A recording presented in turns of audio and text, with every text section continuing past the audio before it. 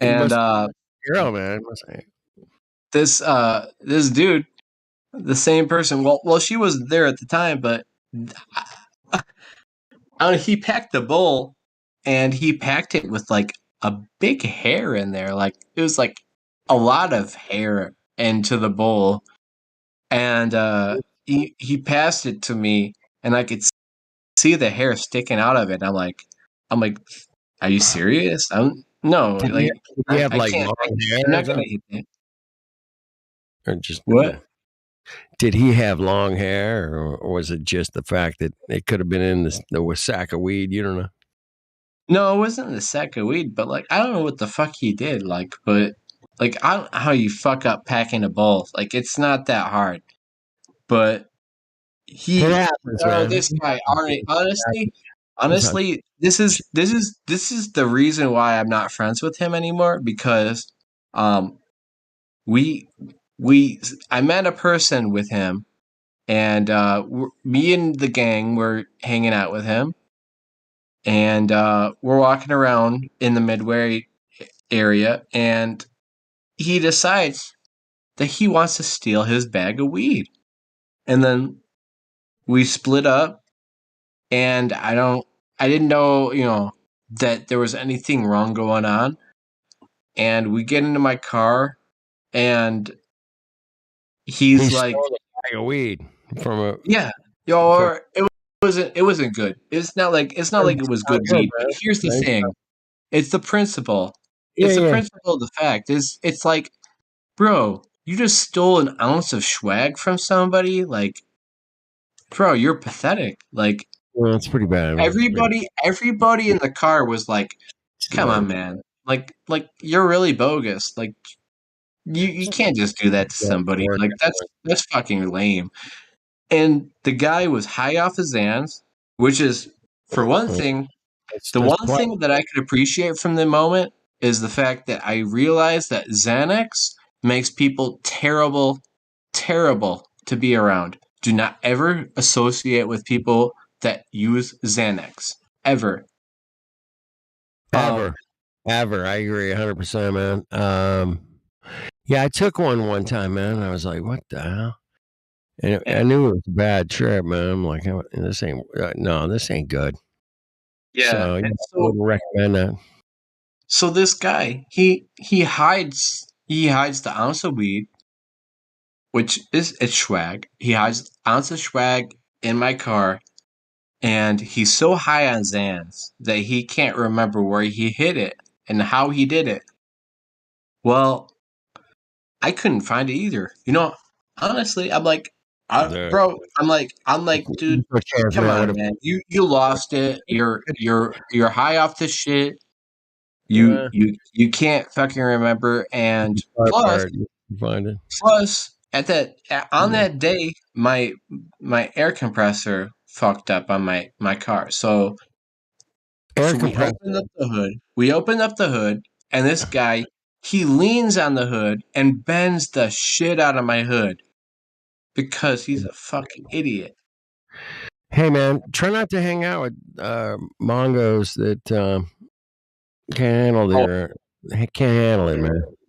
Yeah. Oh, well, nobody can handle Xans. I don't believe that.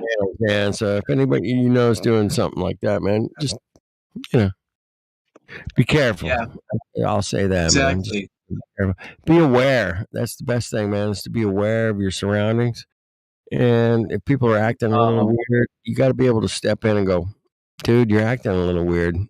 I gotta sit you down over here. I'm gonna start using code words now. I'm gonna get you some water. I'm gonna get you a glass of water, a bottle or something. Hold on. And then you're like, cool, man, I got this. Yeah. And you're gonna be all right. And I got your back. Later on, I have to tell you this one. This is where it gets even funnier. Later on down the road, a friend of my girlfriend, who was dating this guy who was a gem, and girlfriend's dating a guy. Cool, man. Tell me more. No, my best friend. Best friend. She was a girl. and it was also one of my girlfriend's best friends. Yeah, man, I'm fucking So lost. I mean, I back up. I wasn't around for it, but they went to a music festival. You know, drugs involved. Uh, No, at a music festival, never happened ever. yeah, I know. I shouldn't have ever let that happen. No, it's Bad never. bad idea. So apparently they did puddles of LSD, and Ah, then my girlfriend started freaking out. oh yeah, oh And yeah. she told me how she was freaking out, And and how my sure. my our both of our best friends, she her boyfriend gave her a Xanax to calm her down. I was like, Okay. are you serious? I'm Are you like, fucking don't. I'm kidding me? like, I'm like, Okay. do not take pills from that guy. Be good. He is trouble. He No. can't take Xanax. Don't ever take Xanax. Like Hey, brother, man, I love this topic, man. I think it it's just. was it was it was Wait, the worst. It was the go. worst news of my life, dude. It was one of the worst things I've ever heard anybody do to my. I mean, like that's that's drugging my girlfriend. She got drugged, and um, basically this guy, so degenerate to the point where he overdosed on heroin, and he convinced our best friend to try it. Luckily, she didn't like it, so she didn't keep doing it like he did. Well, overdosed and died. Yeah. So, yeah, definitely don't try heroin, guys. It kills you. Terrible, terrible decision.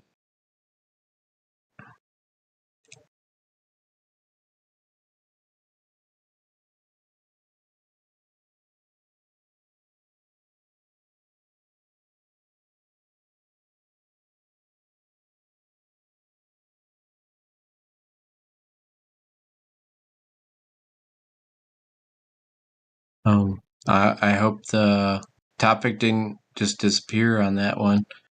Um,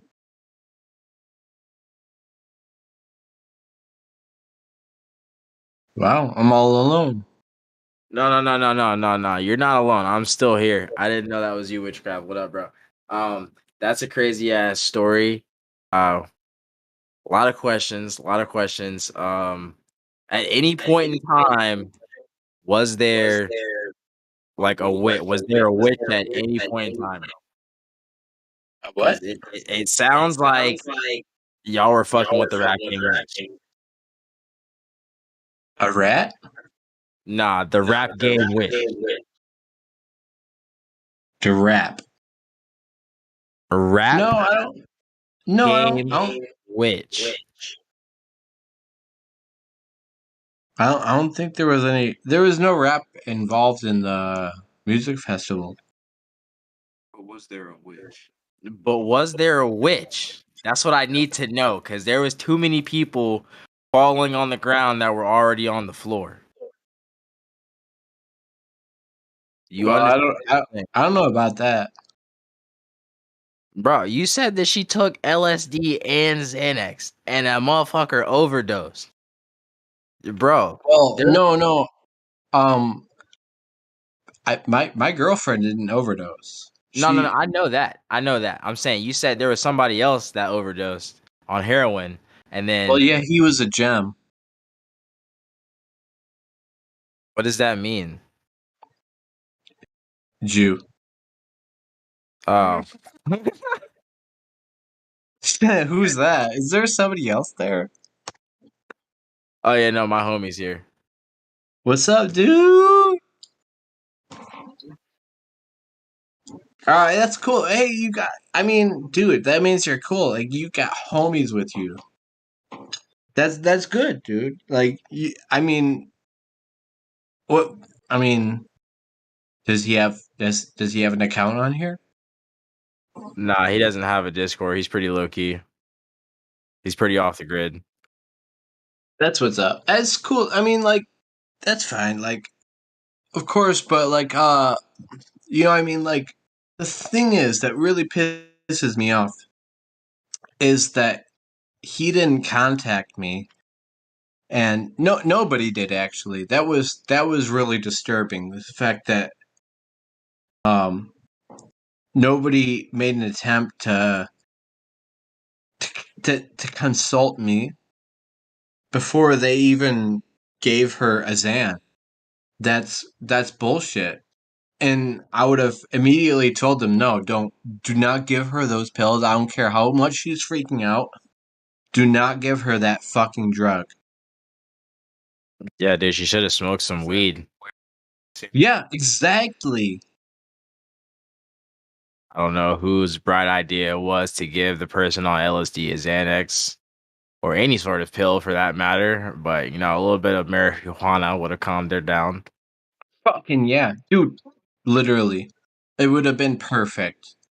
Um but I mean, dude, like I've seen countless lives destroyed. Like, as soon as you take LSD, there's no problem.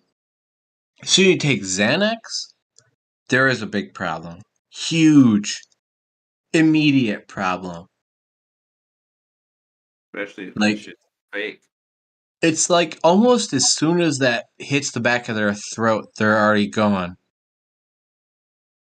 Like, their whole personality changes.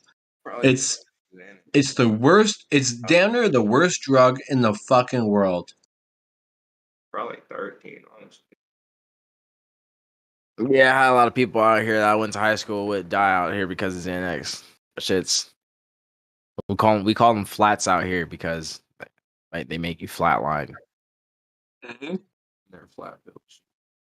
Yeah, and they're pressed, so they're flats. Damn, dude. It's terrible, dude. I just I just really that needs to be cracked down on, not weed. And you know what? That's exactly why I fucking spent so much time in jail. It wasn't because I actually kicked the guy in the arm. That dude made that shit up.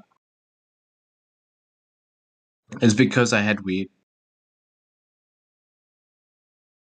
So you didn't kick a guy in the arm? Like, from the driver's seat through the window. You think that's really that possible? I don't know who the fuck is in these grand juries, but these guys, they need to get their fucking head checked. There's no fucking way that it's possible for anybody to kick somebody through a fucking driver's side window when there's a whole fucking driving wheel in front of you to block your whole body movement. You can't do shit in the fucking like, in the driver's seat. You can't do that. That's fucking retarded. Damn, wait, you went to court for this? That's crazy. No, dude. It was What it was ridiculous. I hired one lawyer, um, completely good. You know what? the nigga He had, through? he had amazing reviews, and my cousin, she was also an attorney. She's the one who recommended him. Well, this guy wouldn't even work with her. He was just arguing with her, like things like medical things that needed to be taken care of. He'd be like, "That's not important," and he acted like nothing was important. Like, it's like, all right, dude, like, $10,000. You don't think anything's important at this point? Um, like, we need things to happen, and we need it chop chop. It doesn't need to fucking be relaxed and keep pushing it back. No, this guy needs to get the fuck out of here, right? Well, no, not according to him, because he's a fucking gem. Stupid fucking gems, dude. Lake of Fire. Only cure.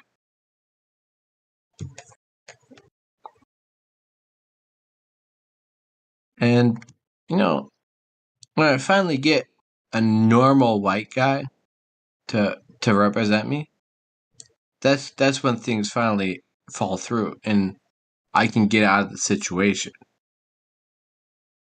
And it didn't take $10,000 that time.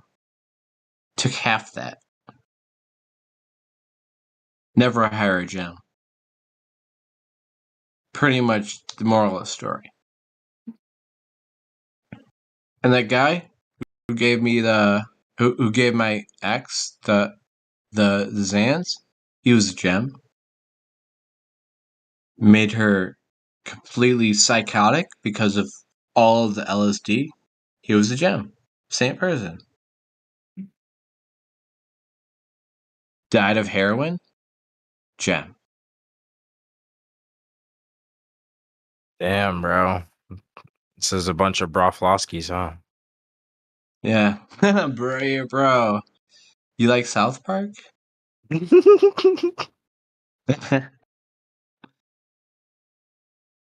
swear to God, like, I can't get enough of that show. It's actually really based. The facts. That shit based as fuck.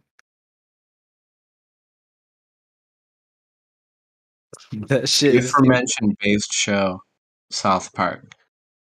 It's the only thing that's keeping Comedy Central alive. honestly.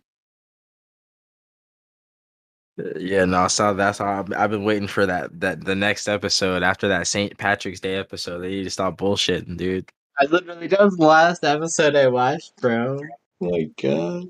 They need to stop bullshit. They've been planning something big, dude. I know it.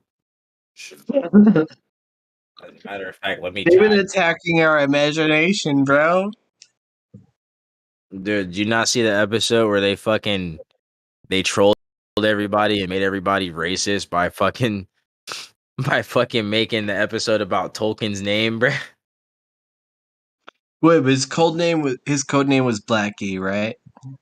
Nah, cause like, yeah, it's Code name Blackie. I don't want to be named code name Blackie. Code names are code names, Blackie. nah, they went on there and fucking what was it? Stan, who was it? Stan? Yeah, it was like fucking talking about how his name was Token and how he was like the token black kid. That's why that was his name, bruh. And he was like, his dad was like, nah, his name's Tolkien. I named him after J.R.R. Tolkien because I like Lord of the Rings and shit. And they were like, oh, fuck. We've been calling him Token this whole time, dude. So now everybody's just racist. Everybody who calls him Token is racist. I'm racist. Oh, dude, that show is key. Like, I know some idiots want to say that just because they didn't show Muhammad that they're cucked to the NWO, but maybe they're not. Maybe it's just because the Comedy Central just doesn't want to do that, and maybe they're the ones who are cucked. Probably British people. Goddamn Queen of England bullshit like that. They just like blurred out his penis. Damn, dude, they need to put a new episode on here, man. Fuck. Oh, dude, I want to see new episodes. They're like clutch, dude. Like, honestly, you think I'm laughing my top off right now, dude? Wait until you see some South Park. Me and South Park, we vibe. I love that show. All right. So then I got a question to ask you. Then, what's your theory on fucking Clyde, bro? Clyde. Yeah, did you seen the pandemic special? Yeah. I remember. Man, what did Clyde do? I don't remember right now. Okay, so the pandemic special, bro. Like they go like from future to past and shit like that, right? So they fucking send the first time they go back into the past after they find Kenny's fucking shit to go into the past. They send this man Clyde, bro. He goes back in time, finds himself, doesn't really do much with himself, and dips out to go and do the mission that they were meant to do, which I think is to go and fucking kill. I forgot who it was. I think he was trying to go and kill all four of the fuck Stan, Kenny, Kyle, and Cartman and everybody. I think that's what he was trying to do. I forget. I'd have to go back and see. But either way, they ended up on the bridge and somehow ends up killing future Clyde, right? But past Clyde still exists. And then he like goes and does some bullshit. Yeah, he like goes and does some bullshit with like the fucking uh cuties or whatever the fuck they were called that were trying to get people vaccinated or some shit like that. It ends up a bunch of them end up getting offed, but nobody knows if Clyde got offed or not. Crazy thing is that when they go to the end of the episode and you see everybody like in the future and Cartman's all fucked up and shit like that, there's no fucking Clyde. Like Clyde's nowhere to be found.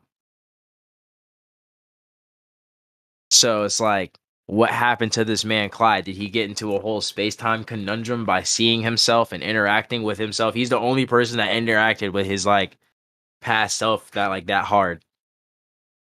And it's just like, what happened to this man, Clyde?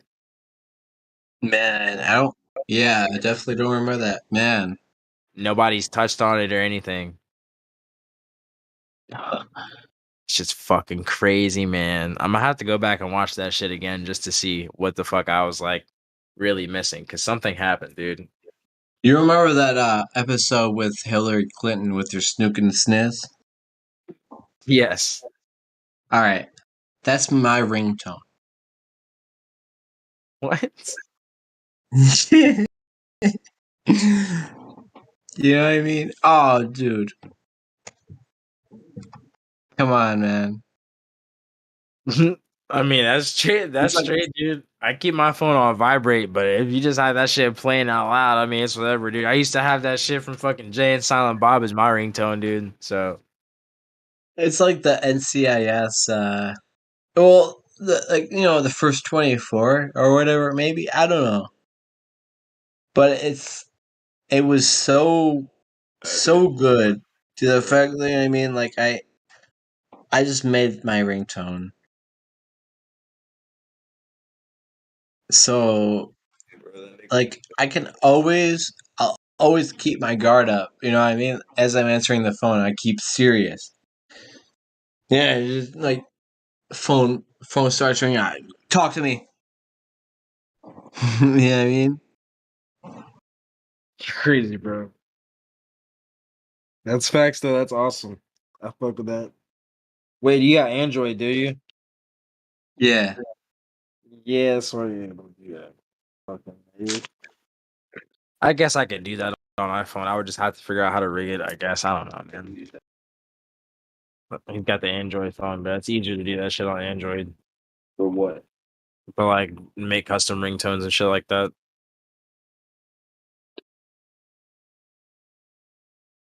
Fuck. All right, yeah. I just want to stop in here and see what the hell's going on. I'm about to get out of here because I got to work in the morning though. So I catch you boys later. All right, later, bro. It Yeah. was sick talking to you. Yeah, I'm gonna add you, bro. Is I that think cool?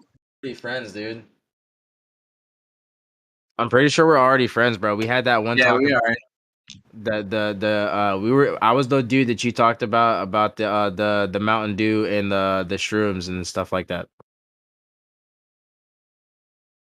Dude. Already homies.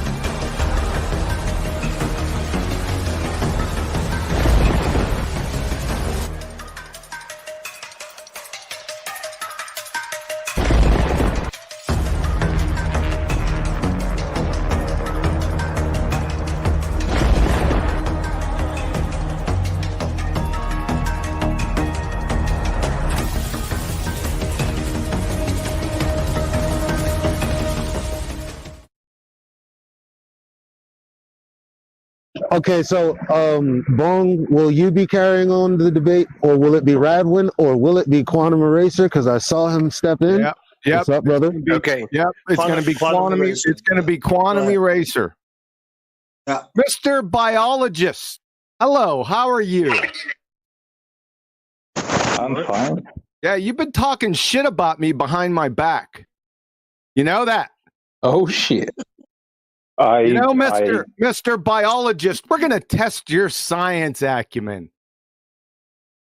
How you like that? Mr. the Biologist. Mr. the Biologist, shut up. Can you conduct natural science Don't tell me to shut up. Experiment? Sir, can you conduct natural science without experiment?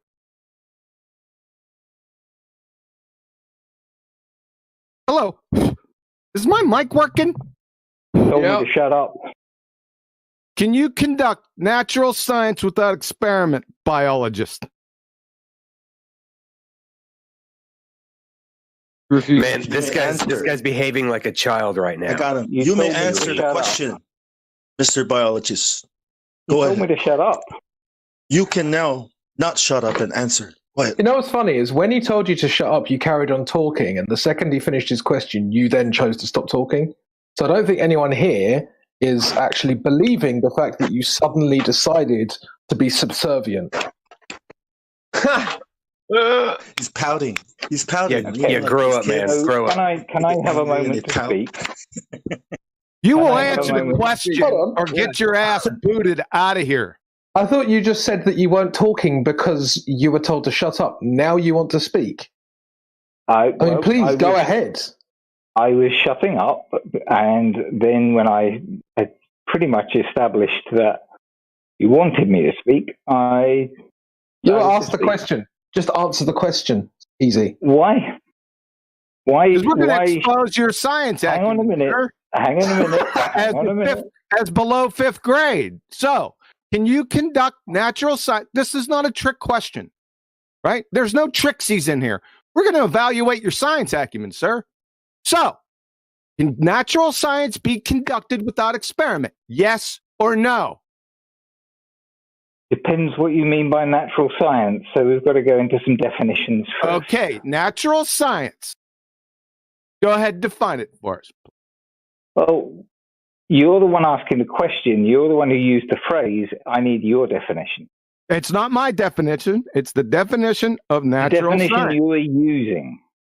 The definition of natural science, right? That you are using. What is that definition? Not that I'm using. It's just the definition. Everyone knows. I mean, you should know as a biologist what natural science is, right? You would think. It's pretty easy, isn't it? I'll give you a clue. Biology.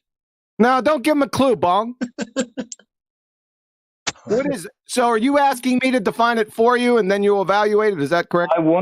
I want to know what you mean by that phrase. Not what I mean, what natural science is. It's a branch of science concerned with the description, prediction, and understanding of natural phenomena based on empirical evidence from observation and experimentation. How's that? Okay, well, a definition. No, that is the definition. Yeah, there's another one. Yeah, they're all similar. They're all similar. Stop stuttering, please. I wasn't stuttering. I was saying. Yeah, you were stuttering. There is an alternative. Oh, really? So you're going to equivocate with us? Okay, go ahead. No, I'm not going to equivocate. And if you continue this aggressive and interrupting approach, I'll give us the fucking definition.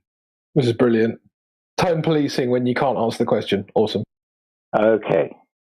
So you read out a definition, and there are words in there and there are ideas in there that are not necessarily in every definition.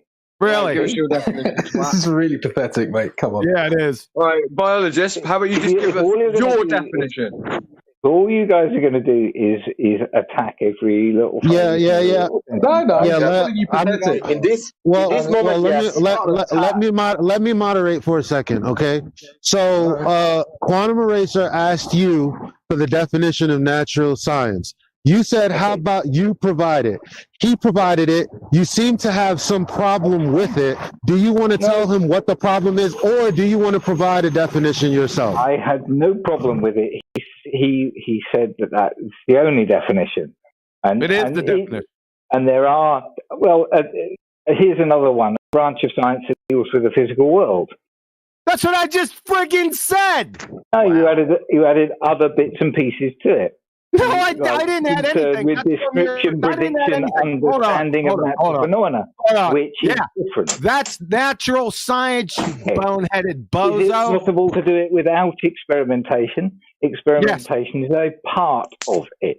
Yes. Oh, so so the answer to your question is you can conduct natural science without experiment. That's the answer. I didn't correct? say that. No, I didn't. Yes, you just did.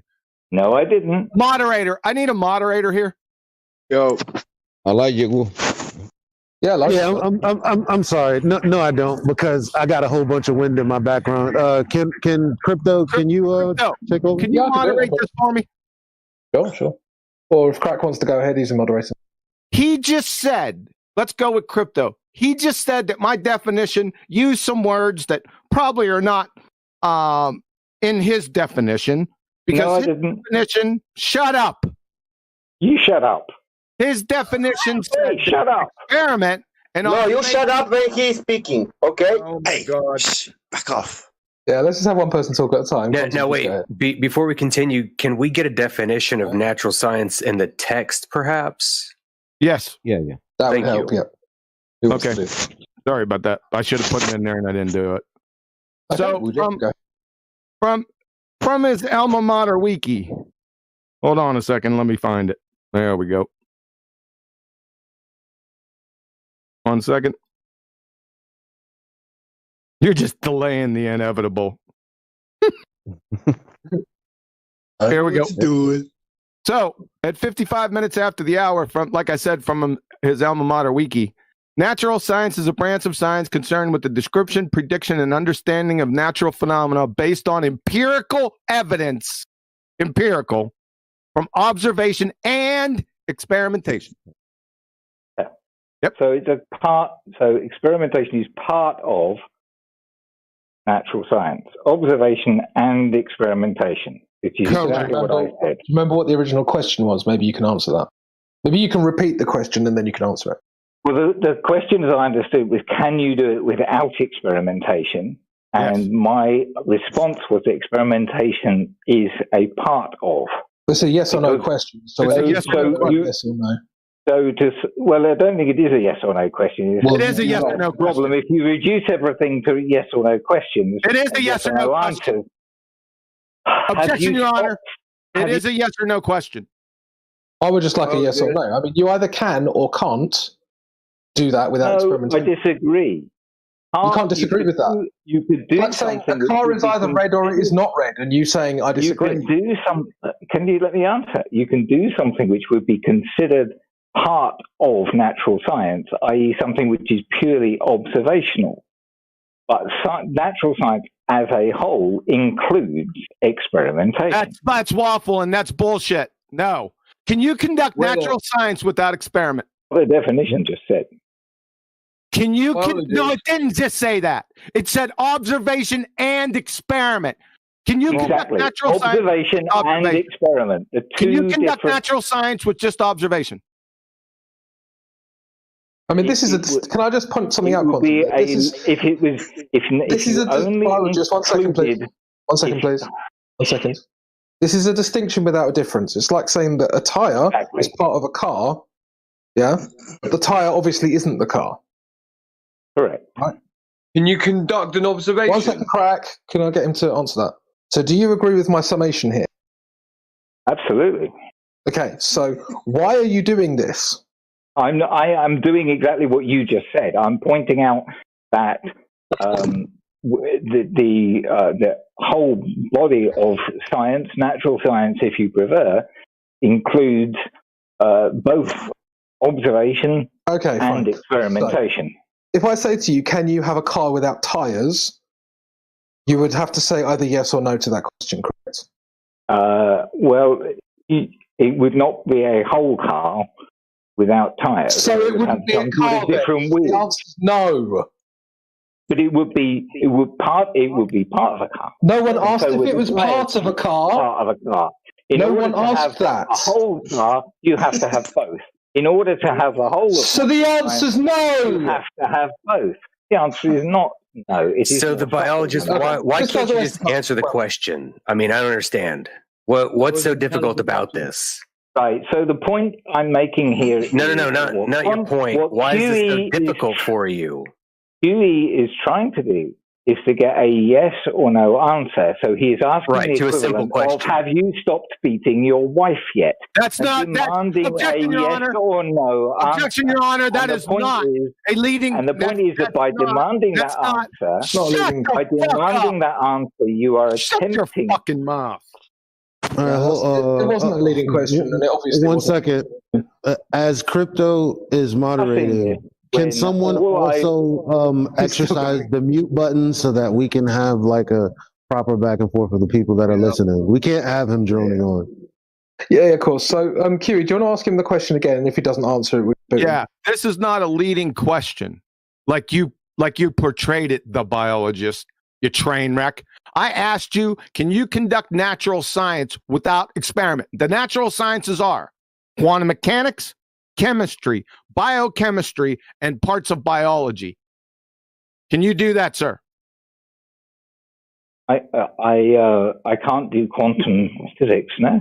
I didn't say that. I gave you examples of the natural sciences. Can natural science be conducted without experiment?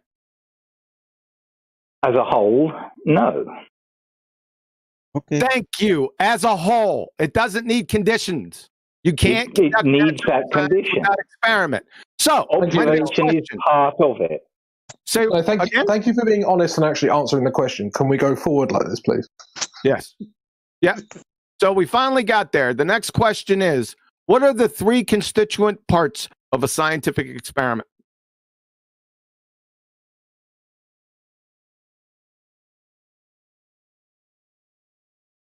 Depends on the experiment.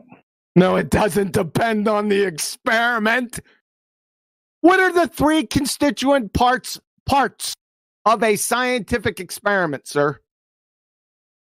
It depends on the experiment. No, it doesn't. An experiment is an experiment. I'm asking you for the parts of an experiment.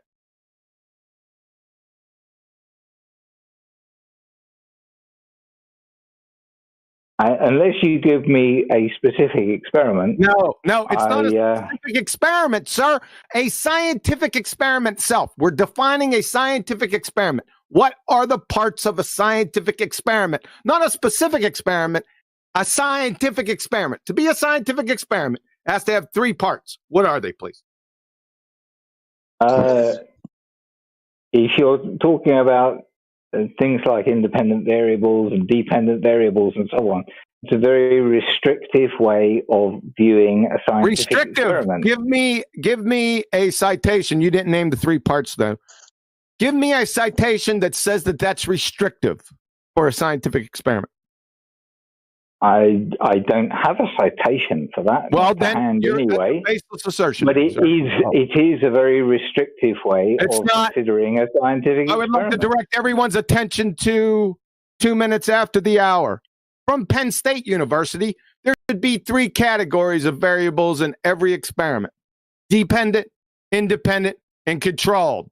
From Explorable.com, they're a professional research organization. There are three important variables you have to remember when you're designing your experiment: independent, dependent, controlled.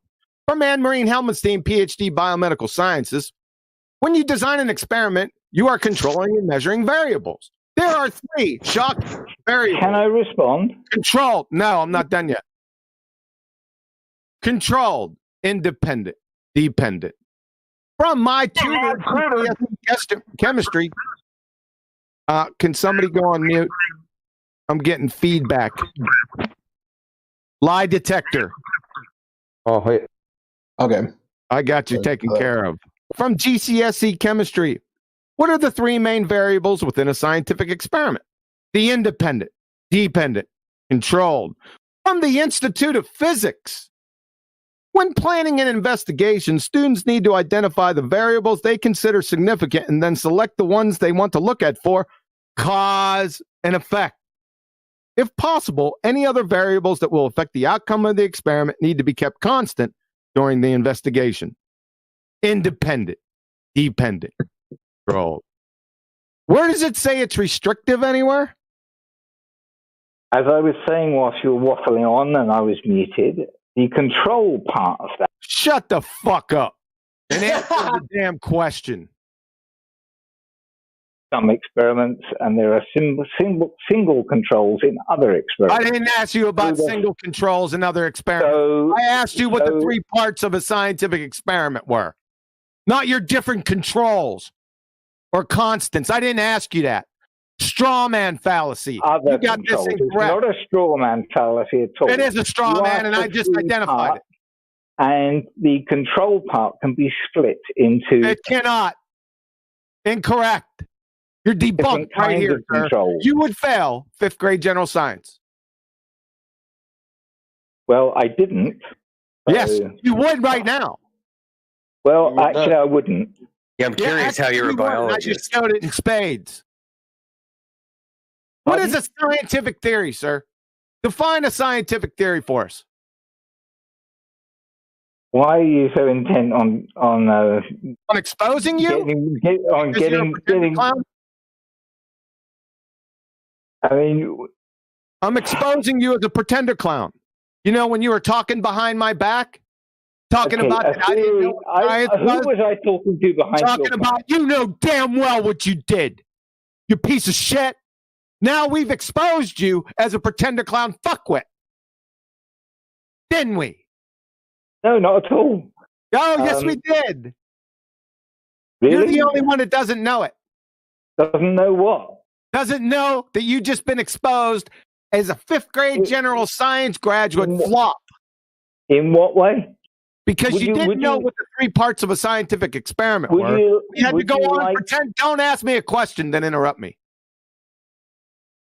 Because we just exposed you as not knowing what the three constituent parts of an experiment were. We had to waste 15 minutes in your train wreck discussion on what natural science was.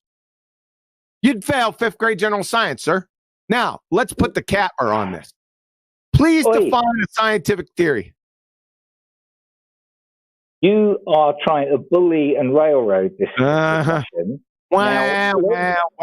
What is a scientific theory? What you have ignored. And the what point is that a I was scientific making, theory? Define it. Which is the point that...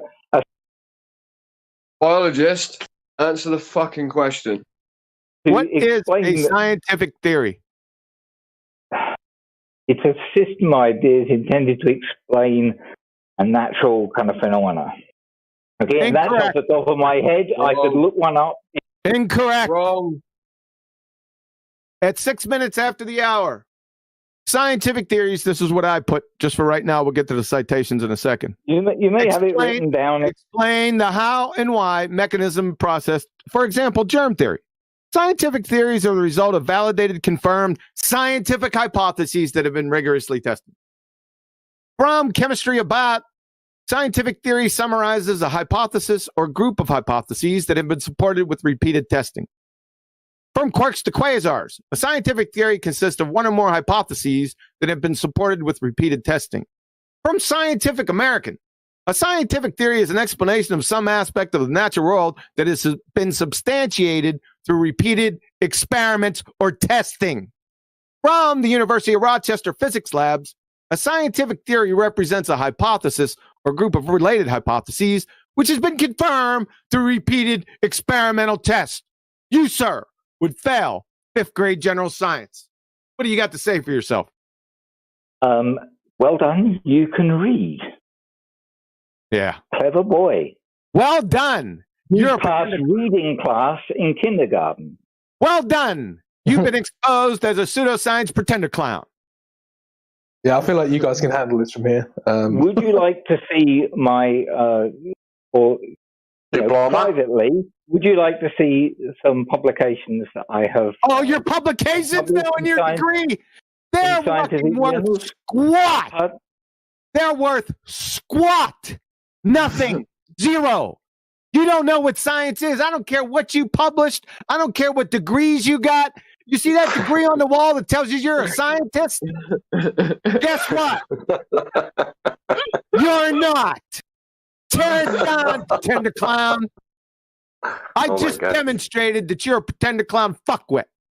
No. Yes. He really did, dude. You're just a clown, man. No, he didn't. I mean, you waffled completely ignored questions. You're like completely ignored the idea. Man, listen. This Curie has no publications, but you are dead now with your science. He has no publication, but your publication. You don't know that. No, Curie doesn't matter. Curie doesn't matter. Start speaking, then we're going to get absolutely nowhere. Which question of his did you actually answer? Any of the questions here, which one did you actually answer? Could you reiterate? I answered all the questions. Which what one? I didn't do. Wrongly. What I didn't do was give him the answer. What you didn't do, you answered them all wrongly. You would fail 5th grade general science, sir. And you didn't provide any citation or proof or evidence for your point. I got a degree, and I got a degree. We're at Tuco Community College in Tobago. Yeah, bro, I've got a degree as well. It's nothing special. It doesn't make you right. Josie Wales. Josie Wales. I've got a degree too, and I say it's not. Hey, Josie Wales, you, sir, are a coward. You just shot an armed man. Okay. So if you mute me every time I'm speaking, then we will get nowhere. We already got somewhere. The fact that when this goes, we already got somewhere, sunshine. You can't recover. You are. Can't recover. I'll tell you what. Let's do one more. Let's post. Hold on a second. Let me ask you a question. From his publications, I want him to post one viable scientific hypothesis and identify the parts from one of his publications. Is that fair, everyone? Yeah. Yep. But I'm just. I want to read someone's publication and he doesn't even. Hold on a second, Bong. Hold on a second. Yeah. On one of your publications, sir, the biologist, we want one single viable scientific hypothesis and identify the parts, please. Okay, let me have a think. 1 second before you go ahead. I'm going to get something fairly. Okay. 1 second. Sorry. Crack. I've got to head off. Do you mind taking over moderating here, bro? Yeah, sorry. No worries. Yeah. Sorry, biologist. Carry on. Sorry, was that? Sorry, you said to carry on. Okay, I didn't hear that. Okay. So a hypothesis might. Well, I'm trying to think of an experiment that I've published, which would. I want the hypothesis, not the experiment. You want you want the hypothesis and then the various bits. Here's what I want. Please post one single viable scientific hypothesis and identify its parts, please. That's all I wanted. Not the experiment. The hypothesis. Well, how about a hypothesis that a certain portion of DNA upstream from a gene is responsible for that gene's expression in a particular tissue? I need it more specifically. Okay. In what sense specifically? The gene? Yeah. I want the part. Why does the gene matter? Oh my God. And then, seriously, why does it matter? You understand that hypotheses are hyper specific. Yeah. Yeah, so give me the specificity. Okay, a cytochrome P450, 7 alpha hydroxy Yeah, DHEA 7-alpha hydroxylase. Sir, do me a favor, because I can't hardly hear you. You're mumbling. Can you write it in live stream for us? Does he got live stream voice text capability? Yeah. You can send it to me, biologist, if it's anything like an image, file, a PDF. No. Hold on. Hang on a minute. Hold on. All I want, biologist, you f***ing clown, you. Simple scientific hypothesis and give me the different parts. It's that easy. What is the problem? You now have the Globe Earther tag. You can post in the live stream. From a gene is responsible for that gene's expression in a given tissue. Stop. Listen to the words that are coming out of my mouth. You have live stream voice text. Shut the fuck up. You have live stream voice tech capabilities. I want you to please write the hypothesis so we can all see it and identify the different parts. Is that too far for you, sunshine? The hypothesis. Write it!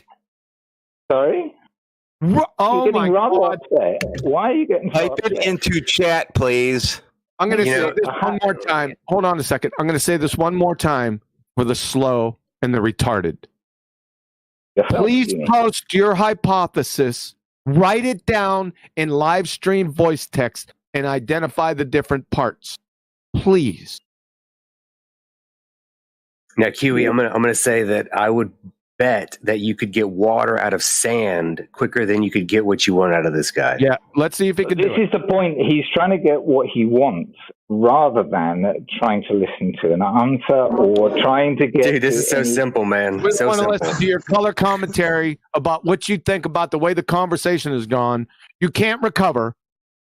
You can somewhat recover if you could post a rather valid scientific hypothesis, a personal one, and identify its parts. We want you to write it down in live stream so you don't change it like all the numpties we had in here previously. Do you understand? Where do I do that? Because I'm not terribly familiar with Discord, so... Okay. The live stream voice text, right above this voice text room, it says live stream, and then it has hashtag live stream voice text. Do you see that? Yep. Hit that, and you can scroll all the way down to the bottom, and it has a message live stream. All you have to do is just type it in there. Everyone will be able to see it then. I have to type. Oh my God! Is that really too much to copy and ask? paste? Oh my It's going to God! take me a little bit of time to type Wow. it. So You have a published copy work. paste. Just copy and paste it. Can you copy and paste it? no, because I would have to type it first. I mean, I have to produce something that I don't have to have. Well, you're just fucking lying then, aren't you? So you're lying then, aren't you, biologist? You don't have anything published. How do you have anything published? I have to type it first. Come on, guys. Just share the link of your paper. I don't have it to hand, is all I said. But the hypothesis I gave was that... Okay, so if you're published... Did you use the typewriter? You can give us the publication that it's in. Sequence. I'm sorry, a little bit of moderation here, just for the sake of the audience. Here's a question to the audience, not anyone here in chat. Do you guys think it's unreasonable to ask a biologist for the hypothesis of one of his papers? Should it be this hard?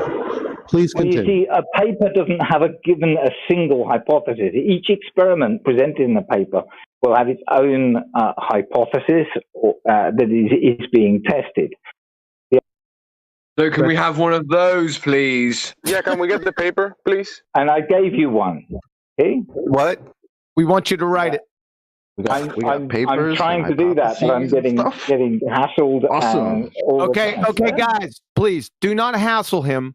We want him to be able to write it in here, okay? Don't hassle him. Let him go. We want the hypothesis, just one hypothesis. I want a single viable hypothesis and identify its parts. No tricksies here. We're going to give you time. Please, guys, don't get on him right now. Let him, because it does suck. No songs, please. I'm trying to do something really simple and actually get somewhere. Oh, my microphone battery is busy dying here as well. The sequence, okay, here it is. The sequence upstream, whatever that is, from the CYP7B gene is responsible for its expression in mouse live. Liver. It should be. Sorry, I missed an R off. Okay, in the mouse liver. Okay, it's not specific. I'll let you go. Identify the particular parts here. What do you mean? That's a hypothesis.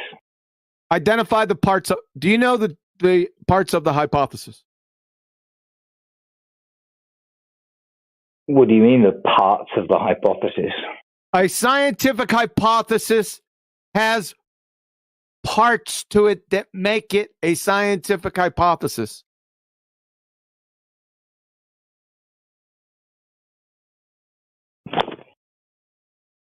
I'm changing earphones. I hope you can. We can hear you. Can you answer the question? You haven't answered it yet. You haven't given me the parts of the hypothesis just yet. Paying for time. Are you trying to look this stuff up, biologist? No, I'm changing. Just going through my notes. I just changed my earphones. I hope you can well, that was convenient. A different mic and a different earphones. That was the battery had just started to die, so I'm changing over the system that won't die. Okay. Oh my God. So what bits you want? Okay, remember I asked you, this is like the 6th time. I said, post a scientific hypothesis and identify the different parts. What do you mean by parts? Sir, you would fail. Like I said before, 5th grade general science. I'd like to direct everyone's attention to 20 minutes after the hour. This isn't rocket science. If he was an actual biologist, he would know exactly what I was talking about. You're going to go on mute. Mute him. Did somebody mute him, please? Like I said, do you mean problem solution result? Is that what you're trying to get? Oh my God, thank you very much. Problem reaction solution. No, that's the Hegelian dialectic. Okay, I asked him to please post a viable scientific hypothesis and identify its parts. Anybody that is anywhere near actual science would have spit these out immediately. Then he asked me, what are the parts that you're looking for? I'd like to direct everyone's attention to 20 minutes after the hour. A scientific hypothesis is a special kind of prediction that forecasts how the independent variable will affect the dependent variable. So the two parts that I was looking for were the independent and dependent variable. From McClellan Chris, Nature, Science, and the Scientific Method. Hypothesis. The hypothesis should also contain a prediction. That sounds like the above definition. About its verifiability. For example, if the hypothesis is true, then 1 should happen when 2 is manipulated. The first blank, number 1, is the dependent variable. It depends on what you're doing in the second blank. In the second blank, number 2, is the independent variable, the one you manipulate to get a reaction. There should be no other variables in the experiment that may affect the dependent variable. And then finally, from Penn State University, the scientist applies his or her present knowledge to predict the effect of the independent variable on the dependent variable. The prediction, this sounds like an echo. The prediction is a statement of the expected results of the experiment based on the hypothesis. That is the independent dependent variable. Sir, the biologist, you would fail. Again, fifth grade general science. Thank you. Have you finished having your little reading exercise? You did very, very well. You even managed to pronounce some of the words correctly. Thank you. You're being serious right now? Yeah, I am very. You just got destroyed and you're being serious? Were you able Oh, to follow along with the reading? Dude, you tried to post a hypothesis. He asked you what are the parts of it. You had no idea. You even said problem, reaction, solution. What the fuck? Are you kidding? And then now he's giving it to you. And now you're like, oh, that. You read it well? That's your response? Can you? He was trying to be patronizing. I know. I asked I'm what he wanted. I'm trying to see if you have any type of credibility here. I asked what he wanted. I wanted to know whether he was going for. Yeah, he asked you for the parts of the hypothesis that you posted. So I was asked to produce a hypothesis and type it out because in forcing me to do that, he forced me to type out something very brief because it would take too long to type out something. Yeah, but nobody forced you to do that. It's your hypothesis, right? It's simply how is it that you can't identify the parts of your own hypothesis? I can identify the part. You didn't know what he was talking about. You were like, problem. What? Independent variable in the hypothesis that I typed out is the sequence of DNA upstream from the gene. That is what would be manipulated in the experiment. Too late. Dependent. Dude, too fucking late. Mouse live. Fatality. Mouse live. I mean, that's all well and cool now, but you were just making fun of the response, and now you're trying to correctly identify the parts. You see how that looks ridiculous.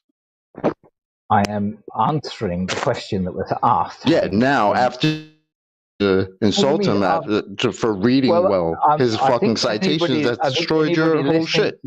I think anybody listening to this realize that the person. Shut the fuck up.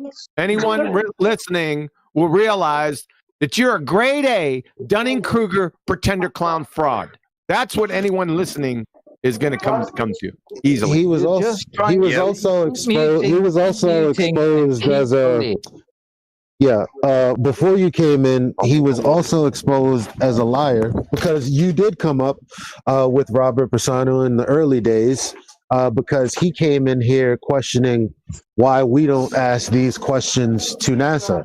And I said, yeah, we have. In fact, there's a person, Robert Persano, who's actually did that, and that video is on his YouTube channel. And he lied straight to our faces telling us that he didn't ask. So, Razbiga chart. Okay. Now that I have been unmuted again, perhaps we could go back to the hypothesis and Sasha, hot mic.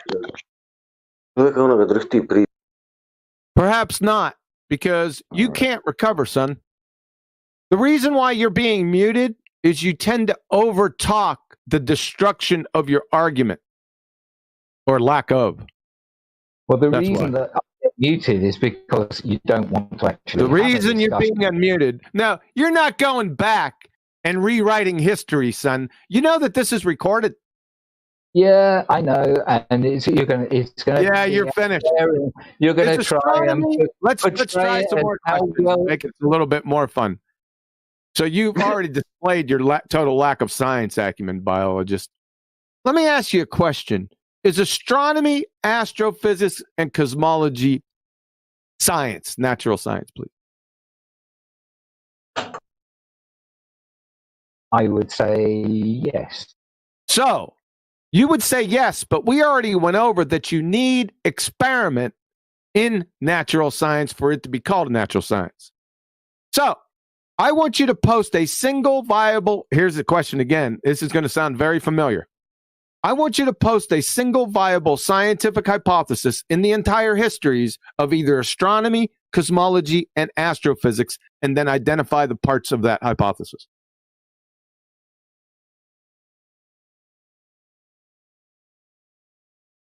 Should be easy.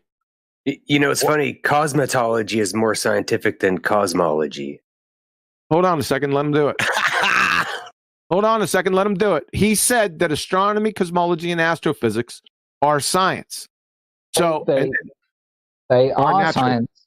They are science. No, I said natural science. Sorry.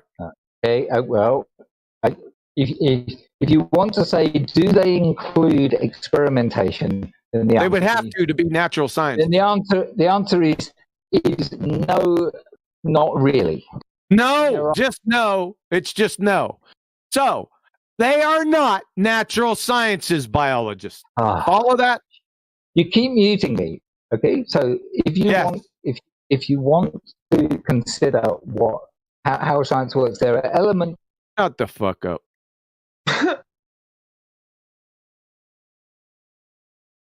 Hey, biologist, you listen to me. If you keep muting me, biologist, are you listening to me? Are you listening to me, or are you lose through your script? You lose. That was rather embarrassing. Pretty much. So we're not going to listen to anything that you have to say now because you lost all credibility. So, if you're not, shut up. You lose. Have some dignity, man. You're welcome, everybody, for bringing the toys today. I would have already deleted my Discord. I just happened by the server and I looked down because I was looking for something else and I seen his name. So, biologist, go back to Jose JTV Card Show and tell him that you got your ass handed to you. Are you going to listen to anything? All right, you clown fuck. You hear me? Go back to Jose JG Retard Show. I can't believe you say you're an actual scientist and you hang around that crowd. Are you retarded also? So go back there and tell them that you got your ass handed to you. And then provide this tape. Got me, sunshine. Right. Right. Are you interested in the fact that elements of biology don't actually have experimentation? That's correct. Well? Elements of biology. That's why I said in the beginning that parts of biology. Who's back? Who's getting me in the background? So if biology can be a science, who is getting me in the background while I'm speaking? Every time I talk, I hear something in the background. What the fuck?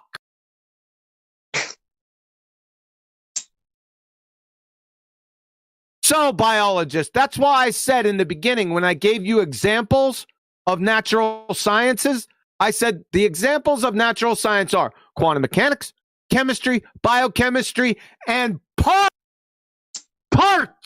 of biology, right? So you're just confirming what I said. Okay. And that's but the point is that there are parts of biology that do not involve experimentation. So they're not parts of, so they're just supporting, they're not actual scientific, correct? That you would say they're not scientific. No, I know they're not scientific. I would say they are scientific. Okay, so show me the experiment of taxonomy. No. Yeah. You just said, said, taxonomy right now. I've just said that. Give me a viable scientific hypothesis in the entire history of the subscript of taxonomy from biology, because it falls under biology. Or the taxonomic classification system. How about that? I want the experiment that validates the taxonomic classification system. There are parts of biology that do not have experimentation. Well, thanks for repeating the same thing we went over about that I brought up about 30 minutes ago. Appreciate that. Anything else you want to confirm that I said? Okay, every time I go silent, your point is there are parts of biology that do not have experiment. Yo, dude, you're saying that there are parts of biology that don't have experiment, and yes, and you're still going to call that science. I'm still going to call that science. Yeah. Of course, even though it's not. Science, even though it's not. Yes. Science involves observation and measurement as well as experimentation. So then you just played yourself. Yeah, you just killed yourself, bro. Just not your own wig off. Not at all. Did you hear what you just said? I did, and I know You just exactly what said I said. if it's science, it's going to have observation and experiment. Well, you just said if it doesn't have experiment, you're still going to call it science. You're misunderstanding. That makes you an idiot. You're an idiot. Keep going, please. And they muted me again. Keep going, I didn't please. hear you. Includes observation, measurement. Who are you and talking experiment. to, man? Not, Who are you talking to? Not that every They muted me again. single aspect. Is there somebody there in your room? Is there a crowd? I'm simply doing it for everybody who might be listening. Okay? So it's saying they're laughing their asses off at you right now. Saying something includes observation, measurement. Why don't you get a better fucking mic? Yeah. Get a better mic, biologist. You'd figure as a professional you'd have a better mic. Your Instead of first that, mic was sounds shit. like a busted damn chainsaw. Yeah, your first mic was shit, and you changed it into a shitter one.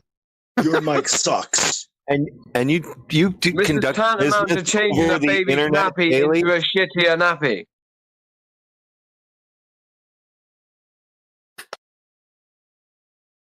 I can't wait for your next presentation on Jose JG Retard Show. Make sure you include this. Make sure you include this recording. Okay? Did you change your mic yet? Okay, so no, I haven't got another mic to change it to. It may not be the best mic in the world, but hopefully you can hear what I'm saying. No, it's terrible as your device. Well, never mind. It's just you have an internet connection problem or something. No, there's no internet. The idea the idea that any part of science must always include. Change it back. Change it back to the other one. Now. The other one, the battery is dead on that headset, so I can't use that. So, goodness. So are you on another wireless headset? Because the batteries are bad on that one too. no, it's not on a wireless. I'm just using the microphone on the laptop, so it won't be a very good mic. I'm sorry about that. Not much It's I can really do about crackly, it. though, man. Yeah, To be at the honest. moment. Get like the worst internet connection. Take your laptop and stand next to your Wi-Fi router. Is he still there, or has he run away? Oh yeah, You're like him He running runs away. away. He runs away. Oh my god, dude! You should have deleted your whole fucking Discord. So Kiwi, why do you insist that Why are you asking me questions? Why every branch of a Why are science? you asking me questions? Because It's I like want to know Elmer your Fudd. opinion. It's a genuine question because It's I like want to know Elmer your Fudd opinion. So asking how about, Tiger Woods questions on backswings. Why would I answer you? well, you don't have to, but I'll ask the question anyway if I can get it out. Yeah, good. Why do you insist that every aspect of every science, natural science, must include an experiment? Why? Because that's what it is.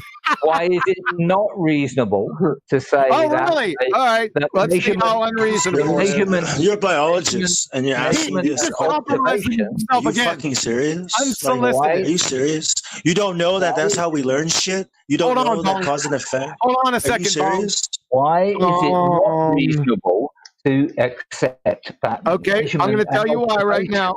I'm can not be only a going to tell valid- you why. Can be a valid. Look, part he just can't of- shut the fuck up. Dude, he said he's going to answer you. Can you Yeah, shut but I haven't actually the asked the fuck question yet. I haven't up? actually asked the question yet. Shut So the if I fuck don't up. How many ask- questions are you going to ask? Just the one. In a Just the row. one. Yeah, yep, you already asked it. You're asking me. We already went over this about 45 minutes ago. I asked you to conduct natural science. Should you have experiment or must you have experiment to conduct natural science? You waffled on for about 20 minutes. But we finally got to the point where you said yes, and that was correct. Now you're asking me, why do I always stick to my guns and have natural science follow experiment? Do you realize you just contradicted yourself? Number one. Number two, the reason why I say that is because of this, Sunshine. You ready? At 37 minutes after the hour, from the University of Rochester Physics Labs, the scientific method distinguishes science from other forms of explanation because of its requirement, that is a requirement, of systematic experimentation. Now, I could stop right there, but where's the fun in that? From introduction to theory and application of molecular and quantum mechanics, the final arbiter of truth in science is experiment. From Professor Shankar, chair of physics at Yale, the only way things change in physics is experiments. Everything is based on experiment. That's the only way we change our mind.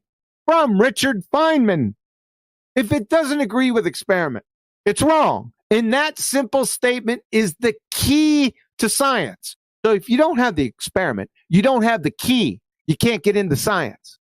From Max Planck, another Nobel Prize winner, experiment is the only means of knowledge at our disposal. Everything else is poetry and imagination. And finally, back to the University of Rochester Physics Department. Listen closely, sunshine. The reason why I always stick with natural science, have them conduct experiment, is because the scientific method requires that a hypothesis be ruled out or modified if its predictions are clearly and repeatedly incompatible with what? Experimental tests. Further, no matter how elegant a theory is, which you didn't know what one was, its predictions must agree with experimental results. If we are to believe that it is a valid description of nature, in physics, as in every experimental science, experiment is supreme, and experimental verification of hypothetical predictions is absolutely necessary. Now, you want to ask me that question again? Yes, actually I do, because I agree with all.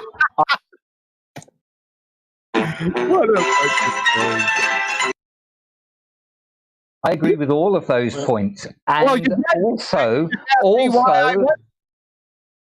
how could you agree with all those points and ask me why do I stick with having specifics about experiment in natural science? That doesn't make any sense. You spoke for about 5 minutes and then muted me up. We're going to get another rumpus. Now, I agree with all of those statements. I also agree that the observation and measurement, and simple observation and measurement without any experimentation, that's not science. Contribute to the knowledge. That's not science.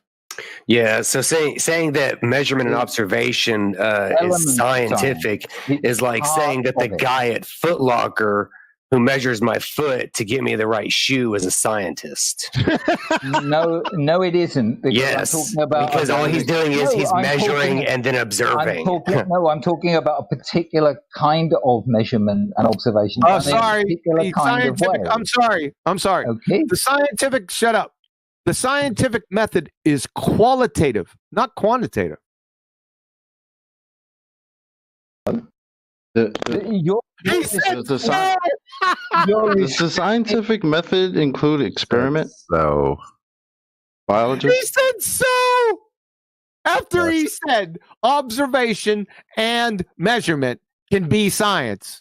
And I said that the measurement, that the scientific method's not quantitative, it's qualitative. He said so. Right. I'll keep going on this until you guys get out of here. You keep muting me. Don't keep going. Does the scientific method include allow experiment? me to speak for 1 minute or half a minute without anybody. Sir, you keep contradicting yourself. Well, I haven't contradicted myself. Yes, you have about 25 times. Biologist, shut up. Stop. Can I say something real quick to biologist? Wrong. You need to stay out of this. Please, let me say one thing, and then I'll shut up forever. I'd like to be able to speak. One last thing, not Paul. get muted. I'd like one last thing. I promise.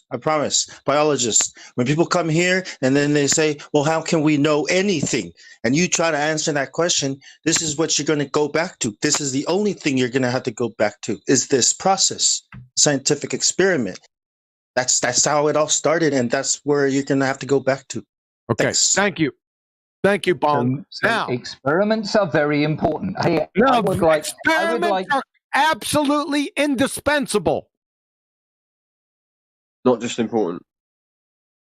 Exactly. They are indispensable. They're a vital part of it. But also observation and measurement are a crucial No, it's part not. of it as Observation is the first step of the scientific method. And I just told you, and you agreed, that the scientific method is not quantitative, it's qualitative. You agreed with that. Measurement is quantitative.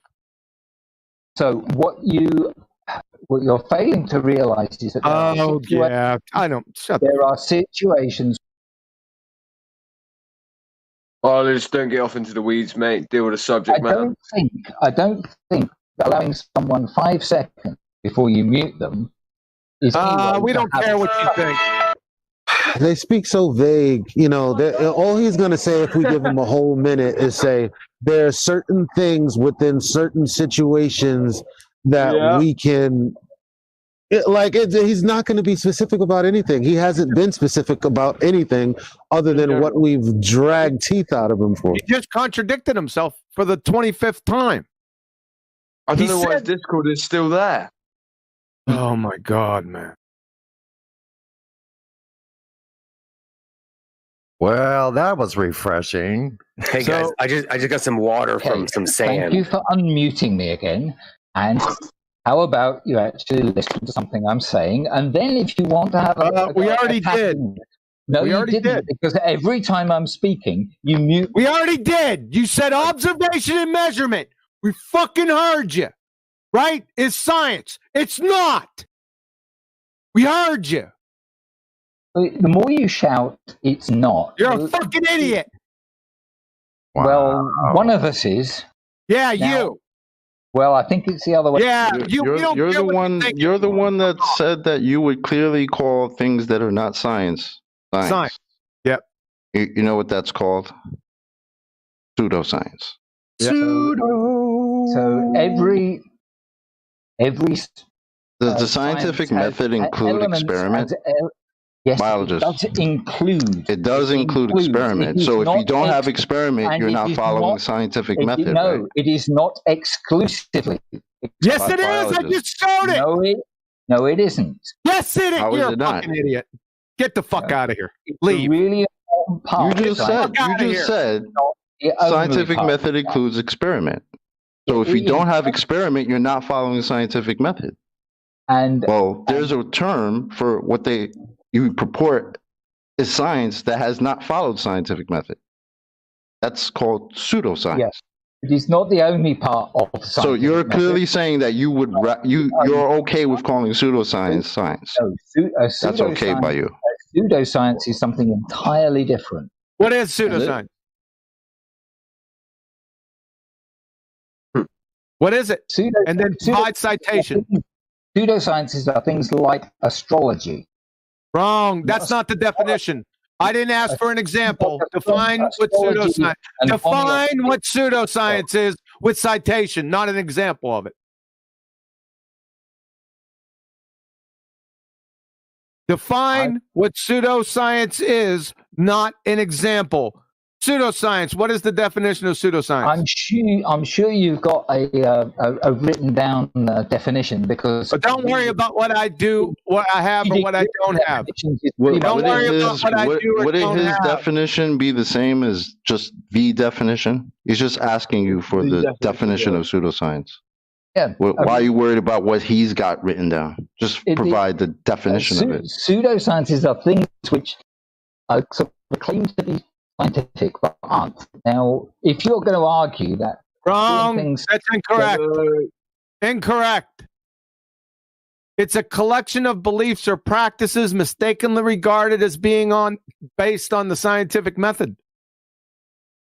But your treatment of the scientific method is very restrictive. Treatment, I object. It is only experimentation.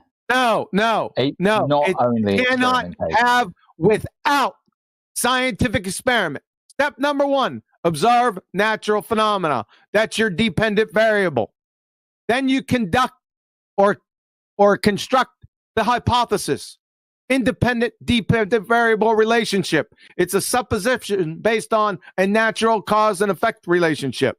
Yes. The next step is experiment. Now, I've removed some logistical. The next step is experiment. Now, what if you can't do an experiment? Let not science. No. And that's the mistake you make. No, that's the mistake you made. We just went over the definitions. And then you just proven that your hypothesis is non-viable. We went over the importance of experiment just 5 minutes ago. And you agreed with it. It said you can't have science without experiment. And now you're saying you can have science without experiment. You've just contradicted yourself for the 26th time. What I didn't say that. Yes, you did. What I'm trying to say is just listen for a second. What I'm trying to say like a half hour ago.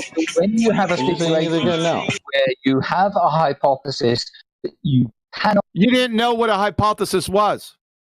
That you cannot construct an experiment where you can manipulate a particular variable. God, that mic sucks. Go to the dollar store and get another mic. Hold on a second. Let him say this. Let him say that. Go ahead, say that one more time. If you have a situation where you cannot manipulate an independent variable, then you can still design a system of measurements where a variable might be something that varies naturally. And you can't do that. That's not a viable independent variable. It may not be. You can't do that. That's not a viable independent variable. You're incorrect. It's still something from which you can gain information. Wrong. Incorrect. To understand. Shut up. Incorrect. Yeah, that's a measurement. Hold on a second. This is from Open Text BC. I'd like to direct everyone's attention to 49 minutes after the hour. Open Text BC. Of course, there are many situations in which the independent variable cannot be manipulated. Exactly what he was talking about. For practical or ethical reasons. And therefore, an experiment is not possible. That means it's not science. Follow? Rest in peace. Correct. An experiment is not possible. Look back in the Livestream voice text. Hold on, biologist. If you've already agreed that you can't have science without experiment, then if experiment is not possible, I did not agree that. Yes, you do. You're a liar now. I didn't. I agreed that experimentation is part of science. You're finished. An indispensable part. You're finished. Wait, QE, did you ask him, can you have natural science without experiment? Yes, it took 35 minutes to get an answer from him, but yes. And then he said yes. Yes. Because I wasn't here for that. No, I consistently answered that. No, you didn't. No, you didn't. It's on tape. So can you have natural science without experiment? Experiment is part of the whole. Is not the whole. And listen to him. He keeps on going back to this. It's the indispensable part. You clown. It is a vital part. It is a really vital, indispensable. That means you can't have science or the scientific method without it. Do you think that it is possible? Fuck off. Information. Fuck off. About. Do you think it's possible to gain information about something without doing an experiment? Fuck off. You're already exposed. You can't. The only thing you're trying to do right now is you're trying to coax a way for people to accept pseudoscience as science. That's all you're doing. No, I'm not. Do you? Yeah, that's exactly what you're doing. Gain valid information about something without performing an experiment. You can't. That wouldn't be natural science. Yes, but do you think you can perform? You gain information. Yes. Just yes. Don't care about gaining information. It's not science. Natural science. So you don't think it's possible? No, I didn't say that. I said it's not natural science. Right. So it's possible to gain valid, correct. Douchebag. We don't care. It's not natural science. If it's possible to gain information. It's possible to gain information. It's not science or natural science. That's what it is. That's what we're talking about. Can you have an independent variable that you cannot manipulate? If it's possible to gain information. Do you have an independent variable without? Can something be an independent variable without manipulation? You're not fucking fuck off. You're done. We're done with you. Go back to Jose JG Retard Show with your tail between your legs. You pretend to come fuckwit. You're finished here. Bye.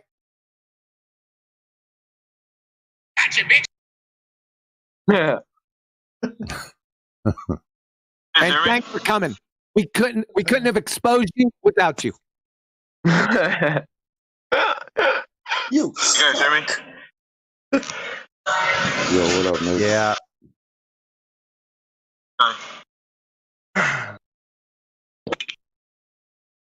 Hey, Maggie, what's happening, dude? Nothing much, man. Dropping by at lunchtime. Dropping by listening. You should rewind about 45 minutes ago and listen to the train wreck, the biologist over there. He's over on Jose JG Retard Show talking shit about me, right? I never even heard of this guy. He just popped on one day talking shit about me, has never spoken to me before. And then here's me. I come in and I see his name in here and I say, "Thank you, Lord." And it was. Did you check it? Take his wig. No, did you check? Torso. Did you check his science acumen? Yeah. Okay. Oh, that we just danced all over that shit.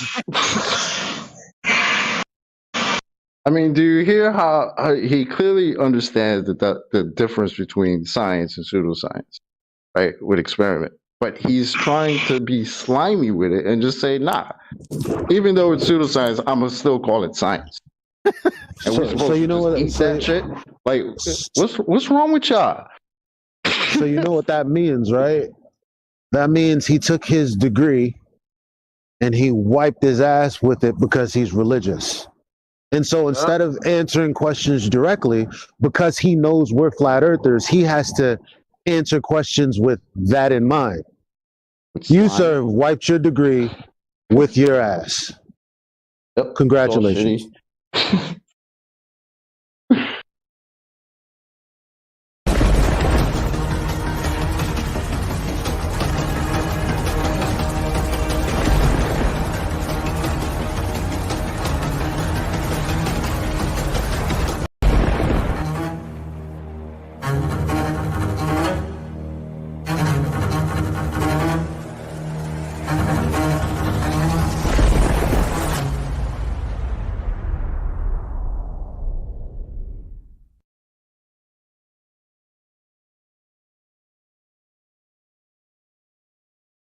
Yeah, we have a new person here, Yellow Weasel. Do you want to open your microphone and talk to us? I just unmuted you.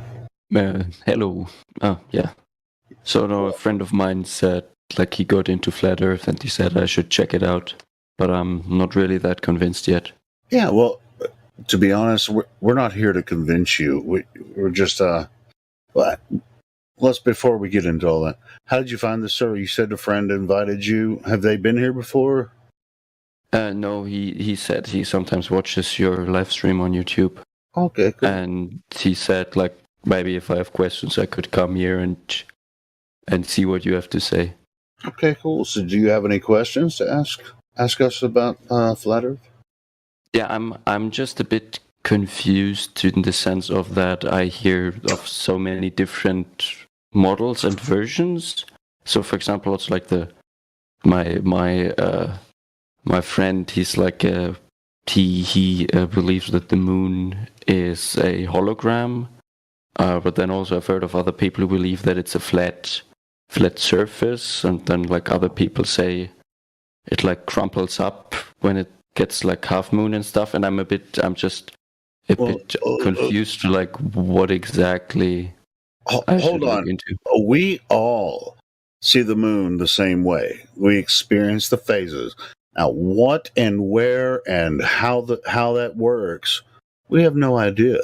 That's a really good question because the moon is very mysterious. I mean, it's still mysterious to us. I mean, in the astronomers' ideas, right? They are like, well, it's a rock and it's affected by Earth's gravity. We're the third rock from the sun, and it's traversing the sun or traversing Earth. Held by Earth's gravity, and the reason you see the moon phases is because of the way that the sun shines and the different times of the month and all that kind of stuff. Yeah, I mean that's a standard story. We all. Well, yeah, I don't know. It kind of makes sense to me. I don't know. Sure, it can, but it's not the only explanation for what the moon is. You know what I mean? Because you can explain it another way. Go ahead. Sorry, go ahead. No, you. Yeah, but like I guess you also don't believe that we went to the moon. Well, I've never been to the moon, but I don't think anybody else went there either. Yeah, you're correct on that. Yeah. You see, because this is something that when I was younger, I investigated a lot. Because that started like with all this. It started with 9/11, and the conspiracies surrounding that. So I would say I was a 9/11 conspiracist. And then like I got like sucked in a bit into the moon landing conspiracies.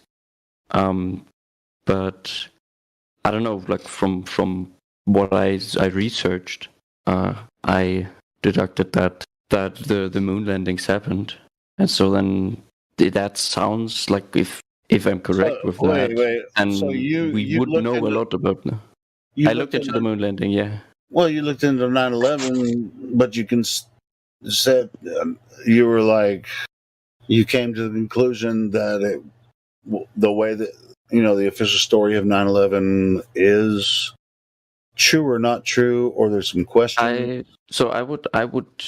I'm not completely sure, but I would say it's more likely to be true, because the problem with the official story is that if they were looking for a reason to go into Iraq, they would have made Iraq the culprit for 9/11. Yeah. And that just like sounds like very weird to me, and also like the way that the buildings collapsed is sounds expected. Looks expected. Sounds like you've done your work on that one, but you were questioning moon landing, and then you came to the conclusion, yeah, they probably did go. I'm after really sure looking that at they some did of the go. 9/11. Well, cool. I'm just saying so that because that is like when it comes to, for example, the different ways that people think that the moon is, then that doesn't really compute with, like, I don't know, like if I'm quite sure, I would say like 99.9% that the US landed a few astronauts on the moon multiple times. Okay, what makes you 100% sure about that? I said I'm not 100. I said 99.9. That's pretty close to 100. Come on. That's pretty close. Yeah, You're completely right. The closest you can get to 100. Right. Yes. The thing is that at the time it would have been more difficult to fake the moon landing than to actually do it. Oh, really? What makes you say that? So the kind of cameras you would need, the kind of, I would say, slow motion cameras didn't exist yet. The problem is you would have with the live transmissions. Cameras. Yeah, we didn't have slow motion cameras, but after you shot a video, you can replay it at a slower feed. But not if you shoot. That's the thing, If you replay it with a lower feed, you can see it in the video that the feed rate has been lowered, because it's only been shot How can you see that? You can measure the difference between each picture, the time difference, and that means like how many pictures you have like per. You can measure the amount of pictures you see per minute, per second. Wait. To establish that, you need the original video, correct? Yeah, I mean, I'm wondering which pictures you're talking about specifically. Can you point me to the original film? Yeah, it was a roller. Yeah, with physical film rolled on it. Can you show me the original one? I don't have it in my possession, no. Yeah, NASA officially is saying that the original doesn't exist.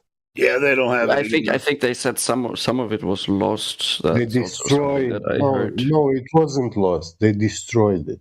Well, that was the technology to go, but to them. But as far as the pictures and images, I mean, you can go on NASA's website right now and look up the moon landing pictures from some of. They had like chest cameras. They had a camera on the capsule, and these were certain types of cameras.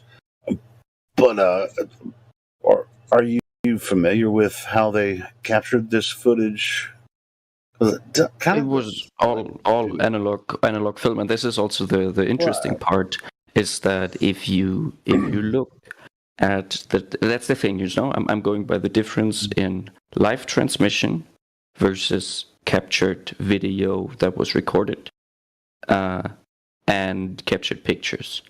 And if you look at the live transmission, there's not a single speck of dust, not a single weird blip, not a crack in the film like on it. And then when you look at the captured images, the original ones, then you see that you have influence of the radiation, you have dust on there, you have like standard analog picture problems. That means that the live transmission couldn't have been recorded. The live transmission couldn't have been recorded in beforehand. That with the technology of the time, it would have been nearly impossible. I would even argue impossible to have this. Or are you talking for yourself?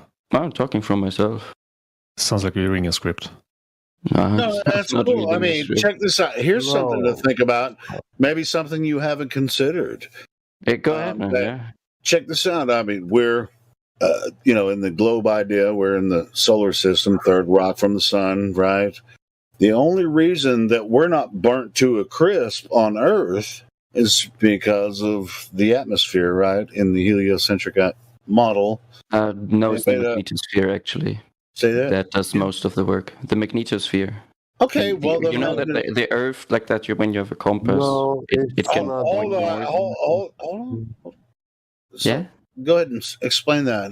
So the magnetosphere, instead of the atmosphere, actually prevents most of the UV rays from frying. No, most of the high energy particles, which would over time destroy the atmosphere. So, like, look at Mars, for example. Doesn't have an atmosphere.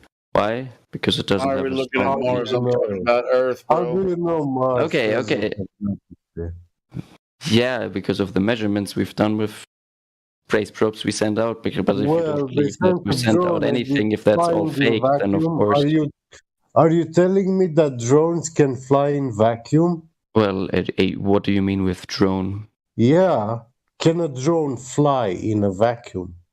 What is a drone from your point of view? You mean like propeller powered, or what do you mean?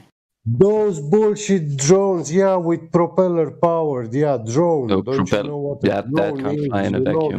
They have propellers or propulsion engines. Control. You still have to have atmosphere for anything to fly. No, but a rocket motor doesn't need an atmosphere. And you said, if you look Mars, I'm looking Mars, and I cannot realize if his atmosphere there and if he's not. How you realize that? Oh, that's actually also something you can do with the telescope yourself. With the telescope.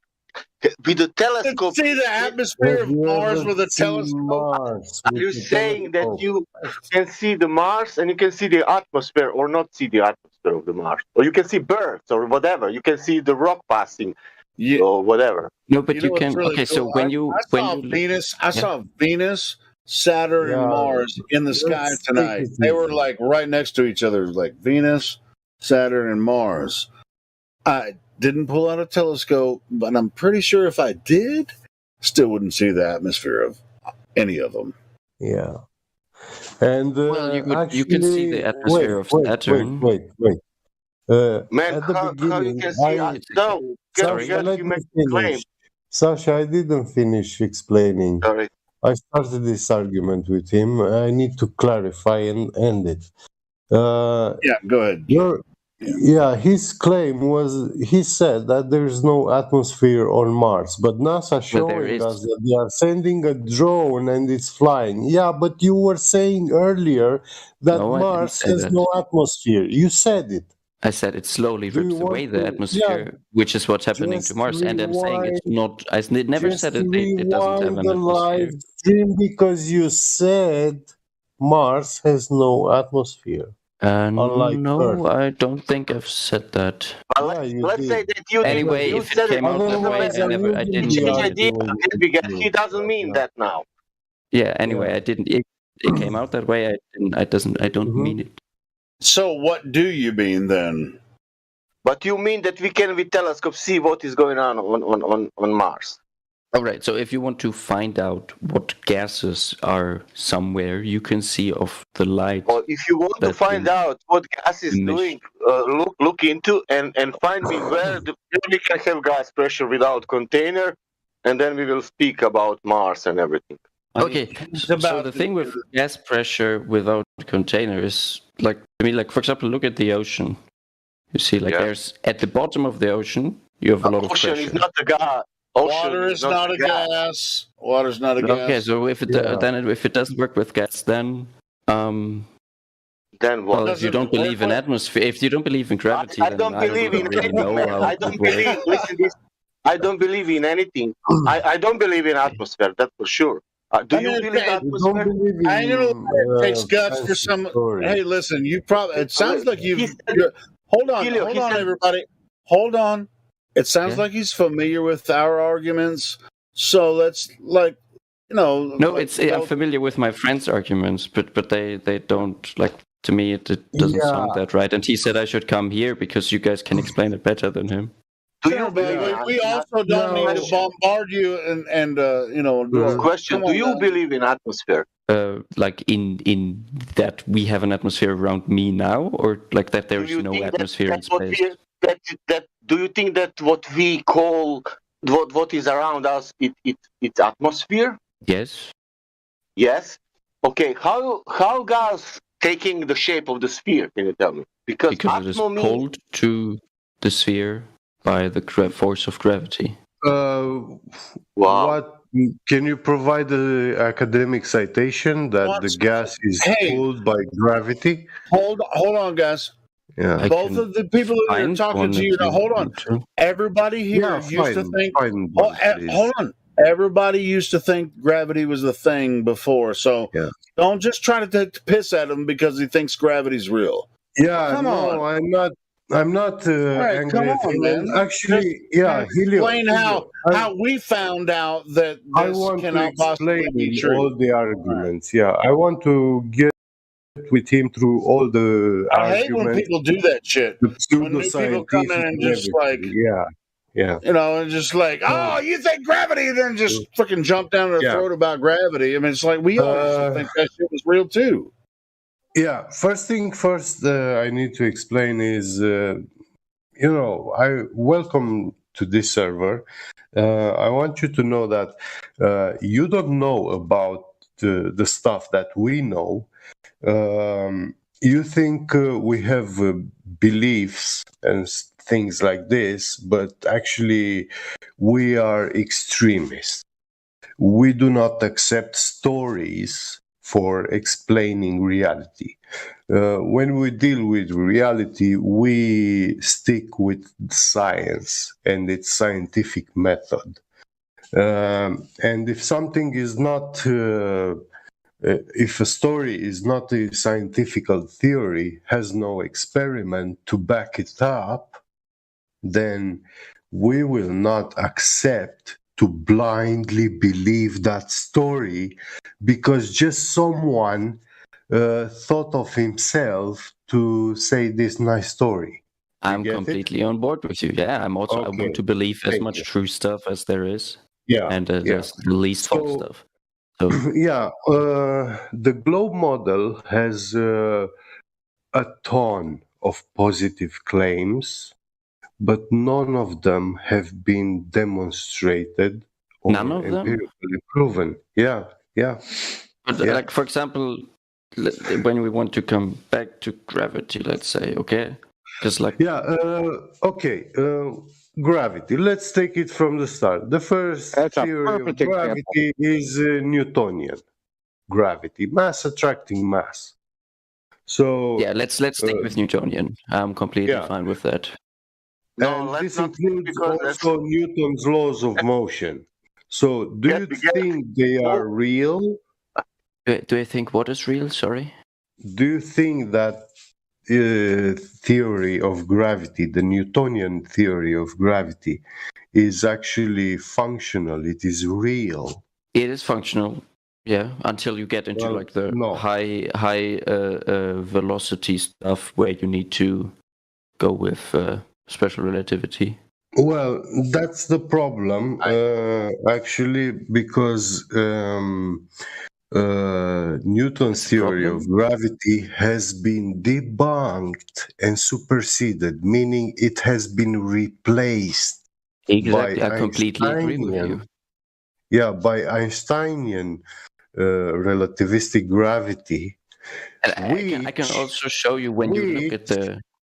Yeah. Wait, yeah, which for Einstein's gravity, you cannot demonstrate to me empirically the bending of space-time. So when I'm waiting the train in the train station 5 minutes, yeah, show me how you're gonna be bending my waiting for the train. How you gonna bend that?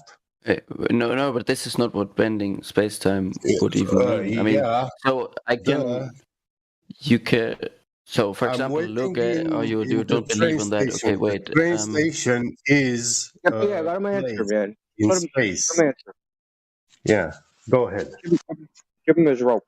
Right. So let's say if you're waiting for the train on the station, and you're just standing there. You're not really moving relative to, let's say, the guy next to you. No, I am moving. I'm smoking a cigarette while waiting.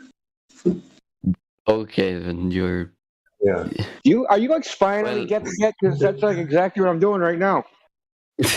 I'm at the train station. So let's say if Earth was 20 times as heavy, like the gravity pulling you towards Earth you have was to a lot bring stronger. Imaginary concepts. Well, the problem is that in order to see if you can you show me a Earth 20 times heavier than the Earth that we live on? No, I can't. So okay, let's stick with something else then. No problem. No problem. Let's take a clock. Hold on. I'll ask you a question. Let me ask you a question. Yeah. When you say gravity, you mean the cause of the effect? You mean the cause of the effect? Is gravity the cause of the effect?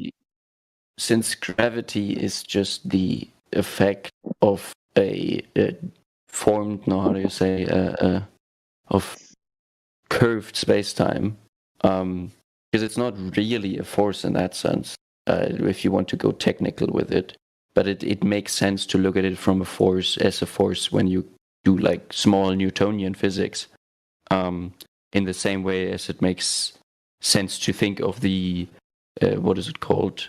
When you spin something around you in a, like, I don't know, you take a hammer and you spin around. It feels like the hammer exerts a force out from you, right? But this force also doesn't really exist in that sense. It's just the hammer wanting to go on in a straight line all the time, but you're pulling it in. Acceleration. Well, there's a reason I asked you whether it was a cause or the effect, because just that one question alone demonstrates that it's not actually a scientific theory. Because the causal mechanism for, say, things falling can't be demonstrated by experiment. Yeah. You'll have to what say, do you like, mean? I can't. Okay, so an experiment that has cause and effect has independent variables. Manipulate the independent variable and measure an effect on the dependent variable, right? Yeah. The independent variable is the cause. Dependent variable is the effect. Exactly. Right? So what and causes the cause things to fall? is you have mass deforming space-time, which then leads to other objects paths seeming to curve, although they still go on in a straight line. Can you repeat that? Yeah, I was talking about that's what we're talking about. That's the story, mass right? So where's the experiment? Okay, I can give you an experiment. You take a very, very, very heavy sphere, I don't know, let's take a 30 centimeter diameter lead sphere, and then you take a smaller sphere or like another object, let's say a 1 centimeter diameter lead object. And if you place them in a low friction environment, you will see that they will over time move closer to each other until they touch without other forces put on them. Yeah, In a good vacuum. example. Indio, I want to ask him a You question actually about. have that experiment that you can show us. You can have that. I've done You it. have that I've done it. experiment. Yeah, at my university. You've done it. What Yeah. exactly did you do? What? Yeah, what exactly did you? Are you talking about the Cavendish? Is that what you're talking about? he is. Cavendish? It's the Cavendish. Yeah, it's the Cavendish. So I asked you what falls. There's nothing falling in the Cavendish experiment. Yes, there is. You have the small ball falling towards the big ball in the same way as the big ball is falling towards the small ball. Falling sideways. Well, it's all just a point of. I mean, it depends on the point of reference, doesn't it? If you, if you think of yourself as the small ball, you would say I'm falling towards the big ball, wouldn't you? I don't know. Like, what do you mean? Yeah, so we get into that I think and I imagine. That's where I jump ship because we don't want to think and we don't want to imagine. Yeah, the problem is we're using words like fall, which don't even make that much sense. Fall towards the earth. Fall means go the acceleration 9.8 meters per second squared towards the earth. So are you falling right now? Not yet. But you're accelerated against the earth at all time. Yeah, really awesome. But I asked you for the experiment which demonstrates the cause of that. I didn't ask you for an experiment that demonstrates I gave you the Cavendish experiment that shows you that mass attracts mass. Here's I want to break down what he said. So you're accelerating against the Earth. It sounds like his English is not his native language, right? No, it's not. Accelerating against the Earth. Accelerating towards, like you're at all times. The Earth is pulling. Like you are being pulled. Earth is not pulling anyone. And I don't even think you did the Cavendish experiment because you didn't actually describe. You take 2 balls and you have one. You take 2 big balls, 2 small balls. You have the small balls. Everybody, let Indio do this, please. Okay, you have a laser, and you point it over a long distance, and you can see the movement until even both of the 2 balls touch each other. And that's actually not what happens. So you're actually describing it wrong. So what happens is the big ball and small balls go towards each other, and then they oscillate. And then you measure the speed of the oscillation, and then you infer big G from that. So you're not even describing the experiment right. They oscillate? What do you mean by oscillate? They oscillate because they're on a torsion. They're on a torsion wire. So they bounce back and forth. I'm getting weird noises. Torsion wire has a. Indio's got some background noise, but yeah, I mean, he's talking about a horizontal. Well, actually, what you're talking about you're both talking about a horizontal attraction, not a vertical attraction. Well, the problem is that we can't turn off gravity for these 2 balls. What the hell is gravity, bro? No, I mean you cannot turn off. Like as long as we're in Earth's gravitational field. Yeah, Weasel, you claim that you've been to a university and that's where you came across this Cavendish so-called experiment. Do you know this experiment in depth? Have you studied it? Well, no, but we've at the end, not anymore. At the time, we've done the calculations on it. You mentioned we measured the gravitational constant. Listen, you mentioned that you are using lead balls. Lead is a metal, correct? Yeah, but that's not even what they do. That doesn't work because. No, I need to know what do you know about lead metal? What do you mean? What I know about lead metal? At the beginning of the experiment, you that is magnetic. you let both of them I'm not touch each talking other in about order to now. equalize the No, electric I'm talking forces. about your knowledge about the lead metal. Well, I studied Its 2 semesters properties. of metallurgy, and I can tell you. Okay. Like, what do you mean? Like, it's what do you mean the properties in that sense? The lead. Lead is It has non-ferromagnetic. properties, electroconductivity, magnetic properties. It doesn't chemical have. properties. It has. Lead doesn't have magnetic properties. Let's get What to do the you mean it doesn't have magnetic properties? Listen, basic. Lead itself, lead is not ferromagnetic. You cannot magnetically polarize lead. So lead, the metal, is paramagnetic, correct? Yes. Yeah. Yeah. It's not good. ferromagnetic, Now, but it's paramagnetic if you have movement. No, I didn't if you say have it's a magnetic. ferromagnetic. Stop. Okay. Yeah. Don't do go that. ahead. Don't gallop. This is the claim. The lead metal is paramagnetic. I know very well what paramagnetism is. So you don't need to explain it to me like a kindergarten. But I'm assuming that you also know. Now, yes. What about the lead atom? What are the magnetic properties of the lead atom? What are the properties of the lead atom? Yeah, the magnetic properties of lead atom. None. Not true. The lead atom is diamagnetic. And when it forms a crystal, a metal, when you have more lead atoms, they crystallize into a metal, and that's when they are paramagnetic.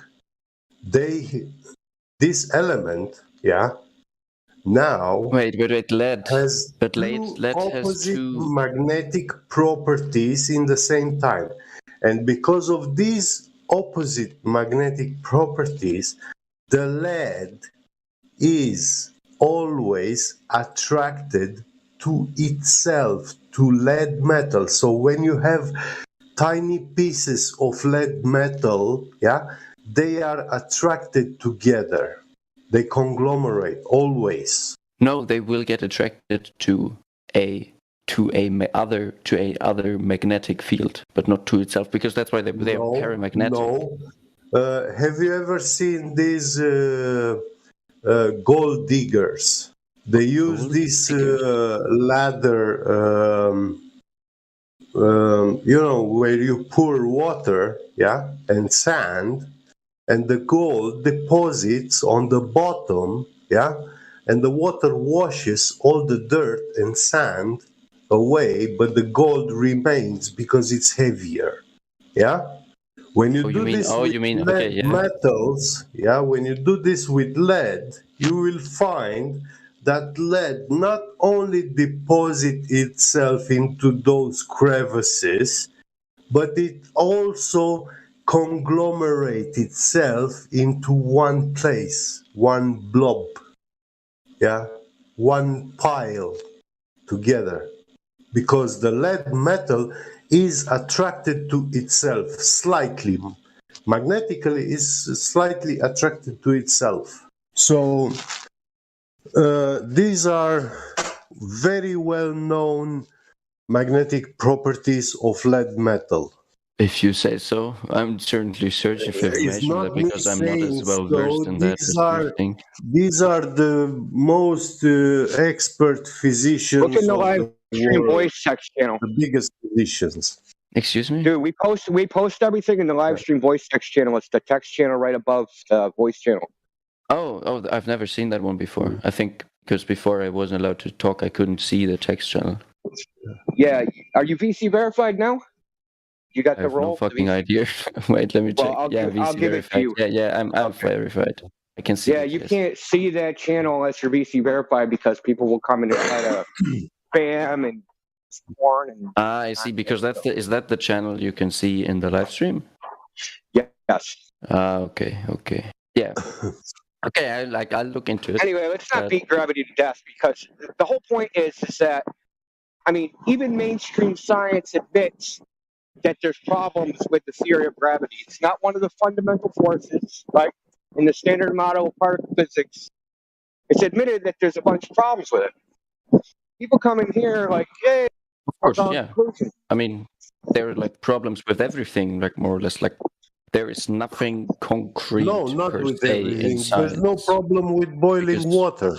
Well, There's there no actually is. There problem is a with lot of boiling there's a lot water. of stuff No. that goes into how, when, and where When you water will boil differently. listen, when you put water in a container and you add heat to it, it will boil. You will reach the boiling point by adding heat. So you have Where a is the cause boiling and point? effect. 100 Celsius. The boiling Not everywhere. point Not of water I at lived at a room place where water temperature, boiled before and that. in vacuum the boiling point drops. Yes, we know. Exactly. So it's not I always just at told you, I told you from the beginning, there is no problems in boiling water. Like there are problems about gravity. And you said, there's a no, bunch of there are variables. problems. Yeah, Yeah. boiling water is a bunch of variables, but we know all the variables, right? Yeah. So we How know do the cause. we know? I don't like. I don't know. I haven't researched into boiling water. Pressure, temperature, salinity, Yeah. number of air bubbles that are in it. There's a whole bunch of variables to determine its boiling point. Typically, we only deal with pressure and temperature. Yeah. But like, I don't know. Like I wouldn't be able to tell you that there isn't another thing that I don't know about that also influences it in a little way. Like that's I don't know. I wouldn't know about that. Well, I can tell you. So let me tell you. Let me just go. I want to go back to the beginning, kind of. So our point is, we base our view on experimentation, not things scientists say, not stories, not anything like that. What I don't give a shit what someone else says. Yeah, exactly. Yeah, so I don't if you read a scientific paper, it'll have an abstract, it'll have the experiment, and it'll have their conclusion. I don't even care about their the abstract and the conclusion. I only care about what the experimental results. So we know that we cannot we don't have a viable independent variable for determining the causal mechanism for things falling.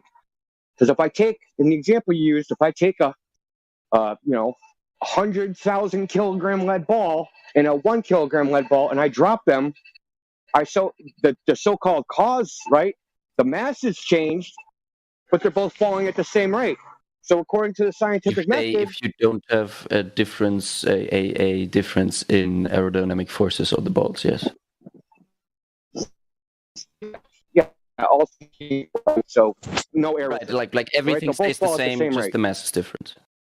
Right. Yeah, but that's the claim. That's the claimed causal mechanism for things falling. Mass attracting mass, right? That's the cause. But there's no experiment that demonstrates that. That's the problem. But I mean, a lot of people come in here with gravity. They think that Newtonian gravity predicts a bunch of particles will form a ball, but that's actually not even a prediction of the theory. So they've run this in simulation, and they can't get an ensemble of particles to actually form into a ball. So it's a common thing that people just say, oh, gravity, so gravity is as a consequence of gravity, things will form into a ball. That's not even true. Yeah. Can you because that would be interesting evidence. Can you if I'll post in the live stream voice text. So what they did is this is an astronomical journal, tried to simulate formation of asteroids. So they used Newtonian gravity. They couldn't get the shit to stop moving around, so then they added what they call the stickiness factor, right? So basically, when the things it was almost like a glue. When they would hit each other, when the particles would hit each other, they would partially stick and then bounce. And eventually formed into something. It wasn't a ball. It was a freaking egg. And this is cheating. Even with cheating, they couldn't get it to happen. But I'll post that in live stream voice text. Yeah, go ahead, man. Because I didn't know about that. Mm-hmm. Well, it's funny. It's just like something that they teach you in school, right? Right? Because it sounds good, right? Sounds good. Gravity will form things into balls. But no, who actually did the math to test that out? Is that a prediction of the theory? And it turns out it's not. Well, then, but give me 5 seconds. I think the so if you look at objects, let's say, in the asteroid belt. But if you don't believe that there's an asteroid belt, then that doesn't count as evidence. So that doesn't work. Well, I can look at the sky, at the night sky, and make a fortune telling. That will be the same with looking at your hand and predicting your future. Yeah. Above bullshit, exactly.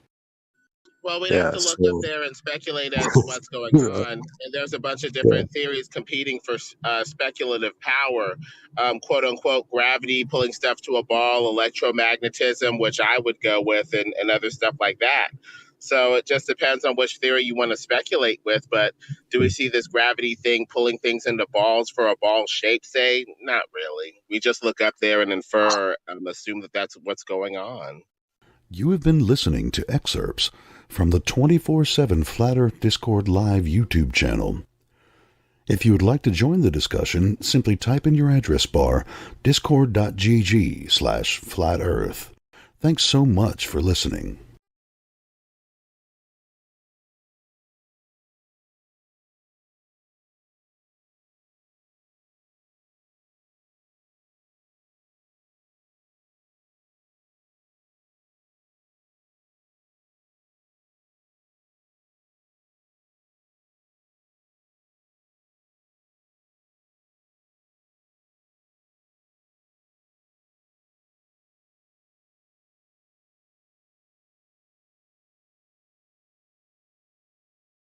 Yep, just to catch everybody that hasn't been here up to speed, we still need measurements of curvature, axial rotation, or any movement of the Earth, gas pressure next to the near perfect vacuum. You guys know the story. A quick word from our sponsor. And where can you find all this spectacular space food? At Spacey's. Now with our new Raditz menu. Spacey's. It's good food in space. Good food in space. That sounds delicious. Hello. Who's that? Mr. Yam, that could be renamed to Mr. Falsetto. What kind of questions do you have, Mr. Yam? That's supposed to be an insult? No, it's just a descriptor of how you're talking in a falsetto. Emphasis on false. You're being kind of rude. Why is why is there longer days in some parts of the year in Alaska and shorter parts where there's like no night? Because, as people have known for thousands of years, the sun transits between the tropics throughout the year. Does that mean that the Earth is round? No. No. Define round. Yeah. Sure, yeah. It could be round like a table. Yeah, my bad. What do you mean, bro? Round. And for the record, too, describe someone's voice as it is in a falsetto is by no means rude. So your claim of it being rude is you're being rude. Lacks any form of validity whatsoever. No, I'm being objective. So are y'all like professional flat earthers or like amateurs? Whoa. Flat earthers. You guys like study this? I'm about to revoke the mod status of whoever VC verified. No, I guess anybody can VC verify it, like silver and up, right? Yeah. Nah, silvers can't. Well, whatever the case. So this one's not on me. Well, you know what? For some, they feel the need to ridicule as part of their stages of grief. I'm not. No, you started with it. I'm just curious. You started with a question. It was answered. Do you have any form of a logical response to the answer you received? I'm just taking in the information that you gave me. Yeah. Transiting between the tropics. Do you understand what those words mean? Yes. It's okay if you don't. Like, people. Well, somebody might make fun of you, but I sincerely will not make fun of you. It's okay to not know things. It's helpful and beneficial to learn. Is the sun flat? I believe you. Okay, so I have a perfect question for you in response to that question. Is the Earth the sun? That has nothing to do with it. I'm asking. It does actually have everything to do with it, and I'll explain why if you allow me. Go ahead. Okay, so many people start with the argument of if all the other planets are flat, then why? Or if all the other planets are round, then why would the Earth be flat? Right? This question has a built-in assumption. You follow me so far? I just want to make sure I'm not going too quick for you. Yes, sir. All right. I appreciate the sarcasm. I'm hoping for I'm not being actual answers. sarcastic. Yeah. I'm genuinely curious. Anyway, people make the assumption that the Earth is a planet. That's the assumption that's built into that question. So it's a loaded question. It's kind of one of the fallacies, right? There's lots of different fallacious ways of engaging in a conversation or argument or debate. So the issue with you invoking "is the sun flat" is making some type of assumption about the things in the sky being the same in nature and origin as the thing that we live on. And my question for you is, what makes you believe that they are related? I never once said that they were related. I'm just asking, is the sun flat? So why would you ask that if they aren't related? Right. There's a relation within your mind to those two things. Where'd you get that from? Because the sun provides light to Earth. Okay. But looking up at the sun, how do you look up at that and see a similarity to the ground under your feet? How are the two the same? Because it provides light. This is why I asked you, is the Earth the sun? Okay, buddy. It's like having a light bulb in your room. This is called irrelevant. So best case, I was giving you the benefit of the doubt. Everything that I said was related to me giving you the benefit of the doubt. You literally took it in the worst possible way. It's a light. Do you think that you can discern? Okay, let me ask you this. Does light emanate from the sun? It's a yes or no question. Yes. Okay, let me rephrase the question to be as fair and objective as possible. Does light appear to emanate from the sun? Yes. Okay, I personally would agree with you on that. Okay, how does one determine the shape of an object? Mr. Yam, answer. Sorry, I didn't hear the question. How does one determine the shape of an object? By looking at it? Okay, those are good answers. I appreciate that. Does it require, what there's some other things it requires, right?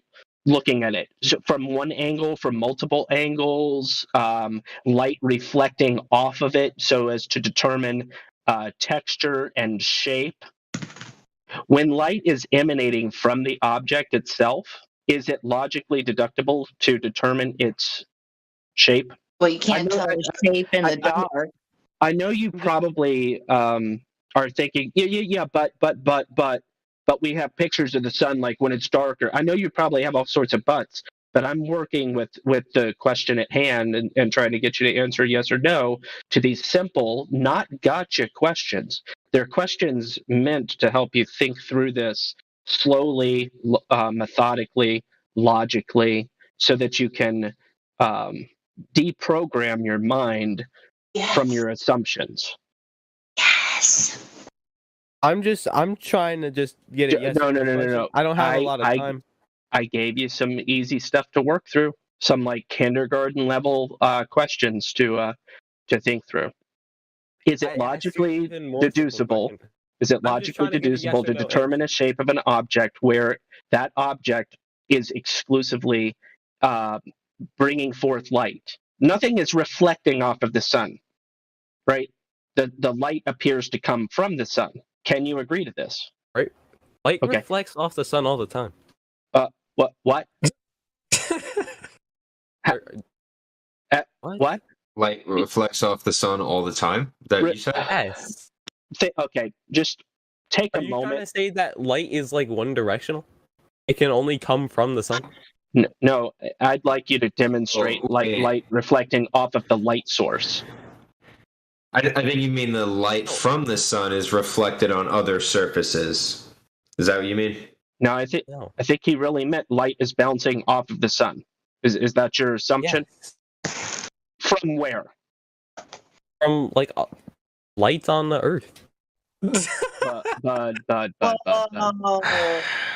You need to reevaluate your understanding of the light source that we have in the sky, and to make things really simple, I'll just answer the question for you. Without any type of reflection of light off of an object, it isn't actually feasible to determine its shape. Does it appear to be circular? Yeah, sure. Also, does it appear to be a ball? How could we possibly know?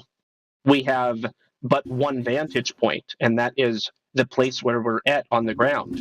So if you can make the same assumption that the sun is round by looking at it, can't you make the same assumption if you're like from a plane? You can see that the Earth is round. You can Maybe see you're not understanding the definition of words. Do you understand what the word round means? Yes. Okay.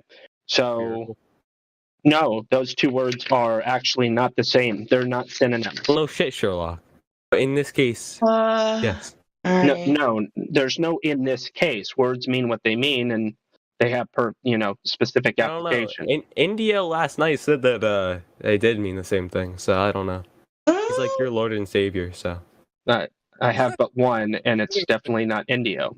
But that's not relevant. It's an ad hom. It's completely irrelevant to the discussion. You're invoking a conversation about a thing in the sky because why? Why aren't you more concerned about the nature of the surface of the Earth that we live on? Because that's the question at hand, the flatness of the Earth, not other objects in the sky.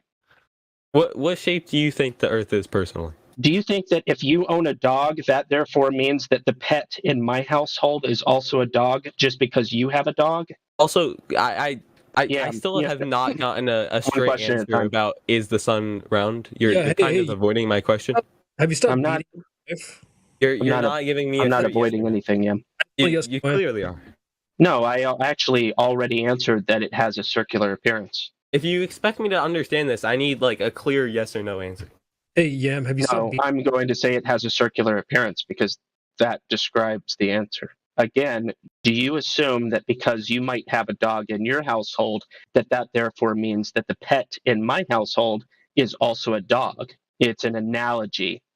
Just because things appear to be one thing elsewhere doesn't mean that all things everywhere are the thing that you're referring to. Just because there's dots in the sky doesn't mean the Earth is a dot. The Earth is the Earth. Your assumption that it's something else is based on programming the fairy tales inside of your head. Because of your assumption or presumption that the Earth is a speck floating in the endless vacuum of outer space, because of that assumption, your question makes sense to you. But in reality, if you start from square one, it's completely illogical. There's no connection whatsoever. You're just assuming there's a connection. It's okay. One day you might figure out what an axiom is, and you'll realize that you have some assumptive axioms without any evidence. He's a young lad. That's true. You can't expect him to really understand anything more than what he's told. Are you guys resulting to insults? I'm not insulting you, brother. I have nothing against you. I got nothing wrong. I'm chilling. Are you chilling? I'm chilling. You chilling, yeah? I'm super. Bro, what if that commercial was just more globe Earth propaganda because they're like chilling like Magellan? Oh gosh. I know. I'm just goofing around now. Are you guys like scientists, like Earth scientists or something like that? Bro, does it take a scientist to grab a ruler and measure a sheet of paper? Yes or no? Here, let me say, it's just a title, my friend. In fact, you'll probably find more wisdom in this chat than you will. A whole like trivia Easter egg hunt and try to find the answer for myself. I'm just asking for a question. I know, right? You said it. Yes or no? Scientists. I don't know what qualifies a scientist. Like what, a PhD or something, or like a fancy like degree? Is that the only authority you're going to accept? Are you employed as a scientist of some sort? Scientism. No, I'm a tradesman. I'll tell you guys, the only thing you need to do to be a scientist is conduct a scientific experiment using the scientific method. That would make you a scientist. Thank you. There we go. And there are people here that have done that. Yes. Most anybody that went through the public school system performed at least a rudimentary science experiment that followed all of the scientific method. So yeah, in other words, we're comparable to scientists. We are. You can believe what we say. No belief is necessary. Back to my question about can a person take a ruler? Mr. Yam, don't talk over people. Yeah. Back to my question with a person taking a ruler and measuring a sheet of paper. You're still talking over people. It's not helpful. Such a little twit. But you're cool, man. Love you, bro. The issue is these are simple questions that if you cared about getting to an end, okay, what's your point? Okay, what's your point? Like, if you actually cared about the truth, you'd be like, okay, yes, obviously, but what's the point you're trying to make? Well, the point you're trying to make is that it doesn't even involve science. Oh, okay, well, what do you mean by that? Well, it's just a simple measurement question. Well, what do you mean by that? Oh, well, people claim that there's a radius and therefore there's geometry. Well, what do you mean by that? Well, they claim that ships go over the horizon. Oh, what do you mean by that? And you just work through to the end and you learn something. But no, you'd rather play little silly child games and not learn anything. At least that's what appears to be the case. I just don't think he's in a learning state right now. Yeah. I am trying to learn. I'm just very curious. You never answered my question about, is it your actual profession? It's irrelevant. Me personally, no. And yeah, it is kind of irrelevant. Yeah, like it's very relevant, actually. How's it relevant? Multiple scientists have indeed said that the Earth is round, and you don't need. Yeah, but we can't just accept that because someone said it. We need to for it. You can't appeal to the authority. And go up in a plane and look at the curvature of We've all been in a plane. Hey, those scientists you were just talking about, they disagree with you on that. And why don't you look out the window? Yo, Yam, those scientists, Central just made a great point. The same scientists you're appealing to tell you can't see curvature from an airplane. So what did you say? Specifically who, right? Wasn't that Neil deGrasse Tyson or something? Yep. That stuff is flat. Right.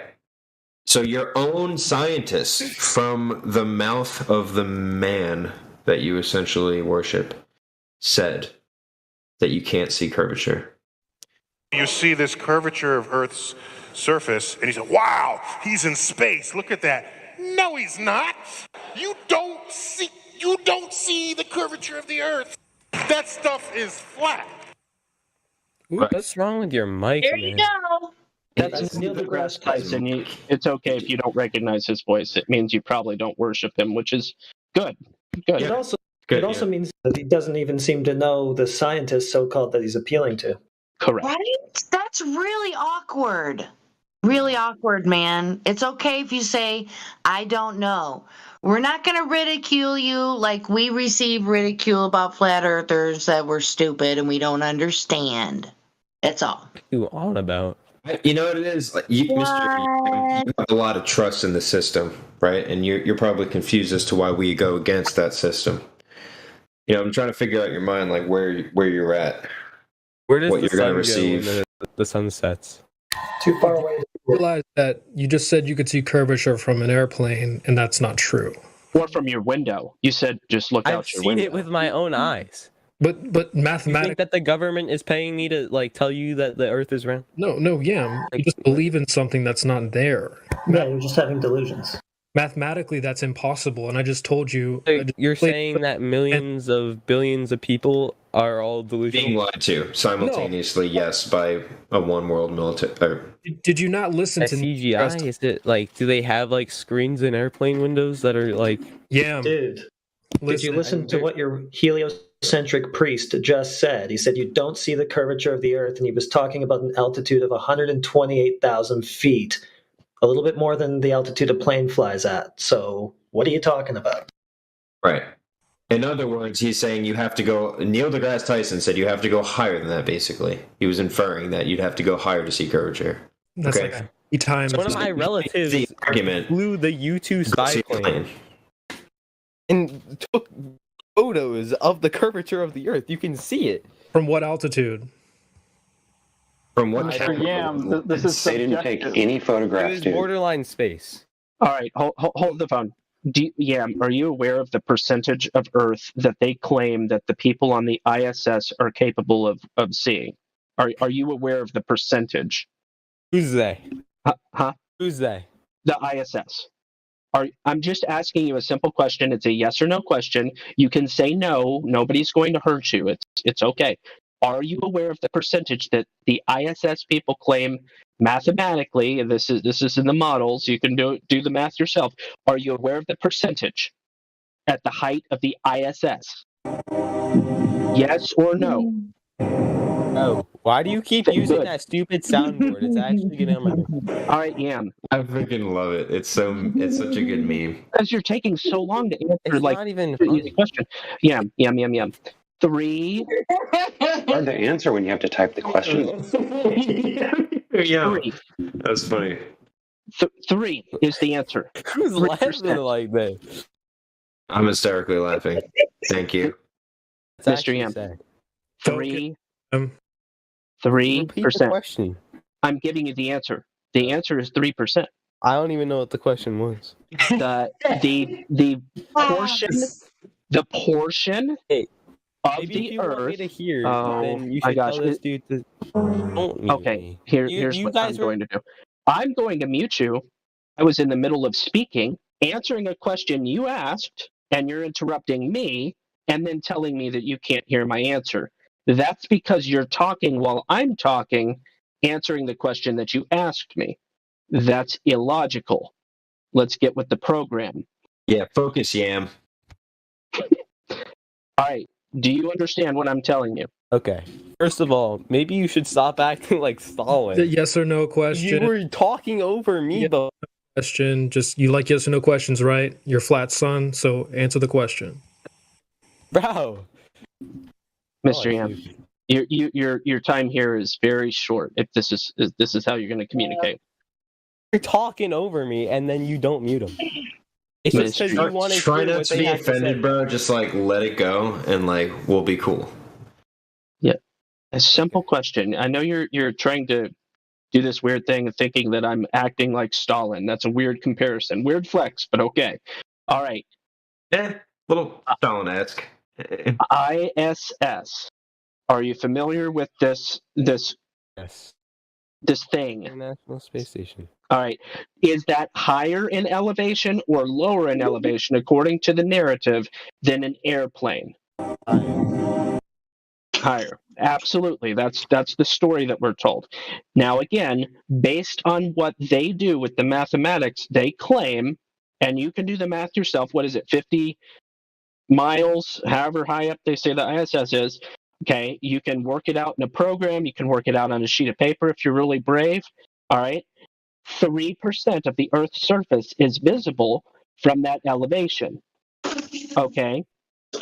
Now, that might initially sound insane until you crack out the paper, pull out your 60-degree perspective, your field of view. I know, well, what about 90? Why not use other angles? Why 60? Whatever you want to use, do the math, okay? Why is it that they can, that's a good question that leads from that, right? Why is it that they can only see 3%? But even more importantly than that, thank you so much, CB. So even more importantly than that, why is it that all the images from the ISS demonstrate the Earth to be a semicircle? And what I mean by that, sorry, Jenny. What I mean by that is, why is it that all of their photography and videography from the ISS demonstrates what most people would conclude to be about half of the Earth? Why is that? You ever thought about that, Mr. Yam? Why is 3% made to look like 50%? And how is 3% looking like 50%? It's actually 33%. No, it can't be 33%. I've actually done the math in physics class. No, you haven't. Yes, I have. No. It's 33%. No, it isn't. At 408 kilometers, it is. That's how far up the ISS is. Man, run me through that math problem right now. You did it in school. Do you got it? Well, I mean, you said it was that was the way it is. I mean, well, if you did it, you did it again. Just did it. Yeah. Then why don't you show me how you did your math to get 3%? All right, maybe he will. 50 miles. How did you get 50 miles? That doesn't even seem remotely close to 408 kilometers. If you're going against the narrative, then you should have to prove to me how you... Okay, 250 miles. Okay. 250 miles. I remembered part of the number, and I was significantly incorrect. I apologize for my inaccuracy. I had part of the numbers correct, but as far as 250 in comparison mathematically to a radius of 3959, proportions. And anyways, the CB radio posted that's not 33% in the slightest. You okay, Mr. Yam? It's just it doesn't make any sense to me. Yeah, it doesn't make sense when you just make up stories. Oh, I did it in physics class and it was 33%. I just made this up though. You can even look up the calculations. Forget the calculations. What about water? Do you really think like the oceans like bend somewhere out there along the horizon?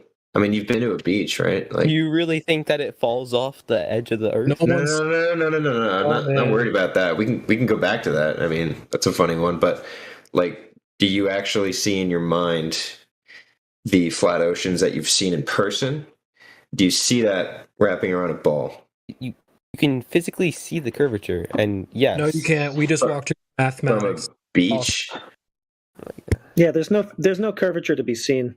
Yeah, water is flat, dude. Water always finds to seek and maintain its level, taking shape of its container. So where do you observe like oceans curving? Doesn't that kind of sound silly? Horizon? At the horizon? No, the horizon's always flat, right? That's why it's a horizon, because it's horizontal.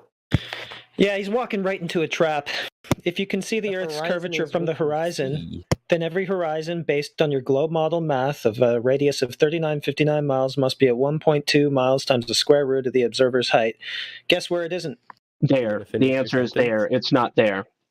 That's your answer, buddy. But you don't appear to be very excited about answering some of these questions because... No, because you guys, you just spit out what you have to say. I'm lecture me. I don't care. Right. So yeah, for the globe that you believe in to exist, the horizon would have to be at 1.2 miles at a 1 foot observer height. Do you think that's where it is? Sure. Didn't catch that. Sure. Maybe say that again. I don't think he understands. Okay, so what exactly that means. Right. So if you're looking at the horizon at 1 foot off the ground, you're going to have the horizon at a maximum distance of 1.2 miles in front of you. That's just based on the globe Earth geometry that they've claimed. It's just the geometry of it. So, do you think that that's where the horizon is? No. Good answer. I just posted a pic where it's at 10 miles. Number, yeah, that's just derived straight from the 3959 mile radius, just using Pythagorean theorem. Right. According to the numbers they give us about what this place is and what size it is. So what I just posted in the voice text, Livestream voice text channel is impossible on the globe that you believe in. And it proves that that curvature that you think you can see if you go really, really high doesn't actually exist. And I have a question for Mr. Yam. Are you looking at the voice text? Because that illustration that CB Radio posted is pretty clear too. Yeah, Mr. Yam, there's not accurate. It's not even using the correct values. What? It literally is. It really isn't. What your discrepancy of the difference between 408 and 400 is there that are you complaining about a discrepancy of less than 10,000th of a percent? Yeah, it's not going to change 3% of the surface to 33%. That's not how you do math, but okay. Okay, well then tell us how you do it. He doesn't think. But thank you, Reifraction, for posting that. I knew that this 3% thing existed somewhere, so thank you very much for posting my source material for what I was saying. Yeah, no worries. But also, if you don't see any curvature of the Earth, then why does the horizon appear different at different lengths? Good question. Now you're getting somewhere. You're asking questions. That's a good question to ask. Why do things appear differently based on where you're at? Because you're at a different spot. Okay. You see what you see wherever you are.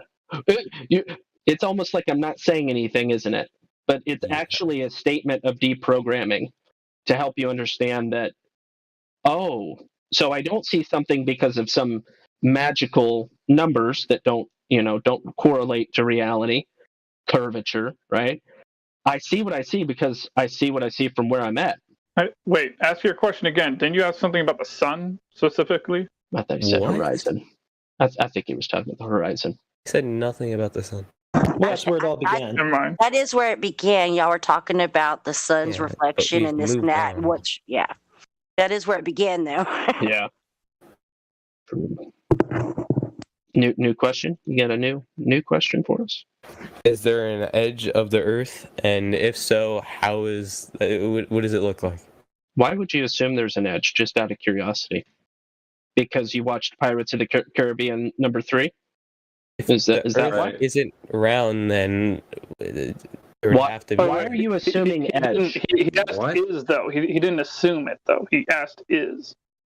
Simple answer, no. Well, you can't have gas pressure without a container. So since the whole world's inside a container of some kind, it would be an end, not an edge. There is no vacuum of space for there to be an edge, too.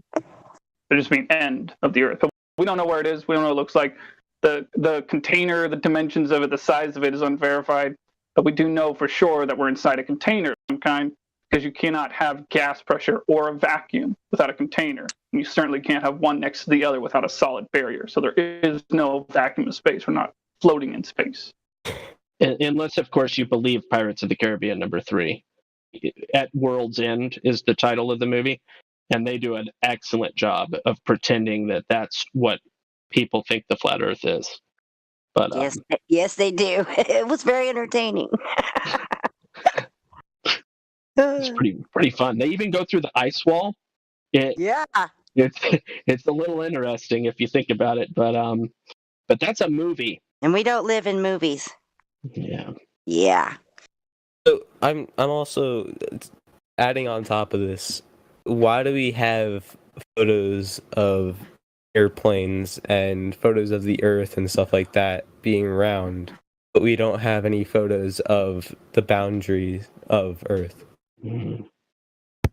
Any photos that you've seen from airplane altitude that make the Earth look like it's round, that's just an effect of a curved lens or some other distortion that's been applied, usually a fisheye lens. Because you can generally, if they dip down, if those planes dip down and up, you can see that the Earth actually will go from a bubble, like looking like a ball, to looking like concave and then flat and then concave, and it changes. If you watch those videos, it'll tell you right there that they're using a lens that is distorting the image. Yeah, and you'll see that effect, 20 feet off the ground, right? Exactly. You'll see a plane sitting on the runway when they're first starting out, and it's perfectly flat, and then they pick up, and it totally starts curving, like it's a super curve. And then when they plane out and they dip down, it's concave. So you cannot go by that kind of footage to think that you've seen a curve. Globe proof and the live stream voice text. Yeah, exactly. What about footage that you've personally taken? But that was the very thing that the Neil deGrasse Tyson thing that we showed you was talking about, right? He was talking about an altitude of 128,000 feet, and he was saying that the only curvature that you were seeing from that height is just that of the fisheye lens that was used. It was not Earth curvature. He was saying you're not high enough to see it. That's what he was saying. And no commercial flights fly that high. So if you've ever flown in commercial flight and you think you've seen a curve, you haven't. You have been listening to excerpts from the 24/7 Flat Earth Discord Live YouTube channel. If you would like to join the discussion, simply type in your address bar discord.gg/flatearth. Thanks so much for listening.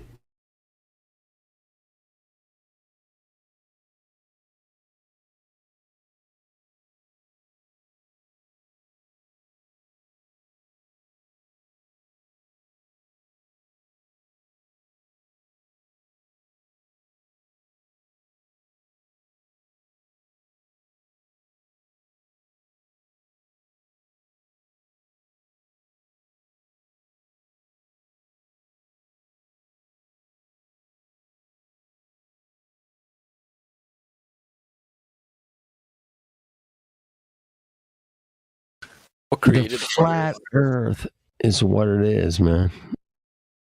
Check it out. What created it?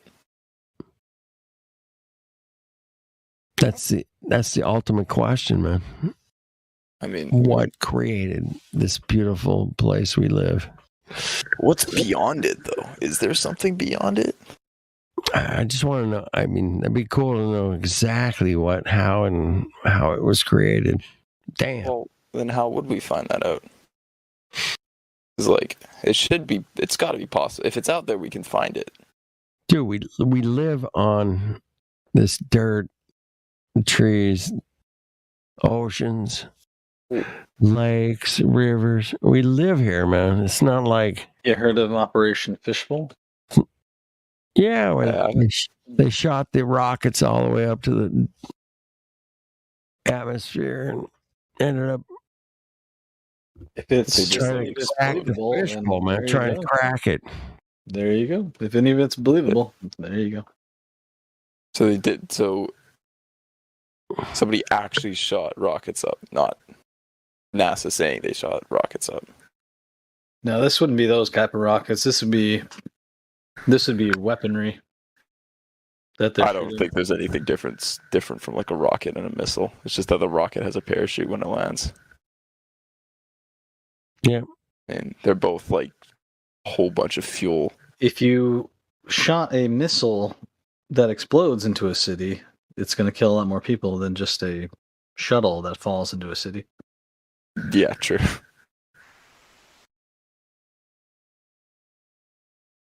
You guys saw the Beirut explosion, right? I think that was about a year ago, maybe? The firework factory that exploded, or like firework ammonia factory, or something. Sure. I don't know. That's what the story is. No, you're right. That's what the story is. Oh. But that was a weapons test. They want to show off a bomb. It's the biggest in our lifetime. Thing was badass. Why would they show it in a city, though? It seems so unnecessary. Well, why does it matter? Why kill all those people just to... I don't think that many people died. Oh, a lot of people died. Well, they if it did was a whole lot one person, worse. that's too much people to show off an explosion, because you could just blow it over the ocean, right? Kill a few fish, but not people. Just show of force. Rock the whole city. Yeah. I mean, that is where it's going to get filmed the most. I mean, it was way more scarier to see it from a perspective of just somebody filming it out their apartment window than it exploding in the fucking shockwave just... Right. Yeah. That was awesome. It was something.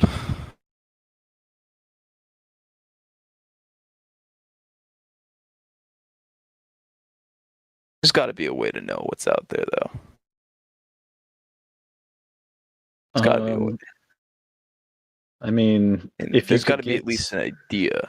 If you could get at least what they've found out and what they're working on, you would probably know a lot more. Like portals. There's been talk of portals for probably thousands of years. How would a portal work? Confusing. I don't know. I feel like I've always kind of believed in the globe just because I saw it as an explanation opposed to no explanation. And it's not I don't really think the globe explain.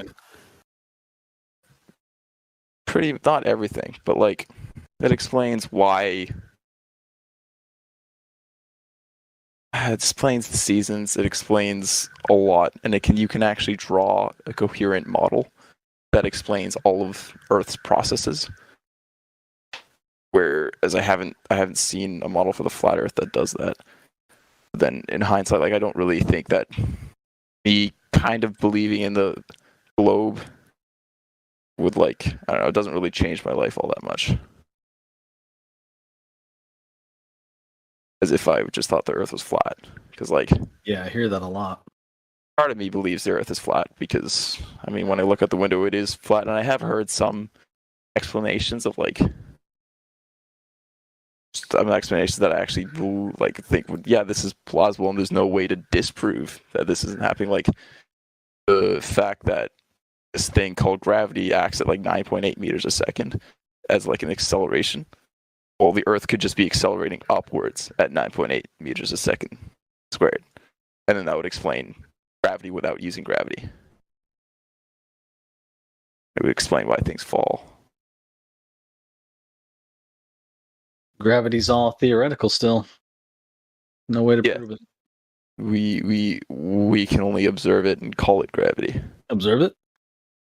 Yeah, like when you drop something, it falls. Okay, let's measure how fast it falls. And like measure, what if we bring out a heavier object, does it fall faster? Yes. Why? Oh, well, what if we drop it in a vacuum? Oh, the heavier object doesn't fall faster. And we just kind of make observations from that, and those observations turn into equations, which we can actually use, called Newton's laws. The funny thing is, Newton's laws completely break down once you get into quantum mechanics. So they're not true, but they work pretty well. They still work to like explain things and like make predictions and use them in like complex engineering problems. You can still use Newton's laws even though they're not true. They fall apart as soon as you get down into the quantum level, but they still explain big objects how they fall. So like, I don't know, I feel like there's definitely a big misconception about as soon as scientists say something, everybody takes it as a fact. It's like, no, they just like didn't an experiment. Yes, they're really smart, but they just did an experiment, took an observation down. They're just calling this thing that they found out about a name. It doesn't mean that we fully understand it. We just know what it does. We have no idea where it came from. We don't know why things fall as opposed to like living on Earth where things don't fall. I don't know. That didn't really make any sense, but you don't think relative density explains it? I don't really get that. Is it just things that are denser are at the bottom? Things that are, it's like when you fill a cup up with maple syrup and water. Maple syrup goes to the bottom. Maple syrup goes to the top. Exactly. So what's that? But then why is there iron underneath us? Well, that's never been proven. No one knows if there's iron underneath anywhere. Well, why is there pockets of air underneath us? And what's causing these denser objects to be lower down? It makes sense on the surface, but as soon as I start asking questions about it, it just doesn't, none of the questions have answers. Oh, we've only ever dug 8 miles deep. Yeah. How do you think we do have how do you think they know what's at the core? See down. To see? What do you see? What do you think you see? Well, I mean, I know they have some versions of, I think you can use ultrasonic and see kind of what comes back. I don't know. Is that for real? You really believe it? I have to look more into it, but I do know that the observations they use from scanning the ground, they use in real world applications, and those real world applications do prove results. So have to be results that prove the center of the Earth is a molten iron core.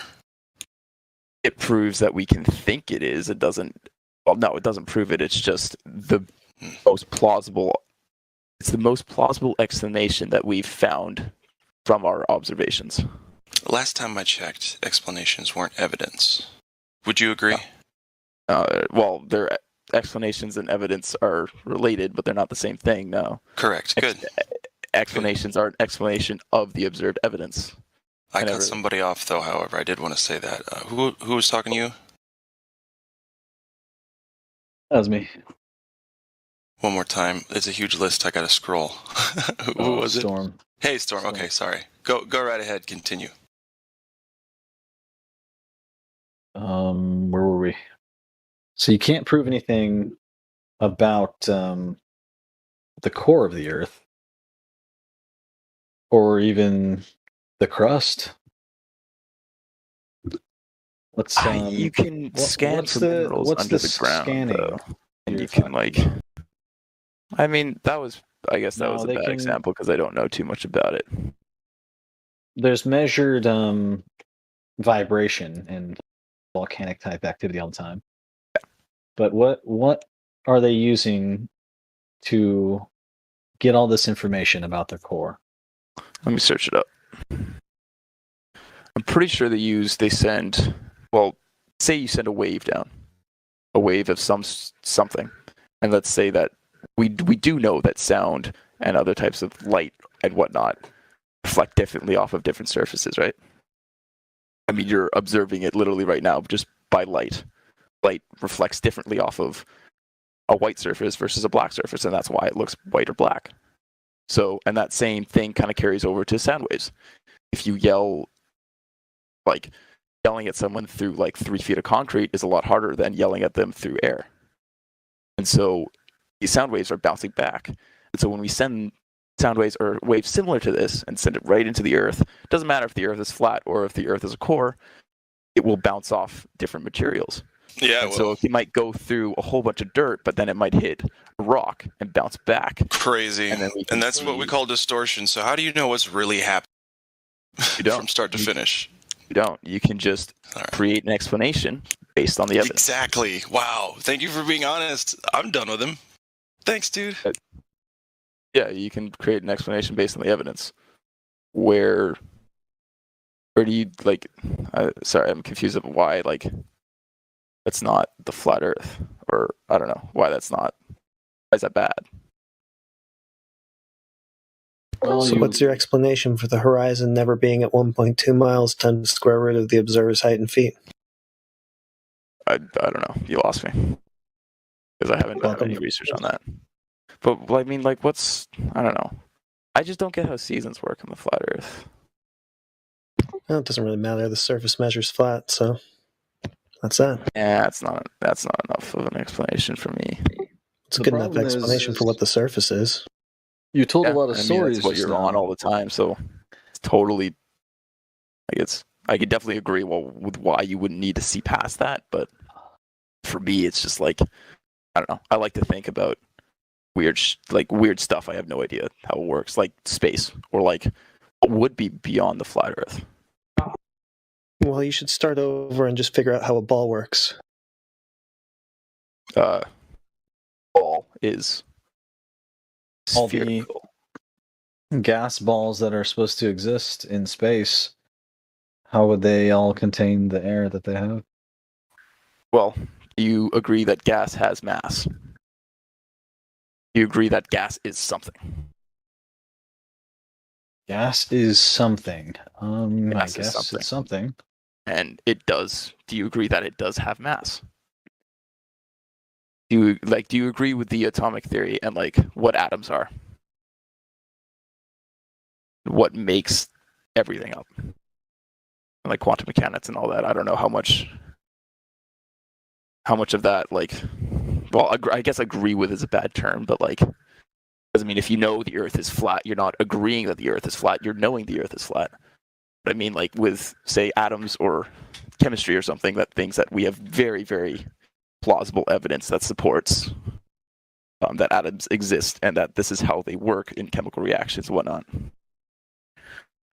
feel like it's pretty safe to assume that that's correct, that the world is made up of atoms, because it does make a lot of sense based on observation.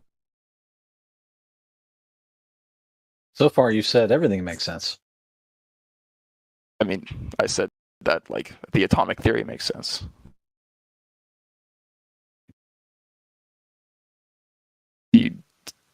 But is there any proof of the atomic theory? Not necessarily the atomic theory, but that'd be a fun one too. Well, so how would you suppose chemistry works if there's no atoms? What else would be? What else would be that chemistry? Have you seen Nile Red on YouTube? They'll make grape soda out of plastic gloves. It shows the whole process. You say Nile Red? Nile Red, yeah. Just or any chemical experiment. I mean, he does really bizarre ones, turning plastic gloves into. I've seen plenty of chemistry experience. Yeah. So, do you agree with chemistry? Do you agree that these people aren't just making up random stuff?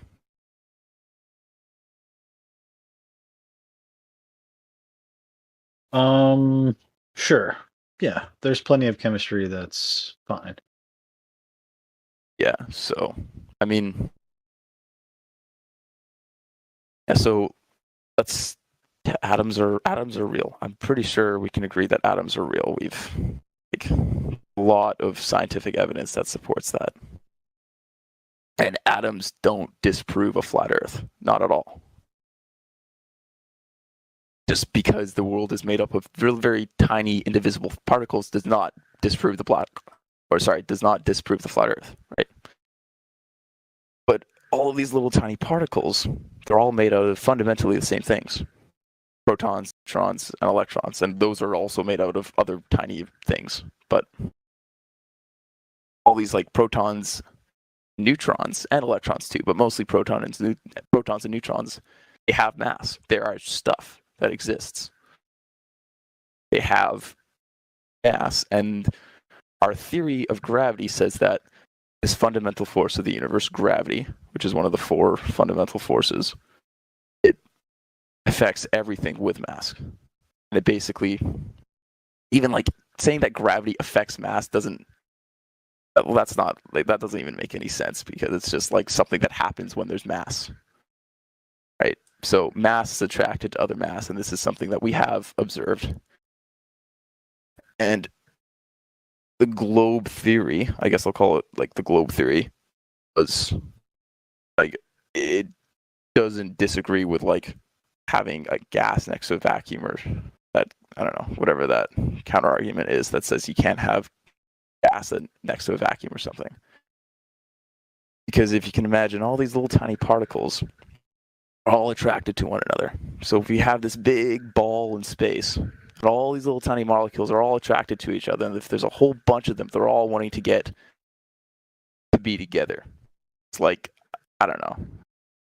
I'm trying to think of an analogy, but I'm too tired to. All these little atoms are all like running together, trying to get as close as possible. And even if you're a really tiny atom, say a really light atom, you still want to get don't in work together. because you're still Mass attracting mass and the atomic theory. Why don't they work together? Isn't that what you said already? I never said that. No. You said Newton, sorry if you misheard me. Or you said Newton's gravity and the other, right? They don't work together. Newton's, yeah. So the Newton's, isn't Newton mass attracting mass? No. Newton is the like something with inert. Like he has a few fundamental laws, but mass attracting mass was Einstein. No, you're wrong. You got to No, yeah, I know. I am wrong. Sorry. Anyways, I guess, yeah. So Newton did say that mass attracts mass, and that is observable. No, it's not. It is still. It was superseded by Einstein, so no. Was it though? Yes. Yeah. How? Why? That's what the scientists say. What science says that though? Is there like? I think that's. Well, science is always the reason changing. why. So let me re-explain Newton's laws and like re-explain why they don't agree with Einstein laws, because Newton's laws basically all of our equations are based on constants. An equation is just a relation between two things. But once you add a constant in, like the gravitational constant and the spring, like, and Young's modulus constant, and there's like thousands of, like, I don't know how many constants there are out there, but there's tons of them out there. And they're basically like, how do we know how much mass this spring can hold, or like how do we know how much force is going to happen when I compress this spring? That's based on, I think, Young's modulus or some sort of modulus, which is a constant which we've observed, and it's basically the world just saying this is how it works. Like, this is, for some reason, there's a very specific number that we've measured, and that's how we basically turn a random proportion into usable data. That's how we can figure out that the way things accelerate on Earth is 9.8 meters a second squared, instead of just saying that they accelerate. Did I explain that? I feel like I explained that like shit, but you understand me so far? There is a constant that Newton discovered that explains how things right now work. But as you get deeper, as you get smaller and smaller, that constant starts to get more inaccurate and more inaccurate. But I've also discovered why it gets more inaccurate. Because of the 4 fundamental forces in nature, gravity is the weakest. And as you go down, and as you get really small, and this is something I don't fully understand, but as you get smaller, other forces start to play. Like electromagnetism, the strong force, and the weak force. They start to play around. And that's why Newton's laws don't really... You can't use the gravitational constant to explain how a gluon moves and why protons and neutrons are held together. Because they're not held together by gravity. They're held together by... I think it's called the strong force, which is... I don't know if I'm making any sense or if anybody has background in like quantum mechanics, but the strong force is, I think it's created from gluons. They basically glue together atoms together, like protons and neutrons. I really don't think I'm making any sense. I think you're talking more about electromagnetic forces and such than you are about Newton, because Newton was superseded. Mass does not attract mass. But what does that? Mass does attract mass. Just because you're superseded doesn't What are you mean trying to relate this to anyway? To the flat Earth? How are you telling me that this is proving that you have a globe? That's good point. But I'm trying to explain why the vacuum surrounding Earth doesn't pull apart everything. Because gravity. That's right. You were saying all the particles of air and all the particles of space or something. What were you saying about that? All particles attract each other. And that's because of gravity. And when you go down and down, and I don't really know why I went down that rabbit hole, but as you go down, other shit starts happening. And that's why Newton's gravitational constant doesn't really work on a very, very subatomic level. But just because it doesn't work at a very, very tiny distance doesn't mean, like, it still works at a larger distance. Can you demonstrate a gas ball in a vacuum somewhere? Have you ever seen a demonstration or any proof that can happen? You can have gas form a sphere in a vacuum. Well, it's not just a gas ball. It's a ball of dense material surrounded with a layer of gas that's then inside of a vacuum.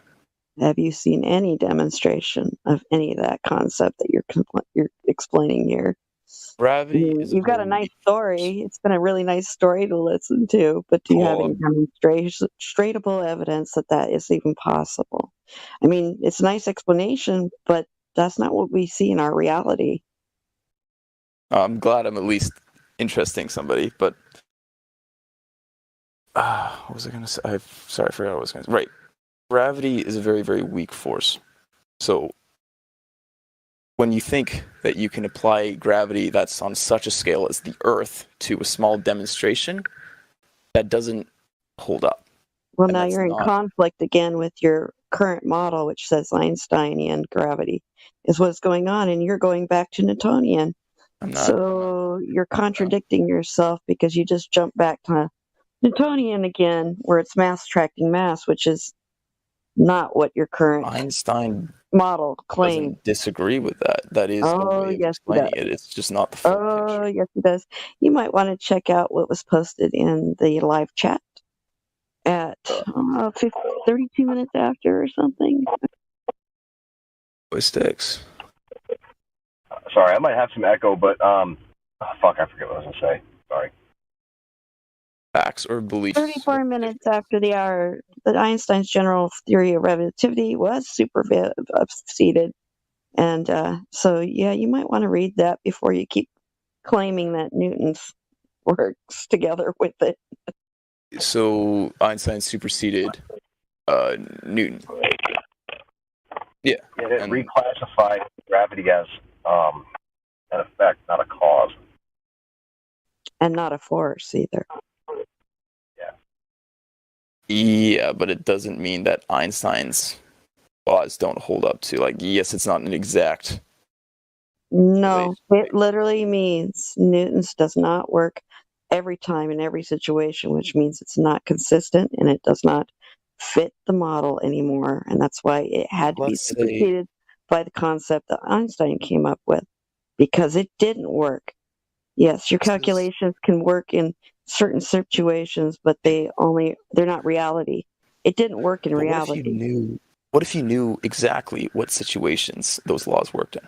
The problem is you're looking for consistency that works in all cases every time and match it with reality. You can calculate anything. We could sit here and calculate for a world that has certain laws that you come up with. You could make up laws and calculate for whatever. Calculations are a way to explain things, but it doesn't mean they have to be explaining reality. They're a language. That's what calculations are. They're a language. And that means languages can be used to tell the truth about your reality, or they can make up a story or even a lie. I don't think that logic holds up because calculations are not a way of explaining things. Calculations are a way of predicting things. Equations are a way of explaining things, but when you calculate something, you're taking that equation and using it. So when you use that equation... It doesn't mean it matches reality, though. Again, it's a language. It's a better way to explain what you're talking about. It's a language to make I take a ball, and based on Newton's theory, I've done this in school. Based on Newton's theory, I can throw the ball you're and I so can calculate wrong. where it lands. I can predict Unless you can where it provide lands. some kind of proof that they aren't going with Einstein only and it's superseded, and that you're wrong because it doesn't work in all cases, in all things, for this model of yours, then you've got a problem. So that's why it had to be gotten rid of, because it didn't work. If it had worked, The flat Earth they does would have that all kept the it. time, though. No. The flat Earth will show one model for seasons and we're then not another doing model a for model. the day cycle. We're not here to replace your model. We're here to falsify the one that you have presented and have insisted is correct to nature and reality. See, that's the difference. We're not here to replace your model. We're here to disqualify the claims made by yours. How I see the globe. If replacement's not needed, that's much as something that would be nice, but it's not needed to disqualify yours or falsify yours. I disagree with that because... Yeah, you may disagree, but it's logic. It's pure logic on this one.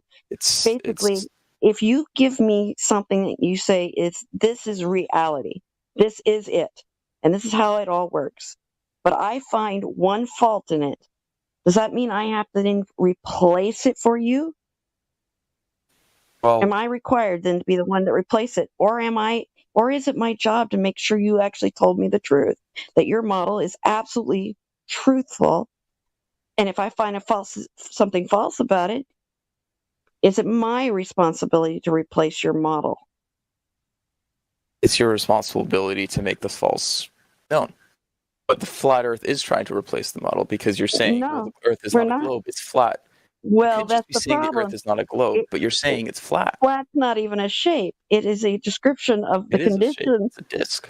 Flat is a description of not a shape. I mean, a square can have flat edges. A triangle can have flat edges. A trapezoid could have flat surfaces. I mean, it's just like, that's not really a shape itself. It's a description of what we see in reality. But either way, replacing our description. You're no, replacing I'm our previous falsifying. description with No, another. my job is to falsify what you've told me is absolute truth. You tell me when I walk outside my door, I'm on a spinning ball. And you've given me certain dimensions and measurements and conditions, such as gas pressure. And I have to see if it works with what you told me and how it does. And if I can falsify even one part of that, then your model's got a problem. Could it be that you're falsifying just some part? Probably not misunderstanding a measurement or something that can be easily checked, especially when you've given me the parameters. Have you studied, say, Newton's laws in depth? I don't need Newton anymore because it's been superseded by Einstein. But yes, I do understand Newton. But at the same time, I understand it's been superseded. What's like one of Newton's laws? I don't need to explain Newton's laws. It's been superseded, like I said, and that doesn't prove the shape of the thing we're standing on, or the flatness or roundness of it. Am I on a ball or am I on something else? That's all I got to do. To see if we have the same understanding of Newton's laws. Well, even if we do or don't, I have understanding of a lot of stuff that you probably don't, but we can't agree on this. Einstein superseded it, which means the calculations don't work in all cases at all Have you times. understood Einstein's theory in depth? You know what? I Theory of would general not claim to be an expert in it. I understand it well enough to know that it's pretty crazy. So And it doesn't make you any know sense to what I see in the how natural world, and it doesn't hold up. I can tell you that's what I find problems with. But either way, my goal is to figure out what I'm standing on and what if it's true to what you've told me it has to be. I've been told it has to be a ball with a radius of 3959 miles. 3,959 miles in radius. And if I can't find that curvature over things such as water, which we know lay flat when calm and are used even in leveling buildings and things since ancient times, if I can't find it even there, then I've got a problem. If my horizon is not at the distance that I've been told it must be at for my observer's height, then I've got a problem with your model.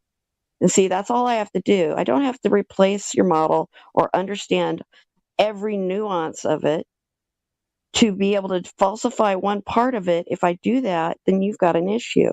And you've got to come up with an idea of why that's happening that makes perfect sense for making what you're saying is still true.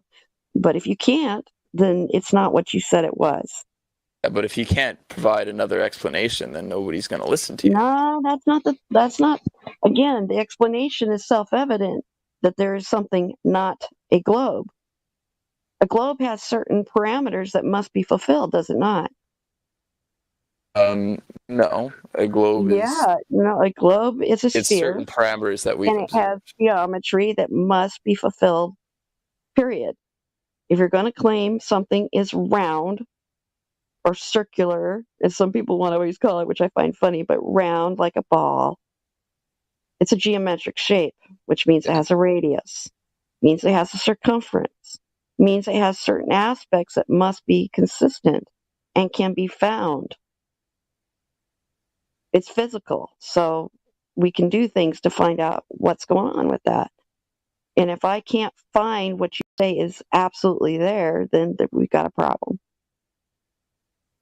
And this is where long distance observations that are measured distances that we know and can confirm, and even have done ourselves, many of us have done over different types of water, even frozen lakes, or even over large salt flats, or, just at any distance that doesn't match up with your globe, then you're going to have to fix your model because it's not right.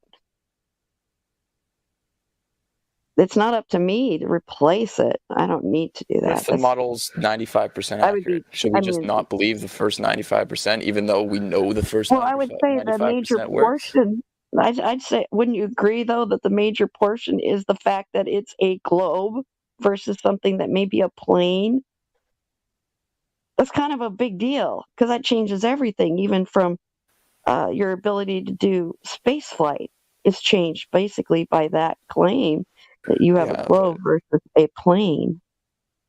I'm actually working on not like a project, but so right now I'm in first year engineering. I'm on it's hell, but I'm having a lot of fun with it. I'm learning a lot of cool stuff, and the things they teach us where you yes, it's like indoctrination. I know the big thing is the reason why the globe Earth keeps continuing is because of indoctrination, but they're not telling us that, for example, they're not telling us that capacitors hold charge and then can discharge very, very quickly.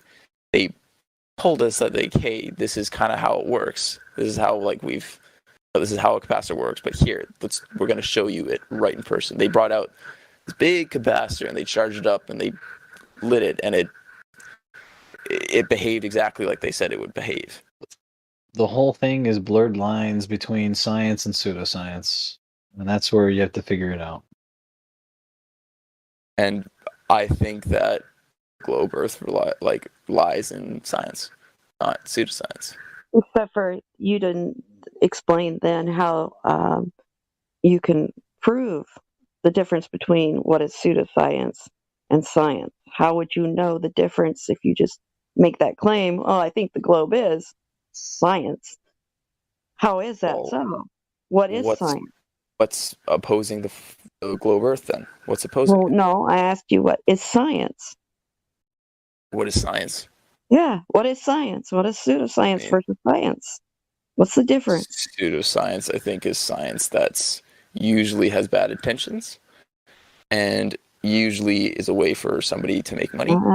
So you have a philosophical definition you're using. Me, I'm going for the pure definition of what science is: experimentation from observation of natural phenomena. Yeah, that's what science truly is finding cause and effect using experimentation, which requires you to have certain, again, requirements, certain things like a hypothesis, an experiment that will actually hold up to examination so that you actually can find a cause, and not pseudoscience where you're just making up crap as you go, just pretending. That's just like the thing is, I'm never ever gonna I can't just sit here and think we don't know how the Earth works. We have no idea because nobody's saying that we don't.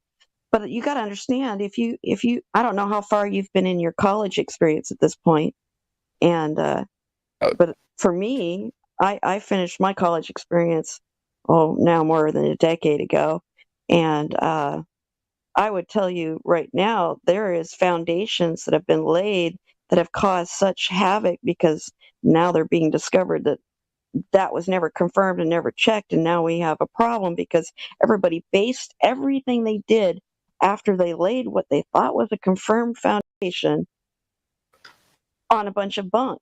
And then once that foundation has been wiped out, a lot of medicine. I actually have biology degrees in medicine, so I'm a medical provider. So when I look at things, I understand that science must be very, very consistent, and you must use the experimentation method and the true scientific method if you want to know cause and effect, and not just jump to claims, because then that's pseudoscience and making up stories. And I also know that, yes, there have been terribly laid foundations that weren't confirmed, weren't checked to make sure they were true. Everybody built off of them and didn't do it intentionally, but they made bad assumptions and bad science based off of wrong assumptions. And it gets to a point where it finally collapses and it's a mess. It turns into a real mess. Globe Earth wasn't planned. Well, it may have been planned by some people, but I would say the majority of people didn't know any better to go check to see if the actual basis of the theory or the claim was That's exactly correct. how science works. You don't just accept somebody's paper. You look into it. You look at the experimentations and you do the experiments. You repeat them and say, "Hey, these experiments do work, and I can repeat the results." So exactly. And that's the problem with the globe at this point. So it's not an experiment that we're doing. We're confirming. We're confirming based on the same recipe. Well, so they must be wrong. I'm not even saying we did an experiment. Where I'm saying the basic measurements we were given have been blown away by certain long distance measurements and photographs, and consistently not having a horizon that is where it should be, over and over and over, as well as violating laws of gas pressure that don't make violating laws of gas pressure, though. It's just that I think what is gas pressure? Go look up the definition. You got to have particles bouncing against a container, but that is a very fundamental explanation of fundamental observation. It's a natural observation that's been repeated multiple times at elevations that change from down here right at the ground level to high up, and it's required every time. You don't see a plane. Elevation wouldn't change that at all. No, it doesn't, and that's the problem with your model. Right, let's take surface tension, for example. Do you believe in surface tension of water? Do I believe, or do I know? Do you believe that the experiments that support the surface tension of water are falsified? I don't believe I've seen surface tension, but again, it doesn't hold up to a large droplet. You get past a certain size, the weight of the thing does not continue to have a droplet form, if that's what surface you're tension, talking about. That we are still like, it works on a very, very small level, but it doesn't work as you scale it up. But we still know it works on a small level. Well, that doesn't We just help know you it though, works a little because bit again, differently on a higher level. your natural observation, it falls apart. Because again, then you're surface looking tension at doesn't exist. reality. You have to look at reality. So therefore, can't- surface tension doesn't exist, but it does exist. And I didn't say that. I said it just doesn't work to explain what you are seeing in mass size of that, Tension is literally type. just what I mean by surface tension is when you drop a water on the table, it's kind of like a ball instead of completely flat. It's not a ball though. It doesn't stay in that ball form, does it? Yeah, it's not a ball, but it's like a little spreads ball. out It's not almost completely flat. immediately. There's something. As soon as you make it a little bit bigger than whatever it is that can barely make a half dome, it's flattening out and running off your table if it's not level. So that proves my point that even though we have a idea that works on a small level, and we know it works on a small level, but we also know it doesn't hold up as you get bigger, and we know why it doesn't hold up as you get bigger. Why does that contradict itself? Why would that disprove surface tension? Something as fundamental as surface tension. No, I didn't say surface tension isn't real. It just doesn't do anything for your argument of why water is doing what it does here on Earth, that like holding around a ball. Again, that's outside of the surface. That's not why we think that water stays. No, I don't think it does, but I've heard people argue that surface tension is why. And I think that's kind of funny. I think it's a dumb argument. Yeah. But there are people that think that. They think that raindrops are another proof because everything turns into a sphere. Balls of water. It must be like that too. No. I don't agree with that. No. So it's silly. But no, surface tension is definitely real. We do see things on small scales that can be scaled up, but not everything does that. Of course. There are other things that do and don't. But from what we see in natural observation, again, it has to be observed. And like you said, then you have to be able to see that repeatable measurement again, or repeatable experiment. And the globe, unfortunately, keeps failing. You heard of the black swan? No. Sounds interesting. You haven't heard of the black swan picture that they do here? Sounds interesting. I gotta go to bed soon. I got a midterm coming up in a couple of days, and I gotta wake up tomorrow to study for it. Not looking forward to that, but oh, great! Oh, that's always fun. Those are fun things. Yeah. That's not so bad when you get a few friends together. You start playing some tunes. And, ooh, what the? Swan on a swan. Yeah. Let's see if somebody can post it for me. I don't have it. There's one of them. I'm looking for the one that has the measurements on it. Anyway, your globe. There we go. There's some measurements showing up on that one. The black swan is just an example, one of thousands to millions that people are making all the time, that we are seeing objects in the distance way too far for the globe's claimed size. So this is one of our reasons why most of us know your globe isn't matching up with reality. So we go out into reality. I sent a link to a picture that does show wind turbines going below the horizon. So it does also hold up here. But I get what you're saying. As soon as it doesn't hold up somewhere, then it doesn't hold up anywhere else. But all I have to show is your physical horizon not being where it's supposed to be one time, too far, and your model falls apart instantly. I'll leave on this note, just because we haven't explained absolutely everything that works in every single way on the globe or on this thing that we live on. I still think we've done it to a point which is studyable, which we can study and we can learn from. I still think we've done a pretty good job. I mean, we're just monkeys that have just gained intelligence. Well, I disagree with you on that. I disagree. I disagree if your foundation of your model is wrong, which your major model claim is that you're a spinning ball in a vacuum. If that is wrong, then there is a lot more wrong from there, because that's your foundation. If your foundation's rotten, and I don't think that a small observation disproves that. I think that the overwhelming majority of observations that do prove that don't get outweighed by the tiny amount of You're trying to observations. make the amount of claims made suddenly equals truth. No, amount of claims doesn't equal truth. Truth equals truth. If something is wrong, even if one part of it is wrong, it's not the truth. Especially if it's a major part that makes it so everything But I'm else not saying is it's off. the truth. I'm not saying that we know everything. We know very, very little. And we're We just do know very discovering little. how much we But don't your know. major claim is a foundational piece, and that is the size and shape of this but thing just looking and at, its spin. I mean, there could be another explanation of why we see these barges so far away. There is a possibility that there is another You explanation think that there's an explanation that light could bend over any amount of a curvature from basically, if you had enough supposed refraction, you should be able to see the back of your own head. See, that's the kind of things you're going to get into. And the problem that is, is true, though. immediately if you claim refraction, we're going to welcome you to flat Earth, because actually that's our argument. And you're going to find that if you'll find it's our argument is refraction, and you're going to actually get called as a flat earther, because your model claims there's a physical horizon, and the way that light works. Go study Snell's law.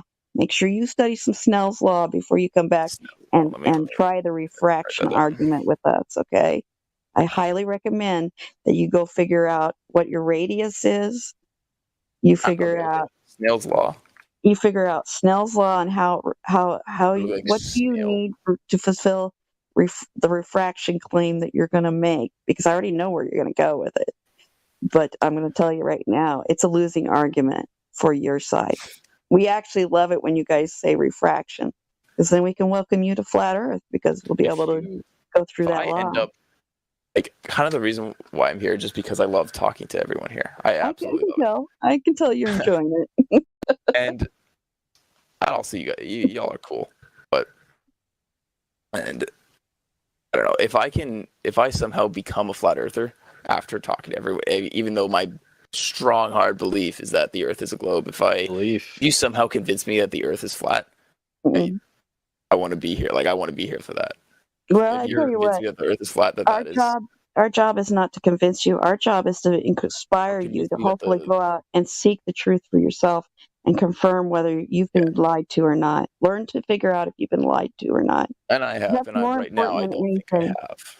Well, you don't think, but you don't know. And that's the biggest thing that people have a hard time with, is getting past not only their egos, because nobody likes to be lied to. Nobody likes to be deceived or conned. And it's very hard to let go of whatever you have believed of a lie to go for the truth. Sometimes that's even so hard that people will literally reject the truth for a lie. It's easier. So it's a challenge to your character, if you could stand up to finding the truth on your own. I'm not here to convince you. I'm here to help you find a way to find truth. If I can help you do that, and you've come to the realization that we are correct in our assessment of what we see in reality here, great. If you don't want to hold on to the religious belief, that's fine too. I'm not going to hate you for it or anything like that. But I want to see people seek the truth, because I know what it does for you. I know what power that has when we understand truth and can figure out lies. When people are lying to us, governments are lying to us, politicians or whoever, or even your personal relationships, how do you figure out if they're lying to you? Well, you got to look at the reality of the situation and assess it with logic and being truthful. You got to be humble enough to be okay with knowing that you might have been lied to. That's all. Yeah.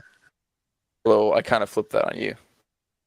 Same with us. Hey, I'm always ready for the same thing. I mean, I've asked for, I don't know how many years now, since 2014 was when I really came into this. So, yeah, since 2014, nobody's been able to pull me back into the globe because I can't find it anywhere. And I mean, the fact that you're flipping that question on yourself and asking, like, have I been lied to about the flat Earth? And that just proves that you truly believe the flat Earth, that you truly know the Earth is flat. I have, confirmed it to myself so much so that I am waiting for somebody to bust it, but nobody's been able to do it yet to my satisfaction after all the things I've learned and seen and tested for myself. Maybe it'll be me after engineering. Yeah. I'm smart enough, though. But you never know. You never know. But I'm more than willing to have anything that would give me the truth, because I don't want to be lied to. I hate it. Actually, it's one of my biggest things. I hate being lied to. Yeah, most of us hate it.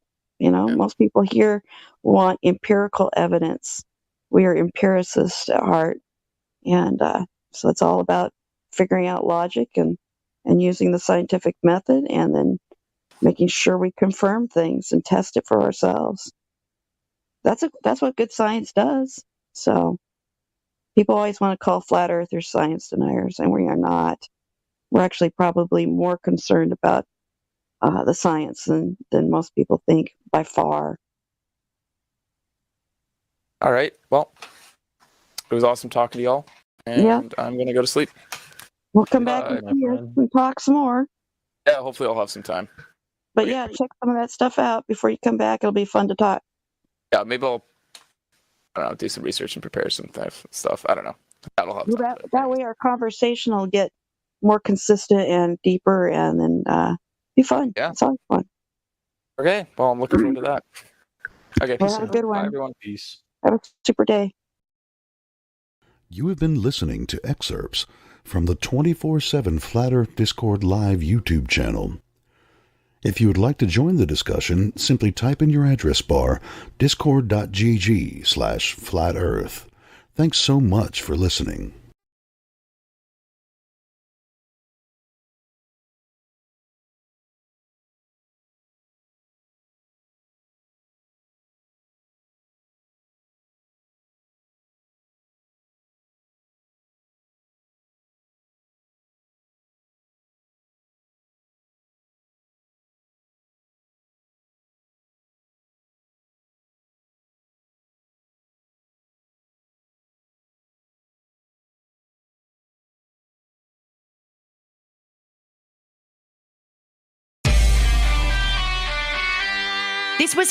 This organisation was created a few years before NASA.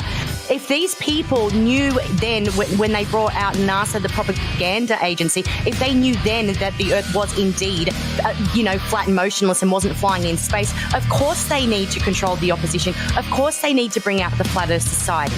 This is not something like, when people can talk on the internet, people are going to think the Earth is flat. People have been thinking the Earth is flat for thousands of years. People need to be reinforced that they live on a ball. I'm like, shoot, I'm going to have to look into this, because when Briggs was talking about, JFK as Jimmy Carter, I was like, this can't be real. And then Owen Benjamin was talking about it in one of his podcasts. I'm like, what the hell? I still don't believe it. But, he's very open-minded, and he'll look into, anything. That's very refreshing in this world of PC censorship. I like to use the word refreshing. That was a good descriptor. So this thing called the magnetosphere. Yeah. It is supposedly generated in the core with some sort of magnets and some sort of heat, and it generates some sort of apple-shaped sort of protection from the planet. And whatever it is, they say if we didn't have it, if it was gone, the air would blow away, and we wouldn't have the air. Great. Show me this in a lab. Show me using this magnetosphere to hold a gas against a vacuum pump. That's great. Let me see that example. Certainly, we have hundreds of publications. Sure. Why didn't you come over? I want to see the I want to see the publications. And this is what I keep asking people. Show me one publication in a peer-reviewed journal where they measure the curvature of the Earth. It's so simple. I can read the materials and methods section, and I can repeat the experiment, but I can't seem to find one. Show me one experiment showing gravity holding pressure against a negative pressure side of this equation with no barrier. Just show me the paper. Then I'm happy. I can read the materials and methods and try it myself, but I can't find this paper. Sure. Why didn't you just go to university and say, in the deepest, most manly voice, show me the curve?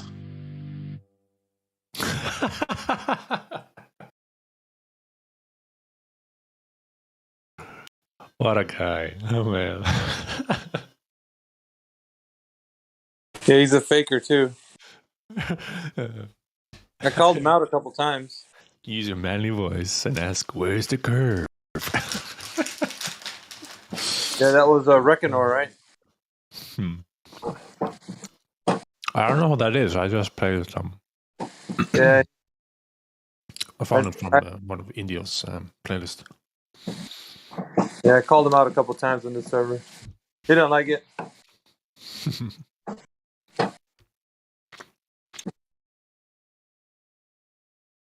Oh, what's up, Quits?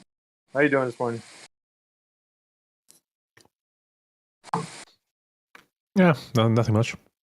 Just chilling, I guess.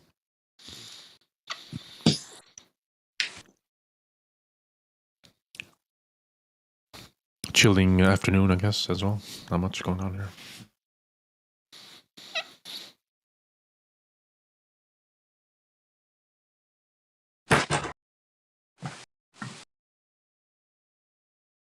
What about you?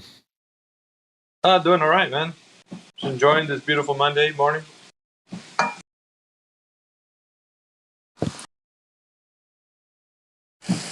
You cooking breakfast? I hear something in the background. No, that's my breakfast. Well, breakfast and brunch, lunch, brunch. Brunch, right.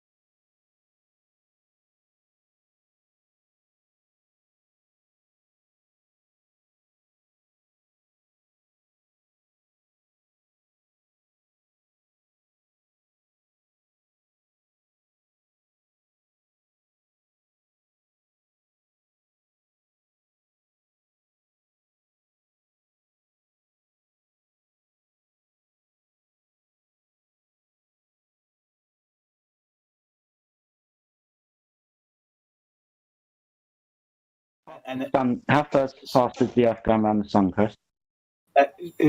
Just 1 minute, mate. So it says that I googled how much G-force does an astronaut experience in a rocket launch, and it said 3 Gs, right?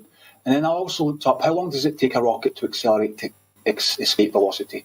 It says 1 mile. It takes 32 seconds to reach an altitude of 62 miles, the Kármán line, and it takes approximately 150 seconds to get the shuttle out of Earth's atmosphere. And they are travelling approximately 1 mile per second, which translates to 3,600 miles per hour. How fast? 3,600 miles per hour. No, see, they have to accelerate, though. They have to accelerate to the escape velocity of Earth. So it's not just a constant 3,000 miles an hour. No, they're accelerating to 18,000 miles. The Blackbird itself, that's the fastest plane that was ever constructed. It's going over 2,000 miles an hour. That's the fastest thing that we know about. So far. Yeah, that they tell us. Yeah. Yeah, it's old. It's old as dirt. You can look it up there, Chris. That's the fastest plane. So Yeah, no, it's me. But that they tell us, that we know about, that we as peons can be told about.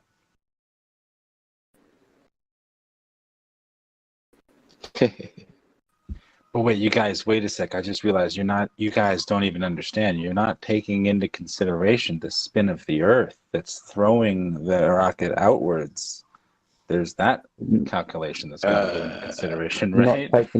Not taking into account the orbital motion of the Earth around the Sun, which is at Mach 82. So, what G-forces would you expect from that? If that's none. The rocket out. None. Are you mad? I can tell you why. Chris, answer this question. Are you mad? I can tell you Mach why. 82, mate. Yes. It's Mach 82. But it's not accelerating. It's going round in a circle, in an elliptical orbit, which necessitates acceleration and deacceleration. So I'll ask you again. Are you mad? I think that's the case. Well, hold on. You don't think that the Earth is going around the Sun in an elliptical path? You think it's going around in a perfect circle? You don't even know your own model. No, it's elliptical, yeah. Yeah, so that necessitates acceleration and deacceleration, unless you think you can go around on an elliptical path maintaining the same speed. You can't. Why? Think about it. You're going around in an elliptical path. You're going to accelerate and deaccelerate because one of the corners is tighter than the other one. So I'll ask you again. Are you mad? you ever heard of a chicane? And also, when we're sending, when we're sending, apparently in quotation marks, rockets to the moon, you're leaving the Earth, which is traveling around the Sun at Mach 88, going to the Sun. And then traveling to the moon. Why isn't the Earth fucking off and leaving the rocket behind? Because it is not traveling at the same speed as it goes to the moon, or is there some kind of magic happening there too? How many ways would you like us to rip this apart? Are you asking gentle why? speed, right? Yeah, I'm asking you because you're the one who's defending this shit. And every time we ask you a question, you throw your hands up and you go, I don't know, I'm not a fucking scientist. But I'll give you images from a fucking satellite. You can't answer a simple question like how you have gas pressure without a fucking container. And every single thing you will point to, we will rip apart. Yeah. Yeah, dude. And as far as I'm concerned, real quick, Chris, before we go back to that, there's no, you would need to demonstrate that humans are capable of traveling and accelerating at those speeds for those amount of times. There's no demonstration of this. You just won't find people accelerating at those speeds. Okay, so the only claim is like inside your fantasy space rockets that are apparently going to space. Right? This is just, it's nonsense. Right? This is humans aren't allowed to accelerate at those speeds, dude. Okay, there's physical limitations to like what you're allowed to do. Okay, and accelerating at 200 miles an hour for 5 minutes is not one of them. Okay, sorry. That may be the case. I like I said, to address Jedi saying, when I say I don't know, I say I don't know because it's the most honest position to take. I understand that, mate, but if you're here defending that, and then every time we ask you a question and your answer is, I don't know, I respect the position that you don't know. That's very honest. But how can you defend this shit if you don't know? Exactly. Mm-hmm. Yeah, instead of having an open mind about it. So about the... baffles me, mate. Right. We're not even talking about the Earth following the Sun. I mean, that's going at 250,000 miles an hour, according to the model, kind of north. So how many motions of this Earth are we having, and how many do we actually experience? None. None whatsoever. The Earth environment does not act like it is flying. I mean, you can see this, mate. Open your goddamn fucking eyes. So about the not going to answer. Not going to take 5 seconds for that to drill in. I'm just going to fucking talk about something else. You're still bullshit, mate. I'm sorry. I what was the question? no question. I'm just berating you because you're an idiot. Okay, so about there's no need to talk like that, Jedi. Oh, there will be in a minute for you. I do understand. There will be in a minute for you. There will be in a minute. I've been talking to Chris for enough time. We have a relationship. It's fine. We're all good. But at the end of the day, mate, I'm going to berate him with this because if he's going to defend shit that he doesn't know, then why the fuck are we listening to him? Yeah, like instead of being open-minded about this, you're trying to. And I've got a lot of respect for Chris, man. All the other people who have figured this out. I do, man. It's just my basic understanding, and I can't speak to any more than what I don't know. Which we understand. So far, you have to critically think these things. One at a time. Sorry, Al.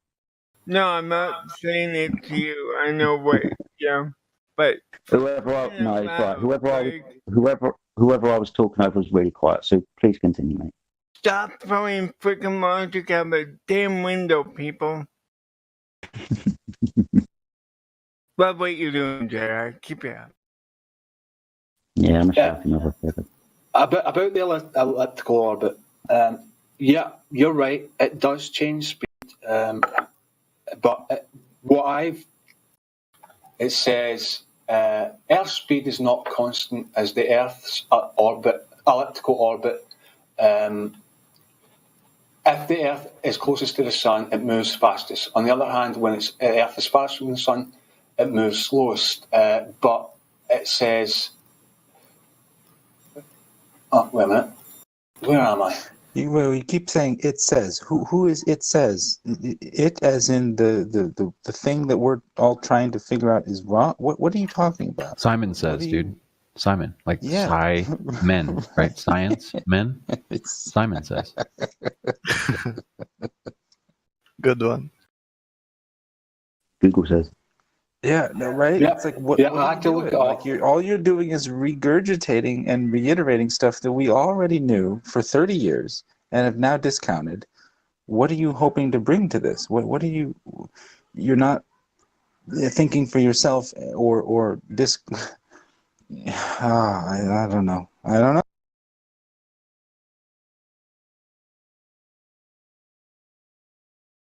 The thing is, I don't feel acceleration or deceleration whenever the Earth speeds up or slows down. If that were the case, we would feel it, but we don't. Good not point, even Earl. feeling, mate. It's the Earth not acting like it is moving. We've got tidal waters attached to the outside of a ball that is fucking in motion. Where in nature do we observe the surface of a ball adhering tidal waters whilst it's spinning and moving? We don't notice any movement of the Earth. None.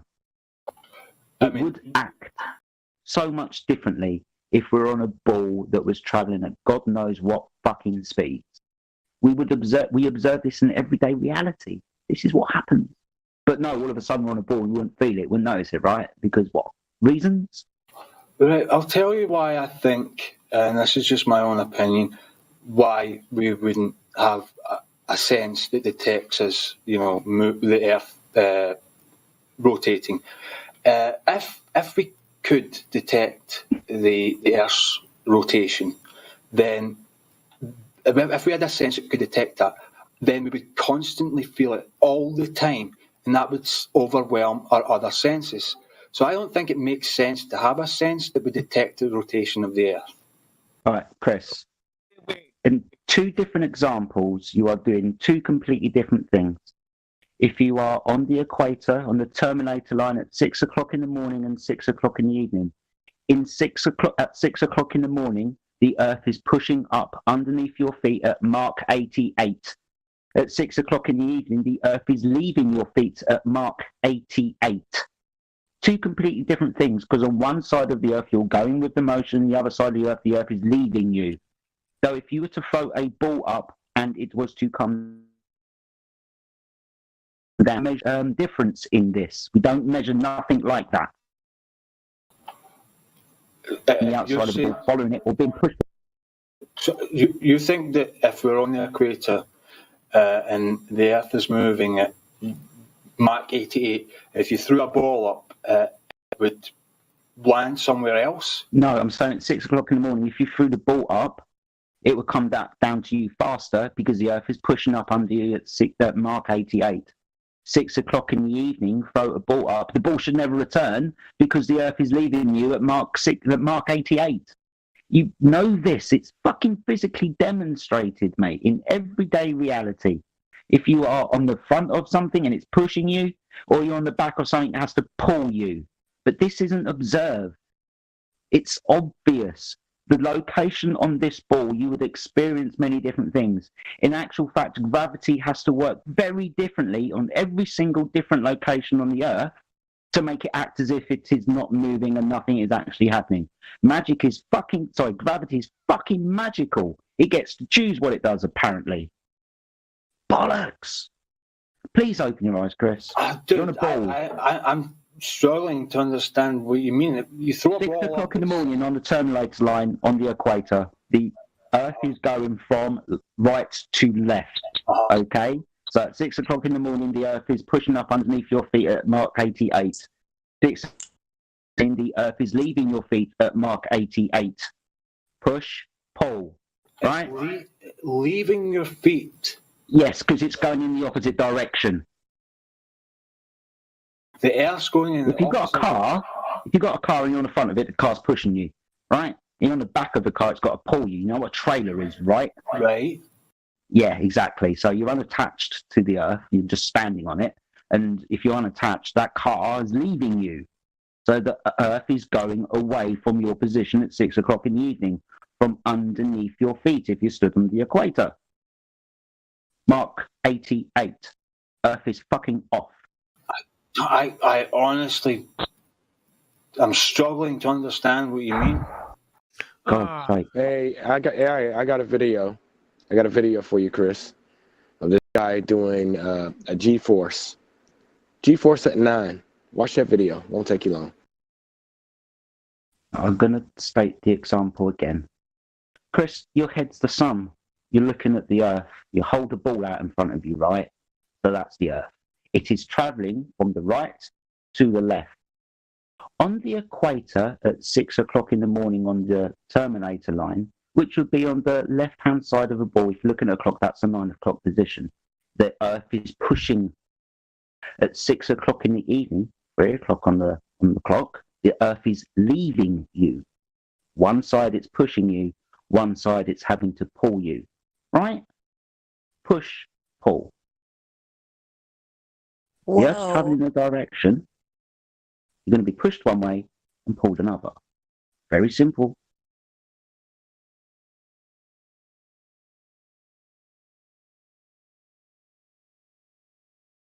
Like I said, how many ways would you like us to rip this story apart, mate?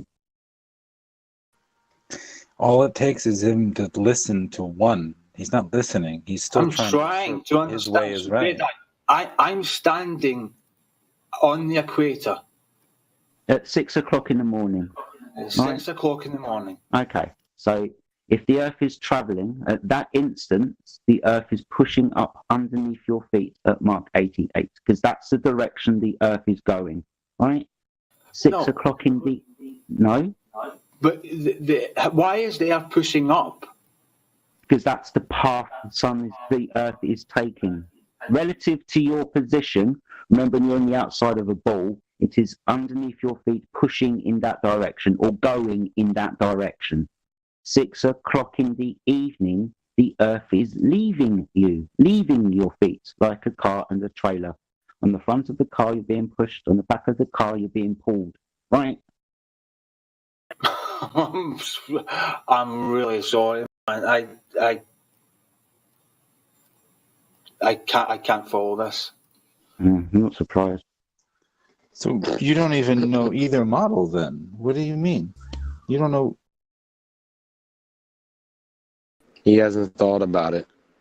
I'm trying. Right. God, I don't know how to explain this any simpler, man. I really don't. What? Why? You know what push is? You put your hand out in front of you, right? Right. Move it. Right? You can feel the air pressure moving as you push your hand through the air. That's the way your hand is going. Put something on the front of your hand, right, in the palm of your hand, You're pushing it. Put something on the back of your hand, you're going to leave it behind, right? Right. Yeah. So 6 o'clock in the morning, 6 o'clock in the evening. One, the Earth is pushing up underneath your feet if you're on the equator at Mach 88. The other instance, 6 o'clock in the evening, the Earth is leaving your feet at Mach 88. And you're spinning around in one direction.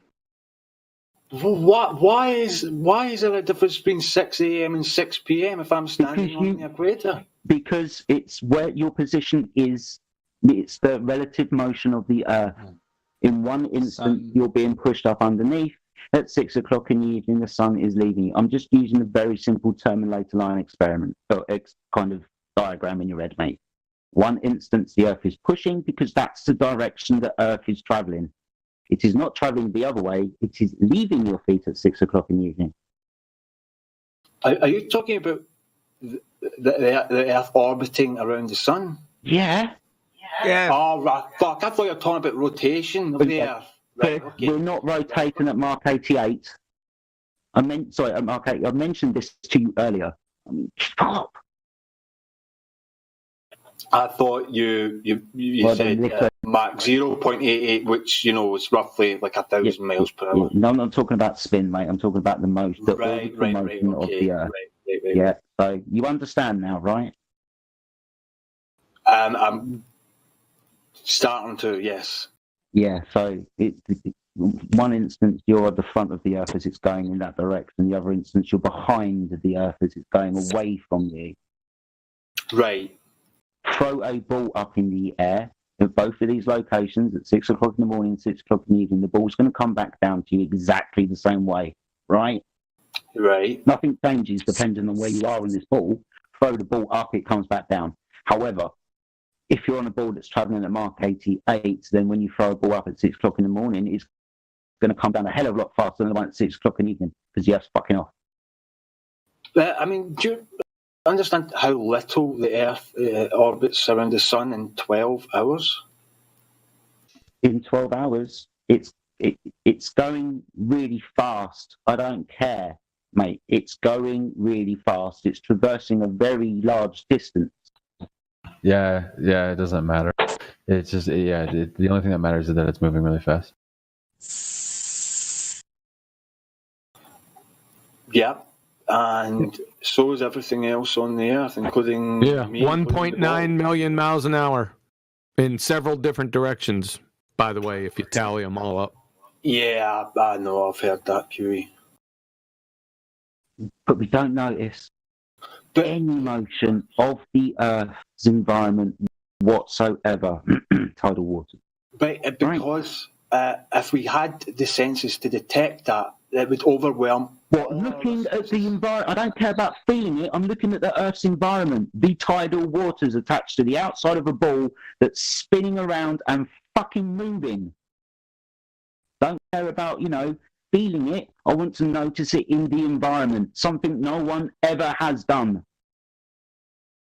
You didn't know about it. You have the anatomy to know about it. The vestibular apparatus in your ear, you'd know about it. The oceans wouldn't be able to contain the water because they would be spinning so fast that it would just be spread out across the landmass or be stuck into one spot. It's been a while since I looked that stuff up. A&P was a long time ago. So, do you know anything about the vestibular apparatus in your ear? Chris? What, the three little bones, the stapes, the inkies, and I can't remember the name of the other one. Yeah, the inner ear, the vestibule, the semicircular canals. Yeah. You know their functions. A little bit. And their functions involve balance? Balance.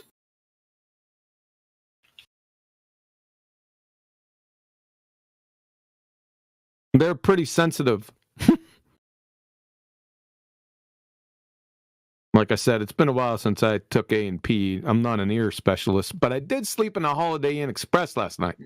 The Yankees, the Stapes, and the Mali, fucker. Right, what about it? Put John. That's what I'm saying. You'd notice those movements. Why? Because those apparatus. Yeah. Right. I mean, you should be able to, but on the other hand, you could get so used to it that you don't actually. Getting used to acceleration and de-acceleration. Is that what we're getting used to now? Something that's constantly changing? Yeah, all right. Sure thing. But when you're in a train, for example, and you're going 60 miles per hour... Am I going round in a circle? Just make it analogous. Right, but then it would have to be a very large circle. Yeah, it's still going round in a circle, mate. Yeah, I'm going at 1,000 miles an hour. Yeah, 1,000 miles an hour, right? Don't confuse angular velocity and tangential speed. I fully agree. Because RPMs have nothing to do with miles per hour. That's right. And that's why I think saying the Earth spins at 1,000 miles per hour is not a fair way to measure the rotation. Yeah, that's why it is. Hold on. Sorry, Kiri. What's the circumference of the Earth, Chris? Is it 24,901 miles? Is 24,901 miles a long fucking distance? Yeah, it takes the Earth one fucking day to traverse this distance, but it needs to go 1,000 miles an hour to do so. At the equator, yes. Yes. So, long distance has to go fucking fast. Right, but that's... Yeah. But then when you get closer to the poles, that speed changes, and that's why I don't think it's a fair way to measure the rotation of the Earth. But we're talking about around the equator that's going over 1,000 miles an hour. Yes. I mean, if you're going to say that moving north or south away from the equator, you're reducing speed, yeah, you're damn fucking right, but you don't notice that either, do you? Right. Yeah, so, fucking hell, ball destroyed. How many times do you want me to do this? Why would you notice the difference? Because you're on a fucking ball that's spinning. Okay, Have you ever been on a roundabout? Have you ever driven a car round a roundabout? Have you ever gone in a circle? Of course. I have. Oh my God. Me too. Me too. Jedi. What now? What reason How so let's say you're on the equator and you start moving north. It's going to take you a long, long time to get to the Tropic of Cancer, right? It depends how fast I'm going. It does. Depends how fast. Yeah, from there, I'm traveling at 500 miles an hour. Yeah. What the hell is your point? What's your point? the detecting the difference of the tangential velocity, the tropics and the equator, I just don't see why you would. There's no reason why. Because you're decelerating. No, the Earth's still rotating at the same rate. Oh, there you go. There you go. Hold on. He's trying. He's pulling a little fallacy. It's called false equivalence. I just told you not to mess around and get confused between angular velocity and tangential speed. RPMs are not miles per hour. Right. And have nothing to do with how fast the Earth miles per. Nothing to do with it. RPMs are revolutions per minute. That's right. It's Errol, isn't it? Yeah, Earl.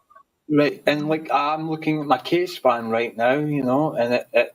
RPM of the Earth is not judged by minutes. RPM is not one revolution per minute. You're forgetting distance equals rate times time. That's how if you want to solve for speed, that's how you solve that. You don't solve that with RPMs. Right. Gotcha. I wouldn't measure the rotation of the Earth in RPM. Yeah, you've been spending too much time, and you've been hanging around Gem Panda too much because he's had that retarded view for about 3.5 years now. You should tell him. Yeah. Well, John, you came into Gem server. You were asked a few questions. You rage quit. You demanded that we provide the best Glober for you to debate. Yep. You gave us some rules that you wanted us to adhere to. Yep. They were rejected. We wanted to do it, Yeah, because you volunteered Gem Panda. He's retarded, right? I want the best of the best. I'm talking PhD astrophysics level. You don't got one of those? We have a PhD, yeah. Phil, yeah. I'll be back Phil. later, guys. Well, listen, I've already been on Gem Panda about 3.5 years ago. You can go back on his videos and see me in there explaining to him the Coriolis effect plus this topic, angular velocity versus tangential speed, right? Many years ago, I've done this, Chris, long before you were here. I'm sure you have, John. Thank you very much. Have a nice day. Bye, Felicia. About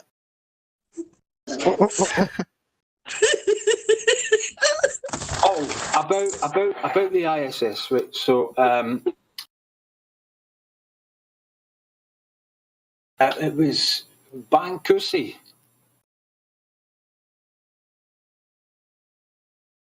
It said that it's done in a Hollywood studio.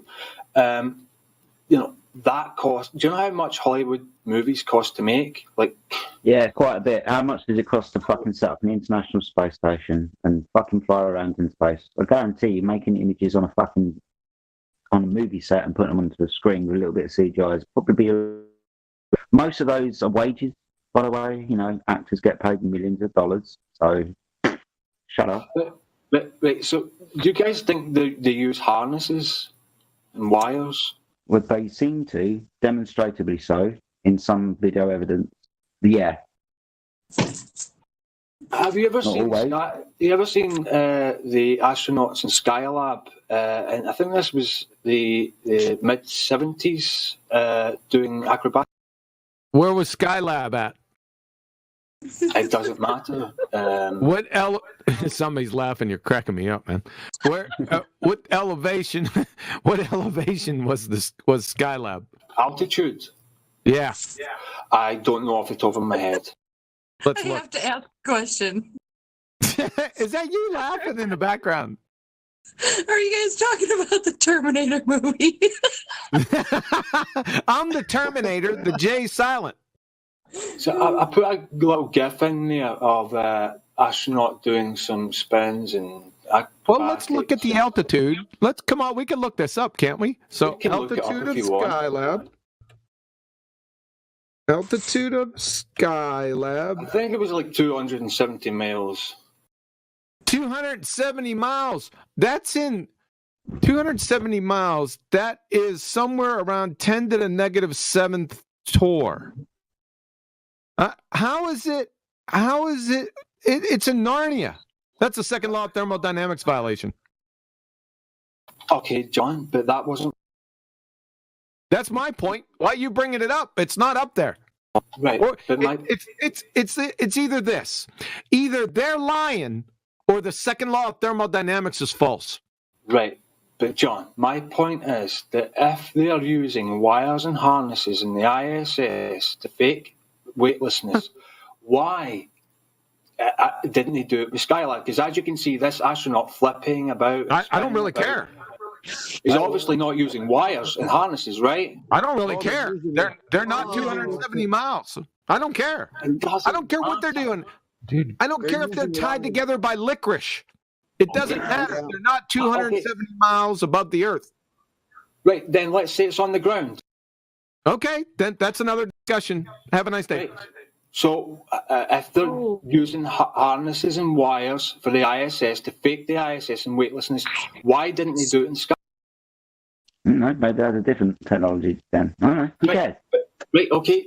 Jedi, exactly right. They may have well had a different technology, but that was back in the mid or late 70s. So why would they go back to wires if they had that technology in the late mid 70s? I don't know, mate. Don't fucking ask them. But the point is that the medium that all this shit is taking place can't exist. You can't have gas pressure without a container unless you can demonstrate how.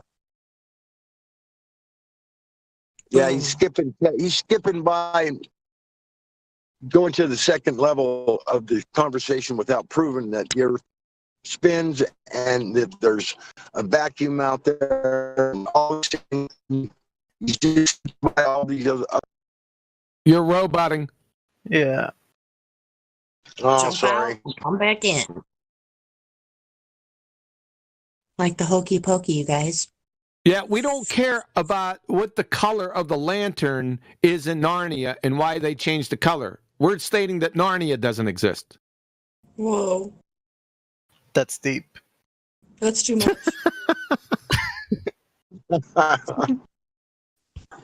You take that back. I'll take that back right now, mister. Is the Candice from Narnia at least real?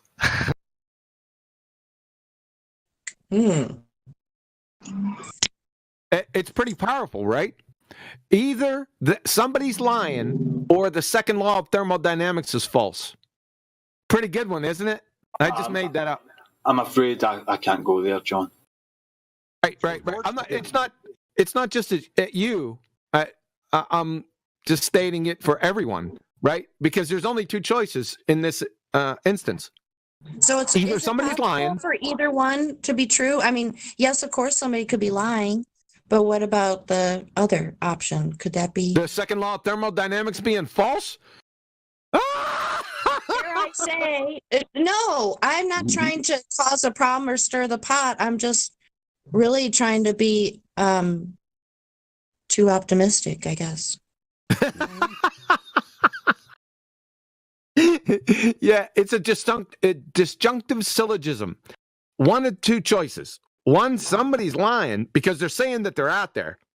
But out there is a second law of thermodynamics violation. So, ergo, either they're lying or the second law of thermodynamics is false.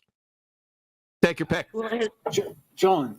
Are you saying it's not possible to say it's false?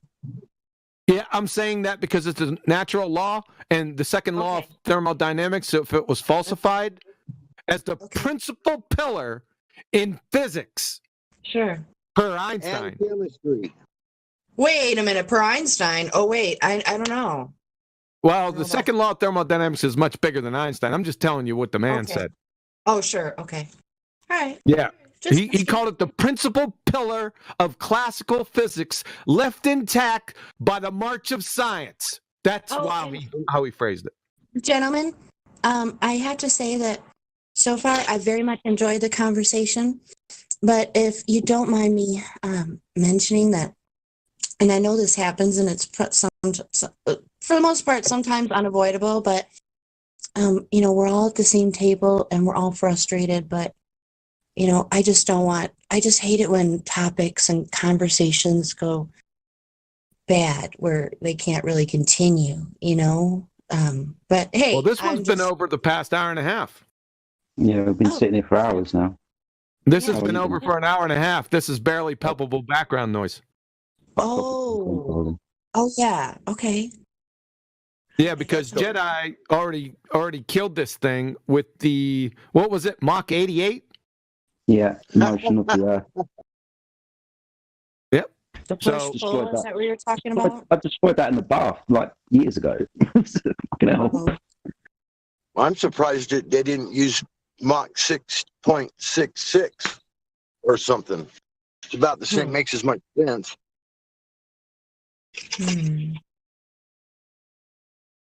So, you guys, this is a new topic, sort of, kind of, right? Oh, no. You've been talking about? Or? No, it's just spotting flies. He just keeps throwing things out there. We slam, comes up with the same thing, keeps recycling the same stuff. You mean standard tactics? Yeah, it's like, we call it like gish galloping or whatever. Just keeps throwing stuff out there, hoping something sticks. That's not a gish gallop. It's some weird word, isn't it? And I can't remember the name of it. No, it's more like Groundhog Day. It's the same repeat cycle by the same people every fucking day. Even though we've probably had these conversations about 2 weeks ago, destroyed it then 2 weeks later they come back and say the same fucking shit. Yeah, but man. People can't learn. But I mean, I just like to, have a friendly chat. That's all. I know. And I do have respect for you, Chris. You are one of my more favourite Clovers. Jedi, got some pictures coming for you. Oh, cheers, buddy. Thank you. Yeah. Well, I think it's really telling. Is just ask them, Chris, if you don't care about space, why should I care? and I don't even think that stuff is real. I love space. I think it's beautiful. I think you guys are missing out on so much. I know you guys probably don't think the Hubble is real. Space is beautiful. It's amazing. Astronomical observations are awesome. No, that doesn't answer the question. Wouldn't Mordor's quite nice. been there before, man. Wouldn't you want to make this happen for you? Make what happen? Fantasies are beautiful, mate. This is the sad part, dude. The space really isn't that magical, man, because you're getting the beautiful, like, photoshopped, pink, green, splashed explosion image. I mean, every time we see videos of these people up there, they don't see jack. It's a black void up there, man. You might run into a planet without even realizing it because you can't see the damn thing. I mean, whether or not the stars or just lights in the sky, then either way, I think it's beautiful and amazing. Yeah, the sky is fucking gorgeous, mate. I mean, those lights in the sky, constellations, moon, sun, right? They're fucking gorgeous, mate. See, not gonna lie.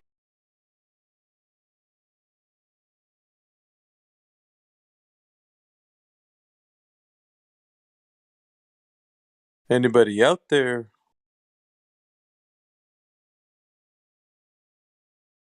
What's up, guys? Anybody here? Yeah, I just came back. What's up? Oh, nothing. The bot was going. I just wanted to see if anybody was here for a conversation. Oh, okay. Well, if you have anyone to talk to, go ahead. Yeah, sure. If anybody's in here, man, you guys want to have a discussion? Oh, we got a new guy here, I see. No, it's not VC verified. Magunorama? Magunorama? Is that how you pronounce it? I don't know. Can ask him if it's the right way of pronouncing it. By the way, are we saying your name right? Magunorama? You probably have a better way of saying it, I guess. Does he need to be unmuted? I don't think so, right? He doesn't have VC verify role, so you have to unmute him once. Like he left anyway, so. All right, we got another guy, Ray Cirex. What's up? Not you again. Just scaring everybody quits. Yeah, scary. I mean, what do you even say? Like, if they come in to lurk, hi, welcome to the yeah, calling out them names, and they disappear. Yeah, I don't know. Not much you can do. Try tactics. What do you want? Or hey, I'm your flat Earth assistant. How can I help you today? Sure, I can answer your question. Yeah.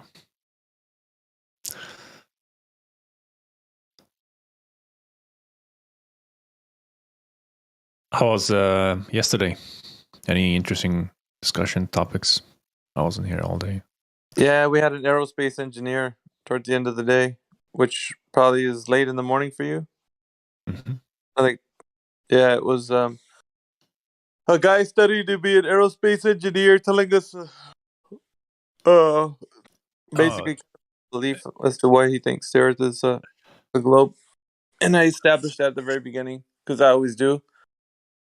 And he says, I believe them to be true because it sounds very convincing. And I'm like, is there any evidence to the case? Because it doesn't sound like, because he went back to, because I told him, how I do my spiel. I take them all the way back to the origin, and then they can't provide any evidence because they go to Eratosthenes, which is probably the only evidence they have of anything back then. They probably, I don't want to give them any more that I know of because there is more, but the ones that they know are like Eratosthenes, and he's saying that, and then, so okay, well then obviously they provided evidence that the Earth has curvature, So can you repeat that method and then tell us about it so that we can do it ourselves? Because that's ultimately what we need, right?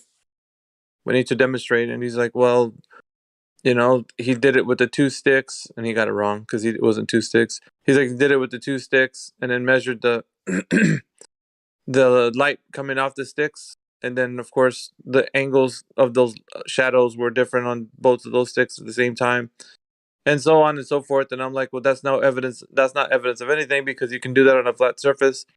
I told him a child can do this. A child can get 2 objects, put them in the flat surface of their floor, and then just get it like a flashlight or a torch, as some people describe it, and then just shine that light on those objects from a specific distance away from the object. Um, the first object that's closest to the light will have a shadow that will be shorter than the one that's farthest away. This is easily explainable, but it doesn't have to be that it's on a curved earth, or a curved surface. It can happen on a flat surface. So if I tell you that I can do it on a flat surface with a light source that is a farther distance away from the furthest object and closer to the light that shines on it, the shadow will be less pronounced, then it doesn't give you evidence that the earth is of any particular shape. So you can't use that as a evidence for the cause of how have they measured the curvature of the earth. So I was like, you got anything else? Is there anything better? Because moving forward, taking this information and telling other people that this is how we can discover that the earth has measured curvature is not anything. It's not a measurement of anything. In fact, he was presupposing that the earth was of a globe shape before he started this, according to what the story was told to us. The source itself isn't even verified. It's information that they've gotten like third hand, so it's not even second hand or first hand knowledge. It's like they got it from these sources that are not even, who knows if that person even existed. So the story we've heard about Eratosthenes and how it's described that he did this experiment, which is not an experiment, is completely bogus on its face. If you analyze all the different things that he was talking about. So there isn't evidence of geometric shape being produced there by a method. It was just something that was done to reify a position that they already wanted to be known in the world. And like some people latched onto it, some others didn't, but that was beside the point. We need to know why the origin story of this information was important to us and why we perpetuated it moving forward. And it made sense, I guess, to him that it didn't produce a definitive answer whether the earth was a globe or not, but yet that's all he could talk about was that being the strongest case for the evidence that he could produce. Now, this is an aerospace engineer, mind you. So knowing that the earth is of a particular shape in order to function in his job, I think would be kind of essential, because he needs to, according to what he said, build satellites and send them into orbit. So something such as the radius would be entirely important to his particular job, or at least I think it would. But yeah, he was basically going through and telling us that like it doesn't matter so long as we can know that today we can find out that the earth has been known to have curvature, or we can produce that with technology and whatever today. But I told him it's useless for you to tell me a story about how things can be known today if we don't even know how they were known back then. Why would anybody have the idea that the earth is of a particular shape if back then they couldn't even figure it out? And I was trying for him to understand that point, because that point was essential for his understanding. If they are claiming said information, then that information has to have a method which is verified and all of us can agree on the method. But because of the fact that it doesn't provide evidence or definitive proof that the curvature of the earth exists, then that method is not something that we can use to to reach a conclusion of if the earth has definitive curve or not. It's a conclusion that they want for a biased understanding of what they reify on their model, but it has no foundation in reality, because they can't go out and measure curvature and then practically apply it to anywhere that you're on Earth with the curvature drop rate given to us and so on and so forth. So how did they reach that information? Because we have metrics. So metrics, of the globe are given to us by way of calculation. So where did they come up with these numbers? Because it has to be. It sounds like more or less like the thing that was brought forward by the guy was like, he didn't really know much about anything, and he was really proud about being an aerospace engineer, which is whatever. I mean, it's an accomplishment that he achieved, and I guess in some respects he feels like that's important to him. But at the same time, there's no knowledge or no common sense when it comes to the understanding of his paradigm. So he's really flying blind in a sense, because he's taking whatever information has been given to him and just using it for the practical use of like punching keys on a keyboard, saying that, well, we know that things out there exist, like in like the satellites that we're sending out there, because we can point radar to them and then receive information as to the distance and so on and so forth. So we know that they're out there at that specific place that they're supposed to be at.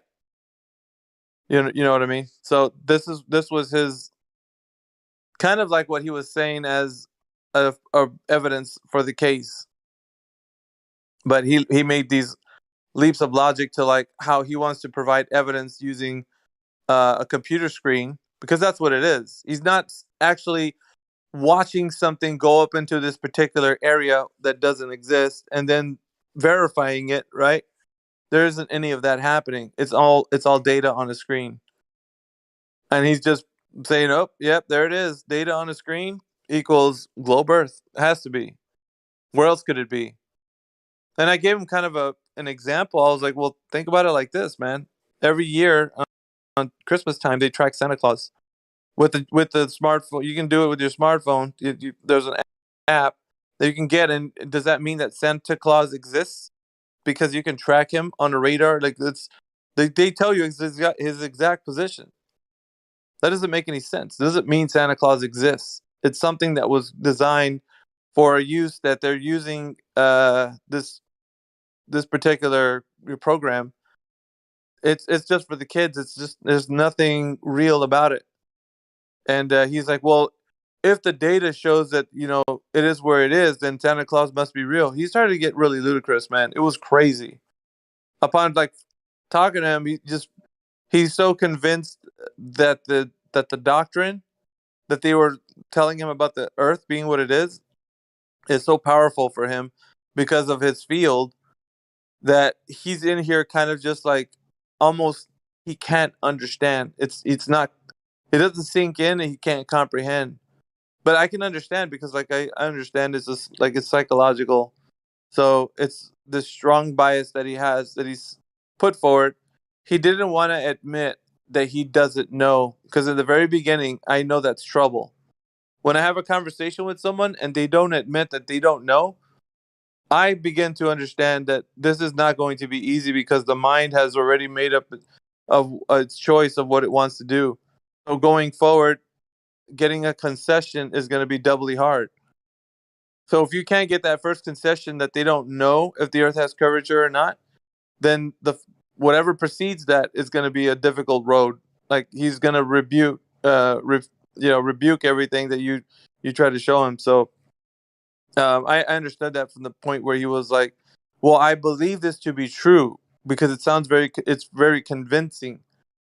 And I'm like, yeah, but you're taking belief in something to be true, as in like you're really mixing it up. You're bringing it to like that's the same thing. If something is true, then it can't be just something you have an understanding of, like a knowledge. It has to be, or it can't be something that you believe it to be true. It has to be something that you know to be true, because that's how we differentiate some people that say, well, I just believe something is true, and somebody says, no, I know it's true. It's more definitive. It's not suggestive. So he didn't want to say he didn't know, which he didn't know. He'd still, throughout the conversation, he didn't know a lot of things that were being proposed to him. So he said that, and I know he might have slipped up, but he was saying like he could measure the distance to satellites using Eratosthenes or some other junk. You could probably rewind the the live stream where he was saying that. It was interesting, man. It was like, dude, why are you saying that, man? Like this, you don't need to invoke that. That's you and I know both that wasn't even. We agreed. He agreed that it wasn't definitive proof of the curvature of the Earth. But yeah, they're stuck in that zone, man, where they have to feel like they just wave dismiss the things that are shown to them because the mind is on full like rejection mode. It's whatever at the end of the day. He felt happy that he's going to wear a lab coat and work at a job that probably pays well, punching some keys on the keyboard, saying that he's aiming a radar at a satellite, and he feels good. At the end of the day, he feels warm and fuzzy, and that he knows that his cosmology is still intact. But that's the road he chooses, right? Every man, woman chooses their own road, their own path. And it's unfortunate because you don't like to see people that are intellectual to fall by the wayside when it comes to like deception. But you can only do so much in this respect where you're showing people that, the whole world has been deceived. Because if it were the truth, then we would all be on the same side. None of us would. How could you go against something that's self-evident, right? You go out to the beach and you say, I see curvature. Where? There isn't any, And so,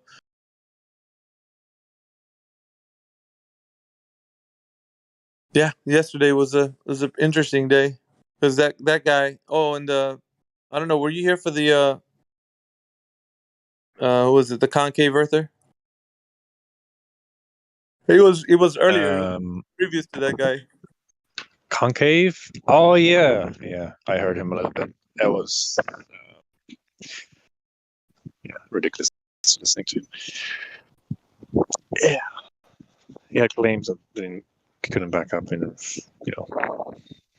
whether they had reality. I'll say something about living within Earth or something. I don't know. That was his topic. They're supposedly so concave has to live on a model. So they have to have a model in order for their reality to be conceived or perceived, I should say. So in his perception of whatever he's proposing with his concave Earth, he has to have, whatever information, propaganda. I call it propaganda because that's all it is. It's not rooted in something you can discover for yourself, but it's videos where it's getting you to look at something in their. It's skewing the perception, really, because when you go out and see things the way they really are, certain phenomena take place that can get somebody to think that what's happening is like. I'll give you an example. Because people that can't see the bottom of the boats, they call it curvature. So that's curvature downward. Of course, that's more affirming like the globe Earth position. So he would say that because you can see the horizon upward from your position sitting down somewhere, that the Earth is curving up. Kind of like if you've ever played the game Halo, that Halo ring. That's kind of like what he's saying the Earth is. We're just inside a giant sphere. And everything's curving up. So when you look straight directly up 90 degrees from your position, you're probably staring at like China or something.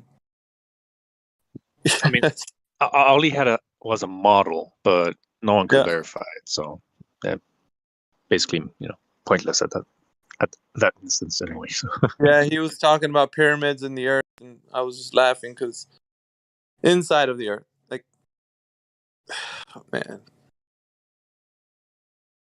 And of course, I think in their model that Earth is moving, so it is spinning. That's why everything's stuck to the inside of the walls. But it's ridiculous, really, if you think about it, because if you spin something in the sphere, whatever direction the spin is going to go, everything would collectively be in the center if there were things, You know what I mean? We'd be all stuck to the equator, mashed up, and one, like, we couldn't. The further we walked, downward off the equator, it would get like really intense for us to be there, because if the Earth is in movement in that particular model, then we'd all be smushed to the equator. Conversely, Yeah, for the definitely. yeah, I was gonna say, conversely, for standing on top of a ball and then spinning that ball, then you'd be spit out. You'd be flung out to wherever. But inside of a ball, you'd be smashed to the inside of that ball, to the equator. Like right where the spin is the strongest.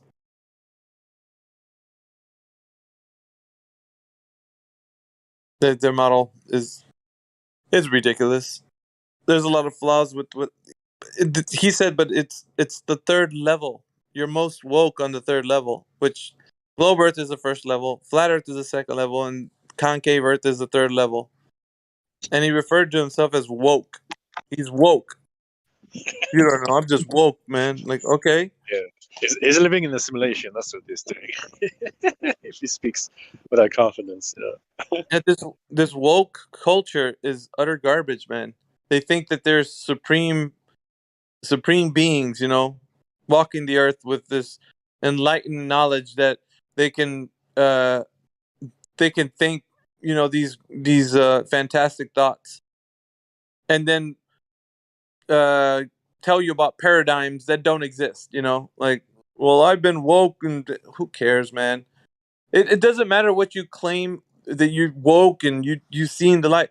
Provide evidence, and then we can talk about maybe you being enlightened because you know something that everybody else don't know. But so long as that evidence can be verified, right? Falsified, if we can actually attribute it to being empirical, then of course that wouldn't be a question, because you would have something that you could provide to anyone to show a method that they can do for themselves.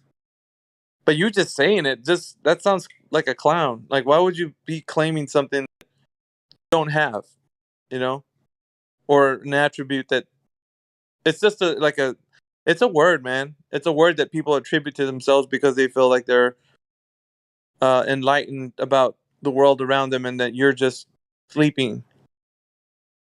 So they're woke and you're sleeping. And he's, I don't know. It's a culture, man.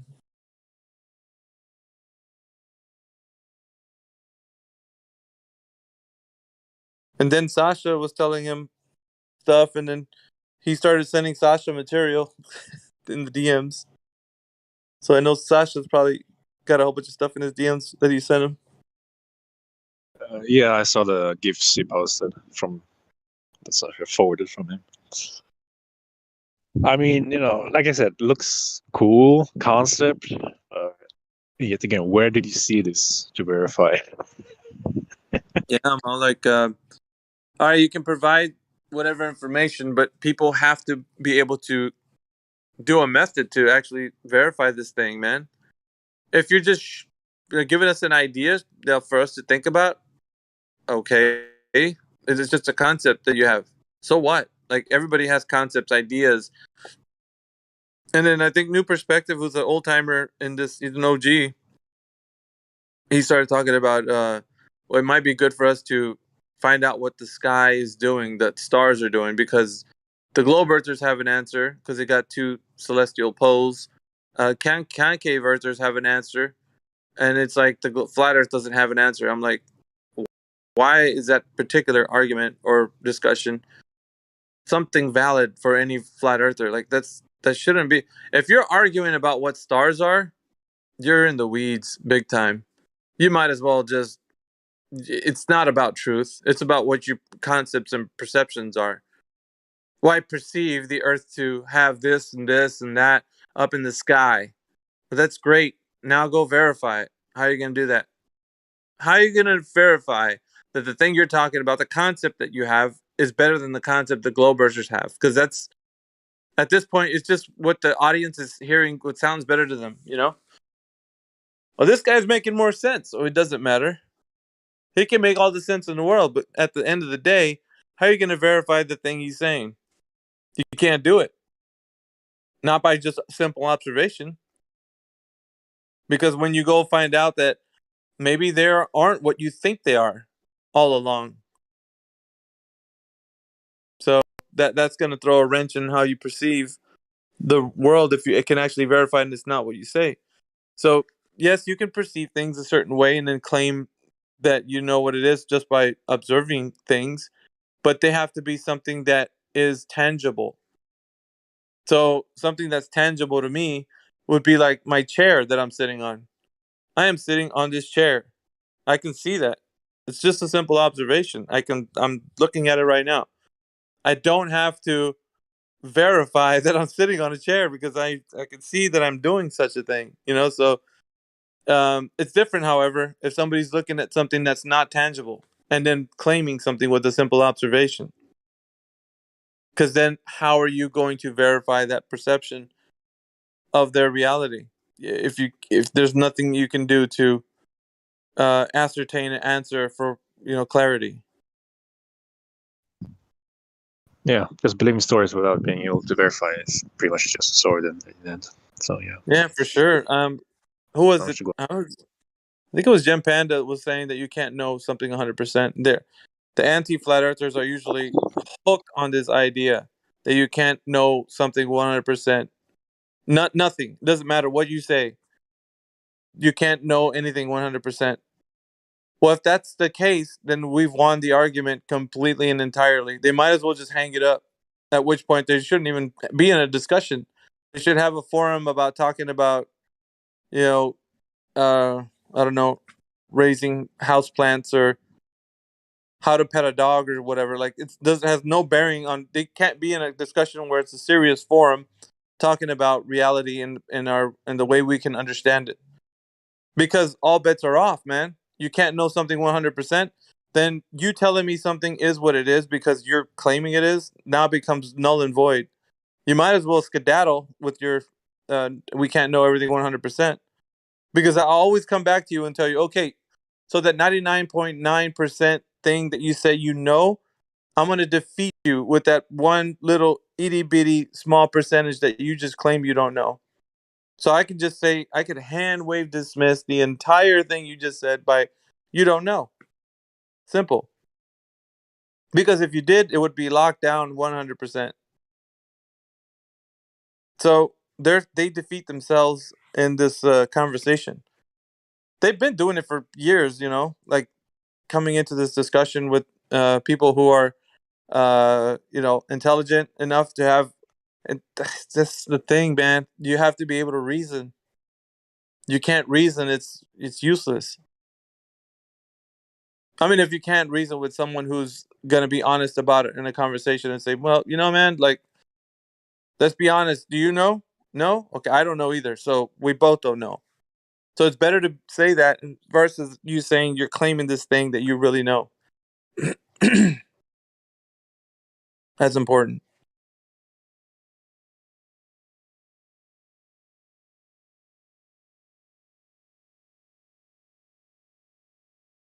So yeah, people come in and out of the server, and we have conversations with them. But I think the best thing to do is make sure that we are getting them to realize that the paradigm itself is not built on a solid foundation. I think that's important because they come in here and they think that they have, all the evidence in the world, consensus. They got people backing them up. They can show you pictures from space, all that kind of good stuff.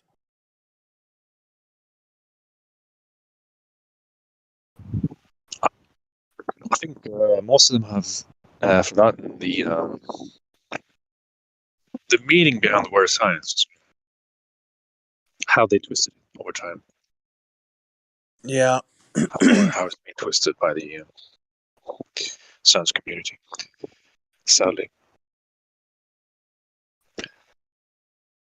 But yeah, that's why why this Discord is here for. take them back to reality and discuss what's true science.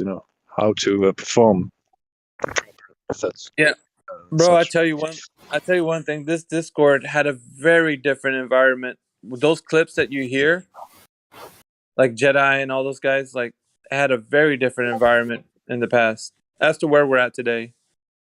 Where like there was a lot we had to show people that were listening, kind of a more of a how can I put it, a laid out, detailed explanation throughout the thought process for everything that they thought of from the globe Earth's perspective, and it was alarming at sometimes that when we would do the research and we'd go through like each tidbit of information, like what the speeds are for the sun moves, the sun's movement around the sun, or the Earth's movement around the sun, uh, in the elliptical path that it has, the speed that it would take for it to actually make its revolution one time, the actual revolution of the Earth spinning around on its own axis.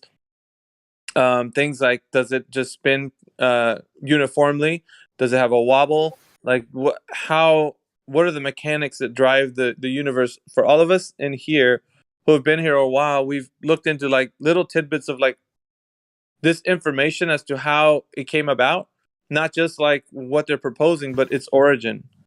So we would look into like why people are so distracted by thinking that this is what reality is. And like some of the characters that you hear that we speak to when they come into the server, you hear them, they sound like they're intellects, right? Like you don't feel like someone like that should be thinking that it's a globe. They should know. Which it stumped us a lot of the times. People will come in here and they're just, these guys with degrees and they've been to uni and whatever. They have, I guess the capacity to critically think, but at the end of the day, they become mindless robots who just are just simple yes men to whatever the lesson of the day is, and they don't think for themselves. They don't challenge themselves, or I should say, they stop challenging themselves. Because at some point, you could think of it. Pretty much appeal to consensus, without verifying it at first hand, going by second hand information, and so forth. So creates a lot of problem that you realize when we in Discord challenge and show them the problem, the holes in the model, and they don't get it. It's like I think they refuse to see the problem because they're like, nah, too many people are following the same lead. Why would I listen? Yeah. And you're talking about this. It used to go because those guys. One of the things that those guys were really good at is using their mathematical jazz hands. So they would bust out with formulas and concepts and crazy, wacky kind of ideas, and they would get you on this kind of journey that they would, because of their knowledge of the lessons that they learned, and they would think that solidifies the convincing argument for the globe Earth to them. That was to them what really brought it to light was that it was so fascinating with math that it was like, how can you deny that? How can you deny the calculations? Why is that not apparent to you that I'm looking at it at a more specific way than you guys are just saying that it's not a globe? Like to them, it was like their brain can't understand that. But it was simple, right? It always has been. Because if whatever you say that you worked out on paper or computer or whatever, if there's some calculations that you figured out, that's wonderful. Math is a language. It's a useful tool that we can describe things with. But it stops there. It doesn't necessarily describe reality itself. So when they try to say that math is reality, that's where their fundamental flaw is. Because you can't point at math and say, yes, because of this, this is real. No. So I mean, and that's easily proven, right? Because you're like, okay, so now hand me the number 3. It's something you can give them. It's not tangible. So it becomes a language that it's how something is understood when you perceive it in a way that you're teaching somebody how to learn a language. They learn the language and now you can communicate. But it's not reality itself. And so therefore, when they get into these like concepts, and theories and such, they get lost in the woods and then you're like, dude, like that's great that you have this great grand understanding, but when does that convey or convert over into reality? Because none of what you're saying I can practically use here. It's just based upon a model that if you fly from one place to the other using calculations and stuff, you probably will do right? Because on that model that you've constructed, it's just based upon the practical use. It's not based upon how reality presents itself. So you didn't just not use anything and then do something and then get the information. You actually had the information proposed as a way to, like, saying that the earth is a globe. I'm going to travel across the earth as a globe, therefore the earth is a globe. So it was already a presupposition you had in your mind, and you could do the same for anything. The earth is a donut. I travel across the earth as a donut, therefore it is a donut. The earth, and anything you could use it for. But here's the kicker, man. If you're saying that all that presupposition is how you're getting the understanding of your natural world, then it's going to have to reason that when you're on the ground, it will measure whatever you claim that it was supposed to be presupposed as, because the presupposition began somewhere. Someone thought about it, someone conceived it, someone laid out the plans for it, and then therefore whatever it is that they proposed, that's why you're even presupposing, because they've already figured it out. Now you're carrying it as knowledge and so on. But that's the thing, like, they stumps them. They get to a point where they can't explain, and they're like, well, we don't know how to demonstrate. There is no demonstration, or how can we demonstrate? What would you accept as evidence? They would ask us.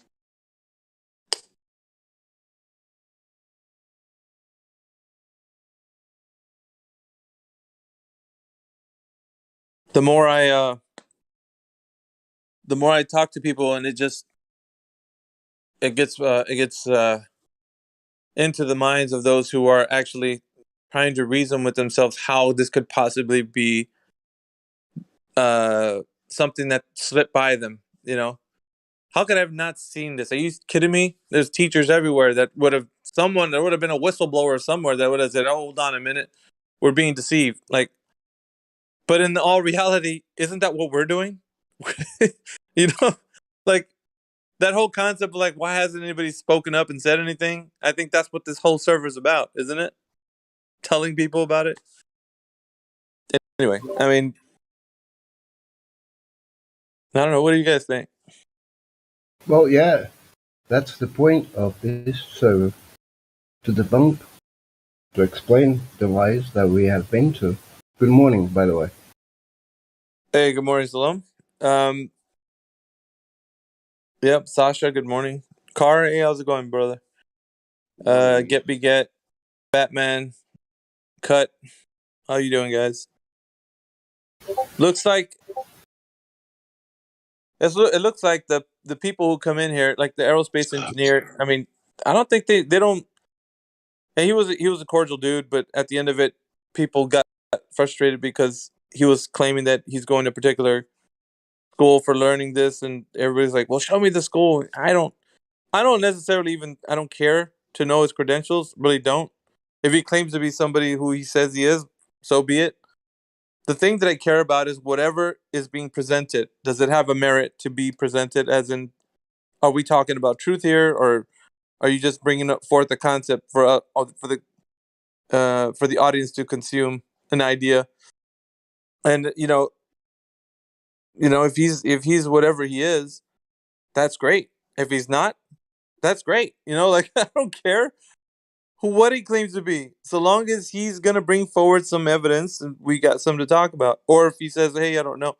But like I said, most of the times it's just pride. That's all it is. People just have pride. They don't want to admit things, and that's why I challenge whoever. Doesn't matter who it is. Some people get afraid of speaking to intellects because maybe they have, we wouldn't be able to speak in the same understanding, because they've studied subjects and whatnot. And I don't know, it doesn't seem that way to me, because the truth, it feels like to me like a stone in a glass house. It doesn't matter where you toss it, you're going to shatter the house because it's truth. And the house is it's the concept of lies. So, and I don't know. I think it becomes easy when you just use that one thing, that one single piece of evidence that they need that's essential. That's called pull the trigger on the brain. Yeah, and he did go to like refraction. He did go to a few other things, radar being something that you could verify that because radar exists and the radar actually hits the target, which is the satellite that's flying across the Earth. And he's like, well, that's a great way we can verify that we live on a. I'm like, dude, let's go back to the beginning because you didn't even know if the curvature of the Earth is verified. So how do you know the geometric shape is real? Like, I'm trying for people to realize that one single point, because if they don't realize that one single point, I don't care what you tell me about the Earth, because it's not going to make any sense. Like, okay, you think you live in a geometric shape. Now you're telling me how satellites work because it has to be a geometric shape. That's circular reasoning. That you're just going in circles. It's got to be a globe. Therefore, my satellite points at my radar points at a satellite, and it is pointing at a satellite. So therefore, the Earth is a globe. It's just constantly a circle jerk. Yeah. And you can't get out of it. And that's great. You can think about that in any freaking way you want, any concept, any model. The Earth is a pyramid. We shoot our radar at a satellite. It hits the satellite. Therefore, now the Earth is a pyramid. Like, it just, the reasoning behind it does not make any sense. So until you discover by way of measurement that it is a pyramid, then you don't got anything up until that point. But they don't even know those who said that the Earth is a ball or a pure shape or whatever. They don't listen, or they don't even, go and find out what the nonsense they are talking about. So. Yeah, they are appealing to authority, and they don't know that authority has nothing. They don't know that authority has nothing. They believe in authority. Exactly, Shasha. Yeah. Do you remember that guy yesterday from who claims that the Earth was concave? Yeah. Sasha's probably convinced now. We have to talk. We have to pull him aside and talk to him. I still didn't watch video. I need to watch video immediately. After But video, that's the heavyweight, man. Once you watch that video, you're done. You might as well just come back with a concave Earth tag on your thing. I'm done. You are done, man. I will come back here and then roast all of us. Yeah, we're done for, man. Well, you know what? Because you'll be on the third level. The third level is the woke level, man. When I watch video, I will explain you then everything, and then you will be on the third level. Yeah, you don't show it to Get because he's the last. I wouldn't be able to. We don't know what to do if he gets a hold of that. Get will be on my side. I know you will. That's what I'm saying. Like, don't you should. It's like, oh my gosh. I give you some evidence of a concave and a ball shape of Puchki's video that that yesterday when that guy came in, I just posted. But I'm gonna give it to Shasha just to prove that the other guy was right. Yeah. Wait. Oh my gosh. Cool. We have like a now group of 20 people who are right.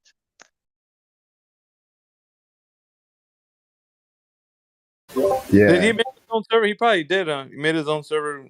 He brought the woke community to that server. They're all woke there. Third level concave earthers. It's like you go to karate, you get like a black belt. When you know a lot of karate. It's like they got their package levels, right? You start off as a globe earther. Everybody does. That's the first level, and you work up to like the flat earther, and then once you go to the concave earth, man, that's it. You're Supreme Kai at that point. That has no any sense because in that means if I look into sky, that means that I can see the China. Yeah, it's above your head.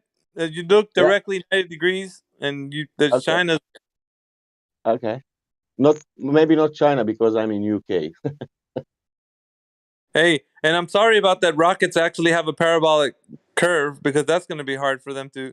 Like, that means that they're going directly into the ground because if it's a concave Earth and the rocket's moving parabolic, they're going straight to the dirt. Yeah. Oh my But it is so ridiculous that when people see those this kind of videos of people throwing balloons to the sky with a high fish lens and all Yeah. that kind of stuff, and they buy it. Well, check it out, man. Yeah. There's a and I'm gonna have to hold everybody to this because I think Flat Earth was doing it for some time. I think there is still some things about Flat Earth that are doing that.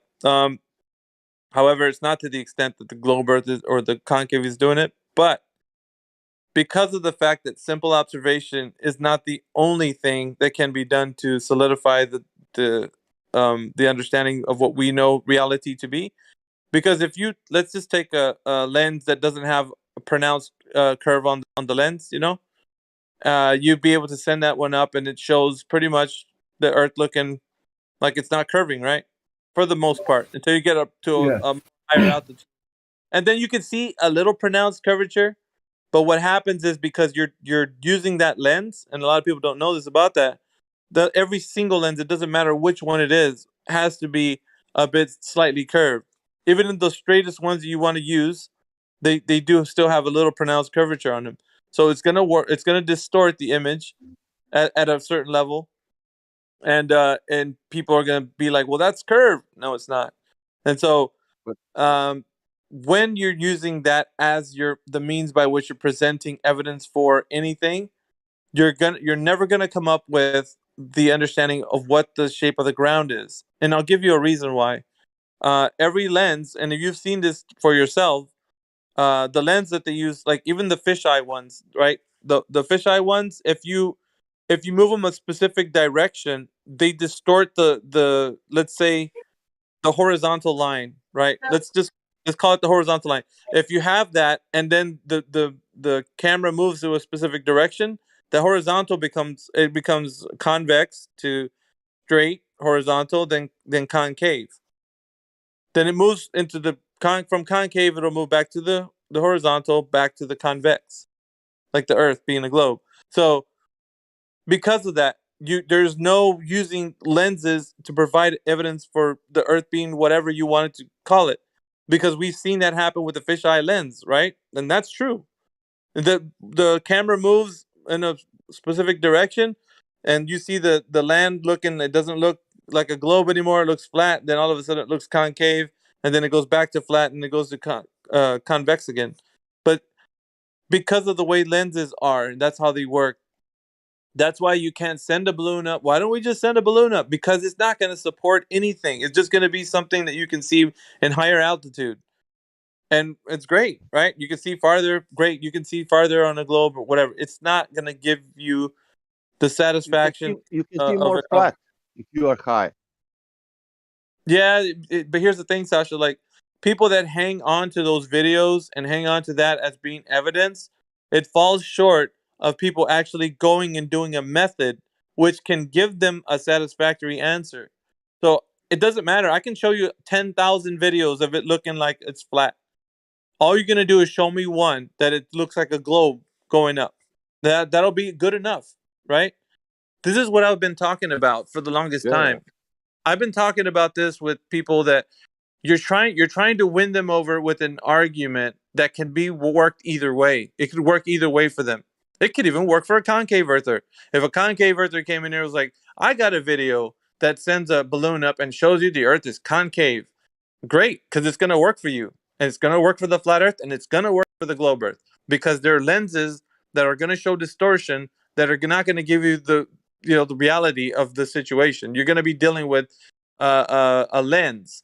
You're looking through the eyes of a lens. So next thing you know, you're going to be making all your presumptions. Well, we went to such and such height. We got no curve. Great, it's flat. No, it's not. You haven't measured anything yet. You're just talking about a video. And so for the globe Earth, the same. We sent the camera even higher than you guys, and we got globe. So maybe you didn't go high enough. and then you got concave. Well, we sent up higher than yours, and it's concave. So you know what I mean? Like you can't get anywhere in that argument. And the reason I'm showing you in a kind of a way that you can see is that if we're going to get down to brass tacks, if we're going to actually talk about, okay, so what is this thing that we're standing on? There has to be, it's got to be curving down, not curving, or curving up. It's got to be doing one of the, and if it's not curving anywhere, then it can only be flat, right? So that's the thing. We have to be able to detect curvature by way of measurement. If it's not able to be detected, then we don't have a curved surface. There isn't one. So that's the thing. We get back to the basic point where we identify the true meaning of what we're standing on. So that's why I'm telling you, like, it doesn't, all these arguments that we've had before in the past that will, because like I said, one single little thread unravels the entire cosmology, the entire thing. So you can have the best evidence you want with videos, with using concepts, models, even like you can show them the AE map. You can do it. It's logically consistent. It might be something that, in a concept, it works really well. But as far as like convincing somebody that the reality that they've been taught is not the same as what we experience, it's not going to do justice, because they are going to come at you with a model, with videos, they can do the very same thing you can do. Yeah, so the only way, yeah, go ahead. I posted 3 pictures of mine when I did my trip to Norway, and you can see the third picture that I posted. If you see it, you almost can see like kind of a globe stuff, right? Yeah, but for sure. But it ain't, because I saw it with my own eyes, and that is funny what you just said, because it is what it is. I mean, the camera can always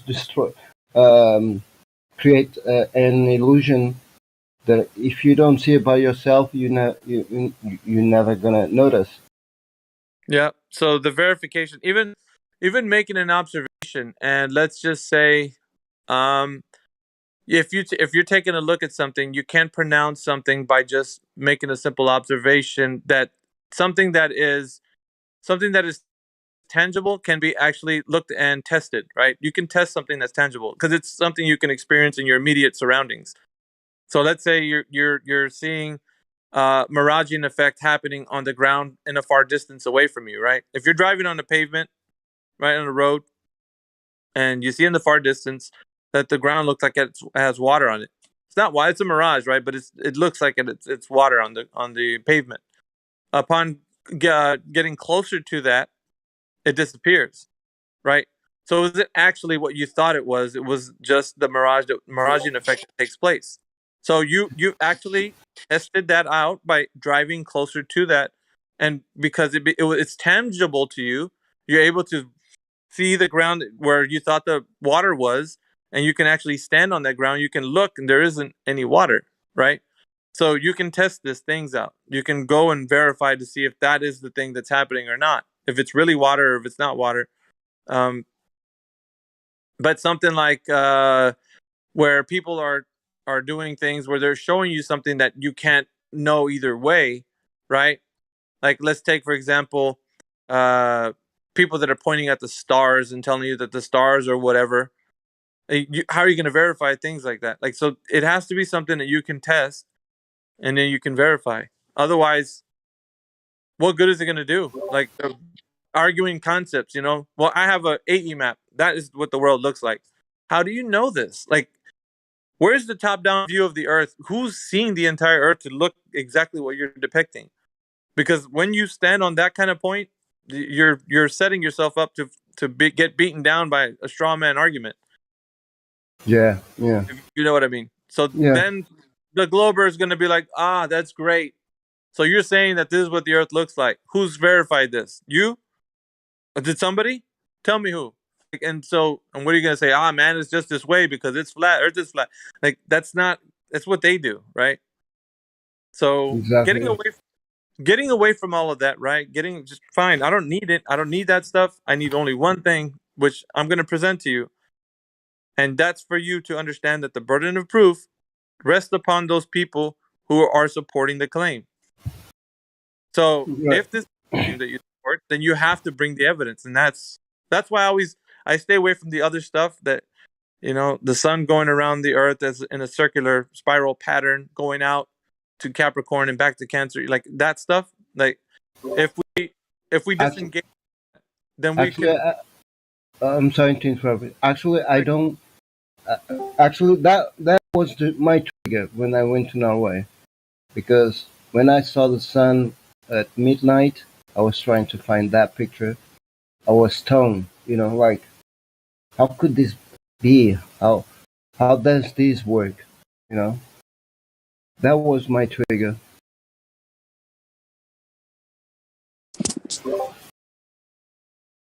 Go ahead. I'm sorry. Yeah, no. I wanted you to finish your thought. I don't know, man. I guess I wake up every day passionate about this because I know that it doesn't take a long and lengthy intellectual conversation to get somebody to realize that they've been lied to. For all this time, I guess we have been walking the globe earthers through the entire extensive viewpoints of the globe. But I think it's time to kind of quail that and put it to rest once and for all. And the way it's going to go down is people are now going to stop going to these other conversations because, like I said, gravity is built on the presupposition that the Earth is already a globe, and we're giving it to them, talking about Einsteinian and Newtonian, because we're already saying that, okay, so if your magic fairy tale gravity exists, then it wouldn't work. And then they argue the opposite, right? But if we start taking them to just fundamentally going straight to the curvature, having them provide the evidence, it will not happen, at which point we will expose them as being people who just believe that the Earth is a globe. It is that simple. It'll just be like, okay, everything preceding this is what you're going to tell me as your belief. This has nothing to do with us understanding for real that the Earth that we perceive is a globe. Oh yeah, for sure. That's it. I just posted that picture that I was talking about. I was on the train in Norway. When I saw this, I was like, "Whoa, hold on a second. I'm missing something." You know. I don't know if you can see the picture yet, but I took it inside of the train, and that is the moon.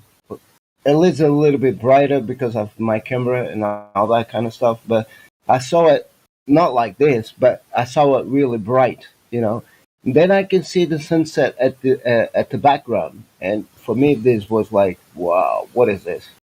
And this was around midnight, something like it. Oh wow, this happened at midnight? The sun was still out? Yeah, it did. Yeah. And so this was I will call it my trigger, to the subject, because I never experienced something like this. And for me, it was like, whoa, hold on a second. Something is wrong here.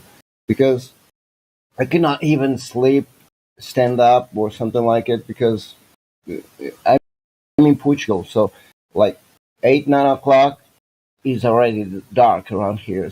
So, seeing the midnight sun, it's kind of weird. But then I realized the rotation of the sun makes sense.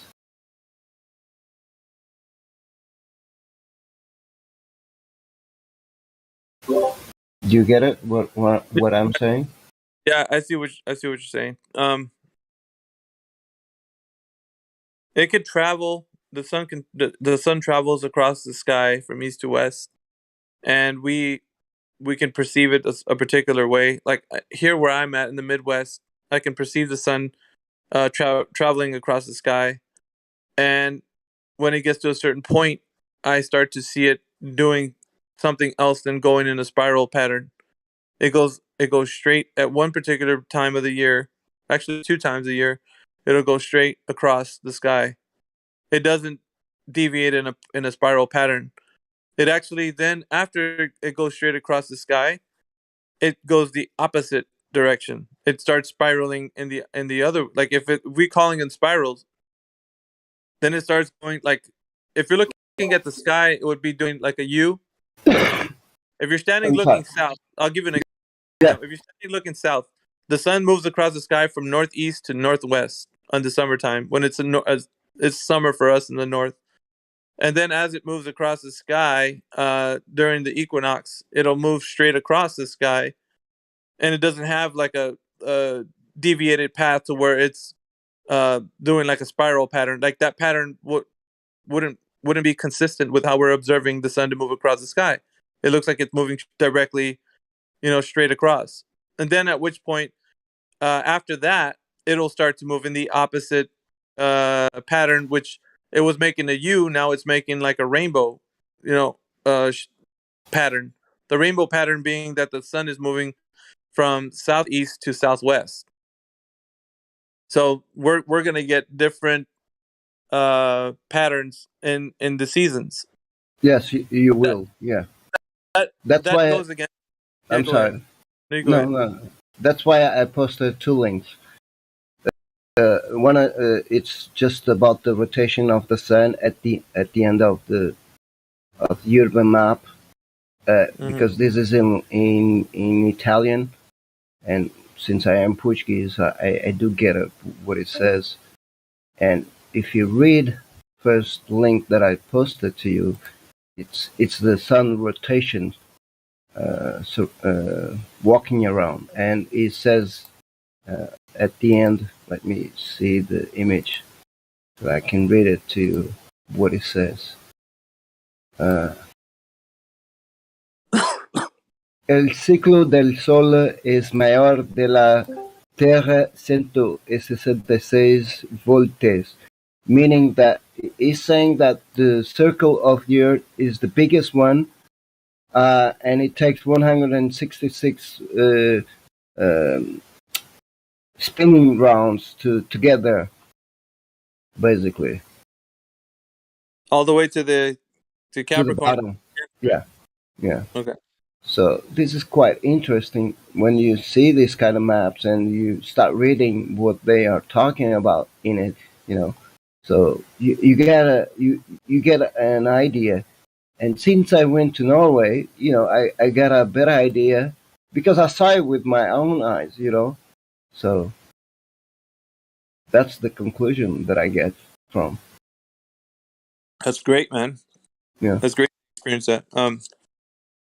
But it stands to reason that when people produce a concept and natural observation of our world becomes apparent that what they're proposing in a concept doesn't work out in reality. So the spiral pattern doesn't work out like the way they think that it's spiraling on top of the Earth outward. Because if it was spiraling in the way that it does, like the way they show it doing it, then it mismatches our observations. Right. Yeah. So that's kind of like, that's why I'm always going back to this in this argument. We have to be well equipped at understanding when we talk about certain things, if our known reality isn't reflecting what we're saying, then we're just making like these concepts. Consumption. Yeah. And people are just going to be like, well, that sounds great, but when I make my observations, I don't see the spiral pattern going out to the tropics. I don't see what you're saying. So, and we have to give it up to what we can see, right? We can't shoehorn an idea into something that is not happening. I can't make you believe. Yeah. See what I mean? Like, so. Yeah. I do. So bringing forward these concepts, and we have those GIFs, right, in the server, where you can see the sun spiraling out and spiraling back in, and there's even some flat Earth clocks that actually do the thing, right? It's because that's not what we witness.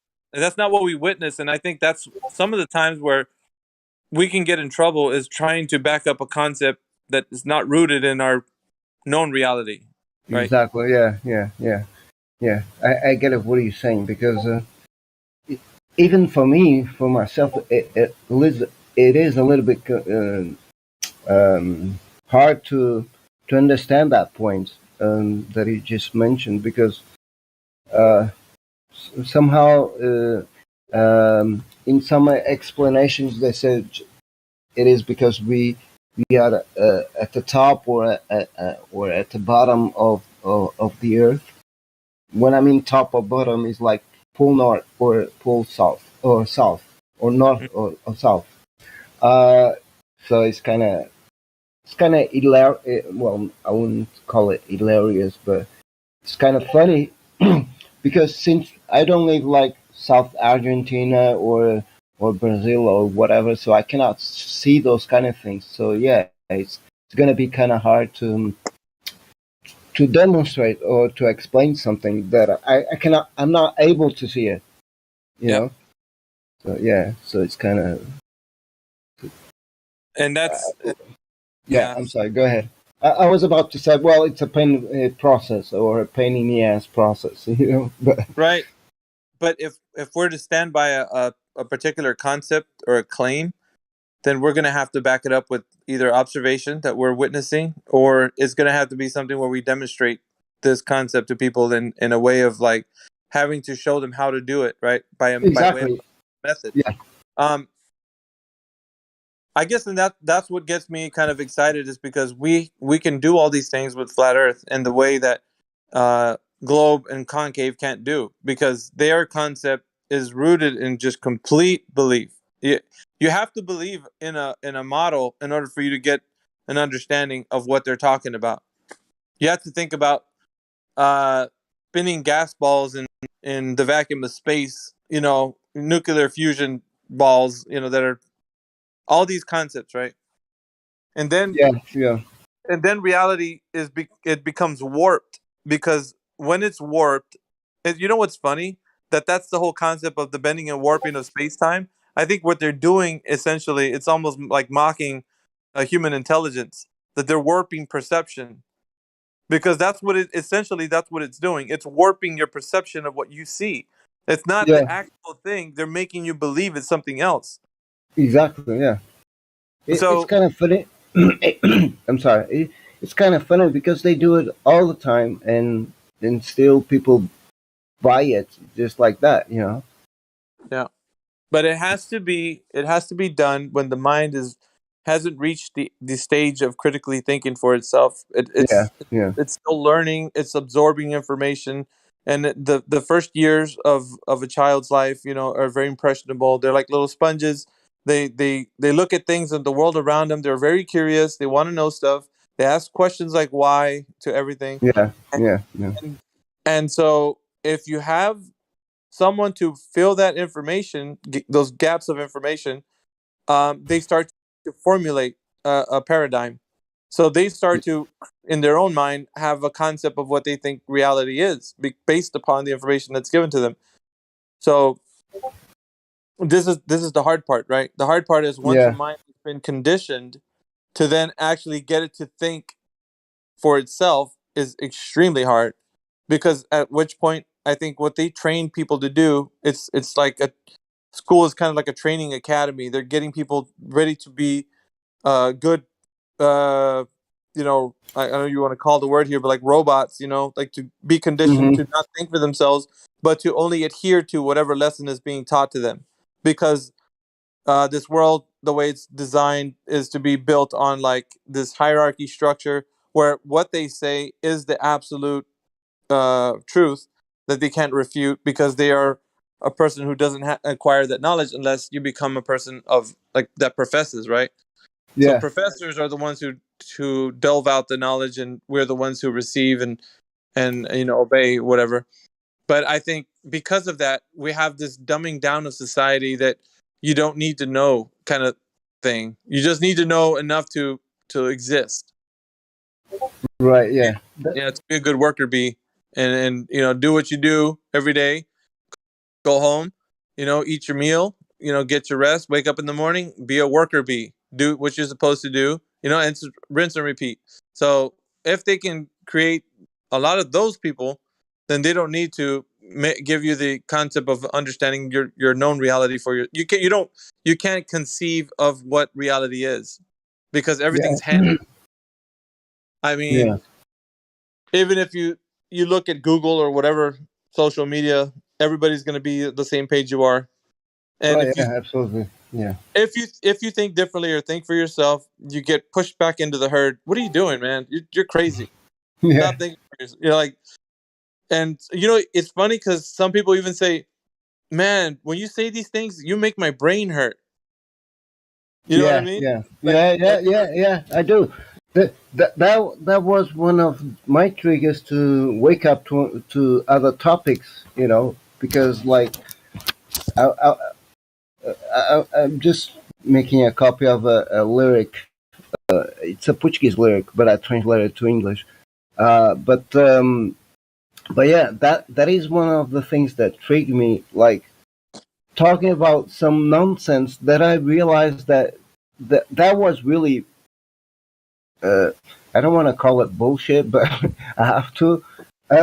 You know what I mean? Like things, crazy things that I can see in my reality or in my daily life that it ain't true, and the media is pushing that kind of narrative to it. Like if it is so real, and I was like, hold on a second, I don't see those kind of crimes or or whatever they mention on the news as so real or dangerous or something like it, and then you know what I mean, like watching the news and see they talking about something, and then on my daily basis, I don't see anything like it, and that was kind of how can I say it? It's kind of stupid. Like watch these kind of things and realize why are you saying such a nonsense things? Like because I don't see nothing on that kind of subject happening around here, or you know what I mean? It's called propaganda. Yeah, And yeah.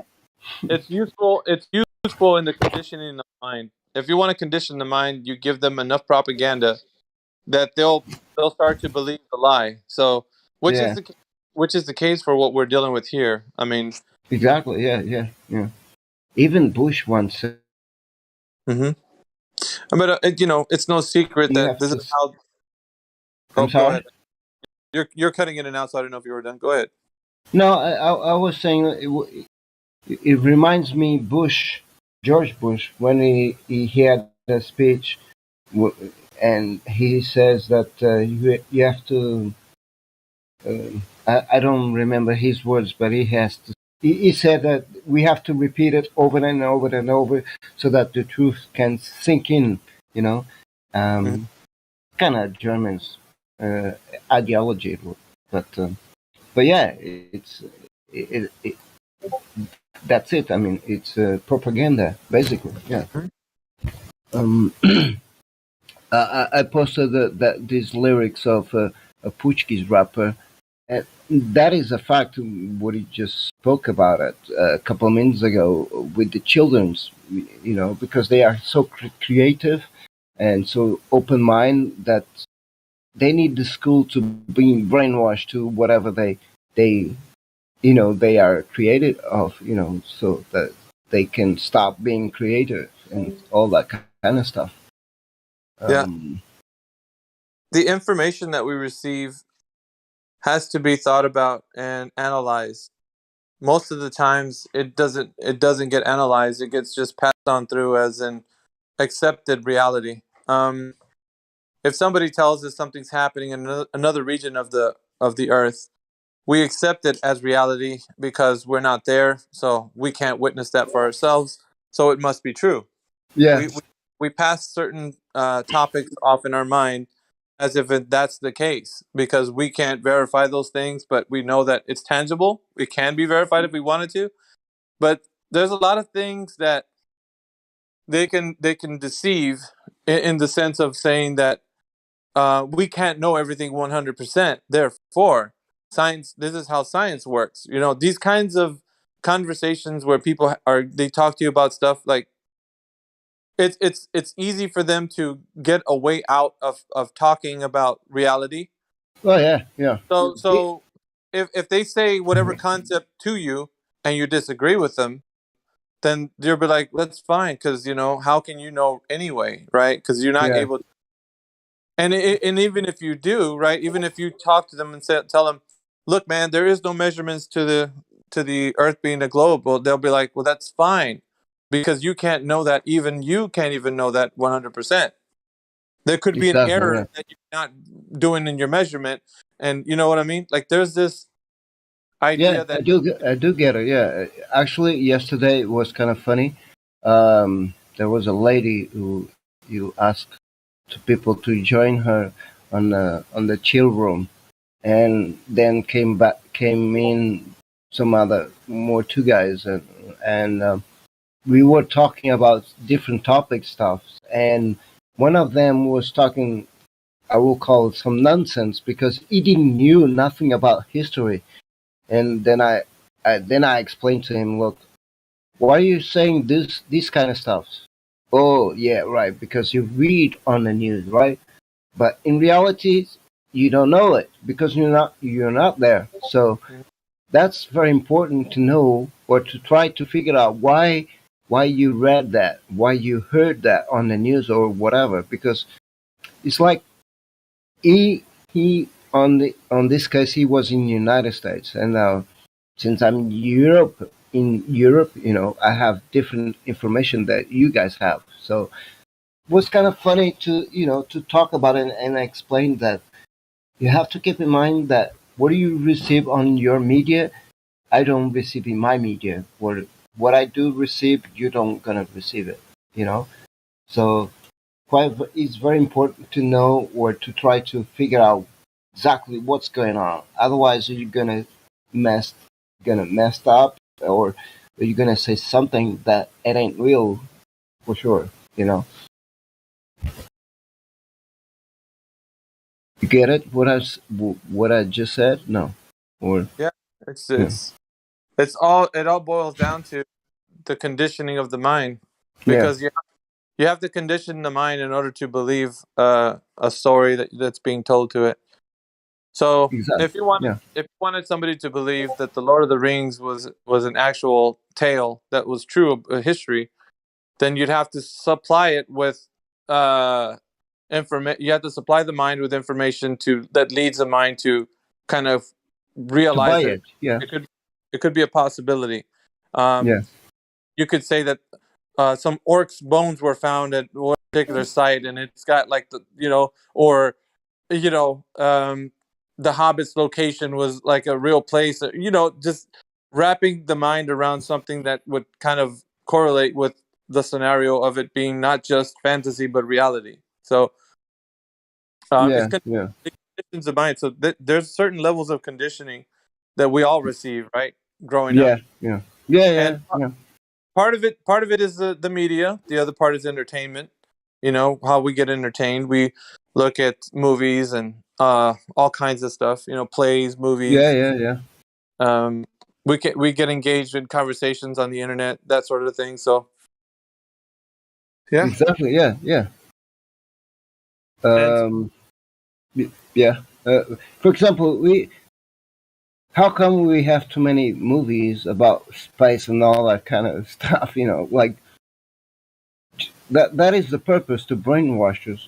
To believe in something that doesn't exist. Why we have too many movies about dinosaurs or evolution or whatever? Why they are pushing that so hard? So that people really think that we are a, a piece of dust in a universe, like they call it. So, but yeah, that's the thing. They have too many trash to offer to us just to so that when we grow up, we don't debate, we don't think for ourselves, and we just gonna throw away or throw out the things that they want us to believe in. yeah, I call it their playground. So Yeah, yeah, their play. yeah, If yeah. you're, Makes sense. if you're on their playground, they get to make the rules of how to play the game. They get to tell you where you can play on the playground, and where the boundaries are, and you have to accept this because you're on their playground. You can't do anything other than what they tell you to do. So Exactly. Yeah. a mind who has been conditioned in this way cannot think for itself. It will try to latch on to an idea that somebody in a position that is an authority position, they would claim to like as a rescue, out of the situation. Like when we have people in here that they start talking about like, well, this and that about the globe, and we question them, but how do you know this? Let's look into it, and they'll say things like, where the mind reverts back to authority. Well, I don't know, but the scientist knows, right? Yeah, yeah. But They fall back. They fall back to the position that the authoritarian concept, where somebody has the keys to knowledge, they're holding them, but they don't have them. But when my big brother comes here, he's going to show you what's what. And it's like you go to the big brother, and the big brother, he don't know what's going on either. So it's nobody knows. So you're dealing with people who had just bought a concept and just they're running with it because they totally believe it. exactly. Yeah, yeah, yeah. One of the things, like if you go to social media, one of the things you'll see like on TikTok, or it doesn't matter where, like in the comment section, if they even say flat Earth, it's almost like it's a trigger word for the mind. Oh, don't tell me nothing. It's Yeah. that is one of the hilarious things that I notice. On every single topic that even on the news pass by, uh, let's say they are talking about economy or they are talking about, I don't want to mention some words, but they always bring this subject of the flat earth to it. It's actually I was trying to grab some video clips or some clips with those words that they mention on those shows, because it's hilarious, because they are talking about something that should be serious and real, and then they bring the topic of the flat earth to the middle of the conversation without no knowledge. I mean, not knowledge, but no meaning to it. Like if the topic did make any sense at all. You know what I mean? Like I always listen and ask myself, why are you bringing the topic of the flat earth to the subject? But what are you talking doesn't have nothing to do with the flat earth. So why you bringing it on? Mm-hmm. And that's one of the funny things that I noticed in, I don't know, like 5 years or so, that I don't know, it's insane for me to sometimes watching the news or the TV and notice that they are mention flat earth on a subject that doesn't have nothing to do with it.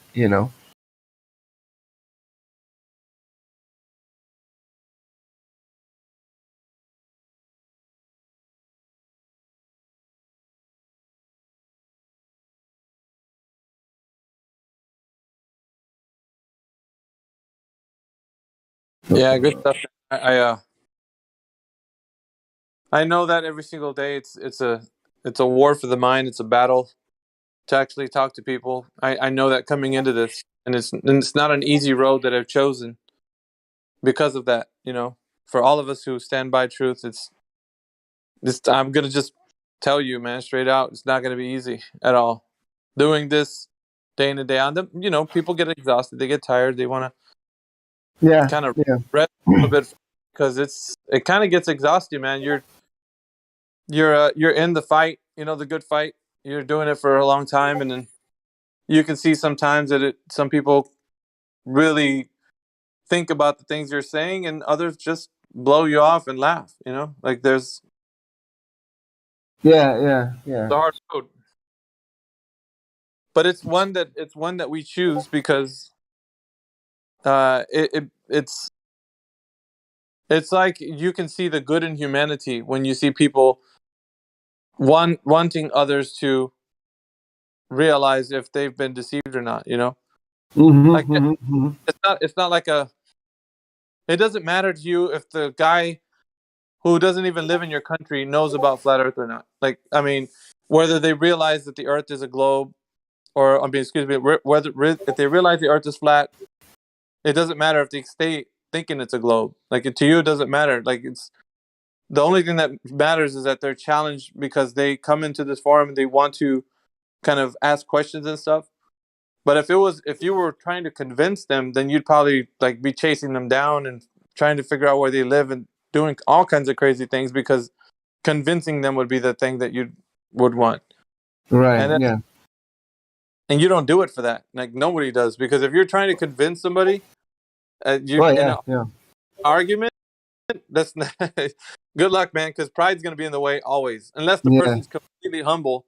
If they're completely humble, of course, they might even be convinced in the argument. But the most of the times, no, they're not. Not by you telling them. They're not gonna come to the fact that the Earth is flat just by saying, "Oh man, that's great."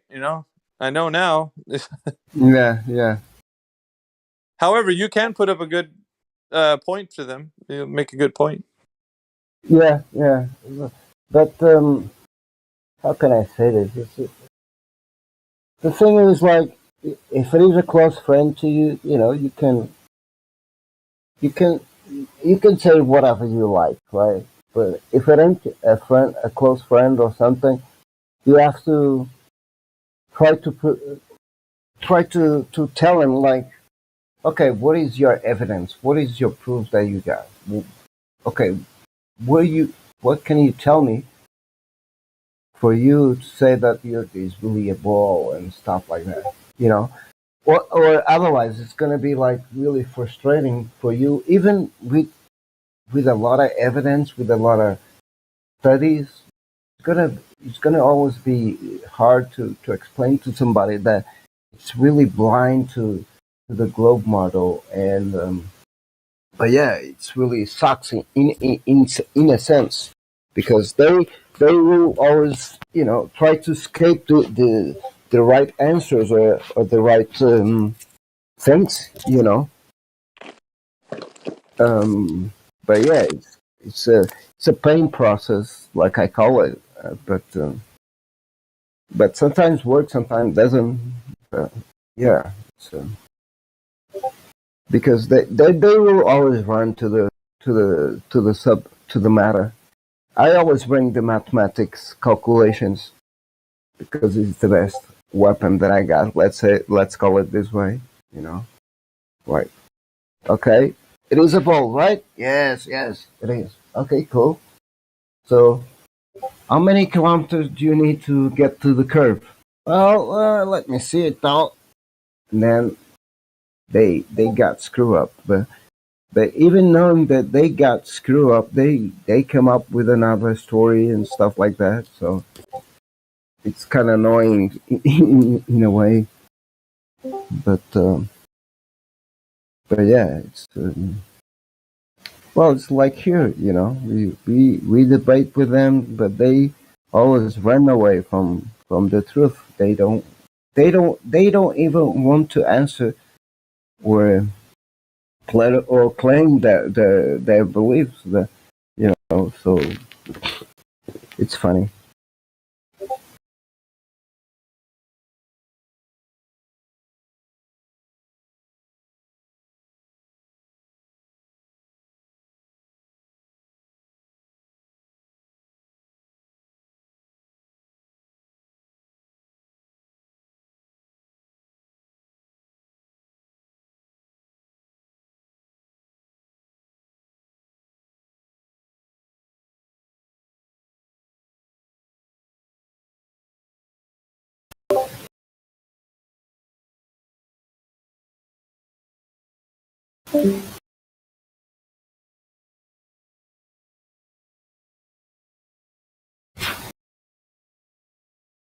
I don't know if you ever saw this. Let me see if I can find it. This album. I love music, so shit. Oops. This guy is. I read what people write on their on their YouTube channel, but it's hilarious because where is the album? This one. I like this record. Well, this is not a real record. I call it a compilation of the nonsense of the globe theory. But even people there, they like it not because they are telling the truth in it on these records, but because it sounds good, it sounds cool, like. But at the end, if you listen closely, like I did, well, any of us will listen closely. It's all nonsense and so stupid stuff that they say.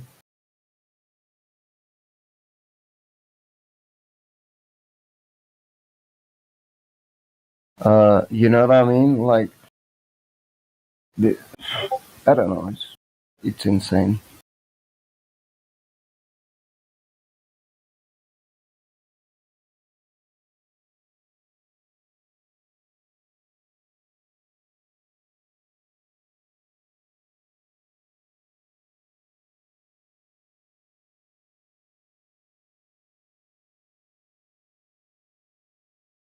We're gonna play something. Tell them.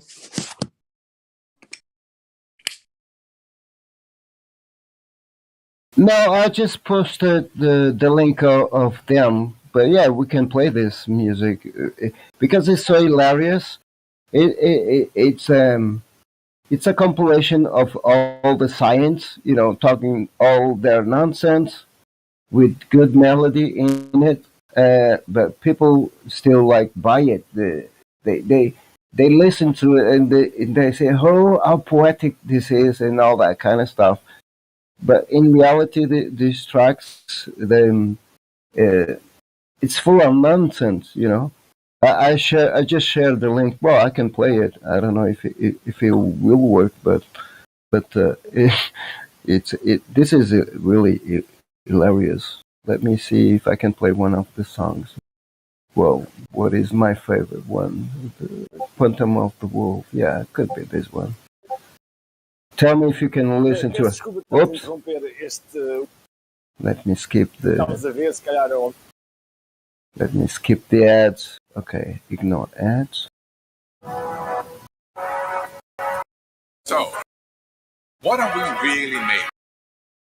Deep inside the atom, many particles held together by invisible forces. Things made of tiny packets of energy. Can you listen? Or Yeah, I can hear. oh, okay, yeah, because I wasn't sure, but this is hilarious. I mean, One cosmic furnace made of negatively charged electrons whirling around a big bulky nucleus. The quantum theory offers very different explanation. The universe is made of 12,000 matter forces of nature. The universe is made of nature has a significance. Suppose that little people behave very differently than anything big. Nothing's really as it seems. It's so wonderfully different than anything big. Like that signaling thing. It's hard to believe. The quantum theory is so strange and bizarre. Even Einstein couldn't get his head around it. So nothing is certain in the world of probability. A different explanation of our world. It's made of 12,000 matter. This is nature. And it's made of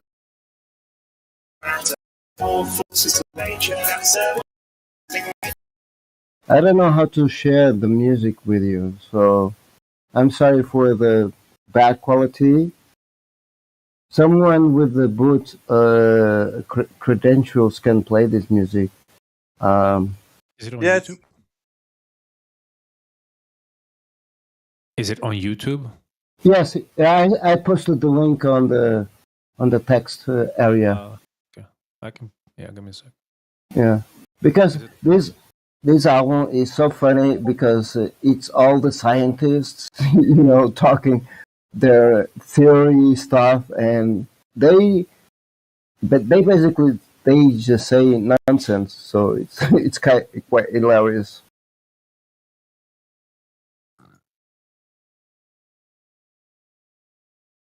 Yeah, give me a sec. Okay, take your time.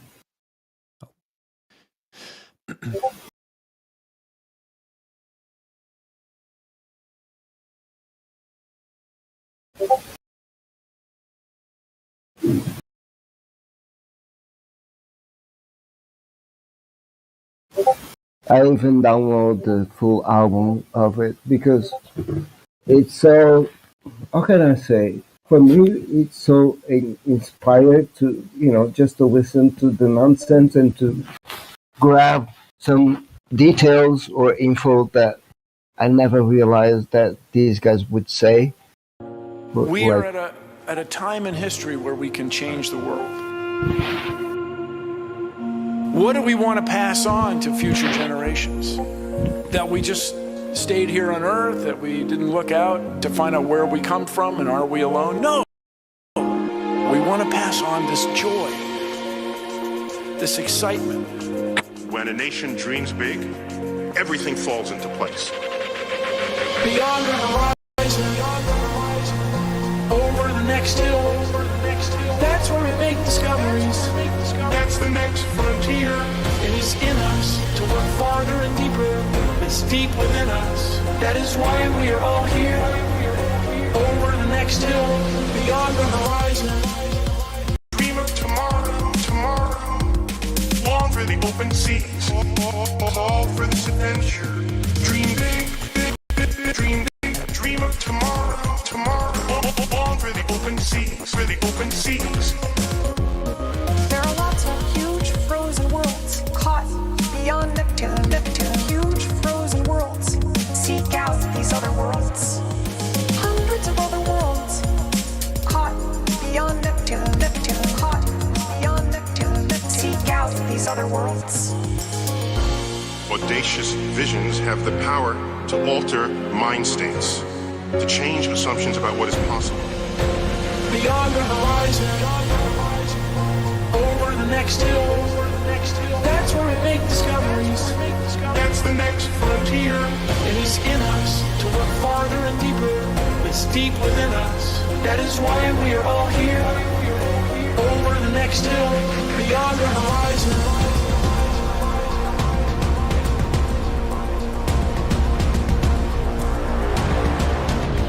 If we are to discover life on another world, it will change the way everyone feels about what it is to be a living thing in the cosmos. Is a virus alive? Is crystal alive? Does life need this? Does life need liquid water? Is virus alive? Does life have metabolism? Does life need this? Is virus alive? Is crystal alive? They're asking these questions. Working together, I claim we can change the world. There's a just tremendously exciting prospect called solar sailing, and it works exactly as an ordinary sailboat does. It takes you to where you want to go. It's a whole new kind of idea. It travels on the wind from the sun. It takes you to where you want to go. It's a whole new kind of idea. It travels on the wind from the sun. These dreams prevail in the citizens' ambitions. It is time to set sail for the 21st century. Beyond the horizon, over the next hill, that's where we make discoveries. That's the next frontier. It is in us to look farther and deeper. It's deep within us. That is why we are all here. over the next hill, beyond the horizon. Beyond the horizon. That's the next frontier. It is in us to look farther and deeper. It's deep within us. That is why we are all here. Over the next hill, beyond the horizon. Find your place in space. Space is vast and unexplored. There's a lot of work to do.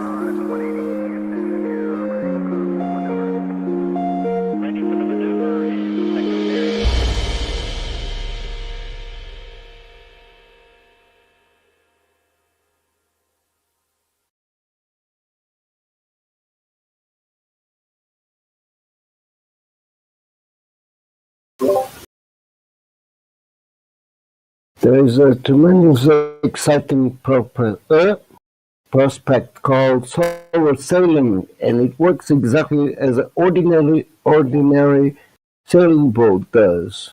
It takes you anywhere you go, anywhere you want to go, and it's a new kind of an idea. It travels to the wind of the sun.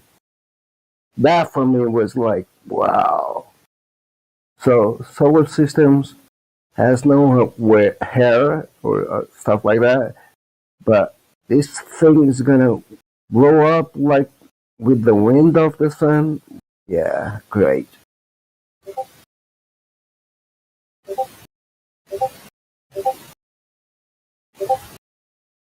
But this full album is full of nonsense. I recommend to everyone to listen to it. You know, it's kind of funny. Just to laugh and to relax. It's gonna be a great album. I will guarantee you that.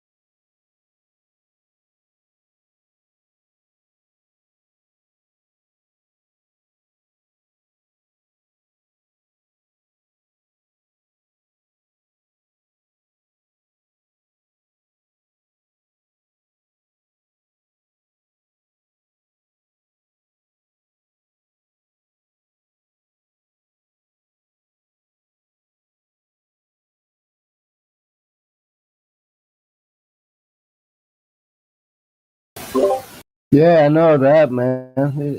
It's insane when I read those their comments. Yeah, it's they are so happy because it is poetic in a sense, you know.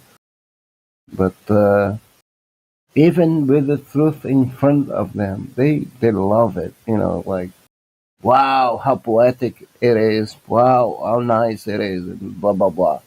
Yeah, it is crazy.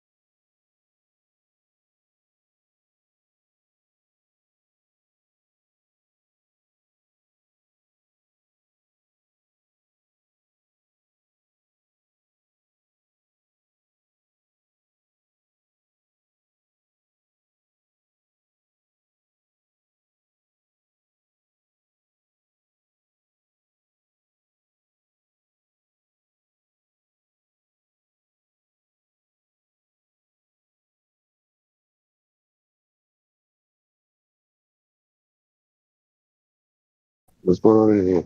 Sure, it's quiet.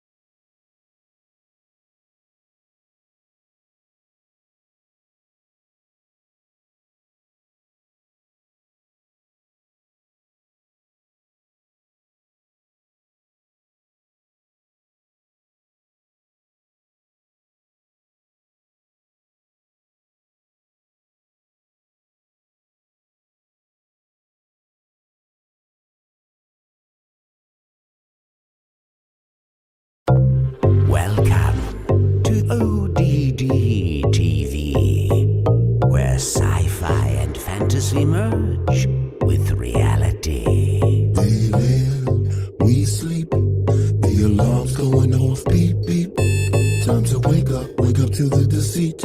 Our whole reality's made up by the elite. They live, we sleep. The alarm's going off, beep, beep. Time to wake up to the deceit. Our whole reality's made up by the elite.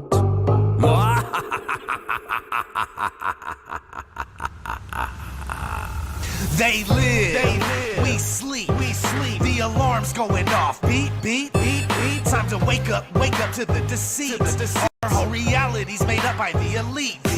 They live, we sleep, the alarm's going off, beep, beep, beep, beep. Time to wake up to the deceit. Our whole reality's made up by the elite. I came here to kick some ass just like Roddy Piper. These motherfuckers that walk among us, they got me hyper. But don't be chewing that bubble gum, it's got aspartame. It's a chemical directly targeted at your brain. Just like the fluoride that they put in the water supply. And all the geoengineering we got in the sky. I'm trying to tell you and I hope that you're hearing me clearly. This ain't no bullshit speculation, conspiracy theory.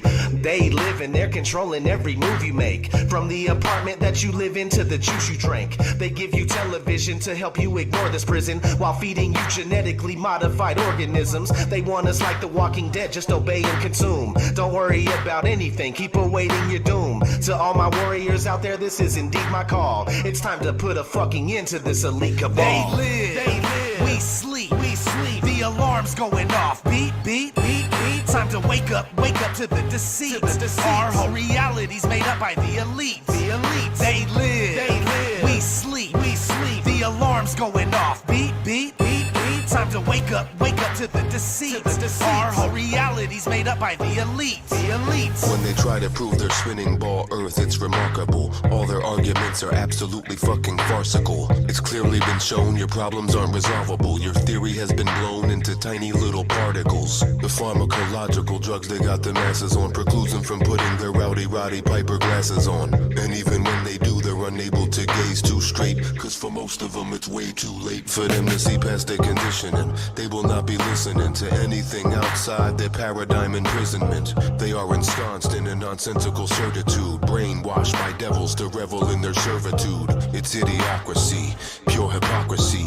Waking these dummies up, it used to mean a lot to me. But nowadays I wanna tip their canoes, and as they drown, tell them this is what you get when you snooze. They live, we sleep, the alarm's going off, beep, beep, beep, beep. Time to wake up to the deceit.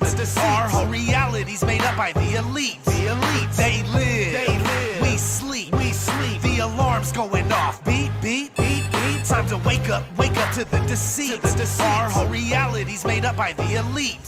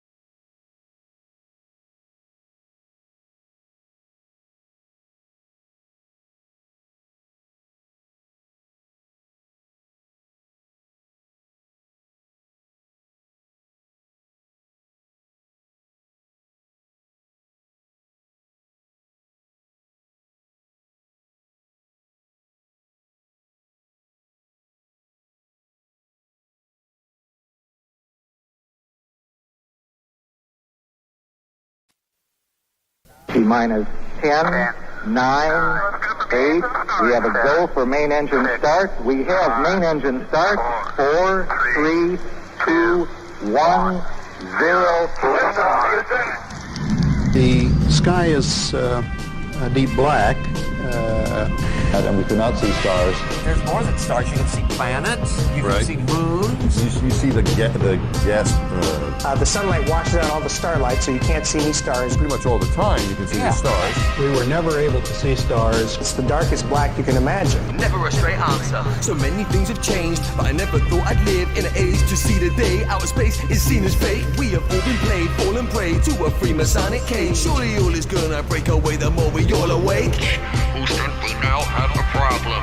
They found out space isn't at all what we told us. NASA ought sorted all the stories for the astronauts before they all reported what they saw in Aztec orbit. NASA saw the planet, Aldrin saw no more than black. You all are talking bullshit, quarters where you ought to all be walking as your master plan is thwarted. You're all caught red-handed, I imagine your imaginary bands of Van Allen. Of course they all know, has it? The landing was staged, a Stanley Kubrick play. The USA had to make a movie to win the race to space. NASA, what's the truthful answer you want doing lunar trips? Why? It isn't lucrative, the tax you take is ludicrous. It's used after excuse, you lose the tapes and can't locate the data. Saying nowadays it's far too hard to make it all after you threw away the blueprints for the lunar craft. Now half a century has passed, you had a blast. You're talking at your ass. The elephants in the room, they never went to the moon. Prove everything taught to you about space or big fan of true.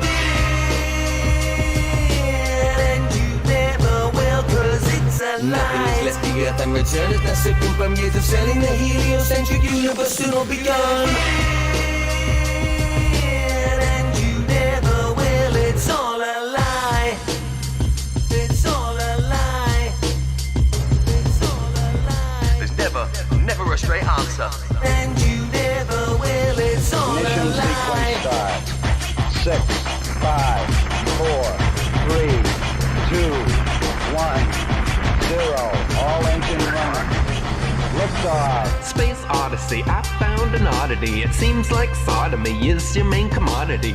Astronauts assuming astronomy, NASA, asteroid, astral authority, Virgin Galactic, master prophylactic, practice space sex, safe sex, you bastards. Waxed up black holes ready for you assholes. Blast your capsules back to the glass hole. Time dilated Uranus is waiting, pulsing like the pulsar's pulsating. Blast your phallus and call it a rocket. Seamen dressed in white in the cockpit. That's some gay shit, Masons. You're racist against all straight white males and Asians. I'll prove it too. เพราะกูแม่งเป็นลูกครึ่งฝรั่งที่แรปได้และร้องเพลงลูกทุ่ง Yeah, I'm rapping in Thai, that's what I do. เป็นคนไทยไปแล้วอยากเป็นผู้ดีที่มีศักดิ์ศรีเพราะพูดตรงไปไม่เคยโกหกใครแล้วไม่นอกใจ Don't think of the moon.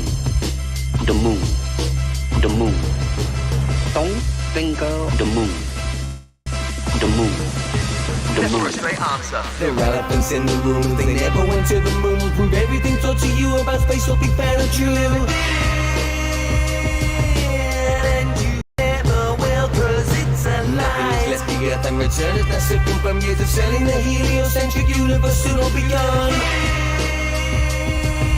And you never will, it's all a lie. The elephants in the room, they never went to the moon. Prove everything taught to you about space or big fan of true.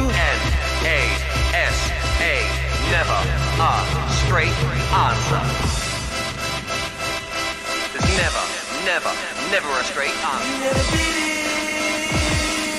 And you never will, it's all a lie. No one would have believed that in the last years of the 20th century, two humans, Instinct and Dubé, were to bring down the whole New World Order.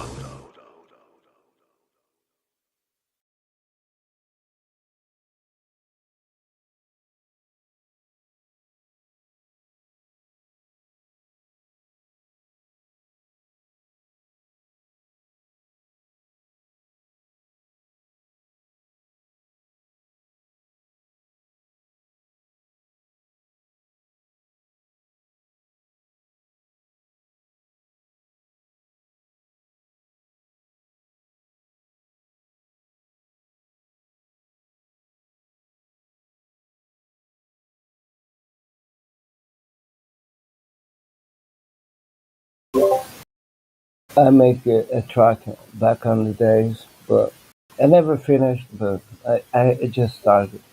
I was trying to see if I could see it on my hard drive, but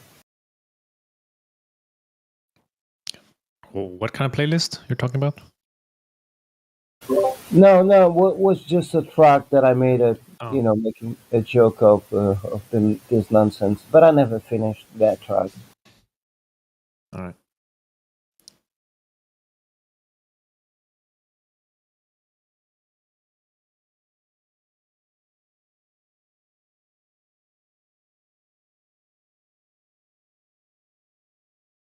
But yeah, as you can read on the comments of that album, people really love that, even knowing that they are telling you the truth and the lies that they put it over there.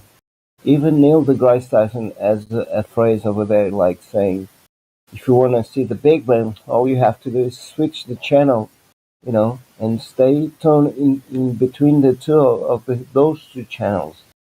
It's so ridiculous.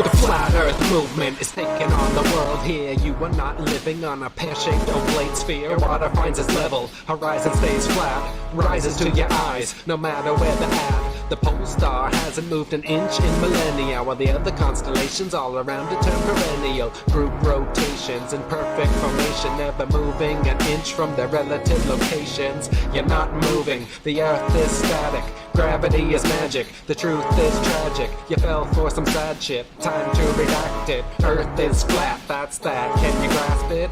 That last mass pick was faker than a spastic. Ass crack guy that claimed to take his last hit. Your blue balls fit firmly in the cockpit of all your dog shit bought by the public. But not me, bitch, I'm running through your gauntlet. The page chills like water through a faucet. Right quick like I knew from the onset. You try to hijack and co-opt the movement, but not me, see, I'm running through your gauntlet. The page chills like water through a faucet. Right quick like I knew from the onset. You try to hijack and co-opt the movement, like Paul Bale sitting jealous in his bathrobe, or Stephen Christ looking sly in his dim light. Orphan Red on her bed flashing gang signs, or Mark Sargent from a game design standpoint. Like Rain Griffin's interpretive dances, Pat Steers fake smiles and furtive glances. Powerland's weird songs and rambling rants are like John LeBon, always changing his stance. The shill M.O., it's always the same. Take the flat earth P-word and make it so lame that it stays taboo and avoided like the plague. So it seems like you're trolling and just playing a game. Mix some misinformation and you're ready to play. Put flat earth in the title and your shills get paid. It's as easy as that. Just Google Hangouts all day. Keep it kosher and bash on Eric Dubay. But not me, bitch, I'm running through your gauntlet. The page chills like water through a faucet. Right quick like I knew from the onset. You try to hijack and co-opt the movement, but not me, see, I'm running through your gauntlet. The page chills like water through a faucet. Right quick like I knew from the onset. You try to hijack and co-opt the movement, but you failed, underestimated my drive. I'ma keep fighting for the rest of my life, exposing the truth and destroying your lies, dethroning kings one at a time, like my man Gerard Hickson, Thomas Winship, Samuel Robotham, and Charles K. Johnson, or my gals Lady Blunt and Gabrielle Henriette. Irrefutable proof is all you're gonna get, like David Wardlaw Scott and A.E. Scallon, William Carpenter, Westfield, Sheeny and Shenton. Your globe world disorder is what we are ending. Veils are being lifted, that's what you are sensing. Your control's getting old, humanity's moving on. We're beyond playing chess and we're done being pawns. So prepare for the final checkmate, it's on. Once the tipping point's hit, you motherfuckers are gone. But not me, bitch, I'm running through your gauntlet. A page chills like water through a faucet. Right quick like I knew from the onset. You try to hijack and co-opt the movement, but not me, see, I'm running through your gauntlet. A page chills like water through a faucet. Right quick like I knew from the onset. You try to hijack and co-opt the movement.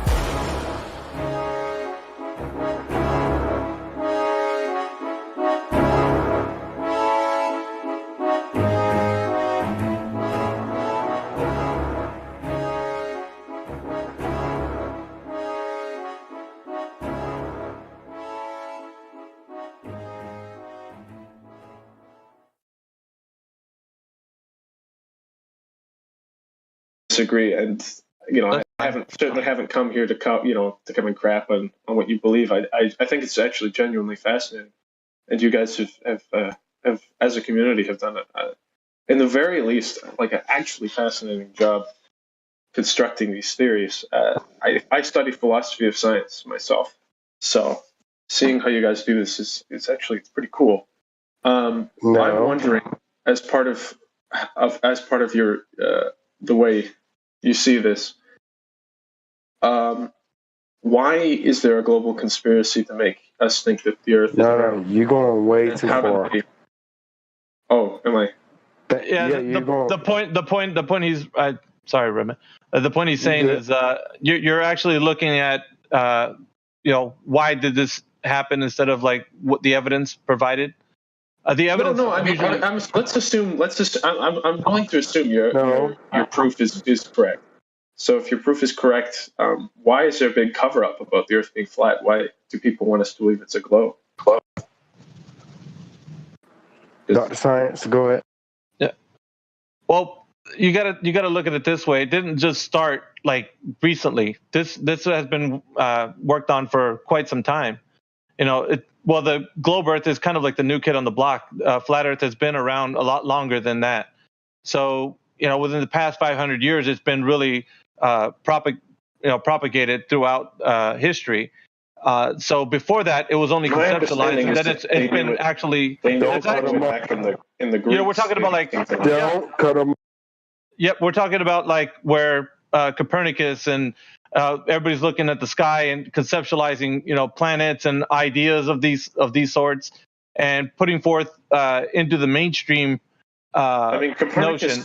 In Copernicus's time, there was no debate about the Earth being round. The debate was whether the sun was at the center or whether the Earth. Yeah, there you go. Right. So there you go. Sorry, that brings us back to the earlier question of when the Earth was proven to be a ball.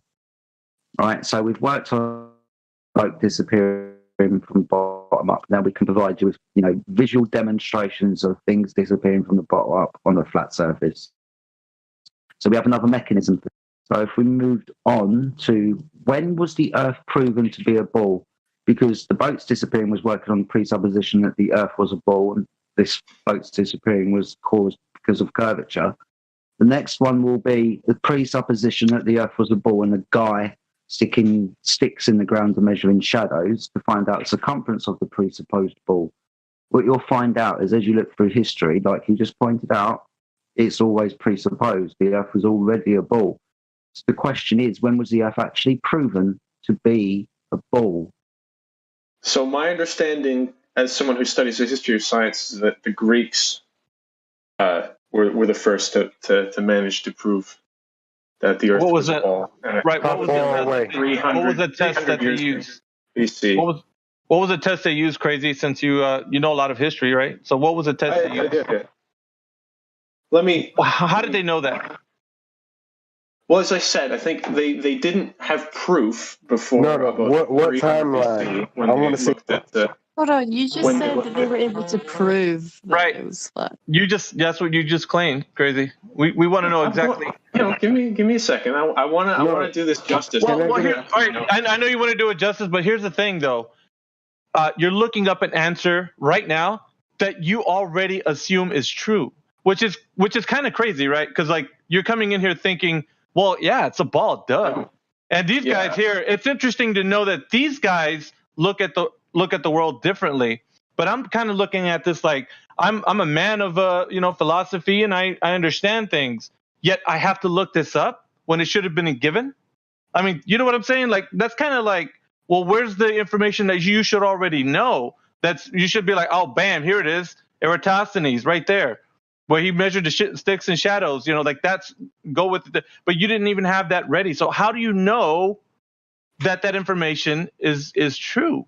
You know, like you're going back into this thing where you're trying to verify what you already think you know. You're being very philosophical here by doing what's you're being very skeptical, which is good. I mean, that's very like I can give you all your maths on this globe that you believe in all time. Every spin, what you gonna give me, I can. Yeah, you're just proving that you're not very knowledgeable and you're fighting a losing battle. Right. If And you that's what it sounds like. Well, I don't know if it's a losing sorry. battle when most of the world. Just because Crazy didn't. Just because. Sorry. If you're asserting that they've proved it, then and you've got no idea what it is that they've proved and how they've done it, then how do you know they've proved it? You're just going off what other people say. You're a sheep in the system. Sorry, but just singling out a person and just because he didn't know a fact from calling you a sheep. That's not my fault. Eratosthenes is very popular. And you guys A lot of are people being know pretty that. personal at me now. I mean, No, it's not putting Crazy on the hot seat. This is the point. Okay, this is the point. When people come in here, they already have this idea in their mind, like, yeah, it's a ball, duh, for sure. But okay, so the thing is, when you say, well, the Greeks proved it, let me look it up. That's saying like, well, I didn't know that they did. Well, let me see if it's true. Because when you look it up and we're telling you, yeah, we've already looked it up. We're telling you that they had an assumption that the Earth was a ball. That's how they derived the information that it's a ball, because they already started with that without even verifying that first the information to see if it was a ball. The Greeks absolutely, and that's why I'm kind of astonished. I'm kind of astonished that you didn't know that, being a person who studies this. Like I thought maybe you would have been like, of course. No, I know that they used to think that it was flat. Can I have a go? Out of interest, sorry. Hold on. Let me have a go at this. It's fair enough, you know what I mean? Because when I came here, like if flat Earth was never pointed out to me, you know, I'm a researcher. I like looking into conspiracies. But if it was never brought up, if it was never pointed out on the internet, if all these videos didn't keep freaking popping up with all the other searches I was doing about flat Earth, I wouldn't even have thought of it. I wouldn't even thought of questioning the globe Earth. So let's be fair, right? Let's be fair. Yeah, exactly. Everybody believes it because they were taught it to be the truth. And everybody believed it to be true because what reason? My parents sent me to school. Are you saying my parents are incompetent to not even know that what they're sending me to learn is bullshit? Yes. I'm saying that these people are so freaking ahead of us, so ahead of the curve, that anything you can think of, they've already thought of first. So to speak. Right. I know, right? You like that? But that's what I mean. Okay, so once you see it, once you've heard of it, okay, once you hear people are believing in flat Earth, and they don't seem to be stupid, crazy, psycho, culty people. They sound like they know. They sound like. Then you have to. Then no matter how many people believe in the globe, you have a bit of a paranoid perception. Wait. No matter how many people believe in the globe, you have to check this. You have to look into it. Else I wouldn't have checked flat Earth. I told my friend about it. Hey, did you know that people think the Earth is flat? And he flipped out at me. right? He flipped out at me, and I didn't even know what flat Earth was. So I had to look into it because it was like, all right, let's clear the table. Let's take everything off that's not true. All right, we got this hollow Earth, we got this flat Earth. What is this crazy stuff? Let's remove everything that's false. And once you do that, you're going to see that you have to remove the ball. You made a presupposition that it's false. No, what I'm saying is, if 3 people are saying the Earth is this, that, right? You have to pick, because you're saying, well, everybody, the majority of the world thinks it's a ball. Nobody cares. If there are three Earths presented to you, I'm not so much won you have over to that pick it's the one. majority. I'm won over by the fact that the experts, the people who I say, in the same community that I trust with my health, I trust The experts with my health. Exactly, and that's what I'm talking about. And that's exactly what I'm talking about. See, no one is responsible for your health. No one is responsible for what you learn, what you accept as truth, but you. If you put that responsibility into the hands of the doctor, then now you have to trust the doctor no matter what lies he tells you. If you put that responsibility on the schools, on the government, then you have to accept what they tell you, no matter how nonsense or how ridiculous it is.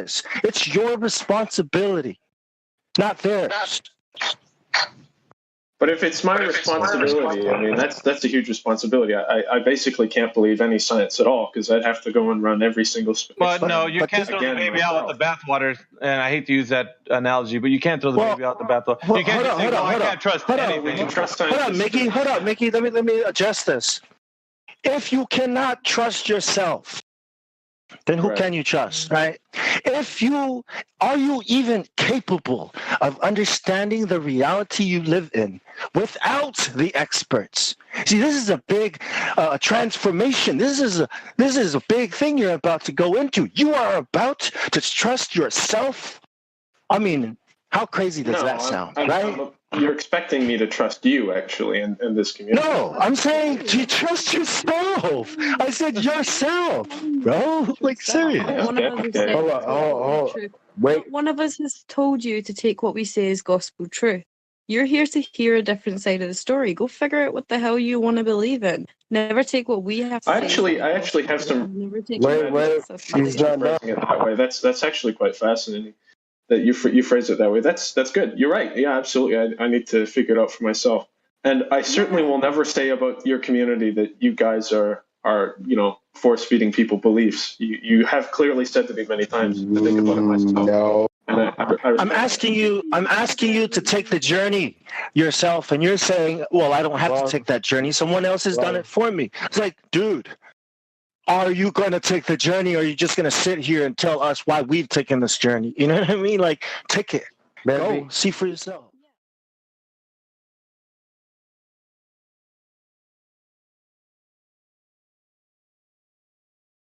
What?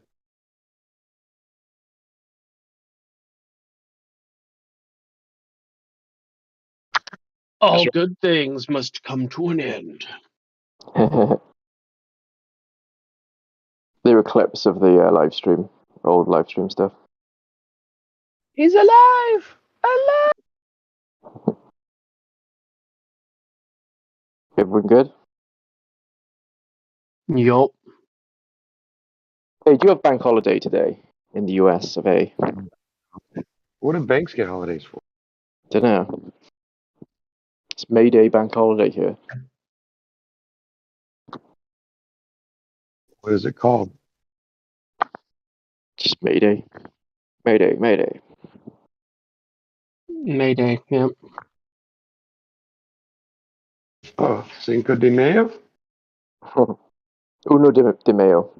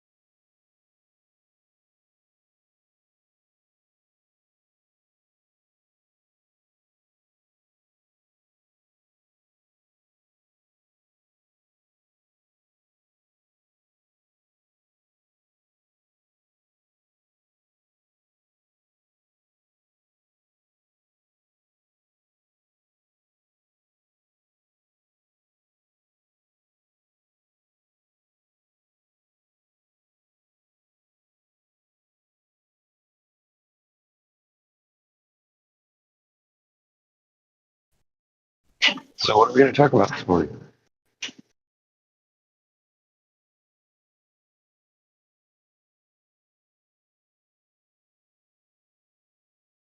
I got nothing.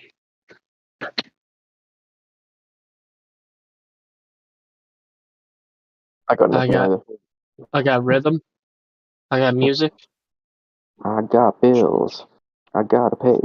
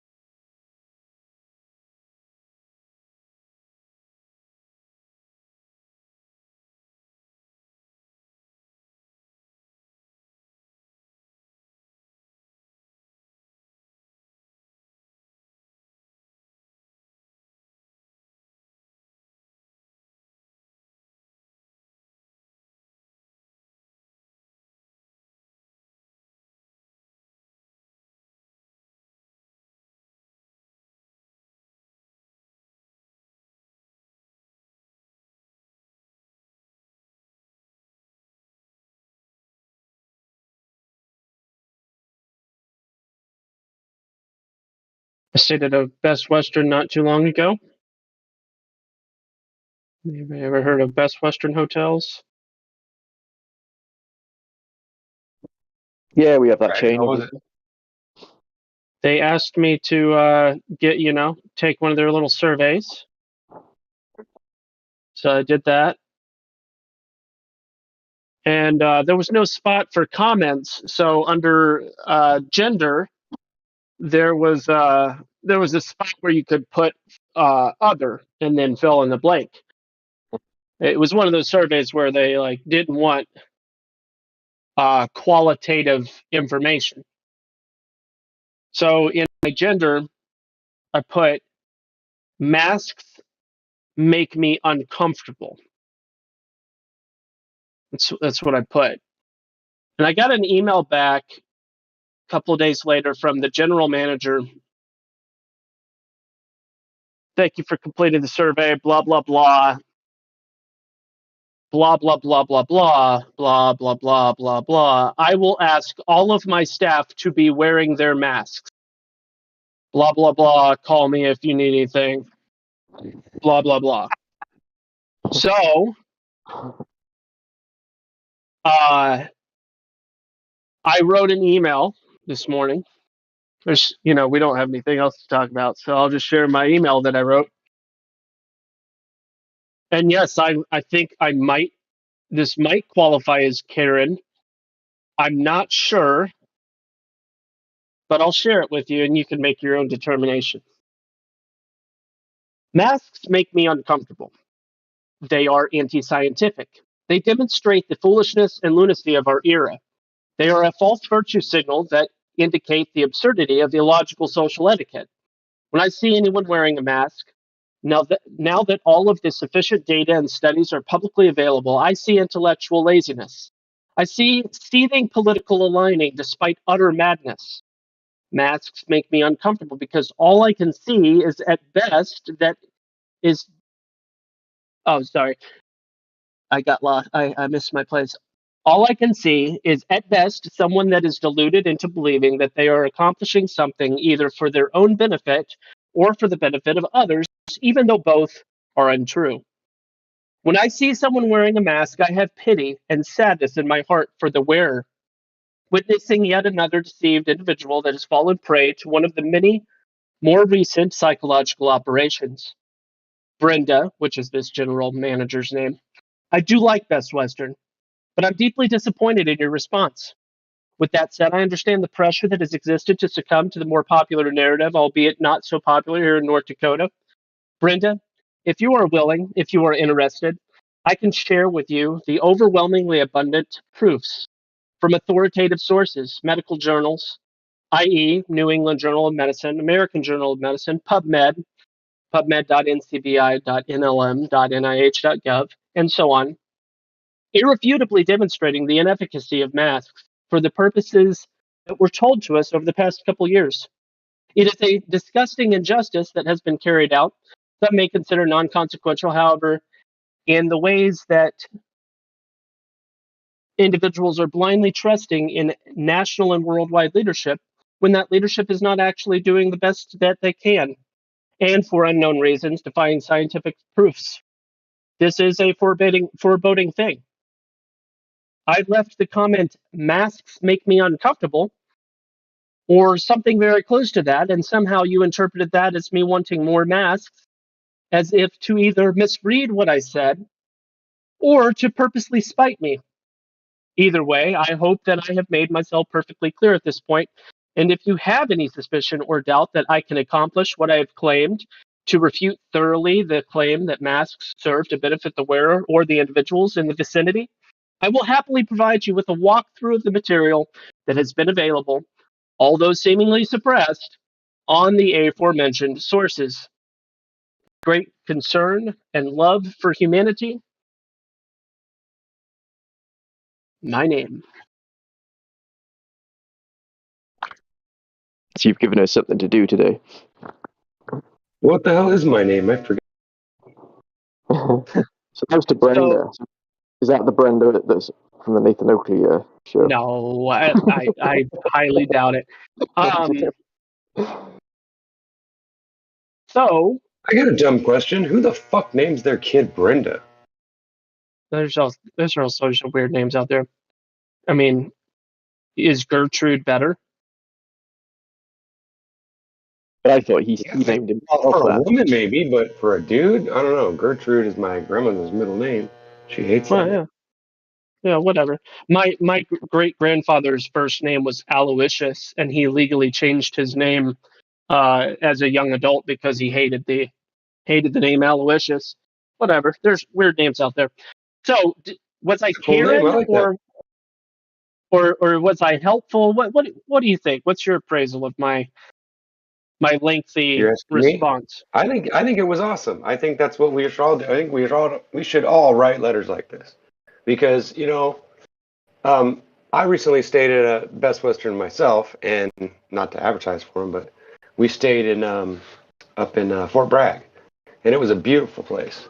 Mm-hmm. But yeah, they wore a mask too, and of course they didn't make me wear a mask when I walked into the lobby or anything. They didn't say anything, but it, honestly, I feel the same way you do. I feel uncomfortable because of the reality of it. Right? Mm-hmm. Not sure we're supposed to be talking about this on the live stream, but since we are, I think it's funny that more people don't complain about it, because the way I look at it is this: I have a CDC document just like you do, and it says right on there in many, many, many, many exhaustive words that masks and hand washing do not protect you from supposed jab viruses or whatever. Now, although that goes against the common consensus, it does adhere to the medical journals, to the CDC, and just exhaustive amounts of, just like you said, my question is, how is that science. misinformation if it's literally from the same place they claim they're getting their info from? Yeah, doesn't make sense to me, does it?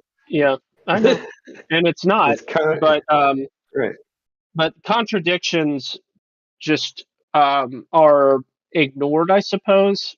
Hypocrisy is the status quo was a phrase I coined a couple of years back. Hypocrisy is the status quo. I stand by that statement. Not that it's a good thing, but it appears to be a fact. Yeah, it's kind of scary.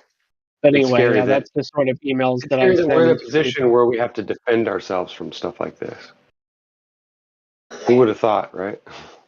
Yeah, defense, but there's also preempt. There's also strategy. Like politicians get their skills. They misdirect. They're vague. They use some new age techniques in how they communicate. They say a lot of words without actually making any declarations of any kind. And it's how they get away with getting lots of different people on their side, people that think that they're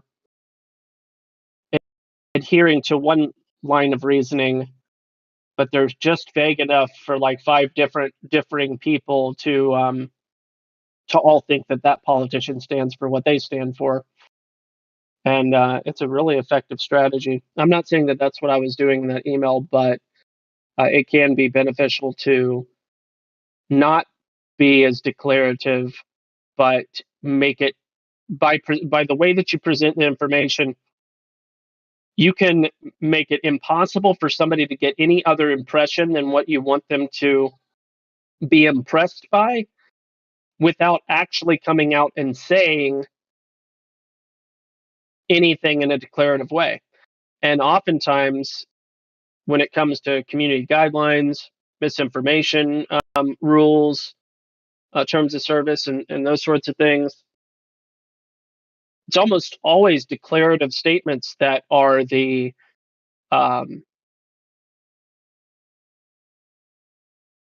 thing that has a consequence. So, for instance, if you were to make the suggestion providing a source, hey, did you know that there's a medical journal that says blah, blah, blah, blah, blah, and then you provide your source, you're not making any inferences about the implications, but you're just saying this says this, and here's the source, and you can see it for yourself. It would be quite absurd to get any type of ban or be violating any types of terms of service. I suppose somebody might make the argument, "Oh, it happened to me," but I don't know. Anyway, that was my morning email.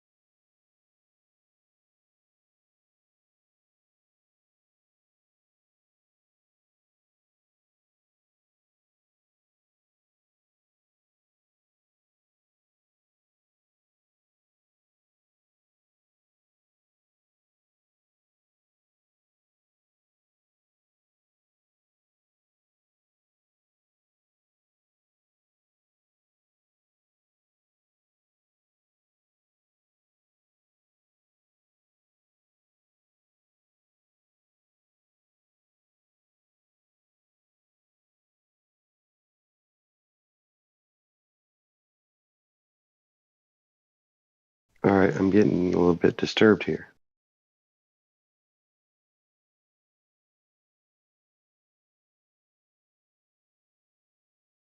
Maybe I should read a book today. You guys like books, right? Well, we've got no rolls in you.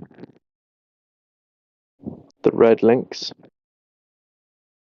Links. The red links. No, Gospel's on a call, so we can't unmute.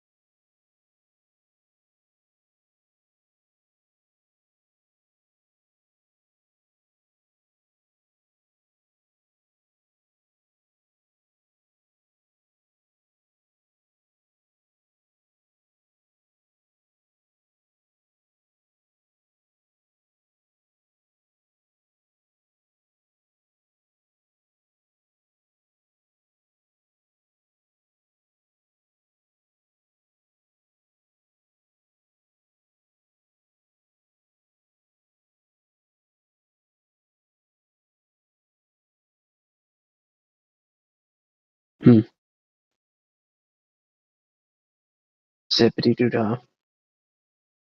You know what happened? Zippity. My, oh my, what a wonderful day. Plenty of sunshine. But that movie is banned. You know, Song of the South was banned. Why did they do that? Because of Burr Rabbit and Burr Bear? Oh my God. Racism. The Red Links. Hi. How are you? Red Racist? Links. What's that? Red Links. So you mean like when you race a car on a track and you win? Trying to say hello to a new person in the chat, Rookie. I'm sorry. Jag vet inte. Hur gör det då? Are you speaking English? Oh, hey, can you hear me? Yeah, yeah. Nice. Hello. Hi, what brings you to the server? Well, I have been listening to you guys for almost a year, actually. Okay, but this is a new account. Um, no, I've been using my boyfriend or my husband account, so.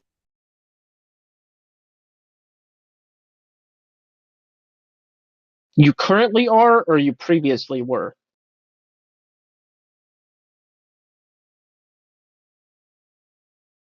I previously were Johannes Midgard.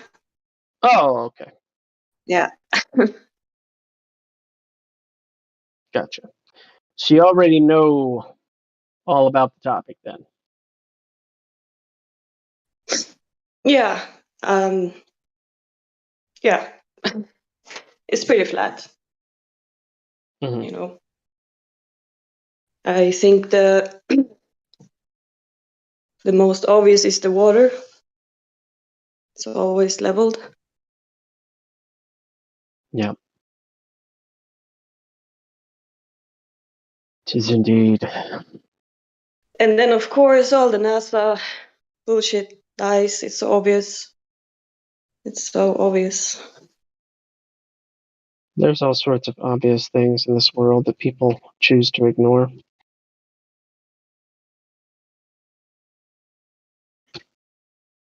Yeah. I guess it's easier to ignore it than face it. It's sad that many people choose the easy way.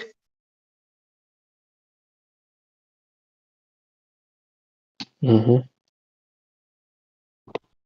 Did you say your husband or boyfriend's an active member on the server? Yeah. Okay. Johannes Midgard. And before that, he was Black Swan.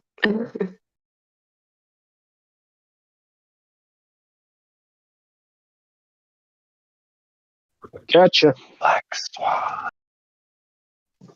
Yeah, he Both kind of of. them are in.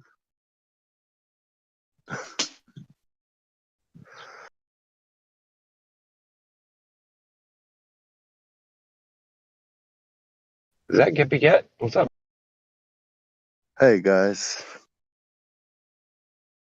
Howdy. Yeah, it was funny. Yeah. I heard Hey, GBG. she's using her boyfriend account and her husband's. I think they're the same guy. Maybe not. Maybe not.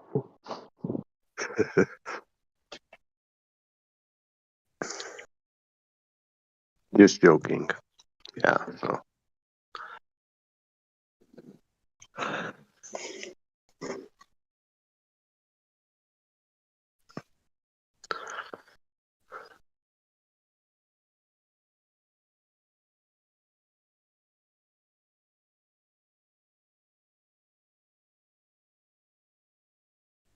But,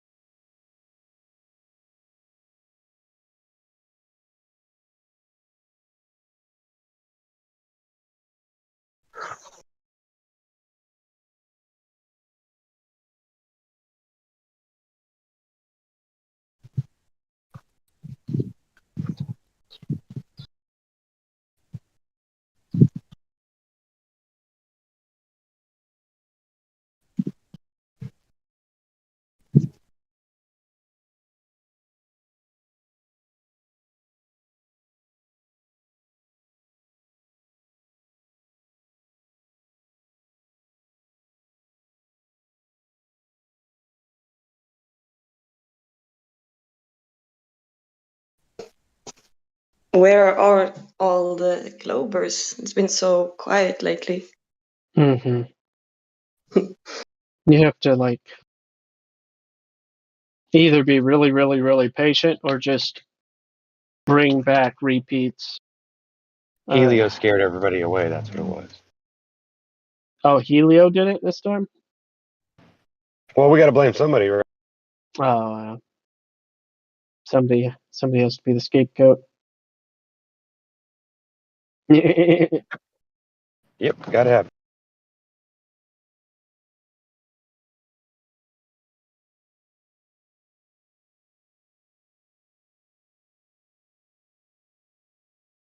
Yeah, this morning I was like, yeah, we could just unmute some people out of Cogdis. Bunch of people in there whining about how long they've been in there. Yeah, I noticed that. I was like, have you thought about why you got put in there? Yeah. Of course, I didn't get a response. I don't think, but Yeah, you know I how it see is. that.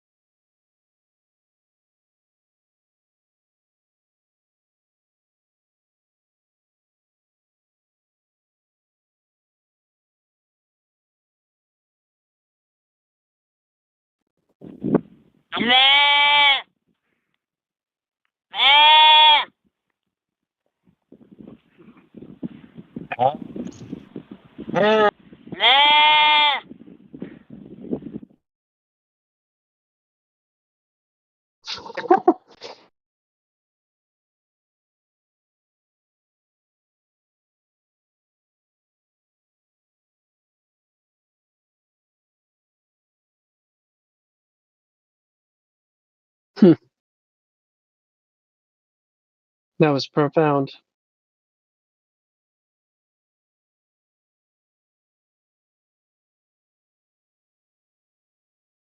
Hey, quit stealing all my good words. Profound. Yeah, lately I've been saying that with everything. It's like one of my buzzwords now. Just the found bit. He's not up to the profound level yet. You used found and pro. Don't make me write it in my little thing.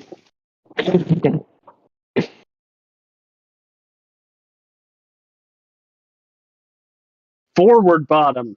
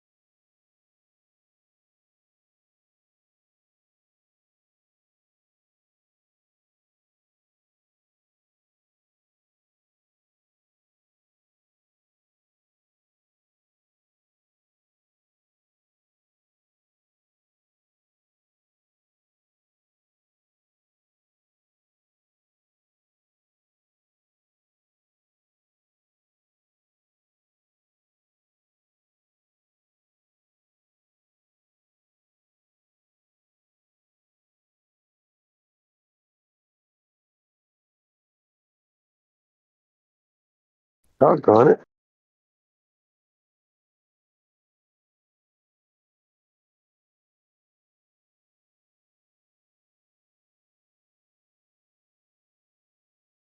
Does the dog ever get off of it, or is he just always on it?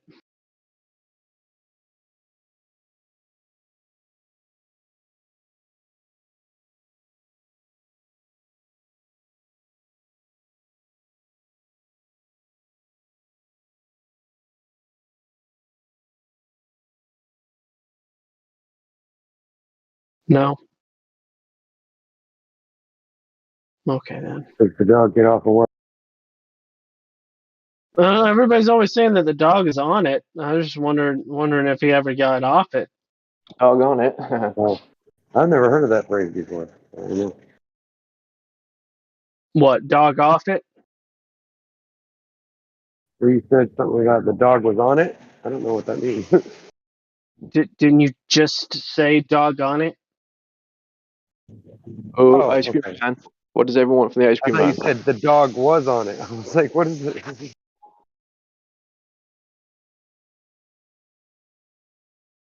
Does anyone anything from the ice cream van? Rookie? Say that Gospel? again? Get we get? The ice cream lady here in her van. Do you want anything? Yeah. Do like mint chocolate chip. Yeah. Okay. Ooh, I like that. One scoop. Sure. Purple for me. Thank you. Okay.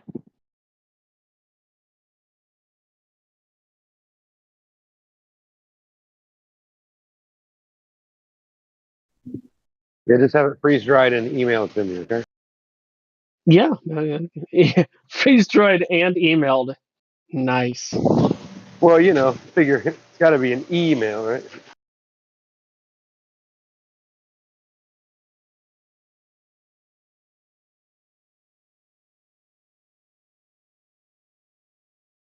They've got freeze dryers for sale at a store near me. It's a pretty intense machine.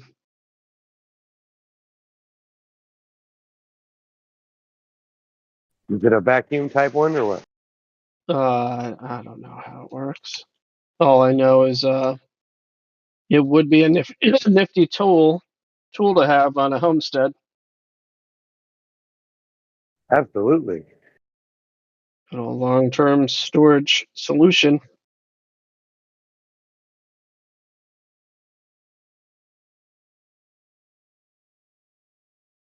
I saw a video on YouTube yesterday and I thought it was really weird. I mean, there's a lot of YouTube channels that show you how to do things that are dangerous, you know what I mean? You know, like, let's say, for instance, trying to levitate a screwdriver with a compressor hose, right?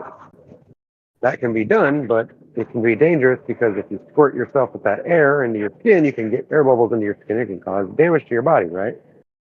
So I'm watching this video about people that are doing this some kind of wood burning or something, like electrolysis type thing, where they run electricity through a board or something. And I guess they're using these transformers out of microwaves, which put out like 4,000 volts. And I guess what's happening is people are getting electrocuted because they're playing with this stuff, trying to, imitate these YouTube videos. And I thought it was interesting that, you would think that anybody who knows anything about electricity, right, would know better than to mess with high voltage, especially from a raw transformer coming out of a microwave, much less, using the capacitor that's attached to it, right? You would think that would be a common understanding that, electricity can kill you. Well, But I guess so many people have done it that one thing about that, Rookie, though, is high volts usually means low amps, and it's not that volts that kill you. It's the amps that kill. I agree. So, like, high voltage hurts like a motherfucker, but it's less likely to kill you. Whatever. It's Ohm's law. Right. Well, the reason why I'm bringing it up is because I've got about 8 of these things in my garage. Oh, you're thinking about doing it? No, not thinking about it. I'm going to do it, but I'm not going to use it to burn wood, though. But I thought it might be a consideration, since there's a lot of people on, a lot of people that talk about electricity. There's Styropyro and there's a bunch of other people, but they teach you things, that I wouldn't say would be a smart thing to mess with, but some of that stuff can be pretty interesting. Arcing plasma and all that is pretty fun. But yeah, it can definitely kill you instantly. But where was I going with this? So I was thinking about this, right? I was thinking, I wonder what would happen if you arced some kind of high voltage across a pile of dirt. Wonder what would happen to it. Like, I mean, talking really high voltage, like, because I'm curious, like, you know how they say that the Grand Canyon is supposedly cut out by water? Some people believe that it might have been cut out by plasma discharge. I want to test that. I want to find out if it's, like, if there's a way to test it. To see if you were to arc, like, a plasma beam across some dirt, if it would cause it to turn to stone or you know, change the molecular structure of the dirt. What do you think about all that?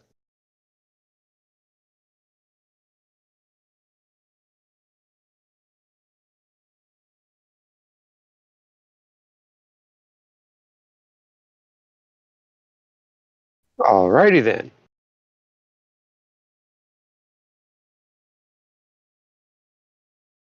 Who you asking? I mean, I don't know anything about plasma discharges, you know. You know, you've never seen like an arc welder? I've used them. I don't know anything Right. about it. I've used arc welders, plasma cutters. I don't know anything about like what it would do to the earth or anything like that though. Well, I was just thinking maybe we could test that theory that plasma can cause rips in the ground, right? Because some people think that might be true. I don't know. It's just something I was thinking of. It relates to flat Earth. I don't know. I'm bored.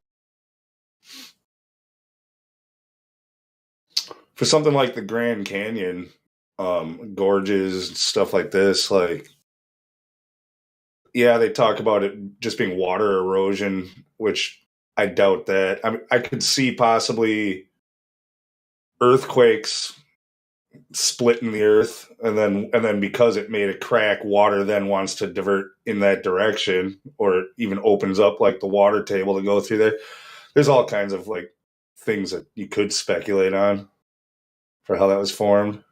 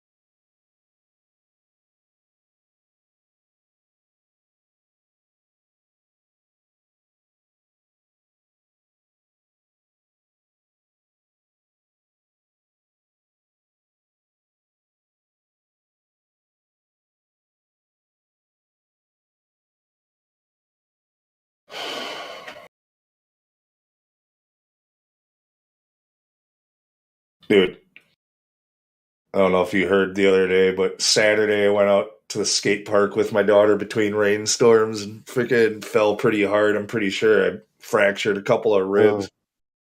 You did? I'm pretty sure I did. Oh, Yeah, they're at the very no minimum. way, bro. At the very minimum, bruised, but I'm pretty sure they're cracked. A couple of them. I'm in a lot of freaking pain right now. Have been for a couple of days. That's one of the most painful things in the world is to get cracked ribs. Dude, every time I take a deep breath or try to just bend at all, or like basically everything freaking hurts trying to do anything. Wow. But yeah, I know what you mean. I cracked a rib trying to push gas out of my stomach one day. I was leaning on like a piece of wood to try to like push the gas out, and I was pushing too hard, and I cracked one of my ribs. I was like, "What the heck am I doing here?" I felt really dumb.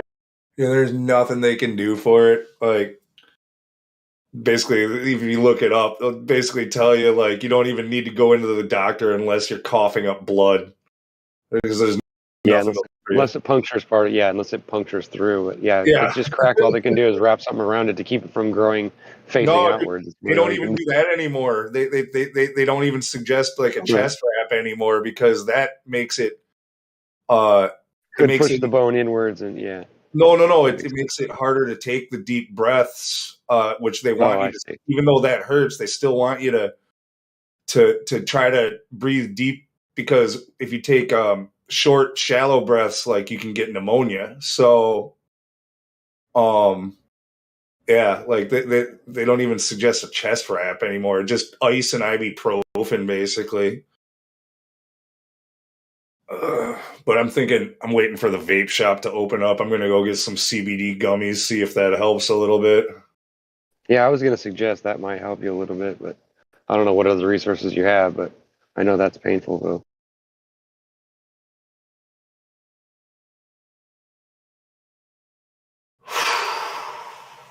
My daughter was sweet though. I'm glad I had a daughter. She's only 8 years old and just immediately kicked in like this like a maternal instinct. Like she became my nurse. Like got home and it's like, okay, can I get you this? Do you need more pillows? Is there anything else I can help you with? Like then she started like picking up around the house and did a load of laundry and like it's really sweet. Kept checking on me.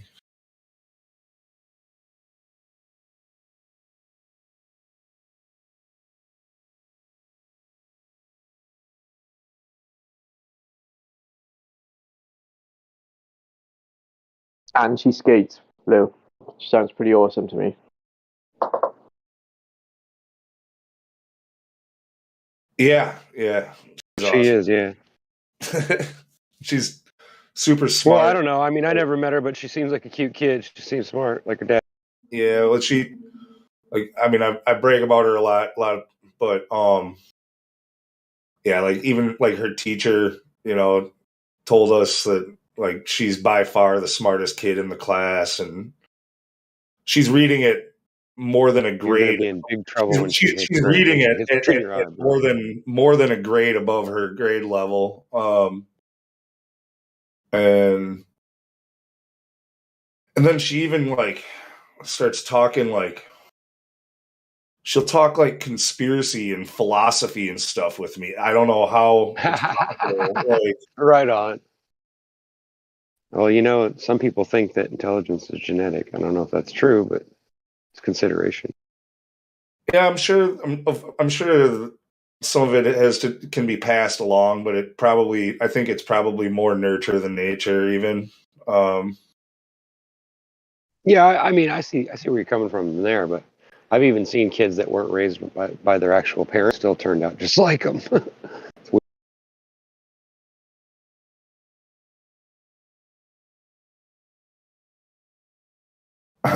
Well, you guys love to make fun of me on the Mandela effect, but I didn't even know she knew anything about that stuff, but she kind of blew my mind the other day with a Mandela effect I'd never heard of. Well, it started with, she started talking about Pikachu and how some people and his tail. Yeah, she's like, some people Pikachu used to have a black stripe on his tail, but if you look, he doesn't have it. Blah blah blah blah blah. And I'm like, yeah, I've heard about that. Do you know what that's called? And she's like, I was like, they call that the Mandela effect. She's like, yeah, I've heard that. Like, how do you know about this? Like, you're too young to even remember that change if it is one. Television, bro. You know what I mean? Like, how would you remember the black tail if it changed like when you were 3 years old or right? Yeah, exactly. That that brings up to mind something that I've been thinking about too. Is that I think I think a lot of the Mandela effect stuff is just simple misunderstanding. But there are a few that, like you said, there are a few that really do get me sometimes. Like made Well, me wonder. I brought up like the power of suggestion with her, and she's like, "Well, what's that?" And I explained what that is. You know, like if I say to you, "Do you remember a black stripe on Pikachu's tail?" Your brain might fill it in and say, Mm-hmm. "Oh, you know rather what? than asking you, I kind of think rather I than do." asking you to just draw Pikachu, right? Right. But But I mean, that's a pretty good example, though. Even kids her age, like, remember a black stripe on the tail, and like, it's never been there supposedly. But then she brought up one that I'd never even heard of. Like with emojis. Do you remember? Oh yeah, the do you thief remember? one. Do you remember a robber emoji, a thief? No, but I don't. But you don't. I mean, when I read that one, I was like, I don't remember. But then again, until recently, I really wasn't on the computer. I mean, I did Yeah. everything like outside. Well, we both clearly described, there were two of them. There was one where it's looking straight at you. He's wearing the black and white striped shirt. Basically looks like the Hamburglar, right? Yeah, I remember it. Yeah. Yeah, I know what you're talking about. It's never existed.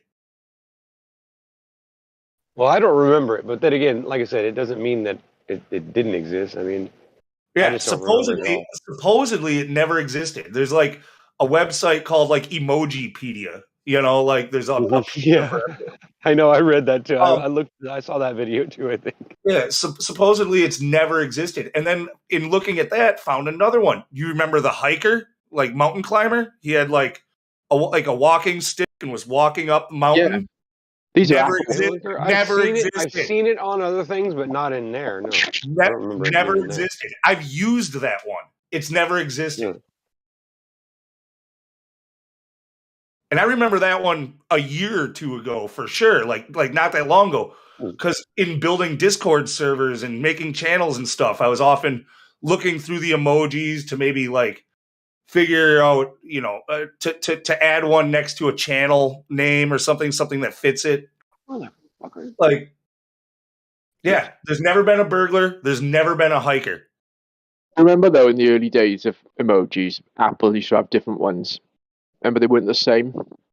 And Android. Well, yeah, no, like Apple would have their version of it, and Android would have their version of it, but they would both have it. Yeah, they would have it. Yeah. Yeah, supposedly neither one of those has ever existed at all. But with the robber, the thief emoji, I think people might be getting it confused with Lego, because Lego used the thief Lego guy in like loads of commercials and things like that. Yeah, and it kind of looks like an emoji, doesn't it? The yellow Lego face. Yeah, but what you're doing right there is just you're trying to justify it with anything that you can think of. Like I said, maybe they're confusing it for the McDonald's Hamburglar. You know, like I mean, I'm well into the Mandela effect. Don't get me wrong. I look into it more, but that one I'm a bit like, why would anyone send a thief emoji as well? Like, why would they even make it? Well, because like you stole that from me, you'd like to throw a burglar in there. If you say, "Hey, you stole that idea from me," whatever. There's all kinds of reasons you might use an emoji. The thief emoji is not the only emoji that they're missing. There's a bunch of ones that I think of all the time that they don't have. I just can't think of it right now. Yeah. Anyway, I was completely confused. Like they don't have one with a big question mark over its head. Like that's when I always wonder, why don't they have one that has like a question mark over its head? But they don't. It seems like they would. I've been looking into the Mandela effect since like 2016 when my daughter was 3, and now she's 8, and she's like pointing out Mandela effects that I haven't even heard of. Like, and I never talked about it with her. I never told her about it. I never said you should look into this. Like, it's pretty wild, man. Yeah, I think the ones that get me are like people's names, the way they're spelled, like, famous people. That's one of the most common ones, I think, is where people forget, like, I can't think of one right now, but there's a few people's names that sound a certain way, but they have an extra letter or something in them, and people don't realize the letter's in there. But, I mean, I excuse that away as just you not remembering it properly. But I know there's a couple of them that really make me wonder. If somebody has a funny spelling of their name, you could very easily assume that Chris is spelled Chris, but no, in this case it's spelled with a K or something like that, you know? Right. Well, the most convincing one for me is the James Bond one. You know, where the girl has the metal teeth and Jaws has the metal teeth. Yeah, not that's only a good one. because, Not only because Okay, the movie that one I seem to remember that, but I don't know why. I don't know how I could possibly misunderstand that. That's one of the ones that got me.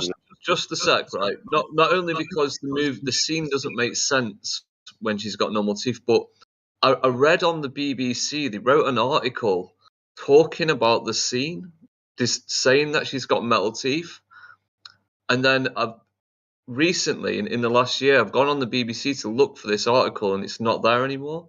It's like they've deleted it, like the Mandela residue. Yeah. No, yeah, either. Okay. Here's where my question comes in: who did that and why? Well, what makes you think it had to be somebody actively? Well, no, doing that's what I'm saying. Though. Well, if it's changing, it's obviously not changing itself, right? No, well, that's the whole thing with the Mandela effect. You're still not grasping the idea of it. It's a supernatural change if it's real. Right, but a supernatural change would still be done by a supernatural being, correct? Or an intelligence or an entity of by some being kind, supernatural. I mean, if we're gonna. I'm not trying to point. I'm not trying to make you look bad. I'm not making fun of you. I'm being serious. Like seriously. Like No. I want to think about this all the way. Right now, I don't give a fuck what you say as long as you just let me fucking say what I want to say before you talk over me. All right.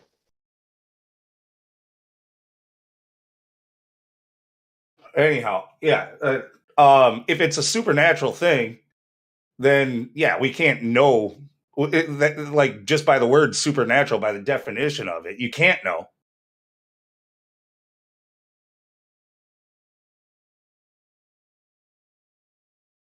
I know. Yeah, I think just because something's supernatural doesn't mean that it's been done on purpose. It's still natural, is it not? No, well, supernatural means like above or beyond, like the natural world. Like, oh yeah, but it doesn't mean on purpose, does it? No, it doesn't necessarily mean on purpose. It could be on purpose. It could be. It definitely could be. Yeah.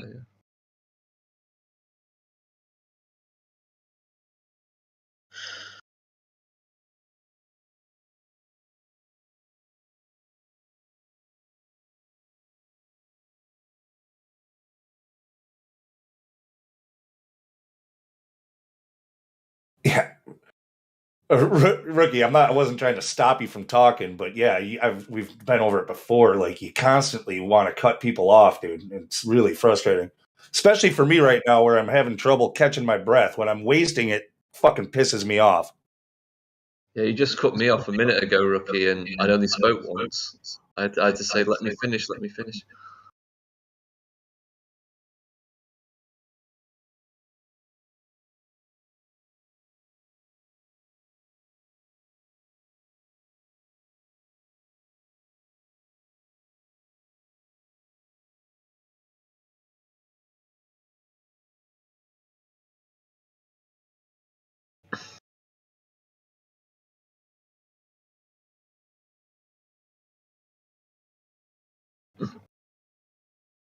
But I saw a video recently where a guy's holding the Berenstain Bears book, and he says there's something freaky in his house in this room, right? And obviously, I don't know if the video is real or fake or whatever. But he walks into this room, and when he walks in, the spelling of the Berenstain Bears changes back. And when he leaves the room, it changes back to with an E or with an A or whatever. And it was like he thinks there's something weird about the room in his house, which is like changing stuff. Yeah, see, I think that's probably a fraud. Probably. Yeah. And that's part of the thing that kind of sucks too. Muddying of the water, kind of like how the Flat Earth Society fucks with the Flat Earth. You know, like there's a lot of YouTubers who are just trying to get clicks, you know, and they're making shit up, and like, so then it's hard to discern. You know, you start out, then those videos are at the top when you look into it, and it makes the whole subject seem silly. It's the same disinformation campaign or COINTEL, or whatever. What's the best word for it? Yeah, the controlled opposition. That's basically what it is. I mean, personally, I think that's the case with the term flat Earth. Like, it puts us in a group. It allows us to be controlled a bit more. It allows them to manage the different platforms, the content which we can see. As soon as someone mentions the term flat Earth, you get laughed at, as opposed to millions of people all individually figuring out that we're not living on a globe. It's unmanageable. When we're all lumped in with this term flat Earth, it makes us manageable.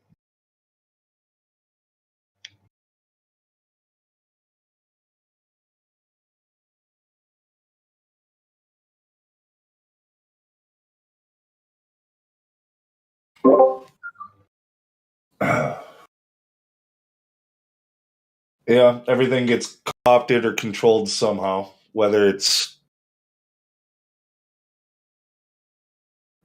a real grassroots movement or a political thing, like anything. Like as soon as it gets started, somebody's infiltrating and hijacking that, trying to control it.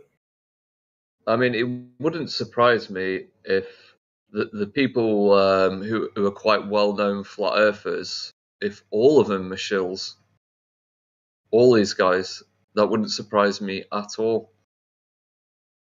A controlled release of the information. As long as we're labelled as flat earthers, we're controlled. See, for me, I don't know if you follow quantum of conscience at all, but I think I agree with him when it comes to how reality breaks down, how conspiracies I mean, I'll have to get more specific.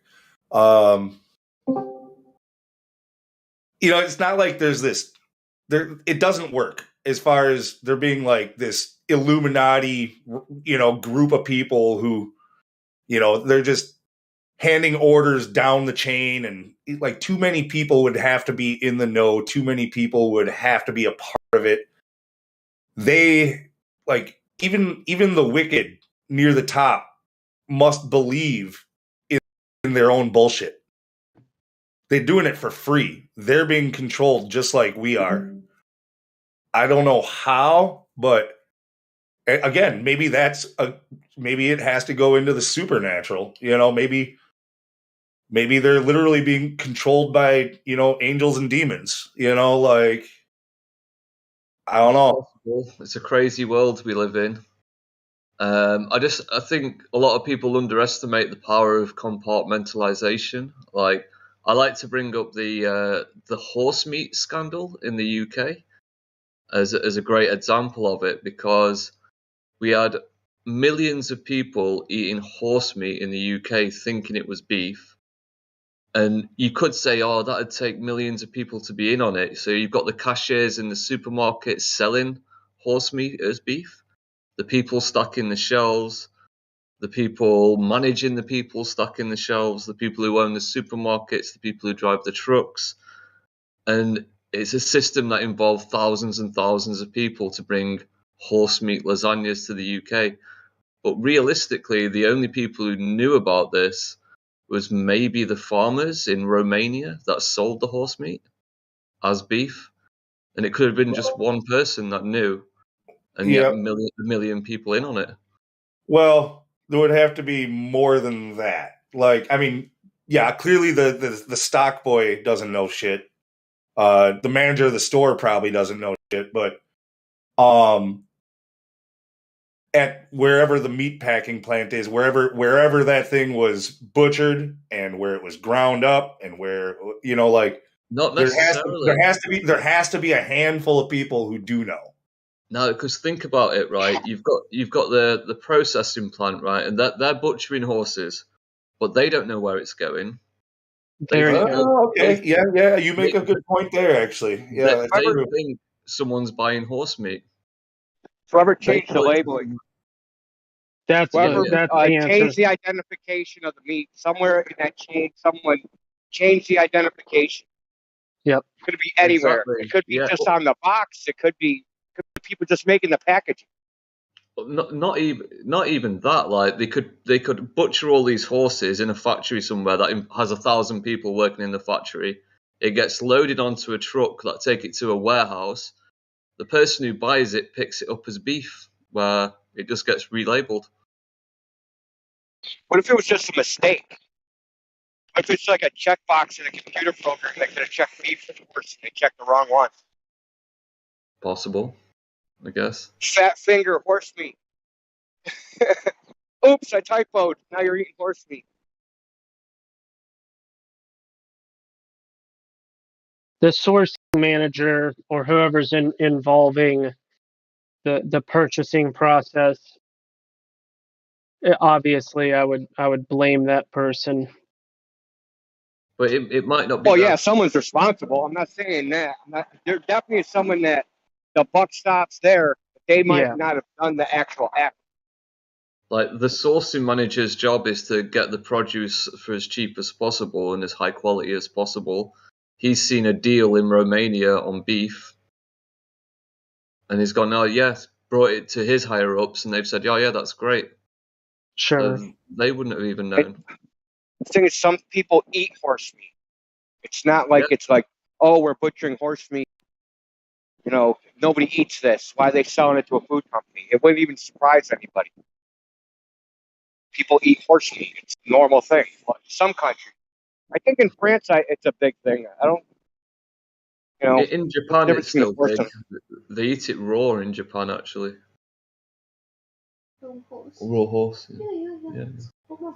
I mean, I know people love horses; they're majestic animals, but I still don't understand the stigma behind eating horse meat. What's wrong with it? I thought it was like bear. I thought it had a lot of problems. I think it's gamey or something. I don't know. Or maybe parasite. Just the Beef Raisers Association propaganda. Oh yeah, Edward Bernays. Back to that guy. Blame him for stigmatize everything. all the other types of meat so you can sell more of yours.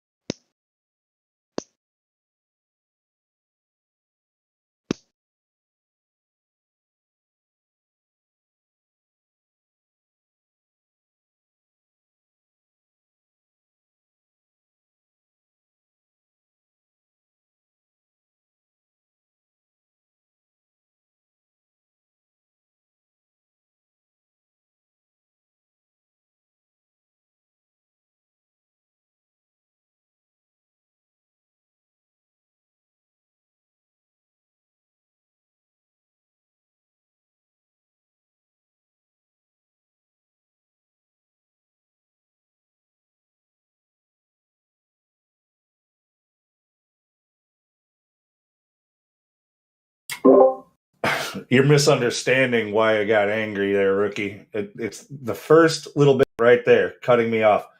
Like I said, I'm not triggered by you not believing in the Mandela effect. I don't bring it up that often in here because I know it does that all the time. Like, and I don't give a fuck. Like, people can agree or disagree. You can have your reasoning, but I do wish that people would give it more of a fair shake before writing it off. You know, too often it's just brushed off, hand waved. Did you hear the new Mandela one? The what? The new Mandela effect. What's this one? What's the latest? What does ET say? 1 second. I remember this. He said, yeah. Oh yeah, I've heard that's not new. That's old. Yeah. I know he doesn't say he's supposed to say yeah, phone home or but now he's Now he says home phone. Home phone. Yeah. He always said that. He always said that. Yeah, he always said that. That's according to you. See, and this is the thing. Also, for people who don't see it or don't remember the old way, in quotes. I mean, you guys are all correct. Like, that is phone home is the way it's always been in this reality. You guys are right. Like, we can't, you know. You mean home phone? Yeah, whatever. Yeah, you guys are correct with home phone. Apparently, that's the way it's always been in this reality. Those of us who remember it the other way, we're wrong here. But it doesn't explain why we all remember it the same wrong way. Where did this come from? Because proper English. Yeah, exactly. So the reason I know it's home phone is because that was the first time E.T. talked in the movie. And they were all shocked that he could talk, and he talked like fucking Yoda, talked backwards.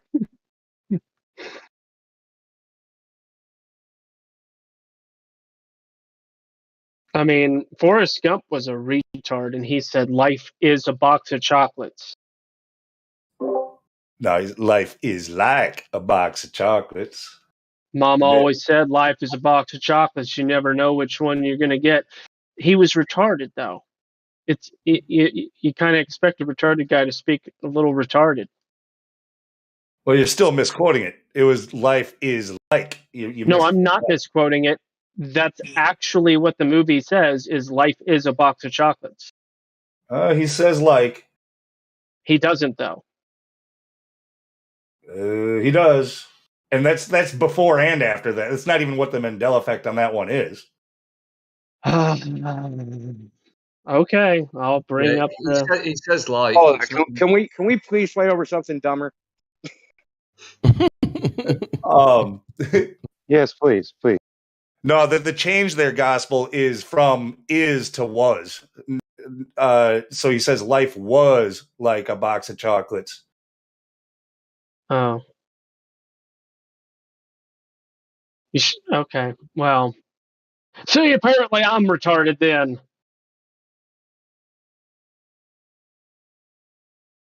Yeah, it's crazy. I don't talk about it often as well, but I have the residual effect of the Luke, I am your father from Darth Vader. As of now, everybody, even old VHS tapes say I am your father from the iconic scene from Darth Vader talking to Luke Skywalker, and where he reveals that he's his father. A lot of people remember him saying, "Luke, I am your father," but the majority of people... I've seen that video of the guy who does the voice, but that doesn't mean he doesn't just misremember it too. Come on. Yeah, no, I like I said, I have residual information that actually states to the contrary. Whether or not people want to be like, no, he always said, "No, I am your father." I got a toy here that actually, in the voice of the character, exclaiming it that way. Like it's. What's the likelihood that you have the pull string Vader? You have that? It's a push button. You push him on this button. Yeah, okay. You want to hear? Because I mean, everybody's like, I want to hear it. I want to hear it. I know it exists. And I've seen it. Other people with that toy on the internet. You doing it also. Yep. Currently was written down too. I guess they have the notes of James Earl Jones where it says it that way. Yeah. Let's hear it. So there's actually a flat Earth Mandela effect. Oh, really? They never claimed there was a geometric horizon. Oh, no. I was going to say everything about flat Earth is a Mandela effect, considering none of them remember it properly. Well, dude, it's hilarious how often you guys say things that are considered Mandela effects, and I just let it slide. Like people talk about maps with ice on the North Pole. Never happened. That's a Mandela effect. Oh shoot! Really? I don't think I'm running with that. But what a treat! I want to hear that freaking Darth Vader. Considering the North Pole has moved thousands of times in every map, I don't know if you could really nail it down, could you?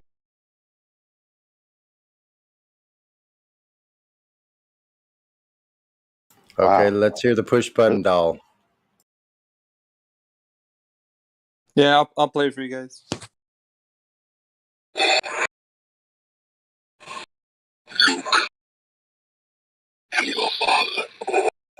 No. Luke, I That doesn't am even your sound father. like the scene.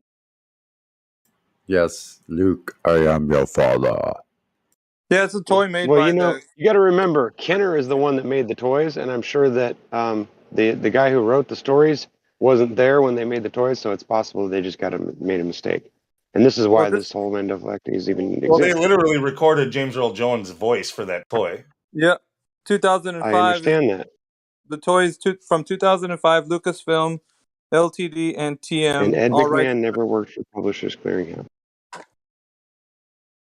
But I don't know, for some reason, even this kind of thing would trigger some people to be like, "Arr!" I mean, it doesn't matter, right? Like, you guys are right. There wasn't a different reality, so it doesn't really matter at the end of the day.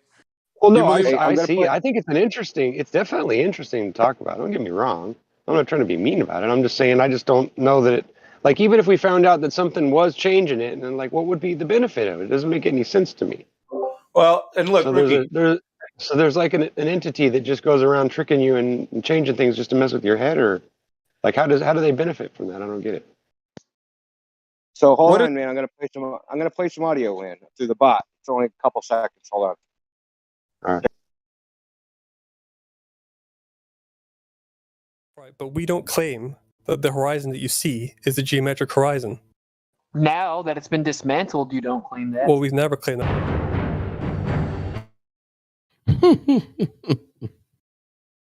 They never claim. They never claimed You know, that. it is It's true just though. yep. That is true. What Just he's saying might be actually partly true. They No, never it is claimed not it. true. no, They everybody never always claimed claims Earth was that a ball until hole. they- Oh, here we Yo, go. The media Another segment with listen. Ricky. I'm sorry. Rookie. That's part of a video on my channel, and right after that part, it shows when they first started claiming it, which was like 2,500 years ago.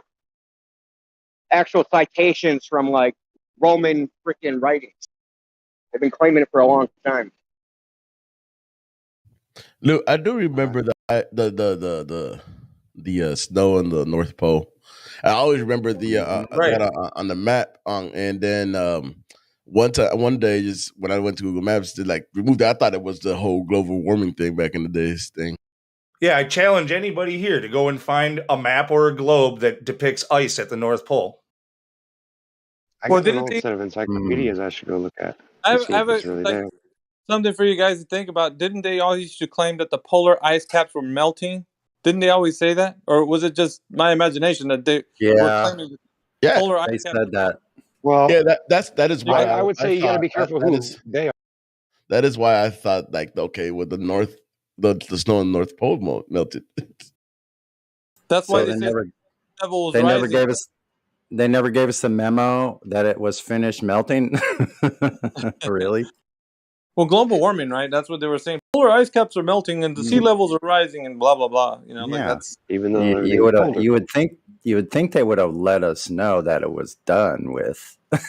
I remember you used to go on in Google Maps and You like know how this look works? through the whole snow thing. Can you know how they have that satellite images, whatever, yada yada. Like I used to just go look through the whole thing to see if there was gaps and shit like that. See what they were Ah. hiding up there. They must have been collecting those billions and billions of gallons of fresh water that everyone needs in tankers, right? Oh, that's right. They never did that. people you still think My that bad. the ozone layer exists like as there's still a hole in the ozone layer. Oh. You guys know that? There's a hole in their head. There's a bunch of claims that they Watch that be a Mandela effect. They were never I- holding those in there. I When I was to a growing up, climate the change Arctic Ocean activist. was always depicted as water on maps, but they said it would freeze in the winter, and that's how people could go to the North Pole and hang out. Yeah, I spoke to a climate change activist about the hole in the ozone layer. I said, where did it go? And he said they banned something in aerosols and it disappeared. Yeah, it's gone. Yeah. They stopped selling aerosol hairspray in the early '90s, and that fixed it. That fixed it, yeah. And I also asked him, Yeah, they fixed Why- it by banning why don't they say chlorofluorocarbons. why don't we say global warming anymore? Why is it climate change? And he said, Oh. because people wouldn't believe that it's getting warmer. Because it's fucking not getting warmer, obviously. Mm. all this stuff, and people still ask, why wouldn't we trust the government? So I'll give you another example that so they got rid of the mask mandate on, public transportation. They're appealing that ruling, and the reason they're appealing the ruling is to preserve the authority of CDC, not because of a public health problem. That They literally said this. They said it in words and wrote it down. To preserve their authority. That's what they said. Yep. They're trying to say that they're above the courts. We demand you submit to our authority. So they're going to put people back in masks to preserve their authority. That's fucked up beyond all recognition. That's Good luck with that. Nazi. That's just like Nazi fascism. Sorry. Go ahead. Yeah, You wouldn't believe it if they didn't write it down. It's like you almost can't believe it, but they wrote it down on paper. Here we go, guys. Oh my gosh, it's really a big file, 51 megs. No wonder it took so long. So I found the map that has the ice. It's from 1993, which is, I guess I was in 3rd grade at that time. Now, Well, of course, what? I do see you're finding them on AE maps here, but these aren't the maps that we remember, though. We remember seeing them on globes. We remember seeing them on Mercators. We were never taught on AE maps ever. Well, I think the problem is the North Pole isn't really like shown, is it? They always show Greenland right in that spot, and they never really show you where the pole would be. Yeah, exactly. That's what I'm always questioning But about. again, this is from 1990. Sorry. Exactly. It says permanent ice, Arctic Ocean, and it's from 1993. Possibly, actually, maybe it's from 1947. It's from 1947. I apologize. So it's from 1947. It was stamped in the library as of 93. So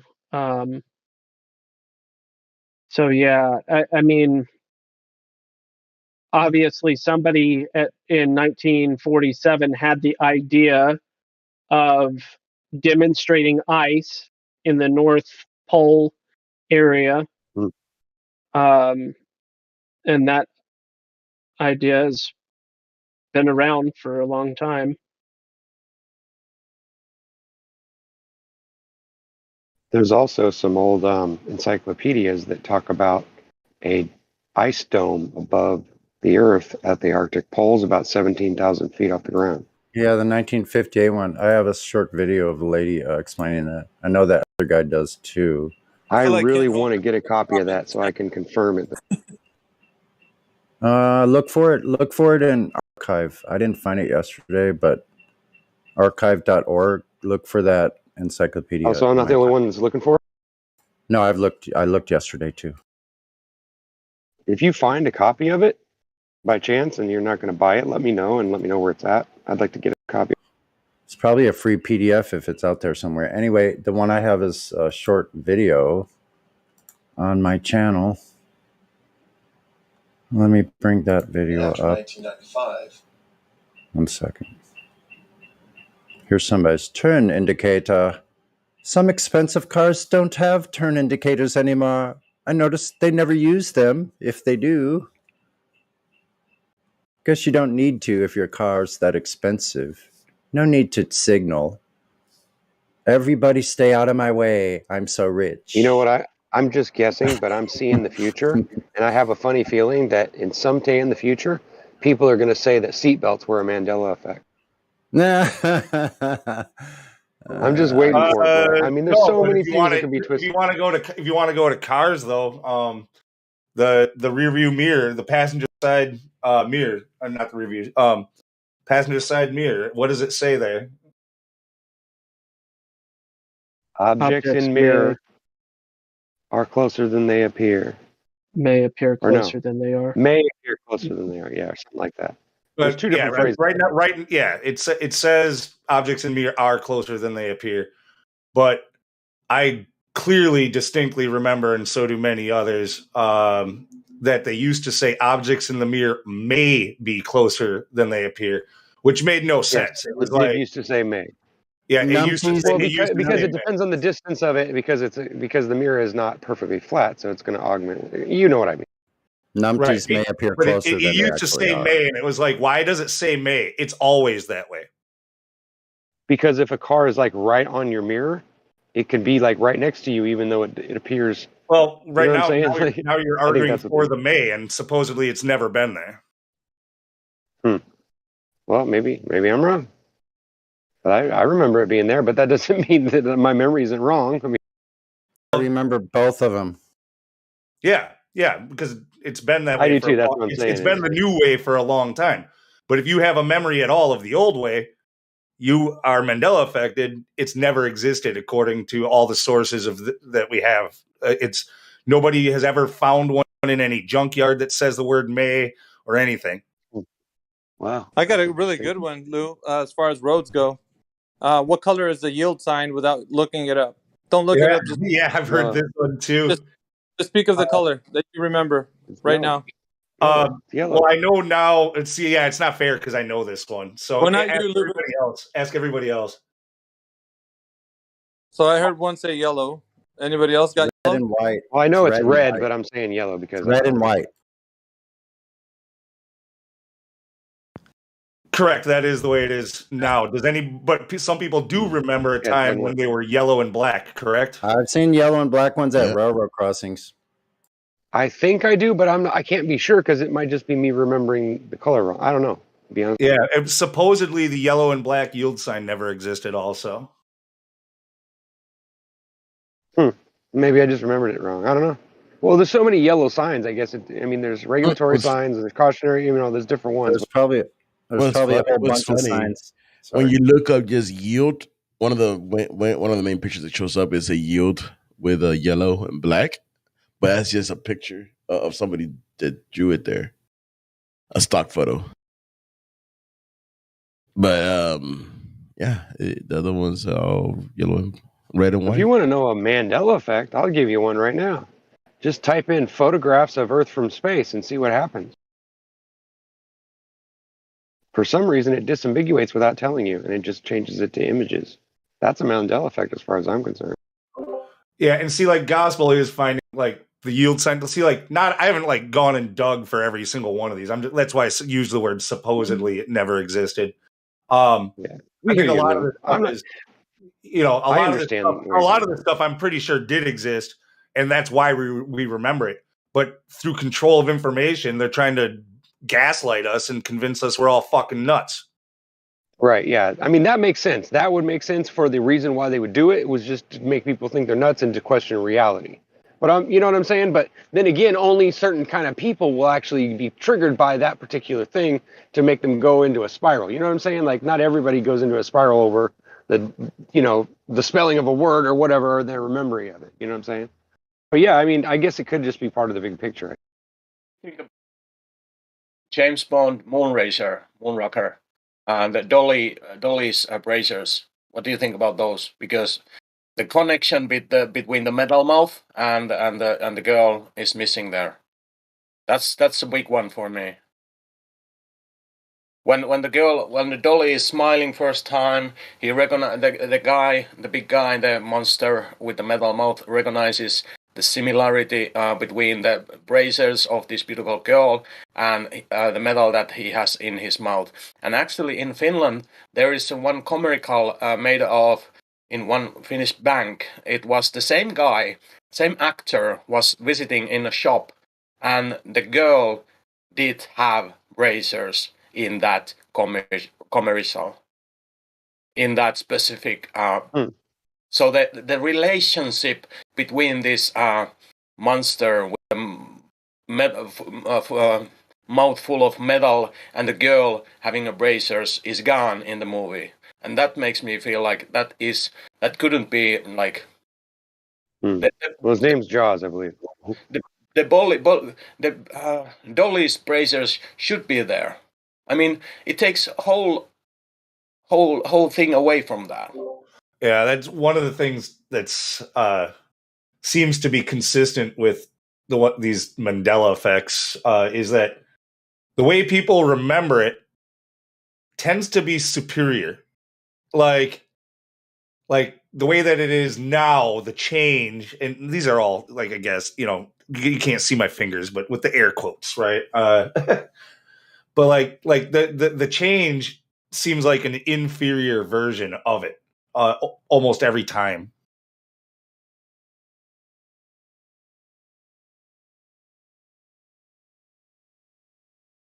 I've had some of them feel almost like autocorrect, like an AI that just doesn't understand the context or something, and so it autocorrects it. Can I play this quick 2-minute video of this lady with the Encyclopedia Americana, 1958? Can I play it? Like I always remember yeah, go ahead. The Dash All right. Kit Kat. I don't have no problem. 1 second. I agree with that guy.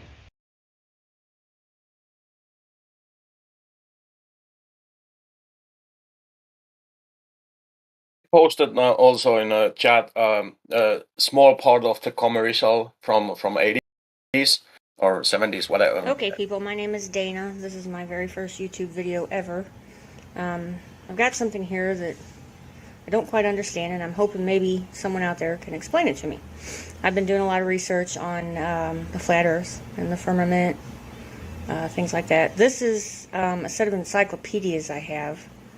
They're Encyclopedia Americana. This is volume 2. It's the A's. What we're going to do is look at what it says about Antarctica. These, just remember, this is a 1958 edition. Okay, this was before the Antarctic Treaty was signed. This was before the supposed Apollo missions. I want to show you something that it says in here about Antarctica.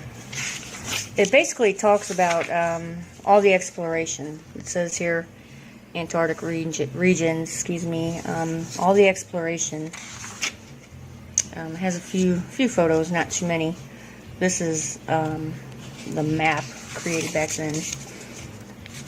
I've read all of this. This is the part here that I have the question about. I am trying my best to get some light on here really good. Like I said, this is my first video. Don't criticize me too much. I have no idea what I'm doing. Let's see. Okay, I hope you can see this. They did flights, and it says, these flights prove the inland areas to be featureless in character, with a dome 13,000 feet high at about latitude 80 degrees south, longitude 90 degrees east. Okay, I have no idea what that means. There seems to be only one definition for the word dome. Anyway, if anybody has any idea what this means, can explain this to me, I would appreciate it. Okay, thanks.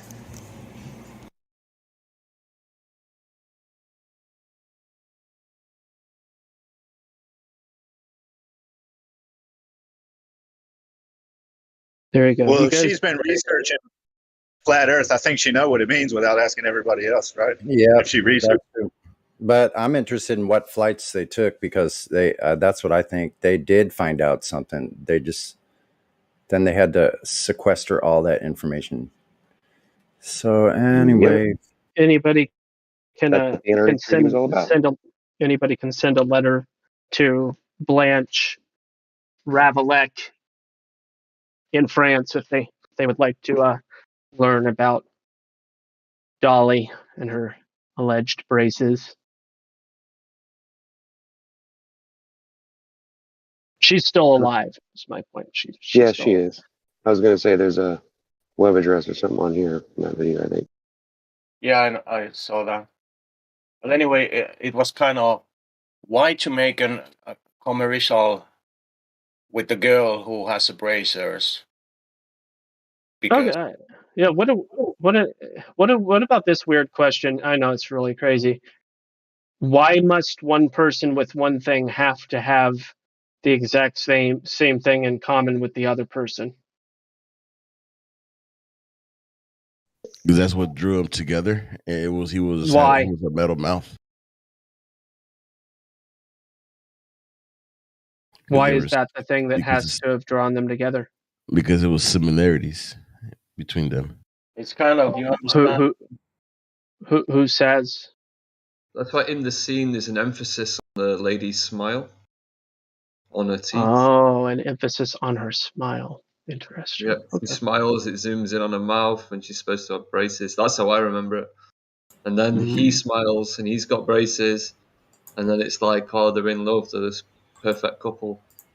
Here's the PDF for the 1958 encyclopedia. I'm putting it. It's archive.org. There it is. 1958 Encyclopedia Americana. Nice. Free. Did you get it from their website?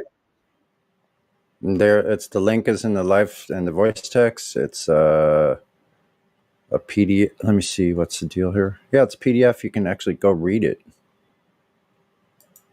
I'm looking at it right now. Does it say the page number approximately? Wait a minute. Is it the whole thing though? Hold on. Let me find out. Let me make sure here. What is this? Just looks like the cover. Log in and borrow. So you can borrow it. Let me see here. I have an account. What the heck? Why isn't the whole thing here? Download options.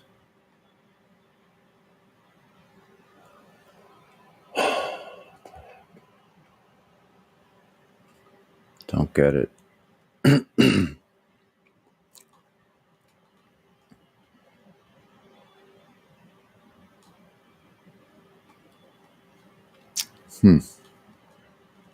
Let's try again. Oh, it's a limited preview. I guess you have to pay for the actual document. Borrow for 1 hour isn't one option. Let me see here. Let's try another option.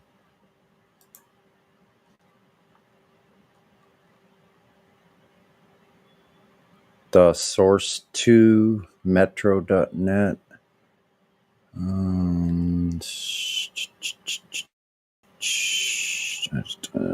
PDF Encyclopedia Americana, 1958 edition.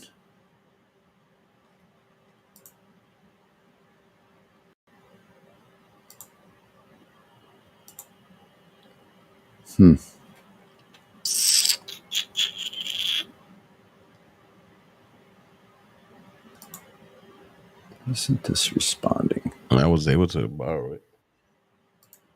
I'm going somewhere else. It looks like a PDF, but it's not. It's not loading.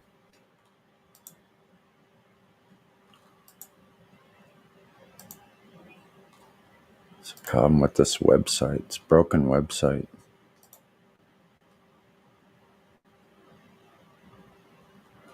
Dead internet. Let's see. Encyclopedia Americana online book page. No. PDF Americana Encyclopedia. Don't mind me, guys. I'll mute.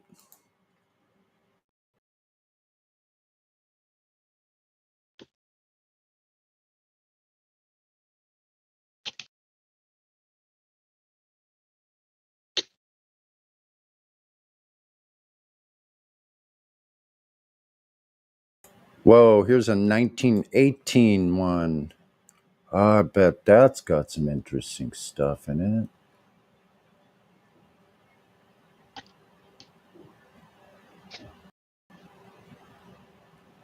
Let's see what that 1918 says about Antarctica.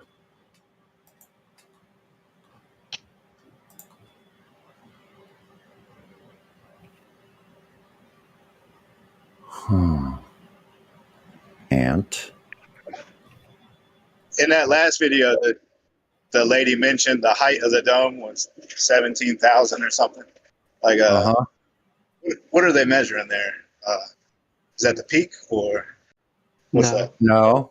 Well, it sounds like they just measured the height of it at that given latitude and longitude. That's all.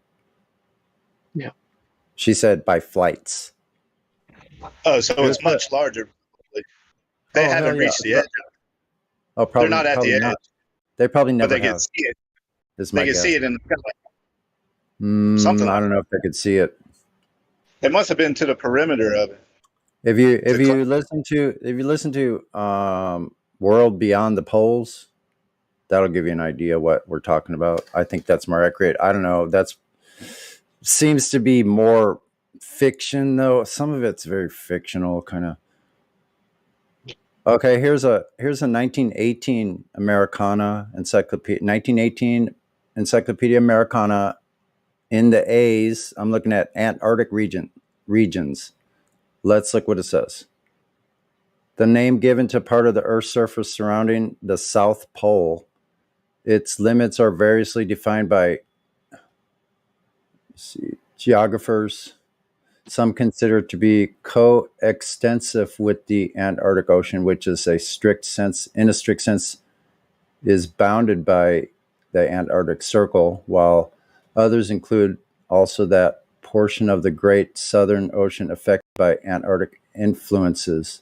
According to the latter interpretation, the region is approximately defined by northern limit of the drifting pack ice or about latitude 50 south, although icebergs are sometimes encountered as far as 45 degrees south. And Antarctic region is surrounded by a great expanse of shoreless water, which further north is divided into continental lands into the Atlantic, Pacific, and Indian Oceans. The area comprised within the Antarctic Circle is about 8,200,000 square miles. Early explorations into the region south of the equator and discovery of numerous lands gave rise to the belief that vast continent existed near the South Pole. The first voyages of Captain Cook in 1769 showed, however, that New Zealand, contrary to the general opinion, was an island, and in the second voyage, 1772, it was proved that the continent, if it existed, did not extend beyond the Antarctic Circle. In 1773, Cook sailed south again and following year reached latitude 71 degrees 10 minutes south and longitude 106 degrees 54 minutes west, where he was prevented from advancing further by enormous ice flows. No land was seen, and on this voyage, although its presence was indicated by flights of birds, in 1819, Captain Smith rounded Cape Horn and sighted the South Shetland Islands, while in the following year, Alexander Land, still further south, was discovered by Bellinghausen. Montreux, an English explorer sailing in 1822, visited the Falkland Islands, Bouvet Island in South Georgia, and reported that he found the temperatures of south air and water to be milder the further he advanced southward. Biscoe circumnavigated southern ice region in 1831-32, penetrated beyond 67 degrees south. He discovered Enderby. What is that? Hold on a second.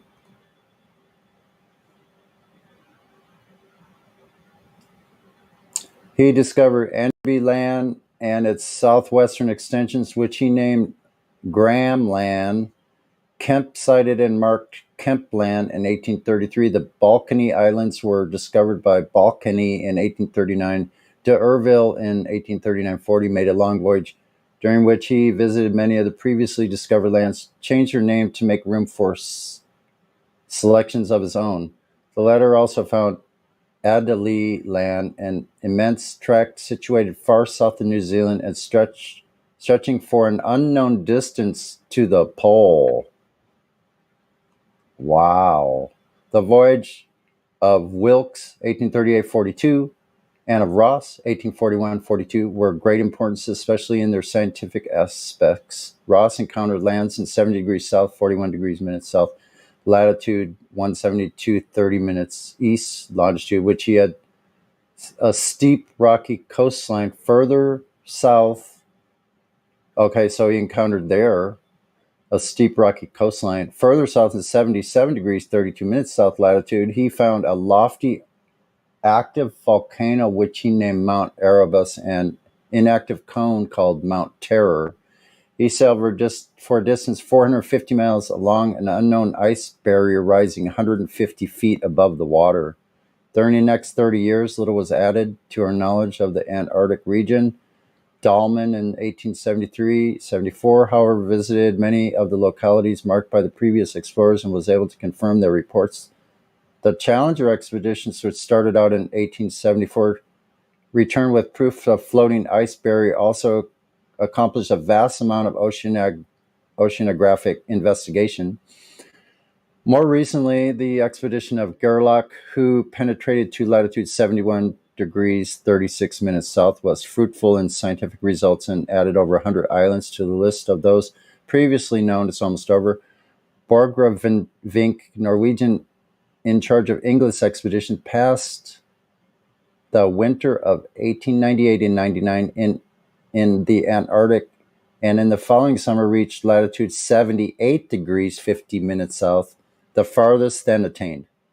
In 1900, he set out again and succeeded in locating the South Magnetic Pole in latitude 73 degrees 20 minutes south, longitude 140 degrees east. From 1901 to 1912, Antarctic explorations was very active, especially several expeditions were fitted out in 1901. One of these, Captain Robert F. Scott, reached 82 degrees 17 minutes longitude. 82 degrees 17 minutes south and 163 degrees longitude. The farthest south, that's, I guess, furthest south. Swedish expedition under Dr. Otto Nordenskjöld, 1902-1904, made discoveries but lost its ship, the Antarctic. Other expeditions were under Dr. Eric von Drygalski, 1902, Bruce, 04, Charcot, 04, Ernest Shackleton, 07-09, Dr. Jean Charcot in 09 and 10 on his vessel. Parguna Pa had a year of successful exploration, which he found new lands, made new soundings, and achieved other valuable scientific results. His work was mainly between the 69th and 71st parallels. In 1910, 5 expeditions were in the field. English Captain Robert F. Scott, Norwegian Captain Roald Amundsen, Australia Dr. Douglas Mawson, Japanese Lieutenant Shirshey, German Lieutenant William Filchner.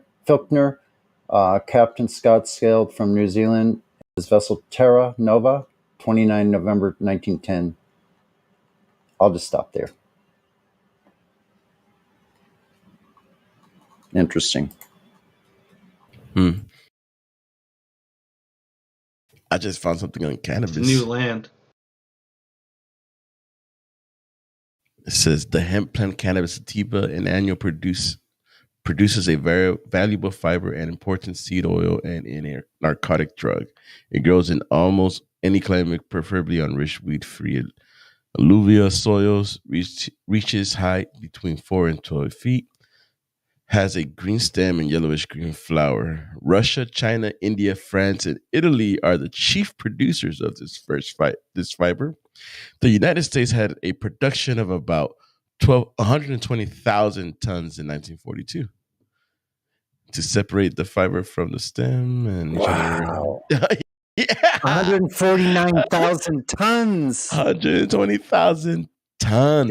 And listen, it's easily duplicatable. You could do it 2 times a year, and it produces 4 times more biomass than like trees or any other type of plant. That's interesting. 120,000 tons. I have a plan on growing it to feed chickens. It says also that the tensile strength, the tensile strength. Okay, so it says first grade hemp fiber is very light in color, has a high luster, and a tensile strength of up to 80,000 pounds per square inch. I like that one guy's thought of the weed flavored chicken nuggets. That's a pretty good idea. I'm not talking about weed flavored, and I don't think that chickens eating it would cause their meat to change flavor. However, it's highly nutritious in that way, and would prevent anybody that consumed the chicken would not have to worry about any psychotropic effects, but they would be gaining all of the nutritional benefits. So it's a win-win. I know all that. Are you talking about just feeding them seeds? No, I'm talking about the plant, the actual foliage. Well, good. It's my idea then, and I can make a business out of it. I don't know. It's working good for me. What, you feed hemp to chickens? Like, how do you go? No. No, I don't have chickens. Well, Platypus has done this. It wasn't my original idea.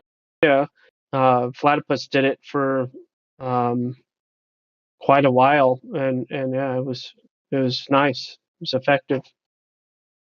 They love it. How do you go from being like chief producers of this this fiber, right, to like, nope, it's illegal? It was everywhere. It would probably It was growing everywhere, every field. Like it should be like that now. It says it was a principal producer of cordage, twines, carpet backing, and canvases. Yeah. And it says it can be cottonized by chemical agents, but loses strength and gains pliability, softness, and luster. So they went with something that would destroy more trees to give them more profit. Cannabis was too easy. Everyone could grow it in their backyard. Yeah, well, just because you can grow a plant doesn't mean that you can turn it into fibers and then weave it together into a fabric. I mean, not But everybody's that's- interested in that work. But that's true. But as a substance, it's valuable, regardless if you're the one doing it or not. Somebody could be doing it, which they are in some, small, like boutique industries, making like hemp clothing and stuff like that. Mm-hmm. Yeah, I've owned hemp clothing. It lasts forever. Does.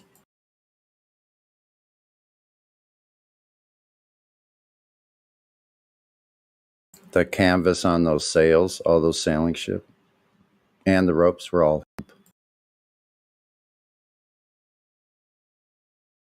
I thought the conspiracy went that William Randolph Hearst was the newspaper magnate that had an interest in paper manufacturing or something like that. He was a big opponent of hemp, as I understand it, and may have been the reason why reefer madness and the whole prohibition would have started in the first place. That's, of course, conspiracy, but that's what I understood as a possibility. Rogan that throws that narrative out a lot. Well, was it 1913, the Food and Drug Act? And basically that was to destroy any of the holistic health practitioners, any of the natural medicine. Get rid of all of them. So yeah, that was a scheme by all those people, the Rockefellers. And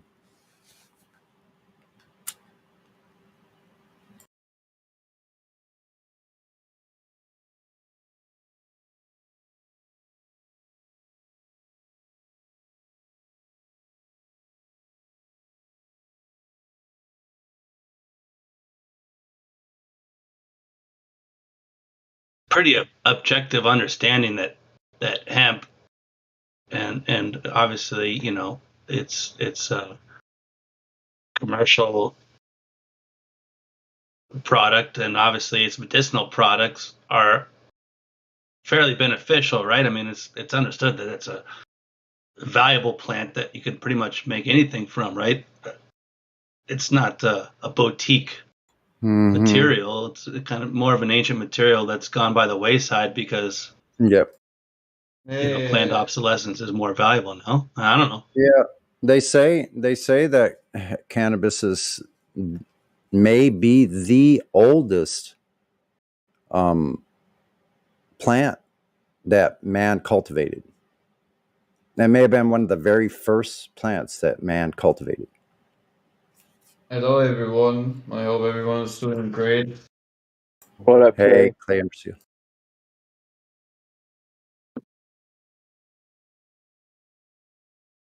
What are you guys talking about?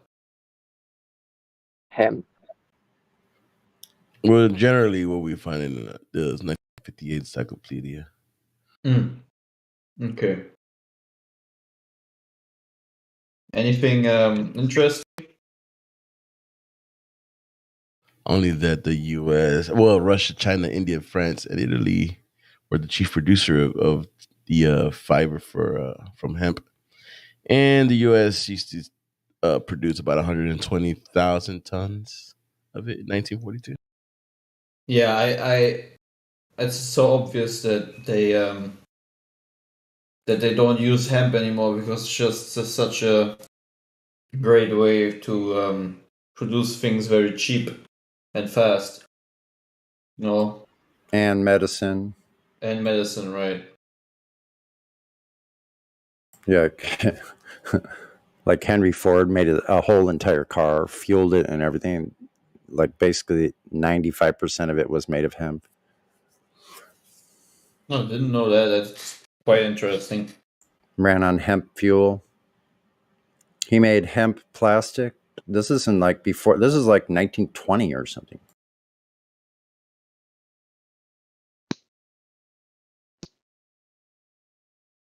So, yeah, I would start stealth planting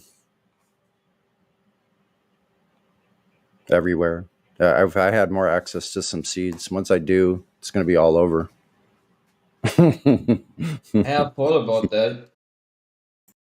I'll go from area to area and start little freaking patches. Dude, just throw a whole bunch in the freaking White House. In the what? In the White House. In the White House. Really, in the lawn there, right? Oh man, isn't it the people's land? We want our hemp back. It used to be here. President Washington, remember him? That Mason.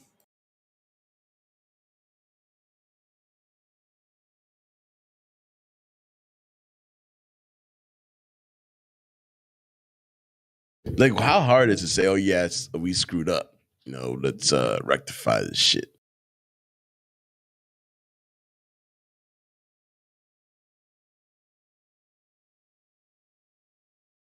They just feel the same way about it still. They haven't changed their minds yet.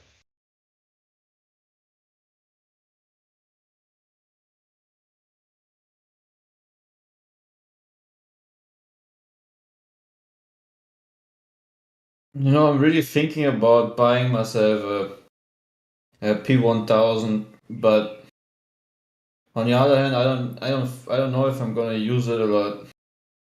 You know, like when you buy things and you're so excited for it, and then use it for a certain time, and then you just did everything that you wanted to do. Yeah, I mean it's a lot of money, right, for a camera. Okay, not for a camera, but I don't know. You used P900. Right. I've been looking at them for the £450 in the UK for a used P900. Is the P9 how old is the P900? Is it like It's older. It's got the same processor chip, but I think the P1000's got a longer zoom and some other newer features, but same processing power, same sensor, etc. Okay. I guess I think it's smarter to maybe actually get a used 900.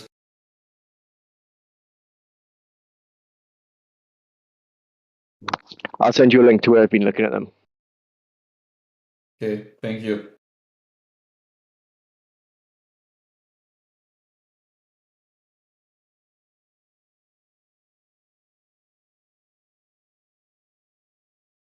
Here's something interesting, kind of off topic from what we were discussing. I found in the laundry room someone left like this Osterizer blender, I don't know if you know that brand, but Oster.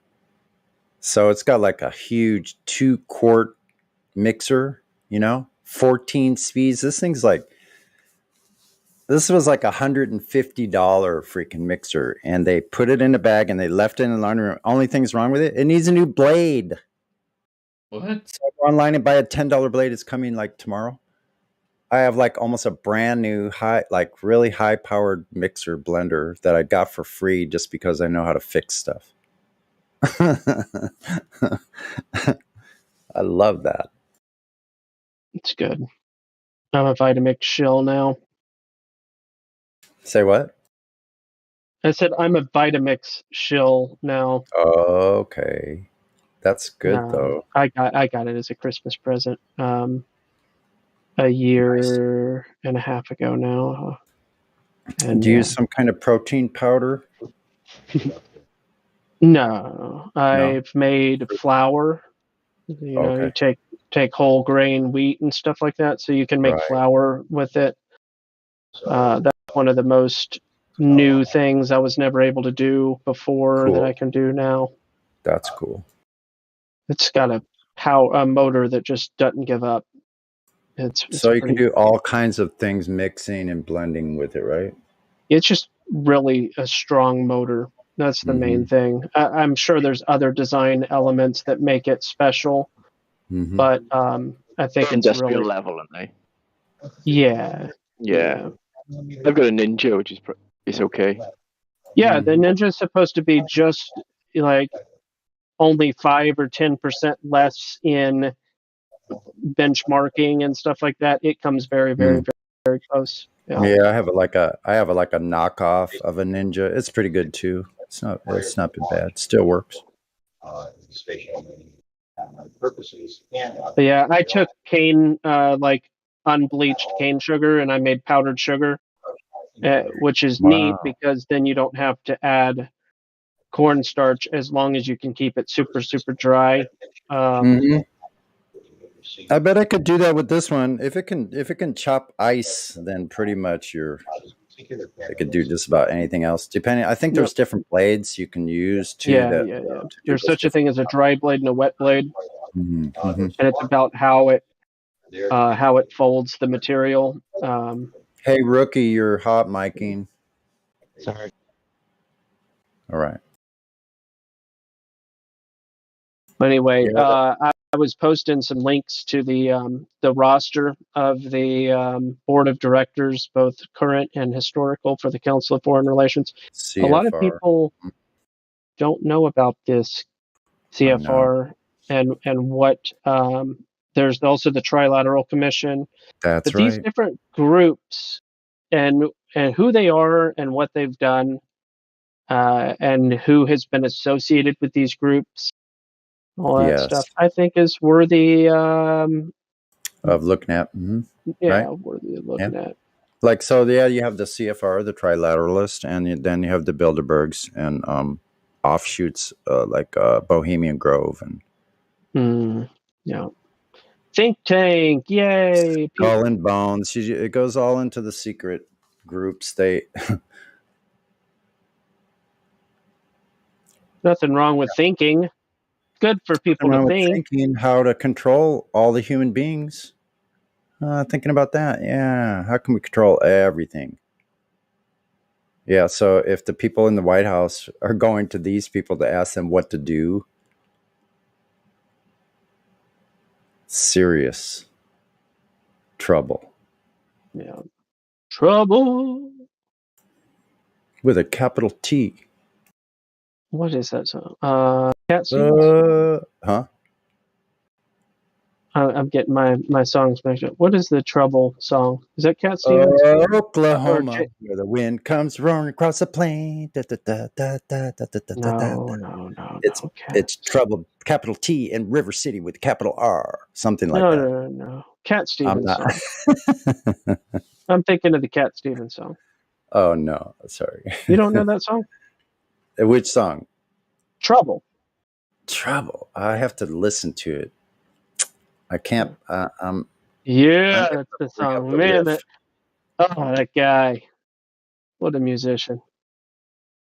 Then he became like a on the American watch list as a potential terrorist and all this stuff. Well, he did move to Iran.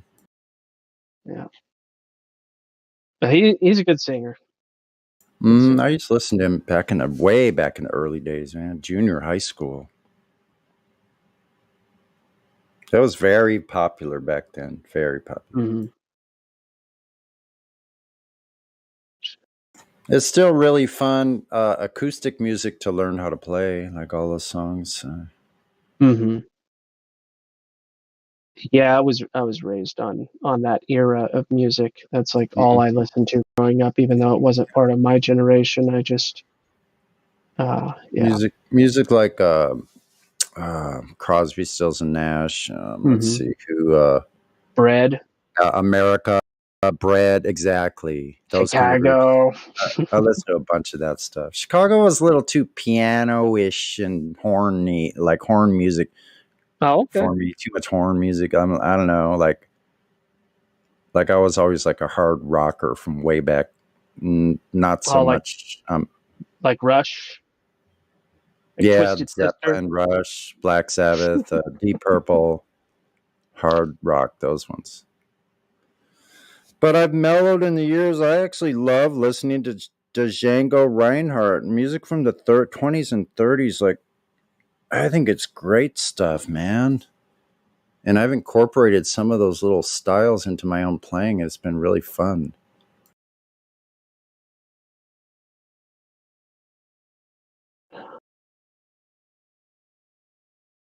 I'd play a Django Reinhardt song, but we'd probably get a copyright. So I don't want to do that. You just got to change all the lyrics, right? They're just instrumentals mostly.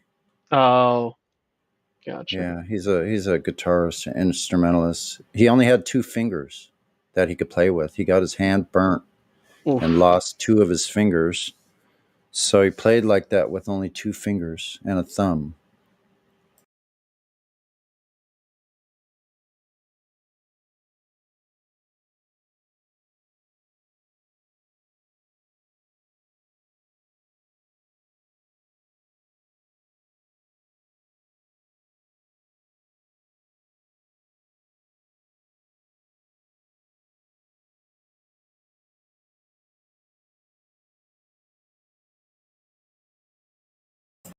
Yep.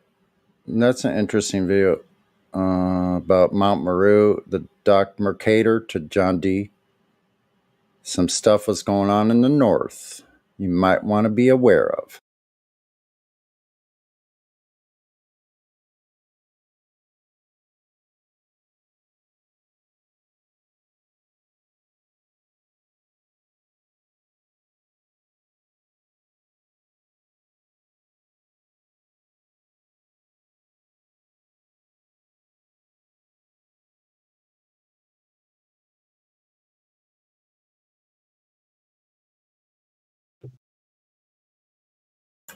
I'll listen to the song. Yep.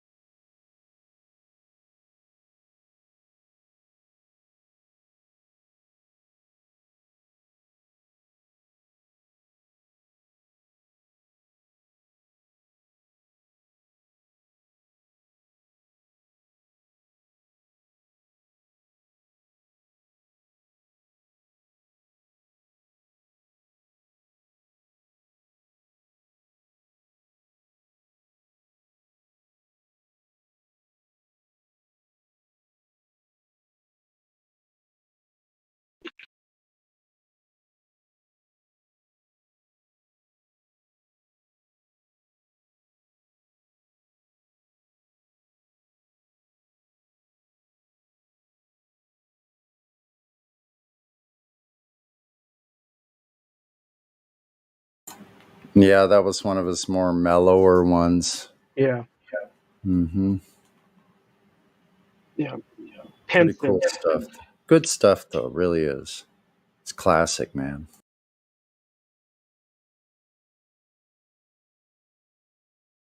I remember driving to Chicago with my crazy uncle, listening to Bread and all those songs back in the. When was that? Oh, I love Bread. The 60s, the 70s.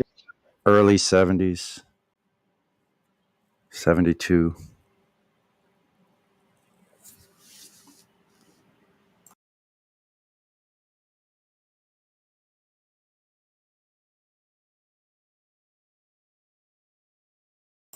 I started playing guitar in 1971. No, I didn't. That's not true. Wow, I was -2, man. No, actually, I'm wrong. It was 68 when I started playing. What am I talking about? Damn, you are old. Yep. I started playing with a Monkeys songbook and a what's that dude's name? Mel Bay Guitar Method. Ah, the Bay Method. Yeah, I remember that. I've got some of that. Mm-hmm. That's what I started with. That's quite interesting. I've got the same set. I think I've got the pre one and the volume 1 as well. And my sister had like all the Beatles 45s, you know. Oh wow, I wouldn't mind having Yeah. those. Yeah, so I got a to bunch of listen. old records though, a bunch of them, Motown stuff. And all that. I wish I had that phonograph. Those little tube amplified phonograph sets were pretty freaking cool, man. I got one of those too. It's an old. Hard to find those. Suppose you could go to eBay and spend a couple $100. I got it from a neighbor who gave it to me. They had it in their garage. Dude, if it's They in gave me working tubes. order, like a tube, Oh, like yeah, an it works. actual working order phonograph, a couple $100 Yeah. isn't gonna do it. That's a couple $1,000. I know. Well, yeah. I don't think I'd want to high-tech sell it though. ones. That's the thing. I'm talking about like Probably the little kids ones, like my sister had one, you know, so the little box you open. I'm not talking about high tech. Oh yeah, But yeah. yeah, some of them are very expensive. Yeah, absolutely. Well, the one I have is portable. It's a fold-out one, but Mhm. it's still it's full size. It's big and it has detachable speakers. It's pretty awesome. It's loud too. That probably was expensive. I'll have to snap a couple of photos of it and show it to you. So. Yeah, I love that stuff. I like taking old stuff and making it look brand new again. I was just talking about this like during the winter. I went and got my old Pioneer SX 980. Got it refurbished. That thing's a badass. So that's worth a couple of $1,000 on eBay. I got a tube guitar amp. My grandpa made it in school. He said that you could hear it up on Mount Diablo from down here in Antioch. I was like, really? What? That's cool. Yeah, he claimed. I don't know. It's all there. It's like one of the tubes fell out of it, and I don't know which way the wire's set in there. And then there's a wire that's broke loose from the bottom, but I'm pretty sure I could get it working. He said it worked when he put it away, put it in the box. I just got to get somebody that knows a little bit about them so I can figure out how to connect it. The tube is going to have a keyway. It only is going to fit in one way. Yeah, but the tube itself, the plastic keyway part, is broke off at the bottom. Oh, so you just have to look at it real carefully. So I'm going to have to follow the lead. Yeah, I'm going to have to look down in there and find the lead right. Maybe get a new tube so you don't accidentally put that one in the wrong way. Yeah. Yeah. But I'm sure there's a way to figure it out. It's just, Well, you would need to, like, what I would do with something like that, I would have to draw it all out. I would have to follow each single lead to where it's going to, which component, and then which component it goes to next throughout the whole entire thing. And then I could find out what design he used. Because he probably used a known design of tube amplifier. Oh yeah, I'm sure it was a project thing. Yeah, it's probably like you said. I think we talked about this before. It's probably a Heath kit. Most likely Yeah, was it's it. made out of like rolled aluminum, like flat aluminum. He rolled it into a box, and then it's pretty neat. Sheet metal box, yeah, good stuff. Yeah, it's pretty awesome. And the transformer that's on it, it probably weighs 12, 15 pounds. It's insane. Dang, that sounds like a large one. What size speaker? It doesn't have a speaker. It has a port that you plug the speaker into. And actually, the port that the speaker plugs into isn't even a regular speaker port. There's an input for a guitar in the front, but in the back, there's like another place where a tube would go. It almost looks like one of those plugs for like a tube. That's the old speaker plug. Yes, that's what it is. So Does it is everyone those here old know stuff. Dodge? You don't ever want to start those things. I said hi to him, but I haven't gotten any response from him yet, though. Oh, who are you trying to talk to? Soup? Oh, he just dipped. No, Waved. You messaged me. I waved. I waved back. I don't know. Oh, there you are. Oh, Hi. okay. Yeah, I'm here, man. Yeah, thanks for the welcome. I appreciate it. Absolutely. Well, you're welcome. Just wanted to say well, hi to you and just let you know we're. No, How totally, new- man. I appreciate it. Yeah. Just How enjoying new the are you? conversation.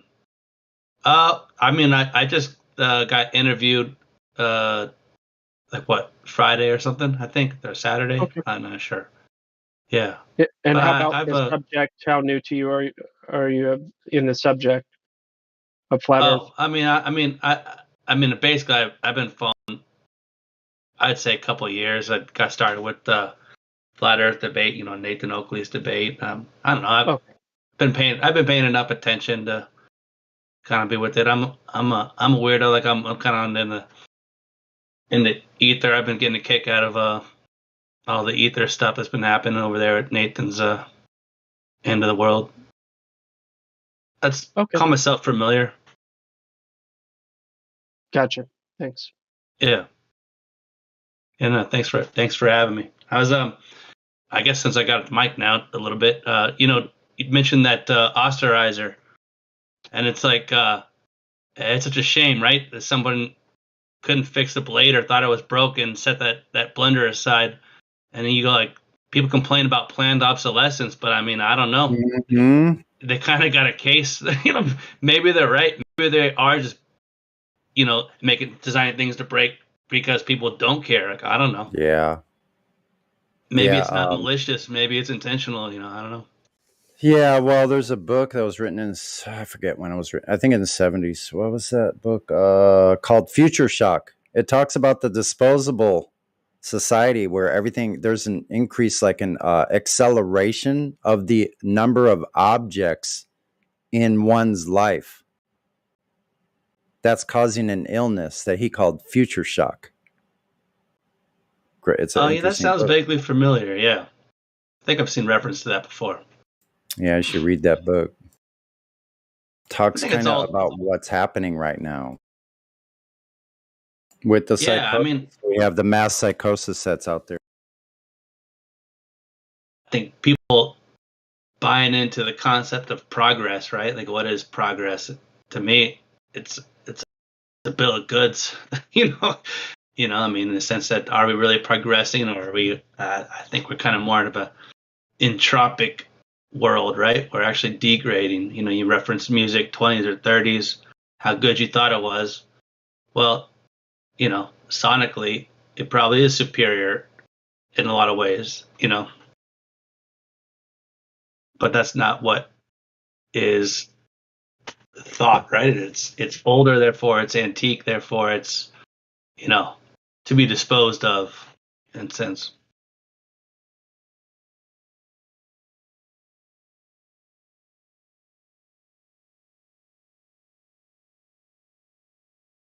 Really good Twilight Zone episode.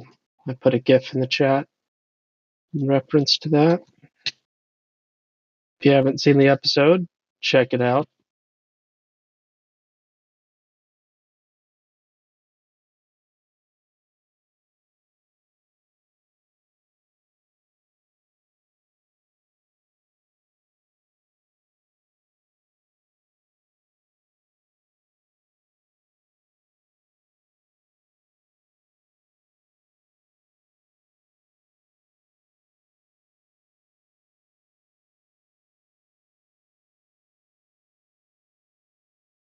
I have just a thing I say, and it might mean nothing, but to me it means a little something. And really, it's I think our future is in our past in so many ways. That is to say, rediscovering hemp technology, for example, rediscovering, maybe manufacturing of old, right, speaker tubes, for example.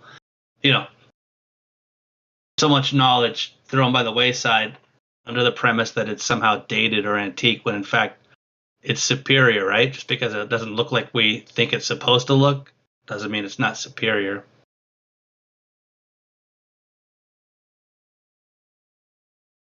Analog over digital. Sure. The problem is that many things are just have been suppressed because they just do not make the amount of money that controllers want to have. Well, I certainly believe that. I mean, that's why I think the premise of progress is a bill of goods that's meant to promote consumerism in so many ways and kind of lead us down an artificial world, so to speak. And that's my premise. But I mean, I understand that not everyone feels that way.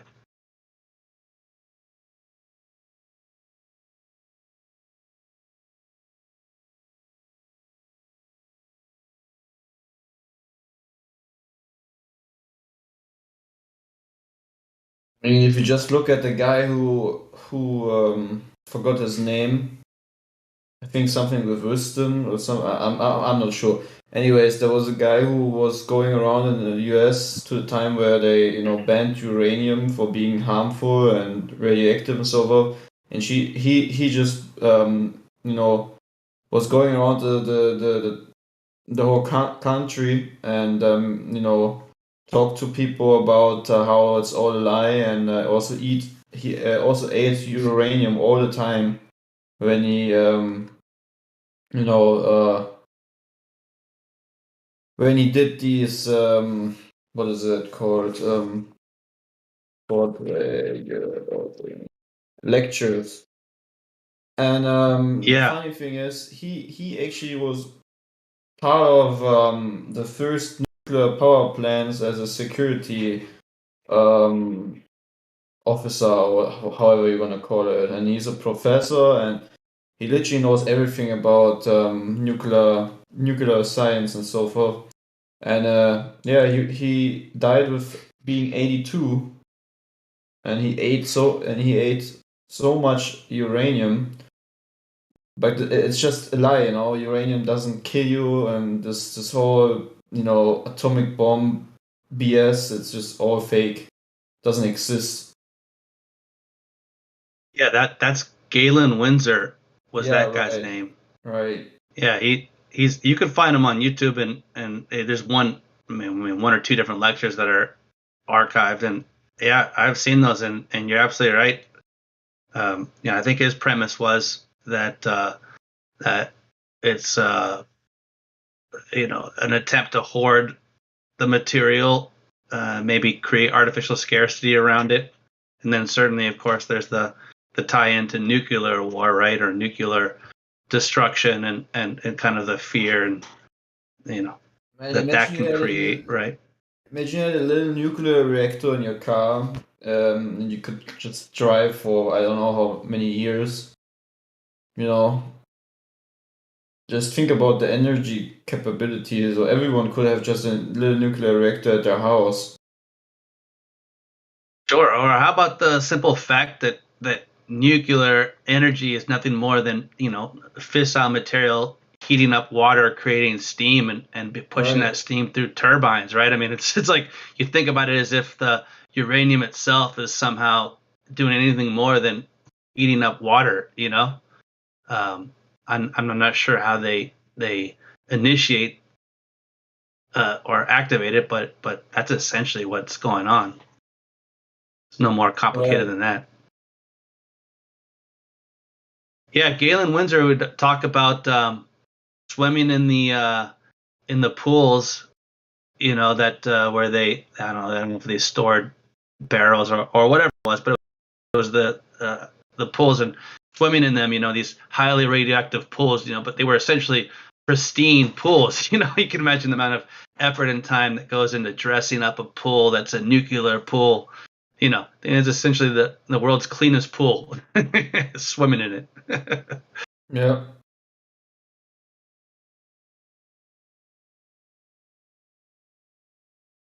In his lecture, he would say, he'd take out, he'd have like basically a Tylenol, a pill case of uranium, and take out a piece and essentially declare that the amount of uranium he had was enough to, I don't know, it required standard operation would have required to quarantine many blocks of that area as a result. Yeah, and he just ate it. Yeah, he would actually take whatever the measuring device is. Essentially, it apparently the material gives off gamma radiation, so it's a gamma radiation detector. And he would, of course, open his palm and take the detector and demonstrate that the material was in fact radioactive. But then he would cover it up in his hand, turn his palm around, and the detector from the back of his hand, obviously covering up the material, wouldn't detect the radiation at all, right? So it was simple line of sight, matter. Yeah, I totally think that he talked the truth. That he actually was right with what he said. I mean, if he if he doesn't know, who else would know, right? Well, yeah, I mean, I can't say that I've personally vetted him, but his story, if it's to be believed, he was essentially a factory guy. He was essentially just a worker at a nuclear plant, processing uranium, and would just be smart enough to grow and kind of, imagine organically be promoted to the point that he became. Yeah, eventually, I think he helped design a facility, you know. But it's definitely, I gotta post. Can I post YouTube videos in the voice text or no? Because if so, I'd like to share it. I don't know. That one should be acceptable. Go ahead. Okay, thanks. Well, he's going to need the perms to do it. Anyways, Galen Windsor, Galen space Winsor. It's, if you haven't seen it, it's worth a listen. I think it resonates with me, but me. I mean, it'll probably let you post the link. It just won't embed. I think, which is fine. Up there. All right, I'll post it. I'll take it down if need be.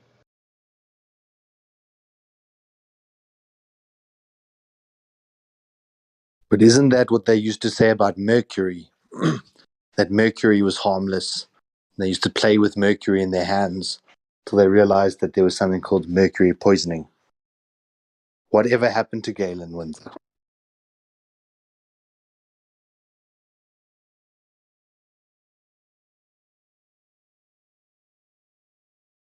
I think Clay Under Seal suggested that he died of ripe old age, but I don't know. Yeah, he died not natural causes in the age of 82, I think, or something. At least, and there's a little Reddit post where someone falsely claims he died of cancer, blood cancer, but that's just not true. I mean, every idiot can write some Reddit post, so no really proof or source. But when you read his when he died, there's always a text to people when they die, right? On funerals and stuff. And when you read the funeral text, I think it states that he just died of natural cause. And it also goes, and it also talks about his career and stuff. I mean, even if it wouldn't be natural cause, dying with 82 is a good age for someone who ate uranium almost his whole life and had to do with radiation almost his whole life. So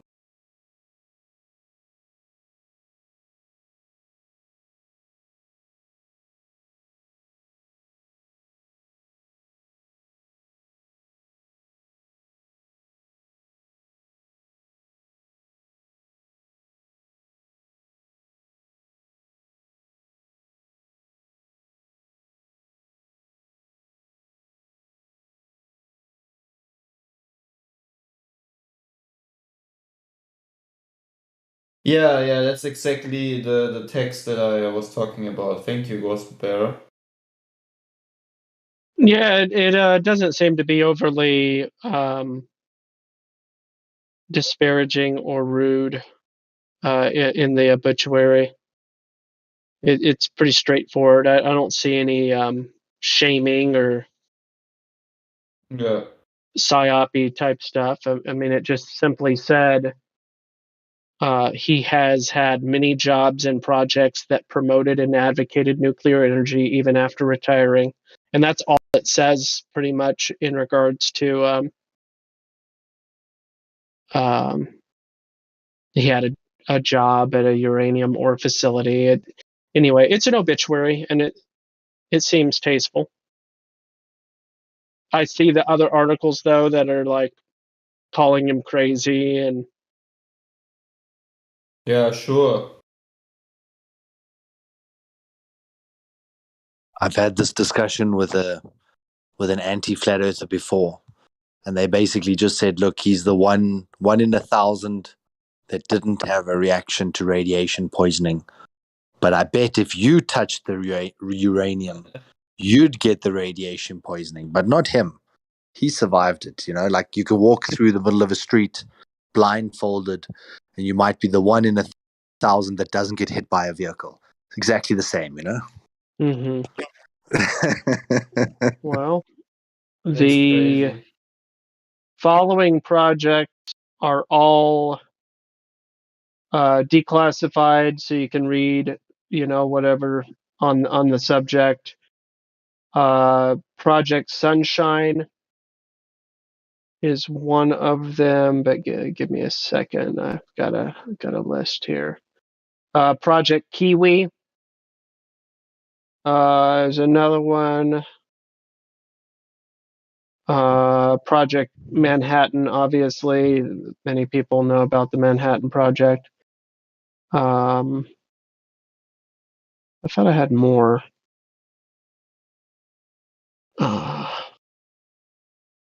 There's one more associated with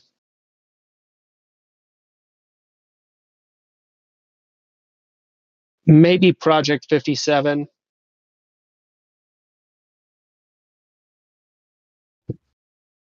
But definitely Kiwi and Sunshine.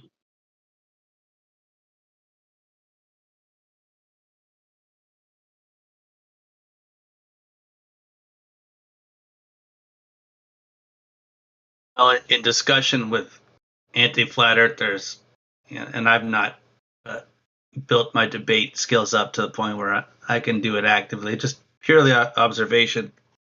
I've seen that flat earthers and anti-flat earthers are looking at the same glass of water, right? Half drawn glass of water, and the flat earther looks at it and thinks it's half full, and the anti-flat earther looks at it and thinks it's refracting light at a constant rate. And I think that marks the difference between the two. I would add Project Boston to the list of radiation and uranium related studies in regards to government projects.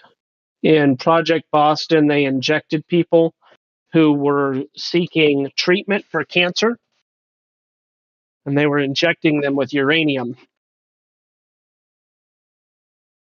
Really peculiar project.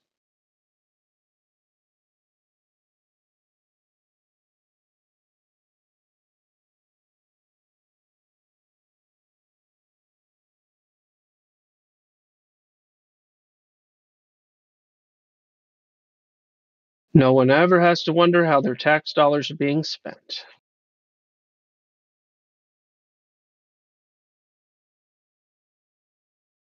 What is the specific quality of uranium that causes it to heat up or be effective for nuclear energy? Certainly, it has some unique quality. You bombard it with electricity or something, I don't know. It heats up. According to the narrative, it would be what they call a short half-life, and that's its degradation to a I guess, lesser state. So it's letting off radiant energy through the form of radiation, and that process of it having, or its degradation lets off energy. Basically, it's I guess it's a substance of potential energy that is releasing its potential energy through decay. Yeah, no, that makes sense. If it's not what I just said, then I don't know. Maybe someone has a better answer. Seems to me that because it's effective in heating up water, creating steam, and utilizing said steam, at its root, it's doing that. It's a substance of dense potential energy, right? At the very basic description. As far as how it's being done, well, that's to be understood, or already understood.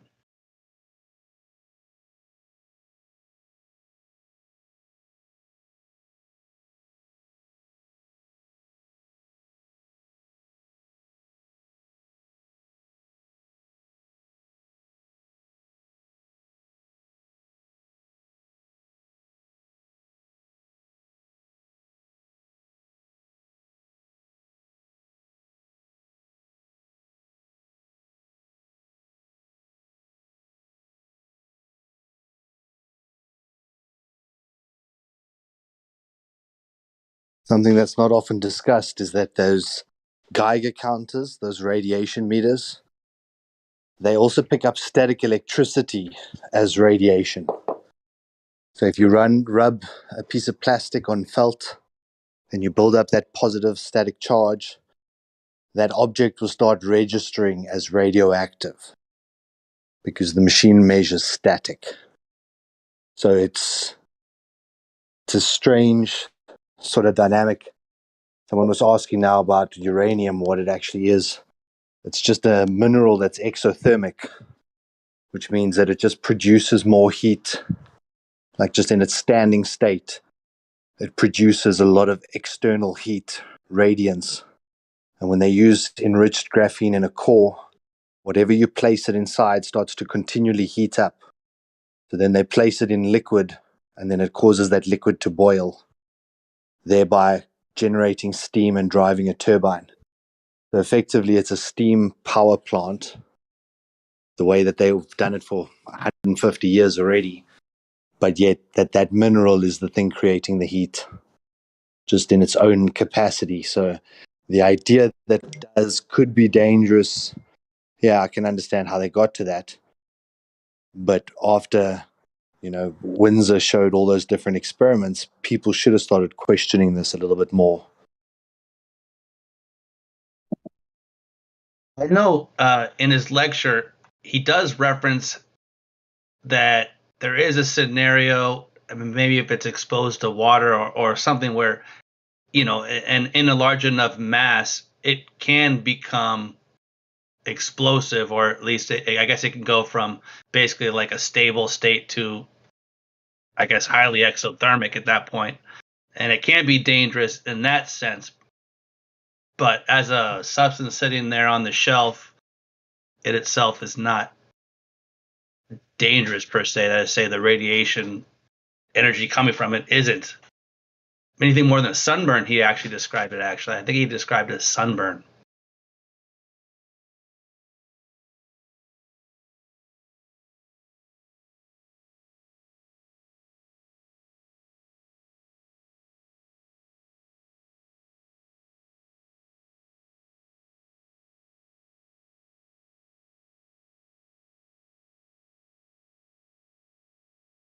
I love sunburn.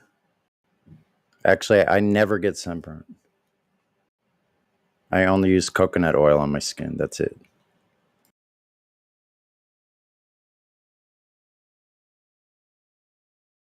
So that's no joke in the sense you use coconut oil and you can prevent or mitigate potential for sunburn. Is that true? Yeah. Yeah, even when I get burnt, the next day it just turns brown. I'll try that. Yeah, don't put any man-made stuff from the store on your skin, people. You'd be better off not using anything from those stores in your body or on your skin.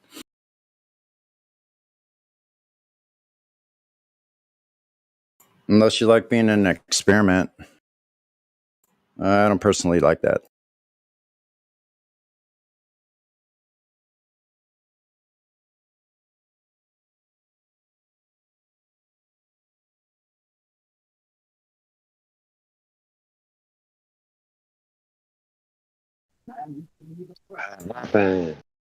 Some people enjoy being subjects or experiments.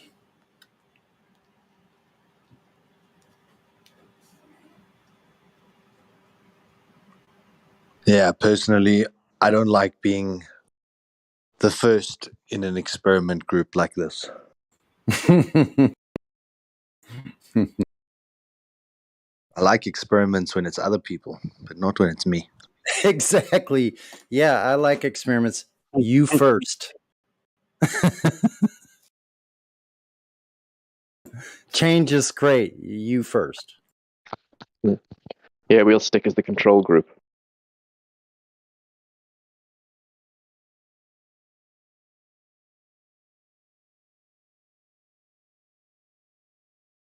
Hypothesis or the observed phenomenon: people eating poison because they see it on TV.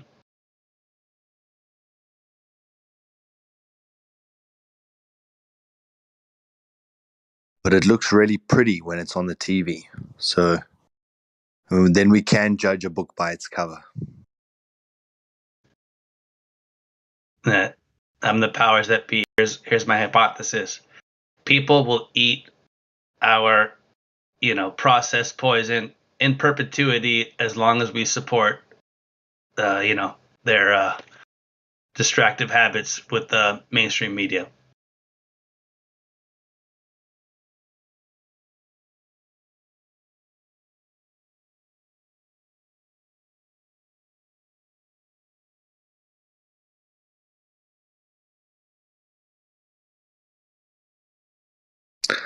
One thing that is a bit strange is that there were links drawn in the last 2 years with all this stuff that's been going on in the world. There were links drawn in terms of radiation poisoning, or if you were to microwave an organism, and the side effects that we were seeing in terms of headaches, nausea, fever, or flu-like symptoms.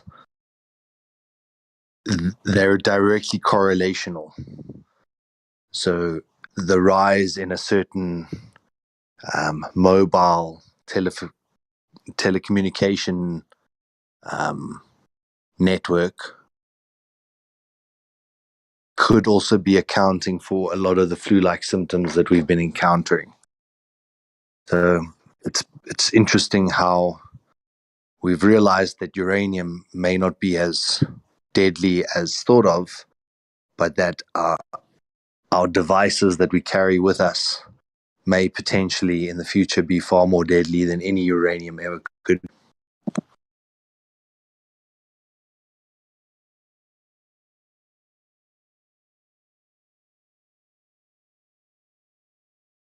And said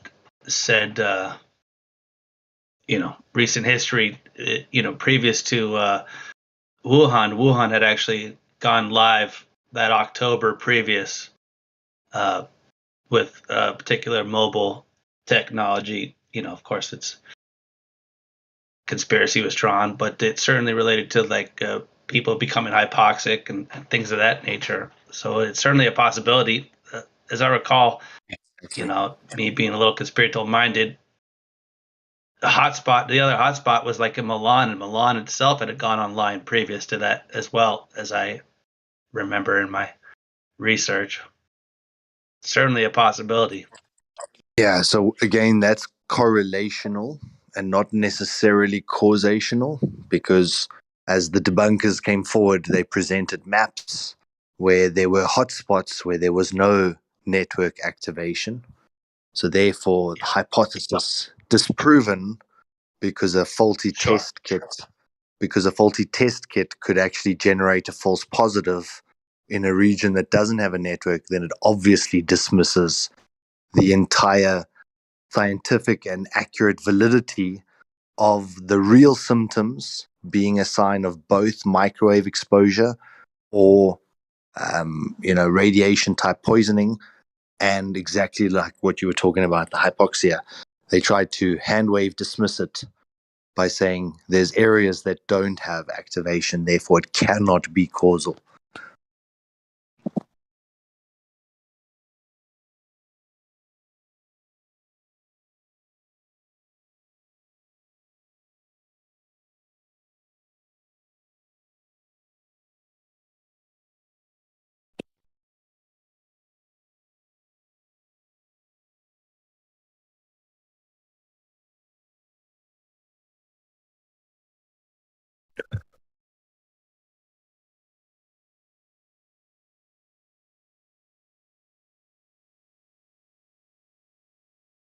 We were talking about this the other day with Migs, in that how much of the system do you participate in? In that, do you want to abolish the entire system? Like these systems that are flawed and wrong, like the mobile network system that they've established, like this new paradigm that we live in. Do we need to go and abolish the entire framework? Or do we use the framework or our ability to see through the framework? Because we have the eyes to see, we've seen the level earth. We can now see through the deceptions. As they talk, we kind of see what the agenda is behind it. Do we then work within the paradigm to try and create small changes to people's lives, or do we try and abolish the entire framework? Which way do you think we should go with it? Why don't we just all apply for jobs at the Ministry of Truth? I mean, right? Like, what if like 10,000 good guys all I'm using that term very loosely, of course. Like, go apply for a job at the Ministry of Truth. So apply for a job inside of their system. I think it'd be an interesting technique.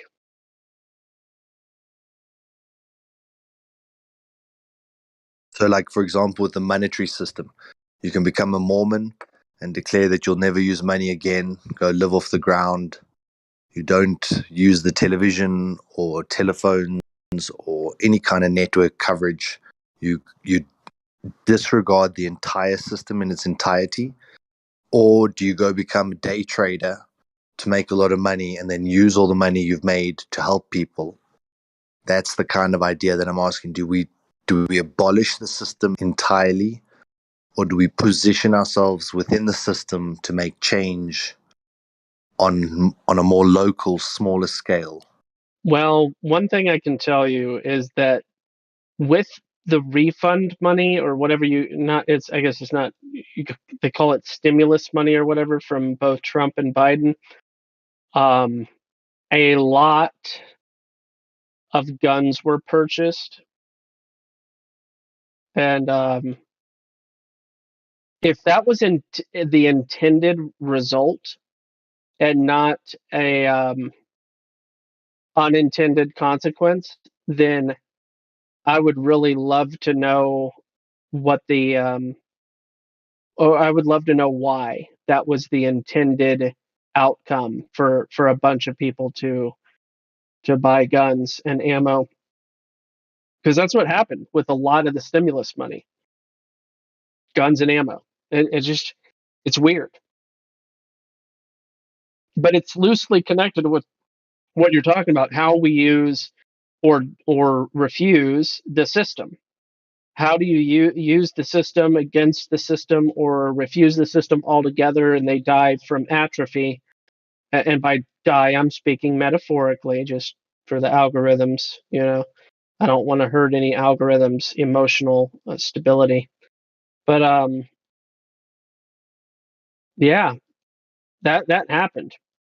Lots of guns, lots of ammo.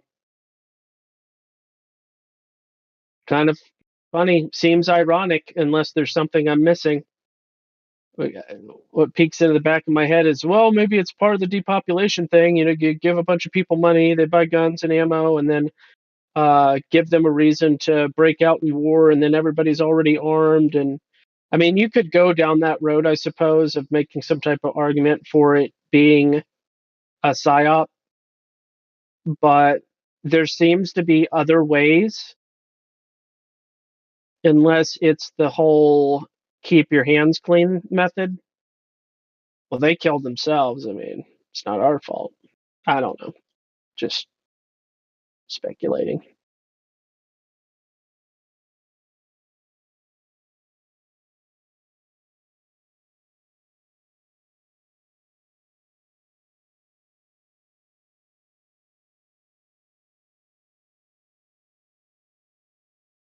You know the good old adage, keep your friends close and your enemies closer. Yeah, I'm trying to figure out if they could have calculated that would have been the outcome. Like if you gave people money, they'd normally look at their base psychological or physiological needs. Yeah. So generally, food would be one of the bases, but I guess a gun can help you protect your food. So thereby, it could be a base physiological need. But normally, in times of war or hardship, they would have a recall on certain metals, and then buying guns or ammunition was almost impossible. Yeah. So I think it could be wise to create a bit of a decentralized stockpile.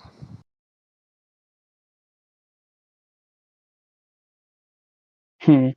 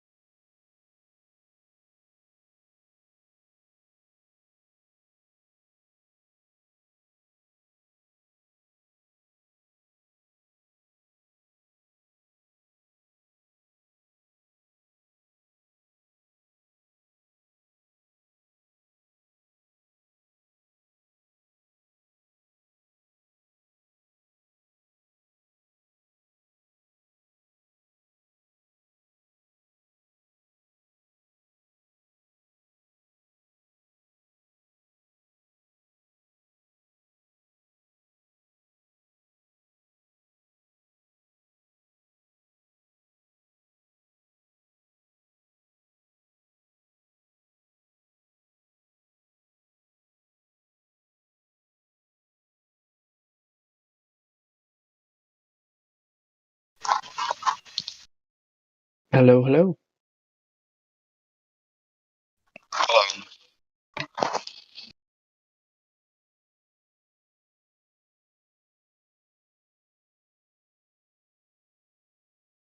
Yeah, I would say that I'm of the persuasion whereby I think that if we were, say, to infiltrate the system in large quantities in very small positions everywhere, and then have a coordinated deconstruct of the system, I think that's the only way, because the system is far too large to try and, as one man, abolish a system on a scale like the monetary system or the educational system or any one of these other flawed systems which are there to ensure perpetual control of the people.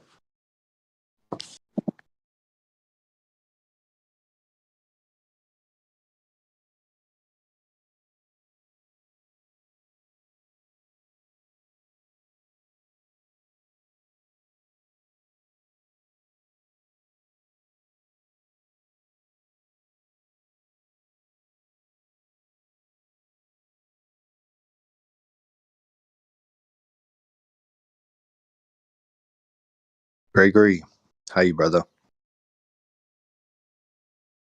Well, and you? Good, man. I heard you chatting the other day, and I thought you sounded quite insightful. What have you got for us today? Well, given what you just said, it's contrary to my counter response would be contrary to what people may prefer, but in regards to a reformation, a radical reformation to the world order, which is what you're talking about, that's not going to be accomplished by the oppressed. It's not even going to be accomplished by any powerful individual that may, or individuals that may repent in this world order. That radical reformation is going to be accomplished by the Almighty.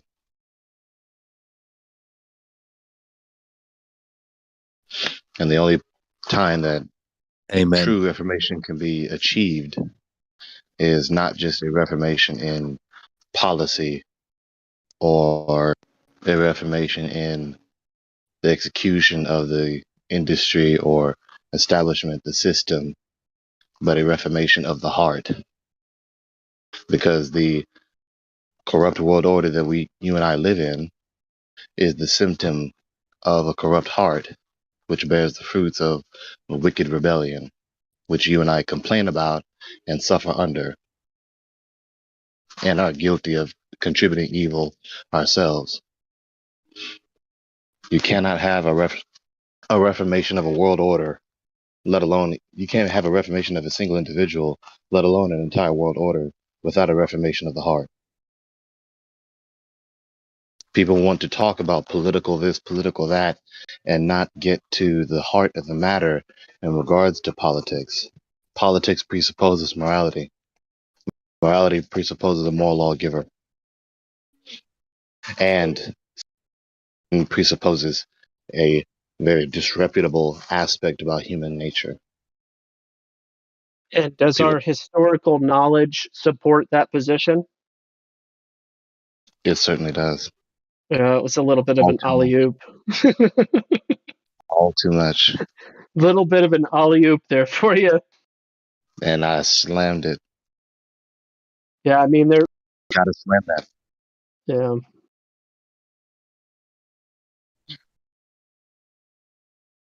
So the reason I say this is because why? Because I love my neighbor as myself. Why? Because I love Yahweh with all my heart, soul, mind, and strength. So I'm going to tell the truth, whether it be pleasant or displeasant. So, in essence, you're basically saying the only time it will change is when he changes it. That's correct. Until the kingdoms of this earth become the kingdoms of our God and of his Christ, said the holy angel in Revelation. After the last trumpet. After the last bowl, excuse me. The 7 seals, then the 7 trumpets, then the 7 bowls. I think the case could be made on the small scale in the family unit.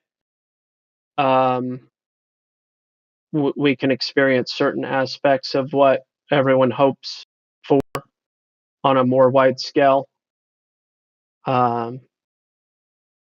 Once you start getting pretty much any bigger than the family unit, even in the small community side of things, it starts to break down really fast. Yeah. I mean, of course, you can't reform anything to be that which is good. You yourself are not reformed. A bad tree cannot bear a good fruit. So you can't expect from the bad trees, especially when the entire world is just an entire massive garden of bad trees. And the heart is only contained in the individual, so it's going to have to take us as an individual to change our hearts. And that's why... Oh, sorry, go ahead. To be open to allow the Creator to make the change in our hearts. We have to ask for this.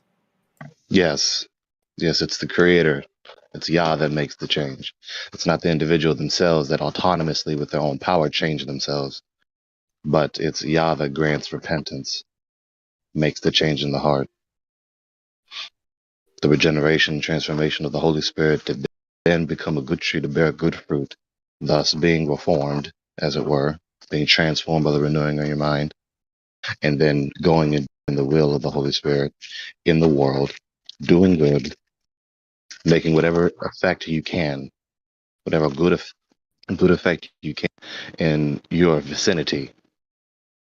But he's already made us well aware that none of us individuals, not even us all together as a group, are going to bring reform as though to bring about a paradisic kingdom like there should be.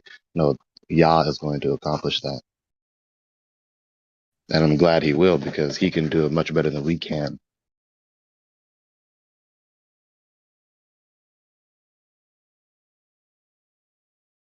He's already done it on the cross 2,000 years ago. Jesus, when he died, God in flesh came flesh, and he did it all 2,000 years ago. It's Hey, finished. look, guys. The work is finished.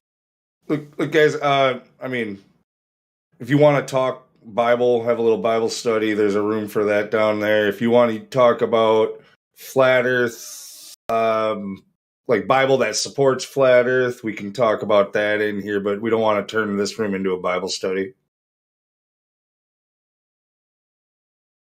That's fine. You can finish it. You can wrap it up and all that, but I just don't let it. I just know how this happens. All of a sudden, we're on it for an hour. Yeah. Not much to say, Just that the work is already done. Yeah, I only mentioned this because Flat Earth Solar mentioned doing various things to reform the world order. And he asked me, what say you today? And then I just said that what I said, and then everyone else was digging it, and they added what they wanted to say. And now we're here.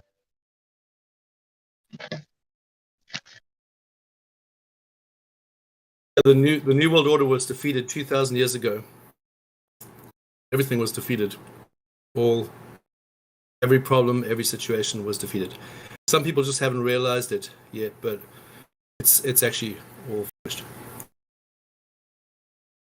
Well, I'll do you one better. It was defeated at the foundations of the world, because the lamb that was slain, he was what? The lamb slain before the foundation of the earth. But you're put into Christ before the foundation of the world. All men were put into Christ, and only those who resist it, those don't experience it. But if you don't resist the experience of it, potentially all men are put into Jesus at the cross 2,000 years ago, before the foundation of time, because it was done before the foundation of time. Yeah, an eternal event.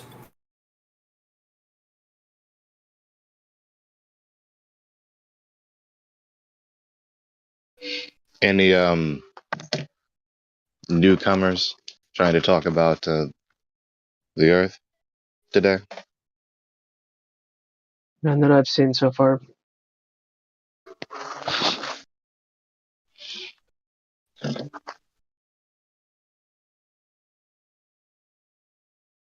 None that I've seen. There have been brief moments where unrolled people were in the VC. It looks like somebody named Ratbread is in the VC check-in, so he might be joining us. Looks like a LARPer. Let's see here. Oh yes, they've joined us. They are either a military veteran or a LARPer. So which are you, Ratbread? I'm new here. I just joined. You're definitely not a military veteran. And by the way, for the record, that's not a dig. It's a joke. It's not an insult. It's a joke. And anybody that's been in the military gets the joke. I have not been in the military, and I get the joke. I've not been in the military, and I don't get the joke, but I still understand that it was a joke. I kind of look like I'm in the military because I just got a buzz cut. Yeah, and I'm wearing a green jacket. I was in the military. I missed the joke. Okay, so in Ratbread's About Me, it says, "Watch me eating crayons." which is an ongoing joke. I watch a lot of, I watch Yusha Thomas on YouTube. I watch Angry Cops on YouTube. I watch Jameson Travels on YouTube. These are all like interesting guys to watch on YouTube that have a military background, and Jameson's a good guy. But anyway, the statement is, I eat prams. Crayons, whatever you want to. I hate that word. Crayons. Yeah. I always got made fun of for how I pronounce that word because I would call it We I call was it a crowns. I was a below deck snipe, so maybe they didn't have that there. I don't know. Did you just say a below deck sniper? Snipe. Oh, I don't know what a snipe That's is. a naval. Yeah, that's a naval term. See, Gotcha. it's like a different society. Depends on what branch you're in. You have this whole different language in the different militaries. All right, so Ratbread, do you understand the heliocentric globe Earth model? Do you know it really well? It's roughly 16,000 16,000 in diameter, correct? For according to the spherical Earth model, it would be about 8. Oh, is it? Well, then the equation would be 8 inches per mile squared, so it would be 32 inches for the second mile, as far as like drop off for the curvature under that model. Do you know how much for the third one? Yeah, I think 72, right? You're right. Okay, so my question was just kind of a generic. Hey, do you know the heliocentric model very well? And you kind of answered different questions. So that's okay though. How long have you been looking into the flat Earth subject?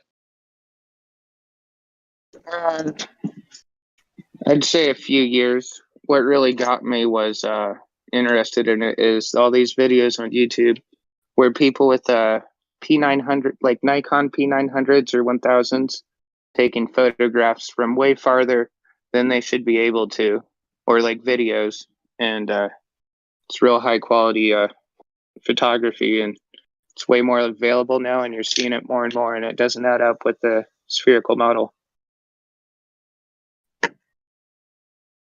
Okay.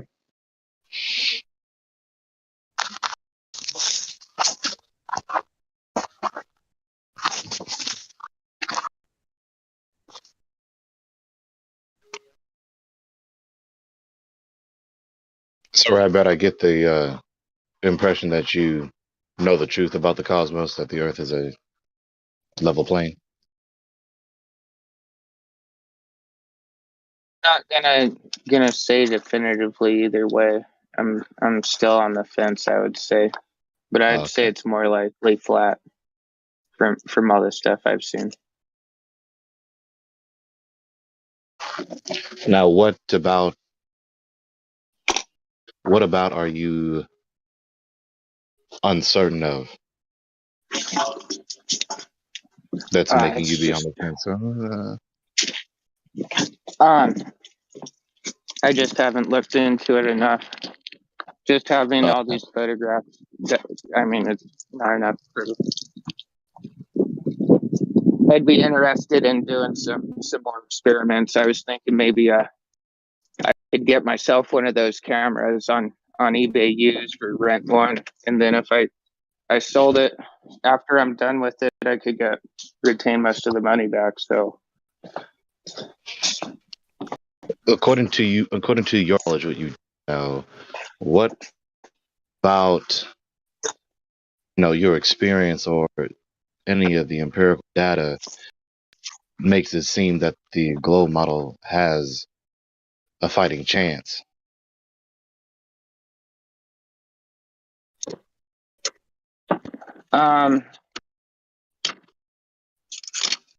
just all the mainstream narrative and all like NASA and all these alleged satellites.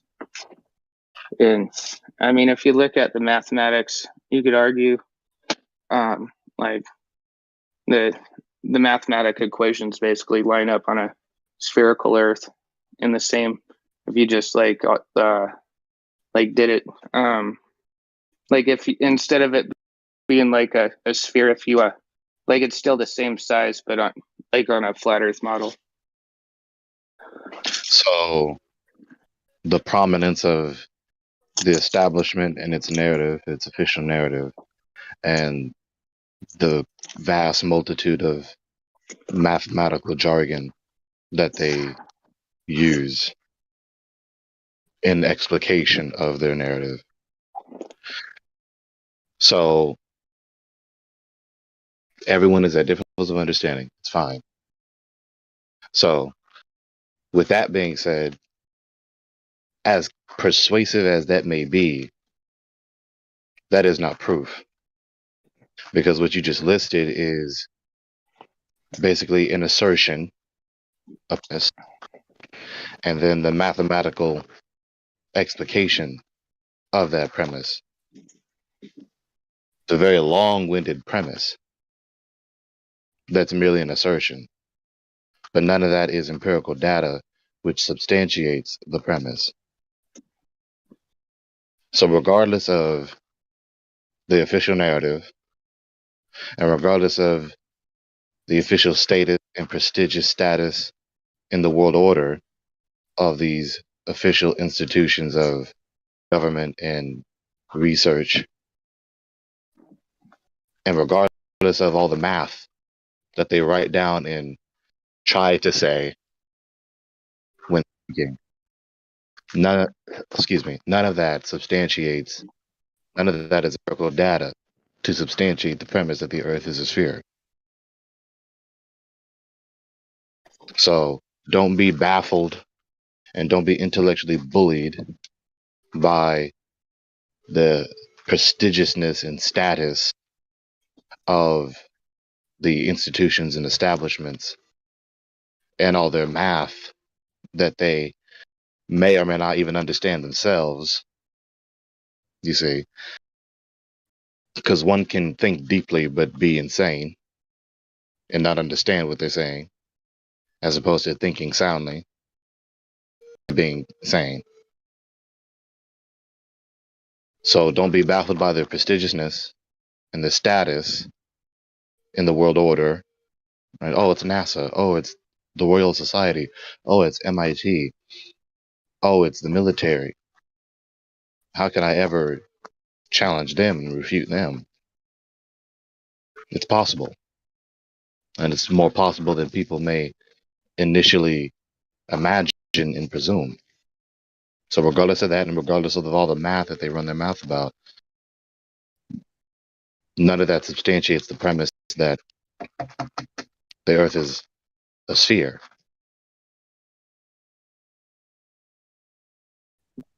I also think it's really suspect that you can't go to Antarctica.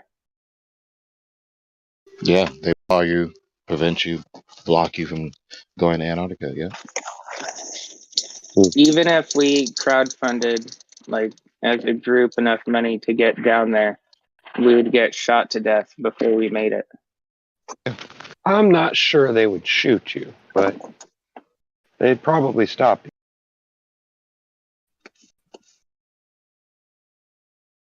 Hell, they might shoot you. They don't feel like being bothered That's with my their trouble opinion. in their cold environment. Well, I mean, if you think about it, if this is really Just true, shoot them. that they're hiding something in Antarctica and they're defending it, why would they act like that? Why would they do that to make it really easy to believe it, right?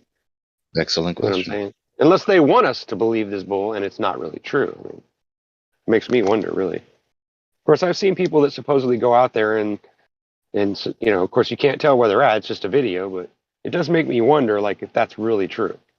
Although I don't know if you'd want to go to Antarctica. It's freaking cold as hell there, and cold as whatever. And it's like you'd have a difficulty even surviving, much less actually traveling across it. You know what I mean? So It'd rat be bread. really rough. So I kind of find it hard to believe that they would stop you from going somewhere that was so harsh that literally they don't even survive very well there. It seems to me like they just let you go and kill yourself. You know what I mean? Right. So rat bread. Is that Is that changing your mind a little? Because you said, well, they got that official narrative and they got all that math, and it seems like they have a fighting chance. No, they don't have a fighting chance, regardless of the official narrative in the world order's status, which gives it apparent credibility, and all the math in their mouth about. None of that is substantiation of the premise of the paradigm. The paradigm as a whole. I gotta. Yeah. Oh, sorry. Earth being a sphere. So, yeah. You started to cut out. Sorry to talk over you. I got a ham Sorry. radio license. And I used to think the Earth was definitely like this ridiculous, all this flat Earth stuff because of it. Is I figured out how to reach the International Space Station, and to be able to do that, you have to have a directional antenna and track the location of it going across the sky from.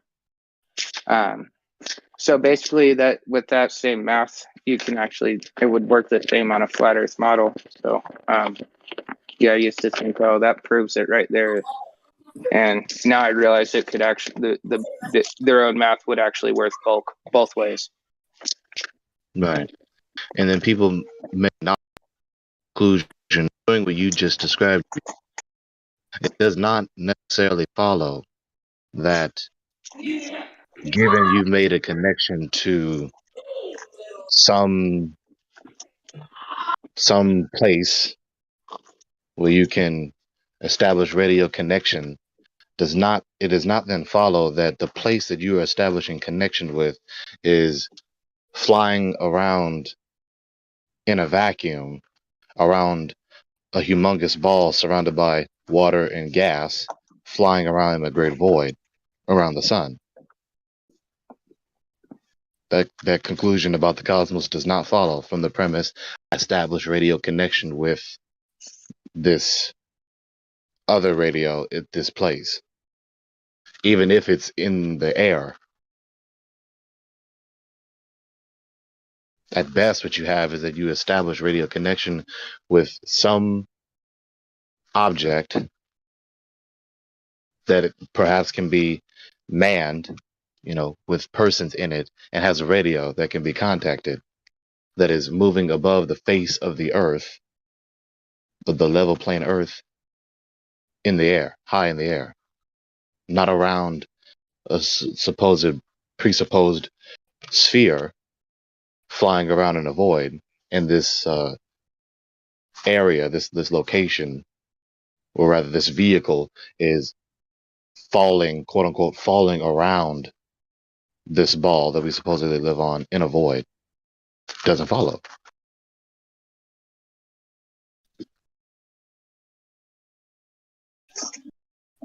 Yeah.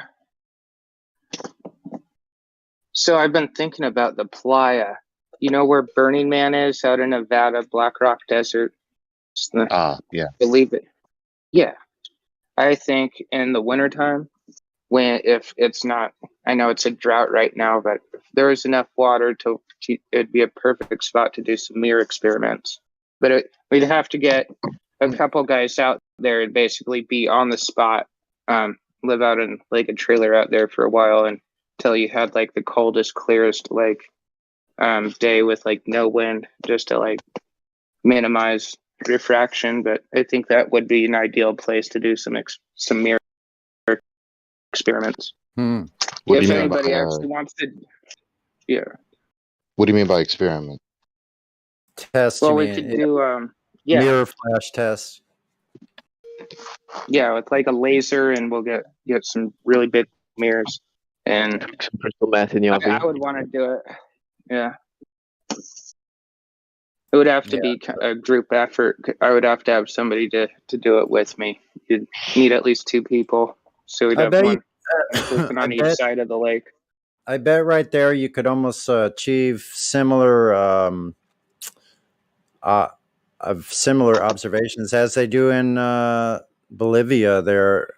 It's not quite as big, but I think it's a very, very flat area. I don't know if any of you've seen them. Like the Bonneville Salt Flats is another place. like that. Yeah. Well, I'm actually like a few hundred miles away, Living in so class? I could actually no from like the Black Rock Desert, the Playa. Black So Rock, if anybody else actually wanted to do that, this is like the place I would find somebody that would be willing to do stuff like that. So I'm bringing it up. Okay. So it sounds like you're talking about measurements, not experiments. People confuse those two all the time. Yeah.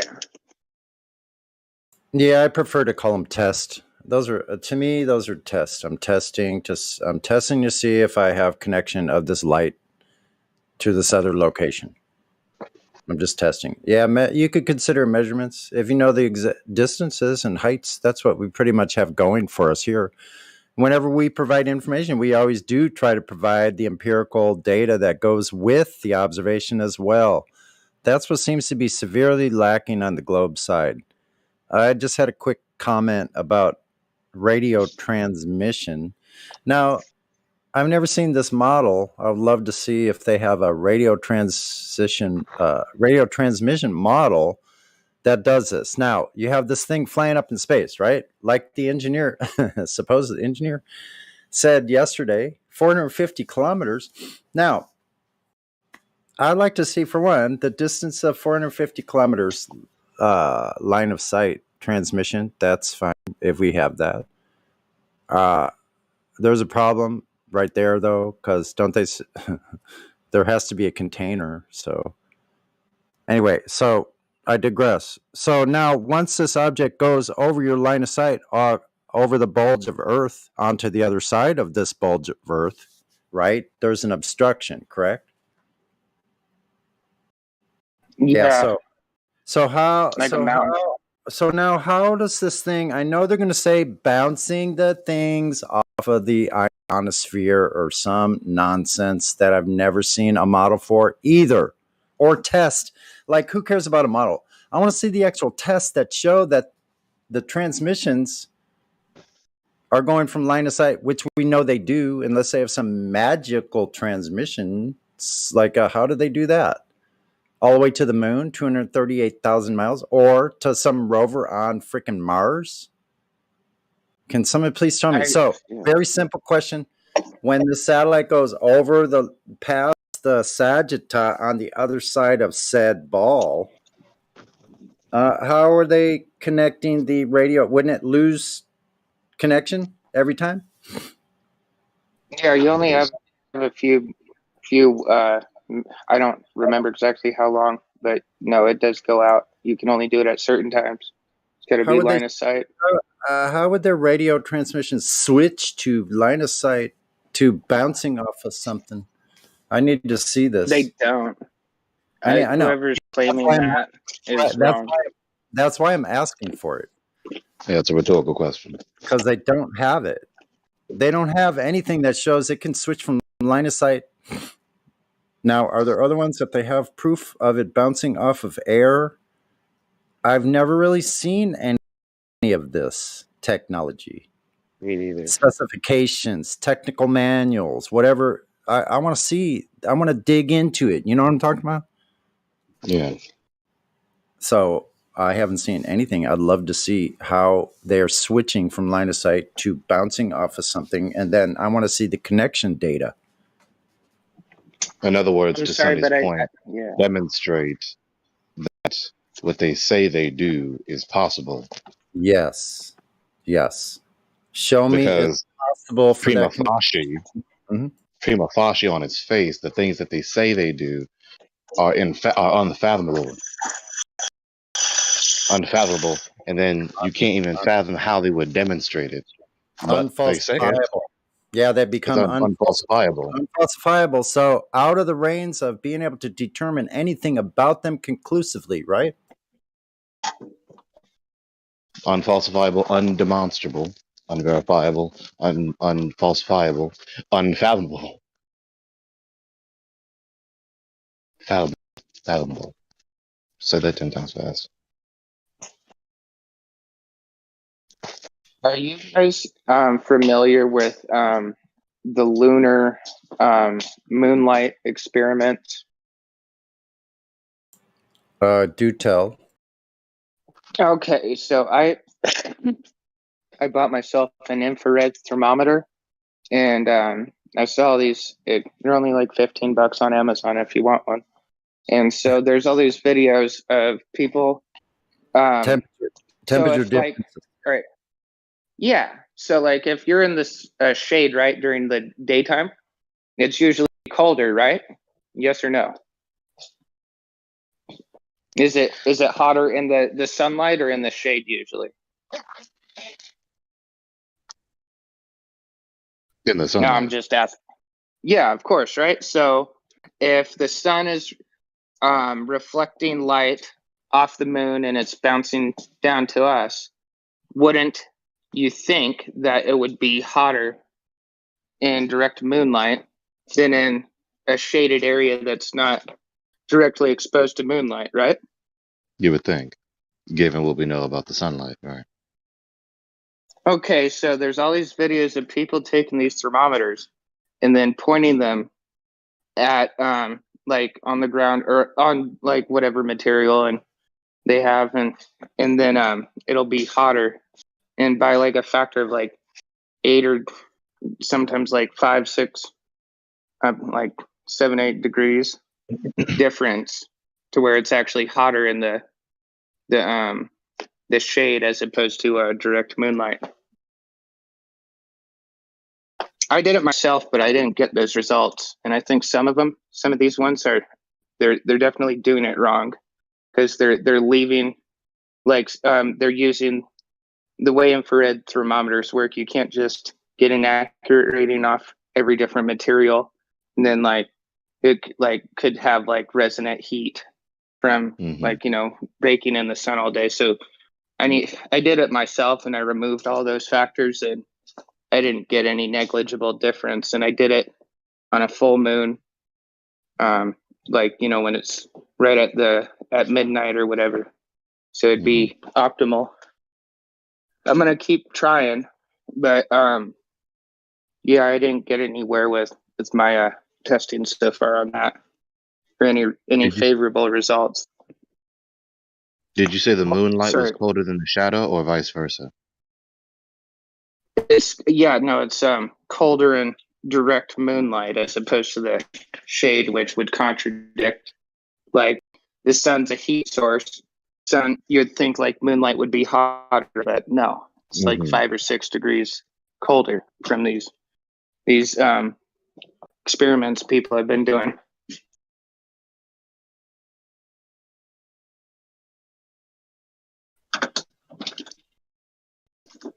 The main thing, if you want to try that yourself, I think that what's important is to make sure you do it like on an actual full moon at midnight, so it's right above you, and use like I don't know, get yourself like some cardboard, like 2 squares of cardboard, and get some black electrical tape because that's like the ideal thing to use to take a thermal temperature, or just flat black spray paint will work too, but yeah, and make sure you keep it inside and take it outside for the experiment, so you don't have like resonant heat or whatever. I think all these things are great, and like what I think is great about it is that each one of us has these different interests in these different areas. Not all of us are interested in that, but I think it's a good endeavor to do. Like personally, I'm interested in things like angular sizes of craters, like what those sizes are of those craters. Like you can gain information of doing. Now it's kind of weird because we don't know what source the light is from the moon, so we don't really know much about the moon at all. It appears to be transparent when it's not lit. There's interesting things like that, like maybe put solar filters on, do comparisons of the size of the sun with the filter on and the moon itself. There's some strange anomalies with all of that stuff, but you could do things like videos also, which I think are really great, are like, let's say I did just a math equation. I took the size of the crater, forget which one, but it was 50 miles across, and then you do a quick equation and you figure out from that distance that they're saying it is, how small is that crater at 50 miles at 240,000 miles away. You see what I'm saying? You come up with a decimal numeral that is way far below anything the human eye could ever see, no matter what kind of magnification. So that 50-mile crater, I'd say has, what crater? one of the largest ones. I name one. It's probably the biggest one. No. I mean, what I mean is what crater? How do we validate those are craters? Yeah, I How know. do we even? I know. Okay, so You know what I mean? the darker spot on there that they call a crater that's 50 miles across. It doesn't matter. Just the size is what is the most crucial part. They say it's 50 miles. Okay, well, let's see. Like, there's no way to verify that. I know. But if you can see something 50 miles, no, it has like 8 zeros. You imagine how small it is to the human eye? 8 zeros. We can only see 0.02. Anything below that, we need magnification. And anything, if you go magnitudes of thousands of times smaller than I could possibly see, no matter what kind of magnification, you can magnify it billions of times, you still couldn't see it. See what I'm getting at? Yeah. Anyway.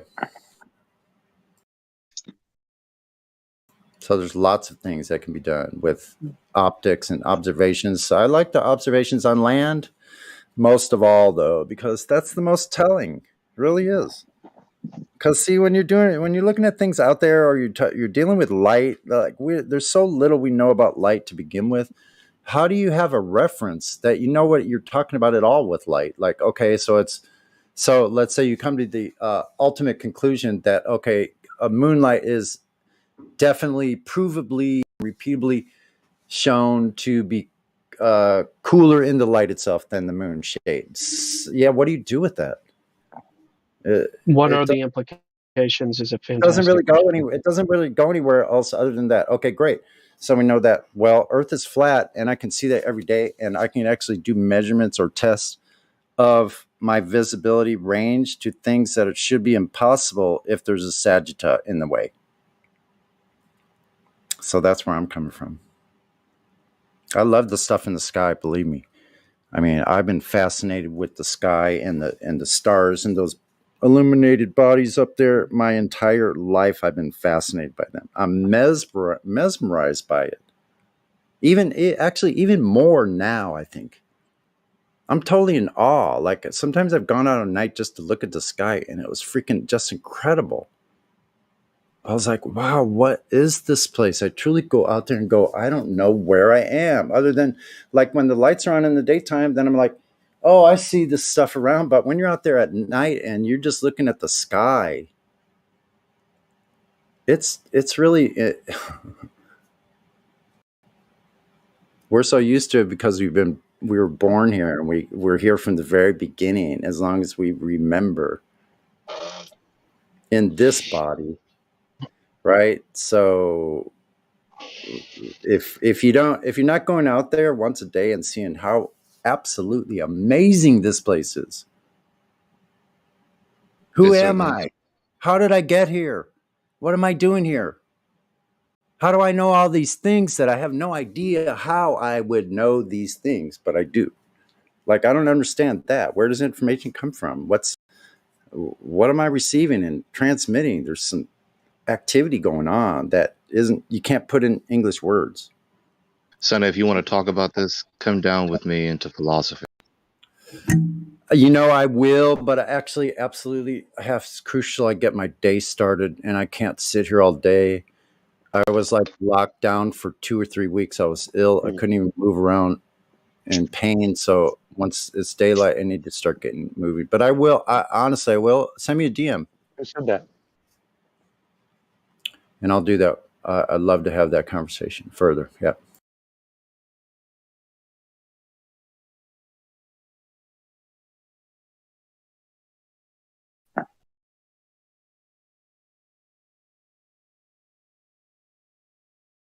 Sonny killed the chat again. Damn it, Sonny.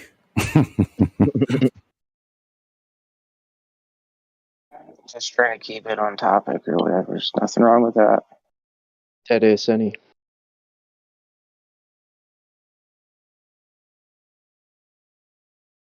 Sonny, that's excellent advice, telling people to get outside and look up. I really like that. Yeah, but not only up, look around right where you're standing. That's more where I'm at. Like, look right where you are. Like, slow down and instead of going as fast as you can to get from point A to point, try to go slow. Try to go slower. You see more. You see It's all cloudy and gloomy. you see the intricate detail of the things around you, and the colors start to like burst out. And you go like, "Where's that color coming from?" Oh, it's life. I'm seeing a reflection of the light from life itself around me. Anyway, I gotta go, but I love talking Have with a you guys. good one. Yeah.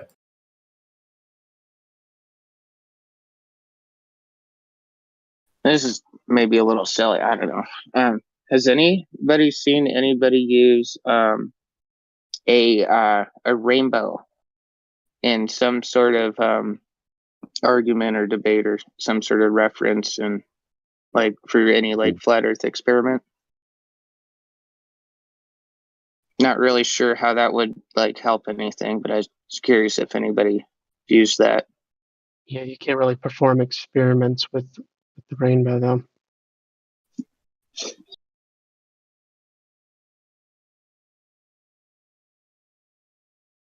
There's been all sorts of explanations, stories, claims regarding the rainbow, but it's not something that you can perform experiments on, as far as I'm aware. Yeah. Well, they used, like globe model. People with the globe model bring up refraction all the time and try to say things are invalid because the refraction, a rainbow is what refraction is. It's light going through a prism, and so it is roughly correlated, but it's not really used for any experiments, I suppose.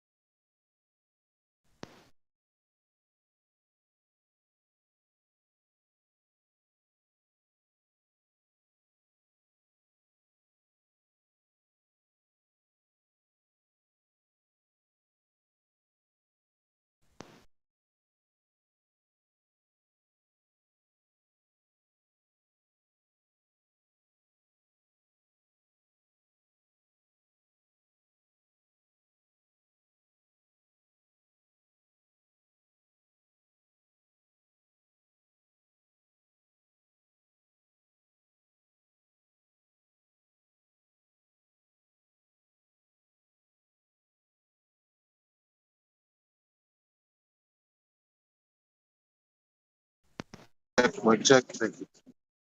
My check, my. What's up, guys? Glad you. Did it stop raining? Check.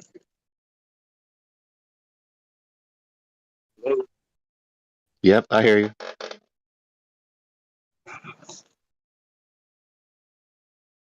Can you hear us? Maybe you can't hear us.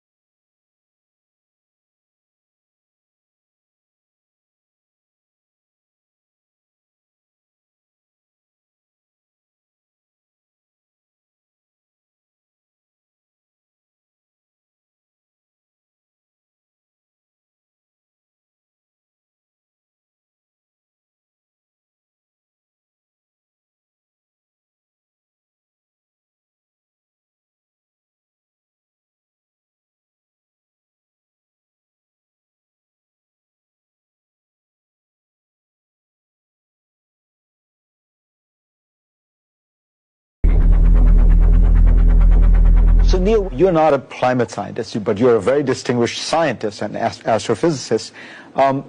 What do you think about when people say, look, this is not settled science. There are still questions. Chuck, got to get this off my chest, like now. Okay. Hopefully it's not like any chest hair. No, it's not. Okay, I'm not good. particularly hairy anyway, so that's No. not a thing. Okay. All right, so when people say they want to go into space, I want to go. what do they into space. typically mean by that? They mean I'm going to be an astronaut. I'm going into space, man. I'm going up there. I'm going up there. Up there, and generally they mean they want to go into orbit. All right, anyone who has that's ever not what been in they space. mean. They don't mean that. They want to go to space, man. Well, okay. If that's the case, do you know how many people have left low Earth orbit? Well, first of all, you are going to have to define low Earth orbit for me. Okay, sorry. Okay. Because I'll say it another way. All right, the Apollo astronauts. Okay, that left Earth. Right. To go to the moon. All right. Okay. And that's space. Okay, wait a minute. So there was Apollo 10, 11, 12, 10, 11, 12, 13, 14, 15, 16, 17. So 8 missions left Earth to go to the moon. Not all of them landed, right? As famously Apollo 13 didn't. And Apollo 10 was just a dry run for Apollo 11. But those are the only people who have ever left Earth for a destination. That's cool. Every other astronaut, hundreds of them, are called astronauts, and we still say they went into space. And what that means is they went into low Earth orbit. Oh, that's just awful. And so low Earth orbit is, in practice, where the space station is. It's about a couple of 100 miles up. So the distance from Earth's surface to the space station is less than the distance from New York City to Washington, D.C. Oh, God! Why are you depressing me like I'm this? just trying to be honest about this. This is awful. Okay, so when people say to me, "You want to go into space," because somebody's got some orbital tourist thing, and I'm thinking, to me, space is the large-scale structure of the universe. Thank you. Not boldly going where hundreds have gone before, driving around the block, as low Earth orbit indicates. Okay, so yeah, you can drive to Earth orbit in 3 or 4 hours. Oh, all right. If the road were pointing straight up. So Right. so NASA And others, I'm not implicating NASA uniquely in this, when they say we are going into space, that's what they mean. Okay? Okay, that makes sense. That makes sense. So there's a distance for which that's it. And they rounded the number, so it's a nice clean number. It's 100 kilometers up, or about 62 miles. Damn. Okay? So is the space station space? Is that beyond that threshold? It's outside of that definitional layer. But it's still low Earth orbit. It's still LEO, low Earth orbit. And I'm sorry, as an astrophysicist, to me, space is the large-scale structure of the universe. All right, listen, I can't find fault with anything you said. It kind of makes sense. Frankly, I have been pushing NASA to revamp its vision. The shuttle did some extraordinary work in low orbit experiments, this International Space Station, moving cargo. It was an extraordinary accomplishment, and we're very proud of the work that it did. But now what we need is that next technological breakthrough. We're still using the same models for space travel that we used with the Apollo program 30, 40 years ago. And so what we've said is, rather than keep on doing the same thing, let's invest in basic research around new technologies. I'd go to the moon in a nanosecond. The problem is we don't have the technology to do that anymore. We used to, but we destroyed that technology, and it's a painful process to build it back again. Now what we need is that next technological breakthrough. We're still using the same models for space travel that we used with the Apollo program. The problem is we don't have the technology to do that anymore. We used to. Previous program, we are setting a course with specific and achievable milestones.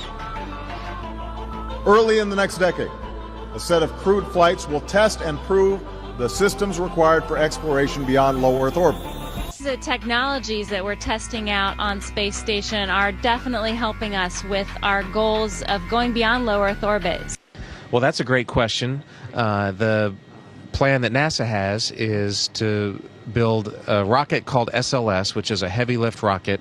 It's something that is much bigger than what we have today, and it will be able to launch the Orion capsule with humans on board, as well as landers or other components to destinations beyond Earth orbit. Right now, we only can fly in Earth orbit. That's the farthest that we can go. And this new system that we're building is going to allow us to go beyond and hopefully take humans into the solar system to explore. So the moon, Mars, asteroids, there's a lot of destinations that we could go to, and we're building these building block components in order to allow us to do that eventually.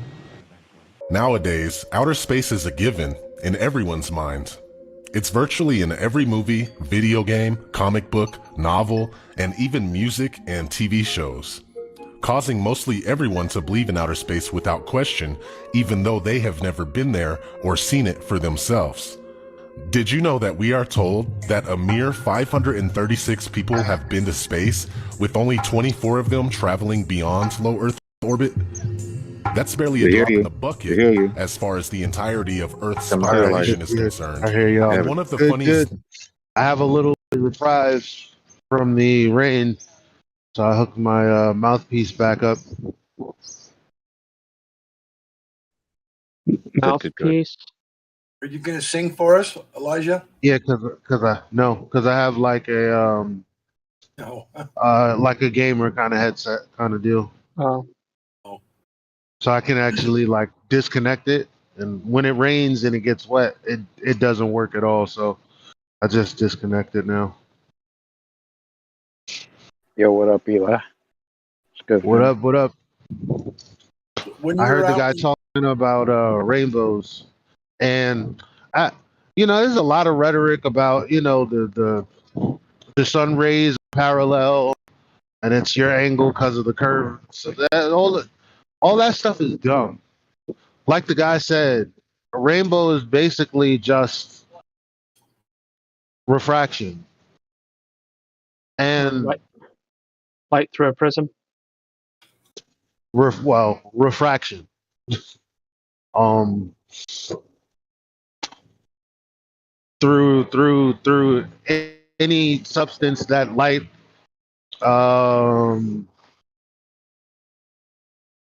gets split up in, a window or whatever.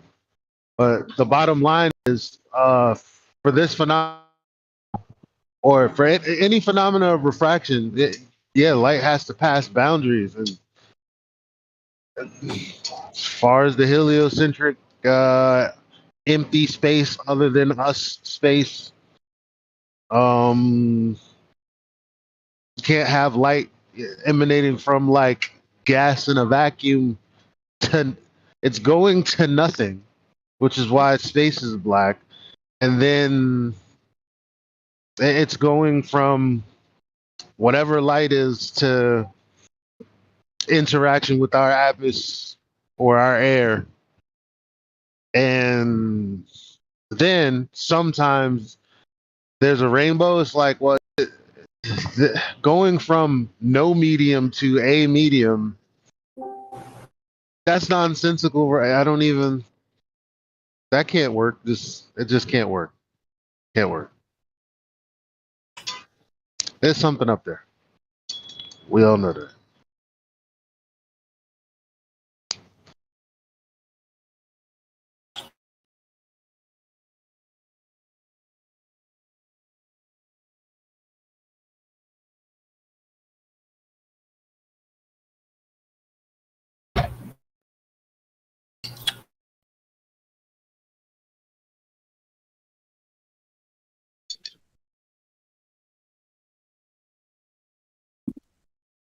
Elijah, if you can.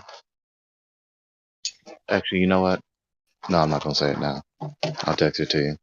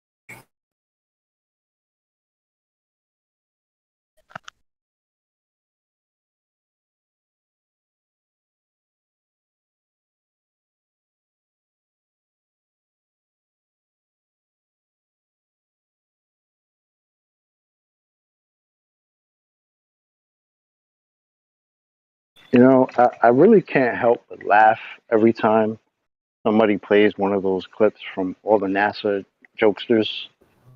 And all of them are steady saying we're still trying to get past low Earth orbit. And then you got Neil deGrasse Tyson, pretty much the outer space beast himself, shitting all over that idea. Then you got Obama saying, what did he say? We're still using the same models that we did in the Apollo space program? Models of operation. Like yeah. I mean, it's 2022. Why are you using the same? What the hell? Like, don't they even just to save face? Like, why do you have all these astronauts saying we can't get past low Earth orbit? Did they not get briefed that motherfuckers were supposed to be running around on the moon with a doom buggy? I don't understand. I think this is a manifestation of when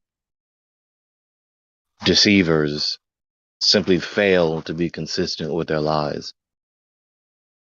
I don't think that they just neglected and I believe to be that. consistent. I think it's really an honest error on their part to not be consistent with the lies they established decades before. Is it really though? Because how many? I mean, Think, even as an astronaut right? yourself, you would think that you would know that your heroes, right? You became an astronaut, so your early heroes were the guys that ran around on the moon. So why would you ever talk about Orion or any time when we can't get past low Earth orbit, even though that was supposed to have been done happened between 69 and 72 6 times, back and forth. Like, do they say, like, that's what I'm trying to figure out. Are they making a mistake or are they doing that purposely? Because it's ridiculous to me that people could say that. Absolutely no sense that people could say some shit like that. That's why the Orion thing is hilarious to me. Oh, we need to solve these problems before we send people to this region of space. I thought we done did that already. Your entertainers like Rihanna, my bad. I mean like Don Pettit and Michelle Thaler and all these people that you've seen on TV. Yeah, no, they fall into the category of they know. And everybody else that probably does have a job to make things look up to snuff, up to board, they definitely don't know. They definitely find it weird when they ask certain questions that they they don't get a follow up, and they just go, well, I don't want to lose my job. None of this other stuff really matters, So the people on TV that we think about, yeah, no, they're not. They're playing a game, but everybody else is like, it has to be, bro, because I'd be the asshole in the briefing, like, when we're getting our talking points, I'd be like, hey, low Earth orbit, we done smashed that already. Decades ago. What are you talking about? Look at Don Pettit. Man. I'm actually not sure what to think about him, but when you listen to the guy, the Hubble director, he sounds like he genuinely never thought about it, or maybe he just, well, obviously, if he did think about it, he didn't think too tough, because he's like, look, I operate this thing. This thing is like up there somewhere, and I have a nice job and a nice home. And you flat earthers, I don't know what you're talking about.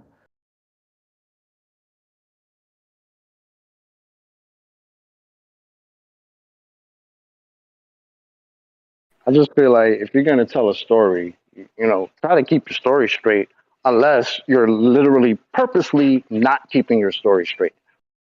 Because you can't say at the same time, oh, we're trying to solve problems so we can get past Van Allen belts and stuff. But meanwhile, people done did it. 6 missions to the moon between 69 and 72. That shit's the old and busted, apparently. But the new astronauts, all these new cats, they haven't figured out. We can't. They're still saying we can't get past low Earth orbit, whatever the hell that is. I mean, come on, it's just silly. Don Pettit. Don Pettit's a clown. Oh, if you have a leak, really, right, guy? You're a hero. You should know the exact evacuation procedure. I don't care if it was years ago. You should know that procedure like the back of your hand. That was your life. That's your life right there. You were talking about. Oh, you just have a leak. I'm sure there is something we can do. Yeah. Fucking peanut butter and jelly sandwich in there. You might as well. You might as well, bro. Like, it's just insane. Get a little extra heavy on the peanut butter.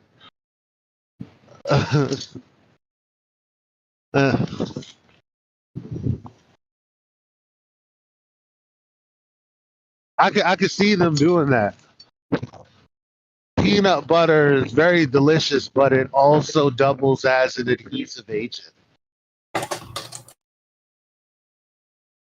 You know, you can't waste anything. You know, you're gonna bring some peanut butter up there. You might as well make the best use out of it. Right?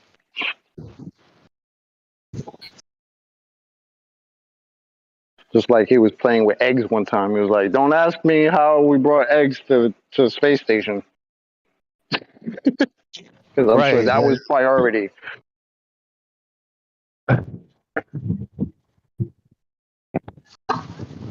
Ask me how we bought fine china. And gorilla suits and musical instruments and you know the real necessities of life. Oh my god. Why would you get nobody sciencing the shit out of anything up there? You know what I'm saying? Bro, because anytime they're Yo, asked, what kind of science you doing? Oh, we're doing a lot of science and research and more research and science and research. That's literally the extent of what they say. it's really sad that people they want this because there's nothing they want it. They don't have time to do anything else, and this is it. They want it. It's sad.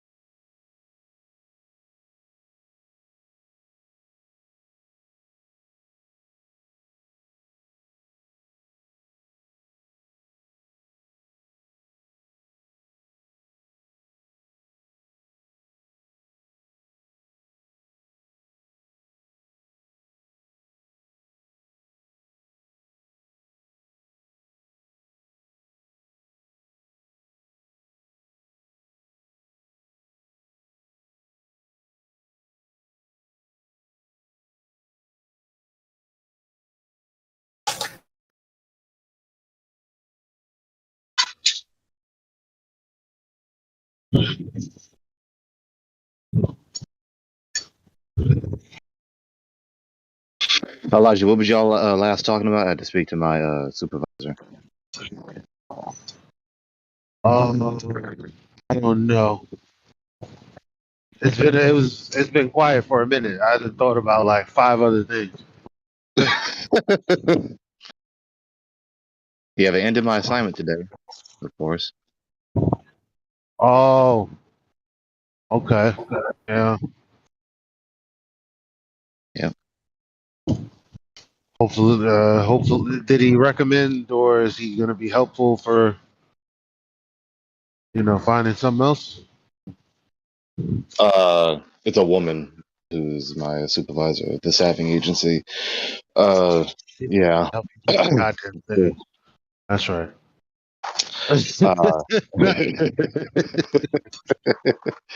uh, there's nothing available for me right now, she said. Of course there's not.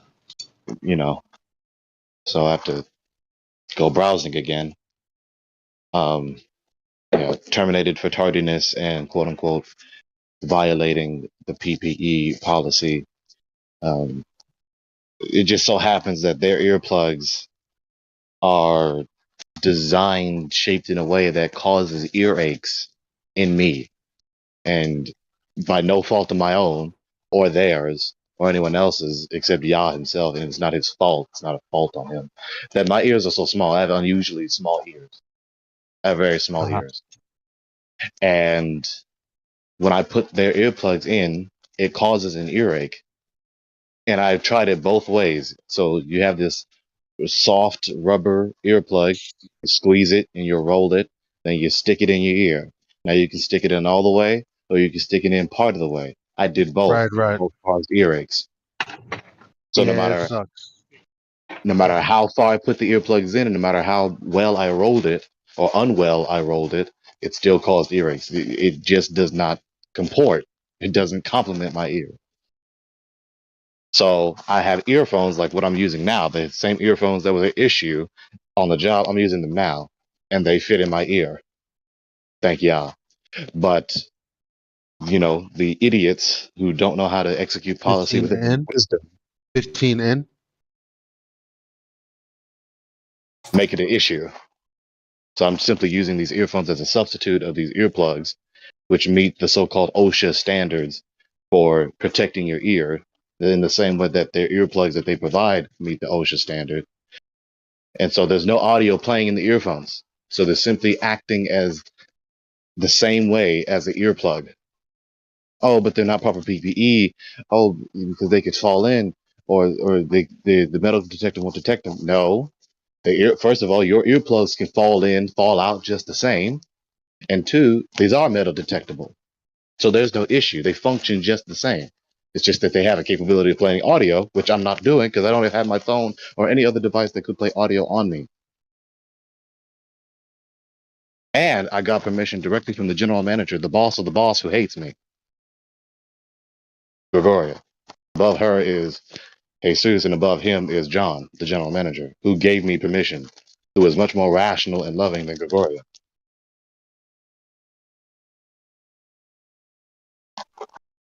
So yeah, multiple instances of destructive criticism, unlovingness, unfriendliness, disrespect, and irrationality, and giving instructions to the disregard of my well-being.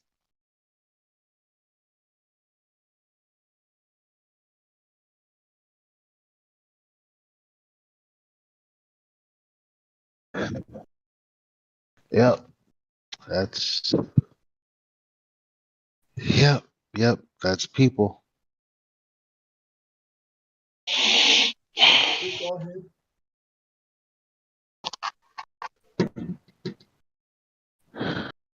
Uh, yeah.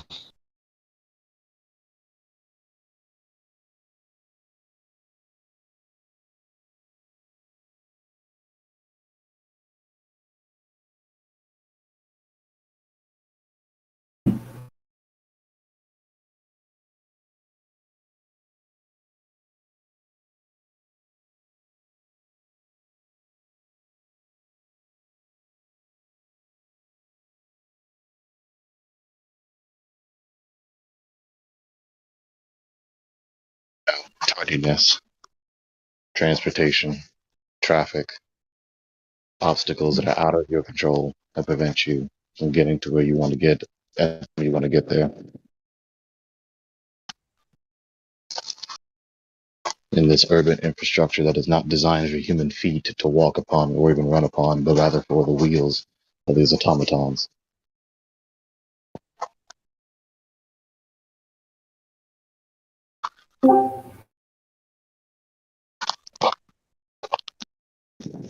Not have to be this way.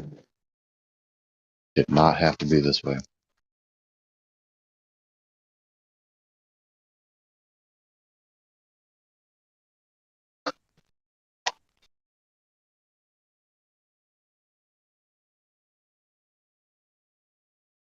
But it's an excellent trap mechanism that the tyrants have made to design the infrastructure of the urban sprawl in a way that makes, natural travel, walking futile and next to completely ineffective. Ineffective for maintaining employment or engaging in any business in the hustle and bustle schedule of the economy. You can get somewhere, but you're not going to get anywhere on time in a timely manner so as to complete any business with anyone for your well-being in this society. If you can't get anywhere on time, you can't maintain business with anyone.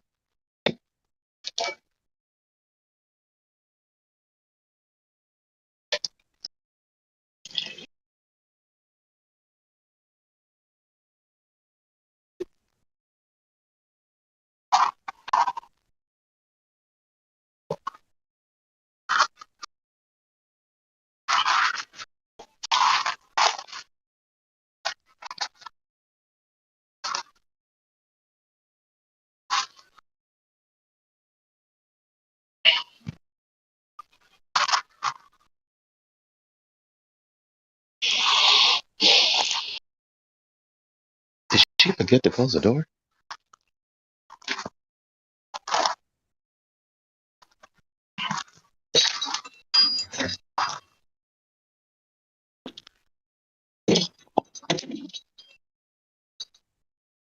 So in other words, Elijah, I am off today. Tee hee hee.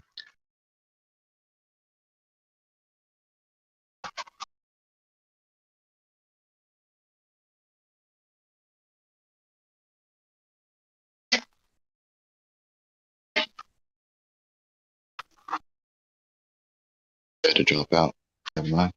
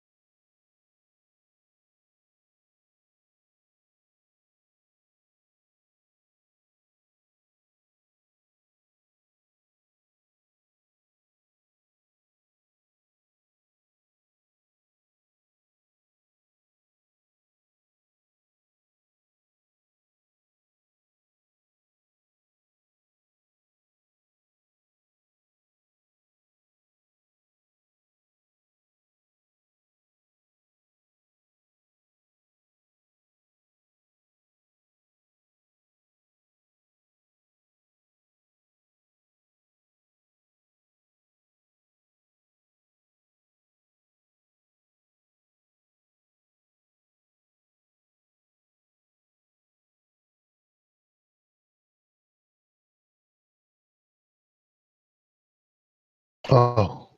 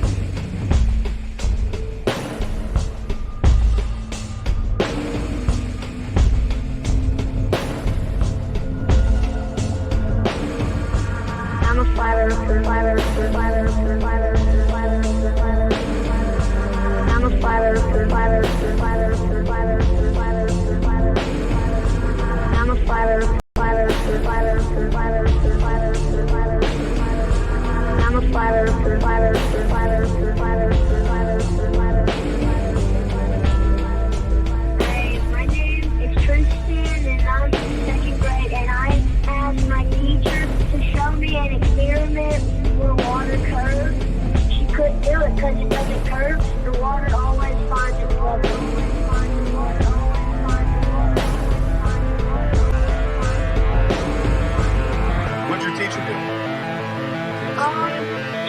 She just didn't talk to me anymore. All she did was walk away.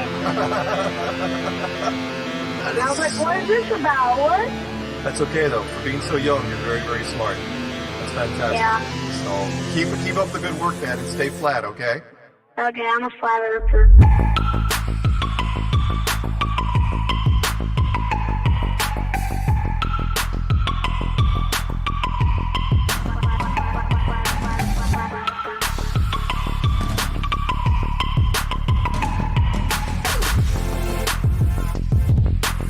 She couldn't do it.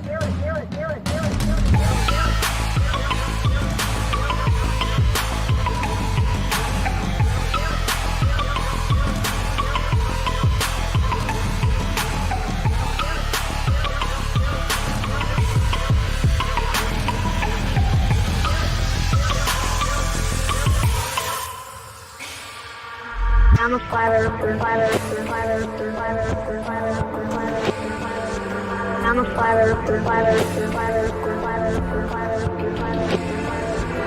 a flat earther. I'm a flat earther.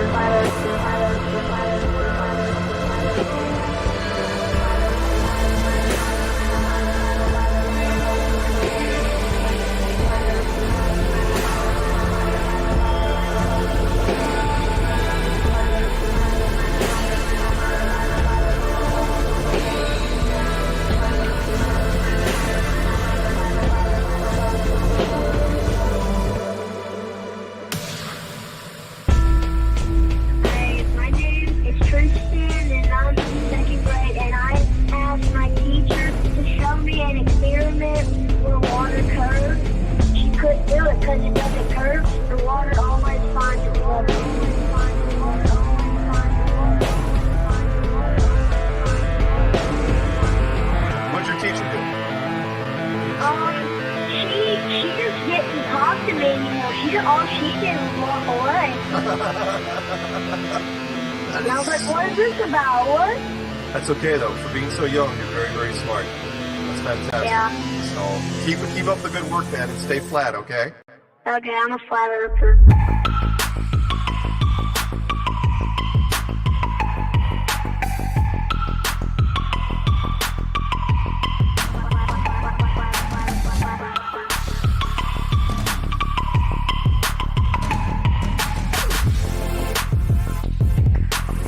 She couldn't do it.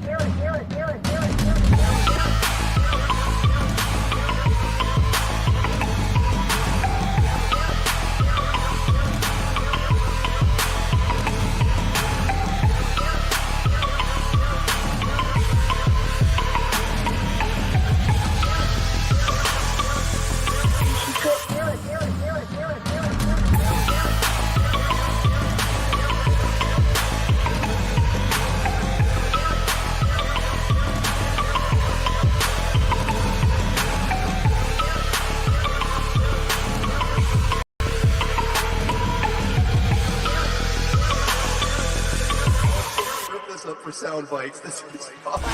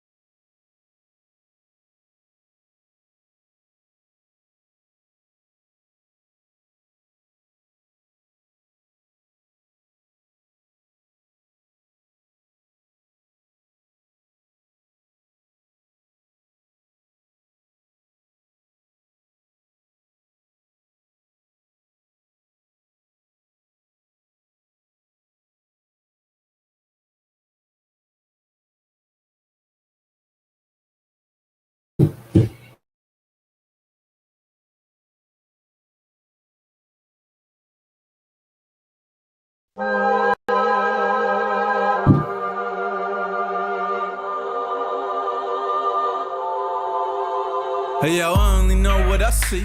I seen enough to know what it means to me. Learned from red dirt and I got degrees. Veered off left turns and wild out east, and we're poor and rich and hold all that class. Don't wanna know any signs, don't wanna know where you are. Mind made up already, we're not here to wax. We just don't wanna fall off the edge and into the dark. So we clench our fists, clutch our pearls to anybody critical about view of the world. Tongue like a slammed door I keep closed, just to beat those doubters of these blindfolded free throws. And the channels love a G up, shoot the heat up, we'll beat up and eat up, and I don't wanna have to read up. Just drop a grenade and put my feet up. I don't wanna fall off the edge of the earth. Don't wanna hear nothing. I wasn't real if it's not what I felt. 'Cause I filter it out. Don't tell me what to believe, or accept what I cannot see. Fuck you and your facts, I'm free.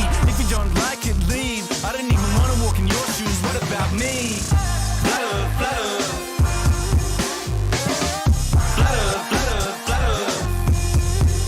World gone mad and it's too PC, and they're trying to take away the freedom that I wanna speak. Click, click, cut them off, run them out of town, shut them off. Shh, I don't wanna hear another beat, but my gut got this, then my head take note. Cause I know when this story's a slippery slope, so stay in your lane, son, stick to your songs. I don't care where you're coming from, just a simple answer to confirm a doubt. And then baseless opinions that come out of my mouth. In a nerd tell me I don't know what I'm talking about. But when the so-called experts ever sorted this out, when we're swamped by Muslims, swamped by Asians, different time, same old station, crowd ovation, whip up hatred, that old chestnut, that vocation. Do anything to truth but face it.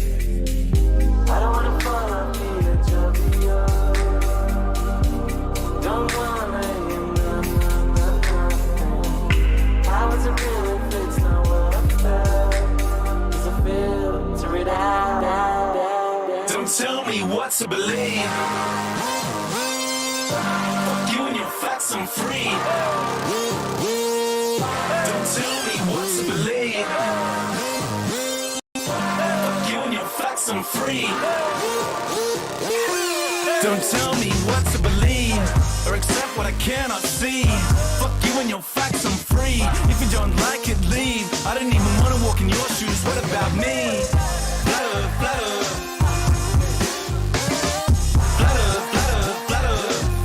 Don't tell me what to believe, or accept what I cannot see. Fuck you and your facts, I'm free. If you don't like it, leave. I didn't even wanna walk in your shoes. What about me? Flutter, flutter. Flutter, flutter, flutter.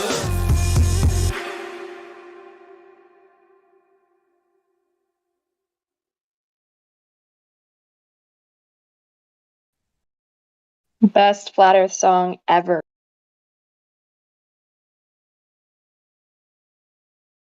Changed my mind.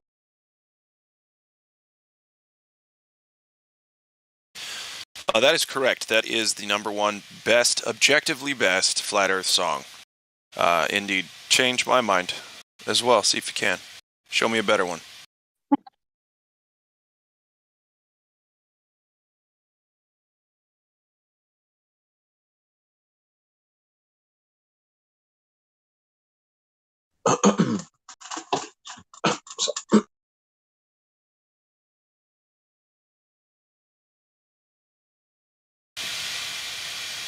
The best line in the song is, "Do anything to truth but face it." And that's what our Glober friends do, is they'll mock the truth, they'll act like they don't understand the truth, they'll go against it every day, all the time. They'll do anything not to have to face the truth. And not just about Flat Earth, right? About mainstream shit, just all kinds of stuff, right? People don't want to do it. They don't want to face it. It's a lot of work to live in truth, guys. I understand. Too bad. You'll do it. And we can help.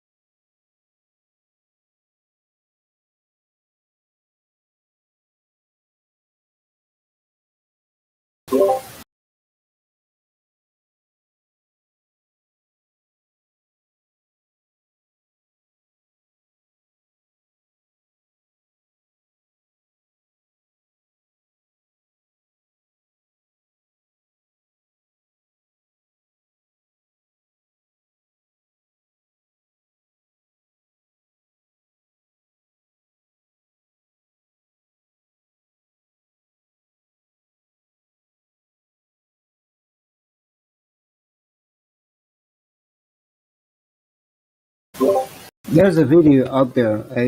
I was trying to find it. I can't right now, but it's quite funny because it ain't no adult, but it's a kid saying that the rocket is going down instead of going up and up. You know.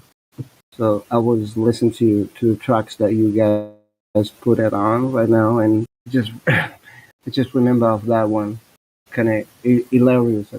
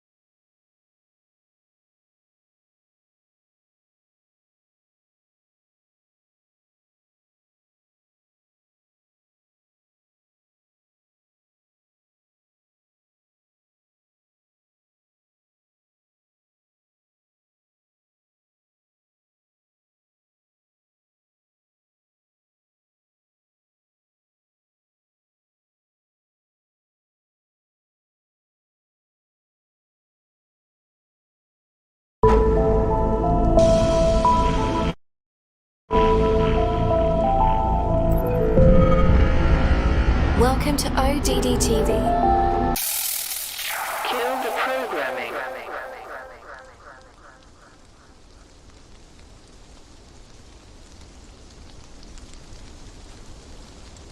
The Earth is officially classified as an oblate spheroid, meaning that it's bulging at the equator and it's flattened out at the poles. Here's a short clip with Neil deGrasse Tyson. So Earth, throughout its life, even when it formed, it was spinning, and it got a little wider at the equator than it does at the poles. So it's not actually a sphere, it's oblate, and officially it's an oblate spheroid. That's what we call it. But not only that, it's slightly wider below the equator than above the equator. A little chubbier. A little chubbier. Yeah. Chubby's a good way. It's like pear-shaped.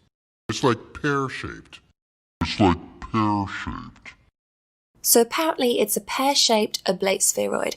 Sounds fine to me, but there seems to be issues when NASA puts out images of the Earth. They're always perfect spheres, and some of these are claimed to be single shots. Not only that, but the images that NASA gives us are never really consistent.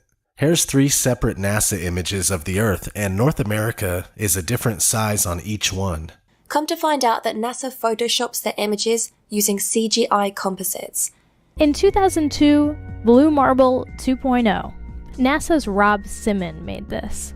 And it had wide field too. For example, it ended up as the default background on the iPhone. So the land layer here comes from the Moderate Resolution Imaging Spectroradiometer aboard Terra. They stashed the clouds for later, went onto the ocean. That came from an instrument that measures phytoplankton in the sea. Where it was low, I colored it dark blue because they're low mostly in mid-oceans.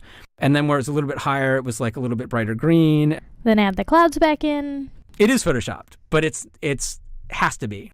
Then there was another layer to sort of simulate the atmosphere. And then there's this little bright spot. It's called the specular highlight. So it's the reflection of sunlight off of water. Those are the pieces, but you can't just slap them all together. It just didn't look realistic. It looks kind of flat, or the clouds are sort of too see-through. So I just hit Command Z a lot. There's artistry to creating the world.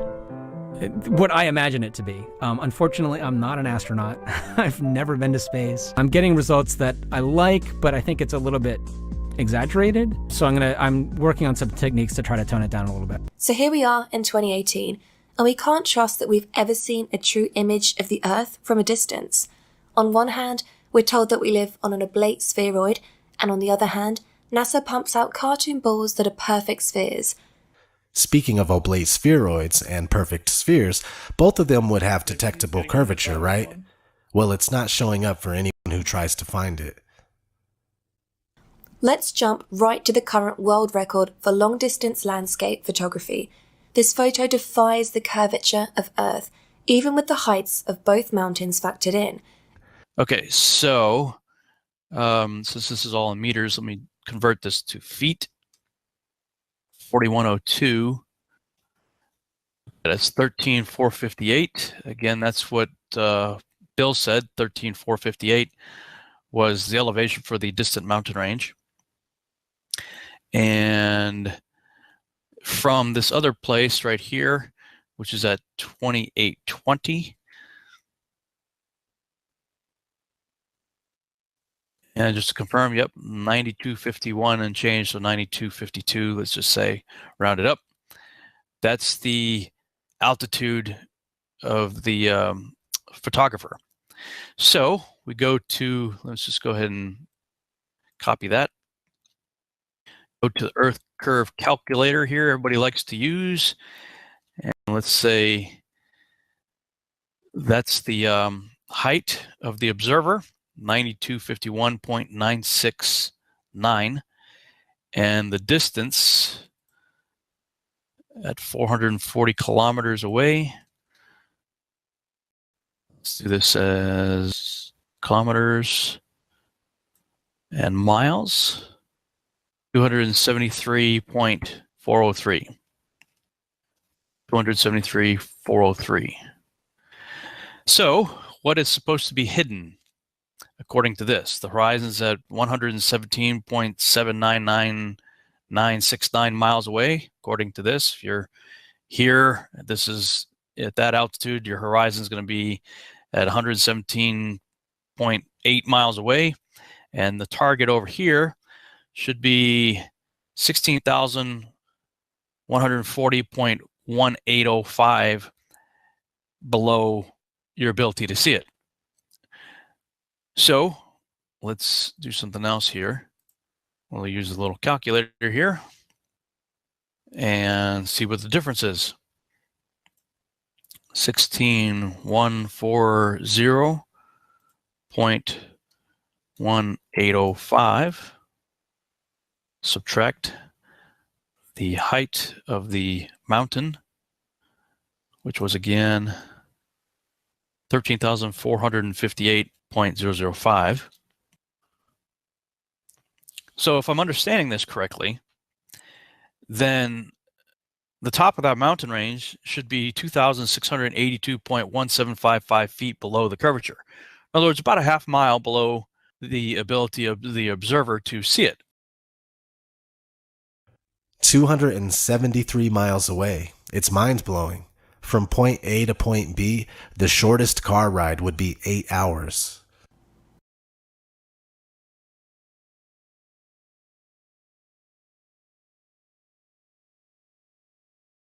Here is a picture of the Bolivian salt flats. This is over 4,000 square miles and is called the world's biggest mirror. This place is so flat that it defies the curvature of the Earth. There are many instances of people documenting the non-existence of curvature. These are just a couple of my favourites. Another way we know that curvature doesn't exist is because of amateur balloons. This one reached a height of 121,000 feet, and you'll notice that the horizon is at eye level. This is inconsistent with a sphere, as you would have to look down to see the horizon as you ascended.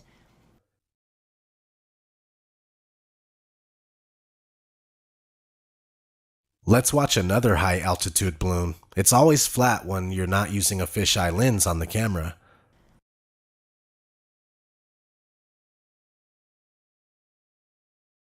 Cameras with fisheye lenses force a curve onto the image. This is why we saw curvature in the Felix Baumgartner Red Bull jump. It's a fisheye lens, because a normal lens would have shown a flat horizontal horizon like we saw in the video at 121,000 feet. See, Felix Baumgartner's jump was from 128,000 feet, so that's only a 7,000 foot difference. There wouldn't be that drastic of a curve change from no curve to a bunch of curve. See, and a fisheye just makes everything look round, so behind Felix Baumgartner, it's nothing but New Mexico. And I'm pretty sure half the Earth, or, 75% of the Earth isn't covered by New Mexico. So a popular belief that is constantly used as proof for the globe is boats disappearing behind the horizon. But this is actually just an optical illusion. Humans can only see so far. But with super zoom cameras like the Nikon P900, or even just a telescope or some binoculars, you can bring back ships and boats that have appeared to go over the supposed curve of the Earth.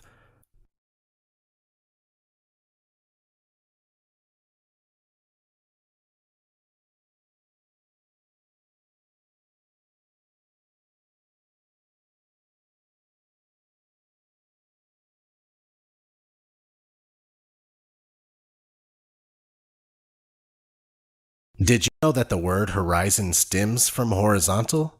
The definition of horizontal is as follows: parallel to the plane of the horizon, at right angles to the vertical. Synonyms: level, flat, plane, smooth, even. Alright, it's called a horizon, not a curvizon. Now let's have a look at the characteristics of water. Water always finds its level and always ends up perfectly flat when undisturbed. It's one of the easiest things to understand. No experiment on Earth has ever replicated curved water like which is supposedly on the spinning ball Earth. You know who else knew that water doesn't curve? The ancients. As you can see here, we have the Egyptian, Norse, Hindu, Mayan, Inca, Navajo, Greek, and Hebrew depictions of a flat Earth. These are the cosmologies that they knew. It wasn't all that long ago that everyone knew with certainty that the Earth was flat and motionless. They also knew that we are enclosed by the firmament and that we have a local sun and moon that circle above us. You see the sun and the moon inside the firmament in most of these depictions. So is there any credence to this idea? The answer is yes. There are many times just like this when the sun shows us how close it actually is. Many people admire the beauty of the scene like this, but they never stop and think about what we are seeing. And what we are seeing are sun rays that are telling our eyes that the sun is local. All you have to do is trace the rays back to the source. The sun is right here with us, right above us. This happens all the time. All you have to do is pay attention and think about it logically. Does it look like it's 93 million miles away? The answer is no. One of the things that I struggled with the most when it comes to flat Earth is, why does the sun rise and set? I couldn't make any sense of it until I realized that the sun was much closer and much smaller than we are told. The sun appears to rise and set due to perspective only. What we are seeing here is the actual path of the sun versus what we see because of human perspective.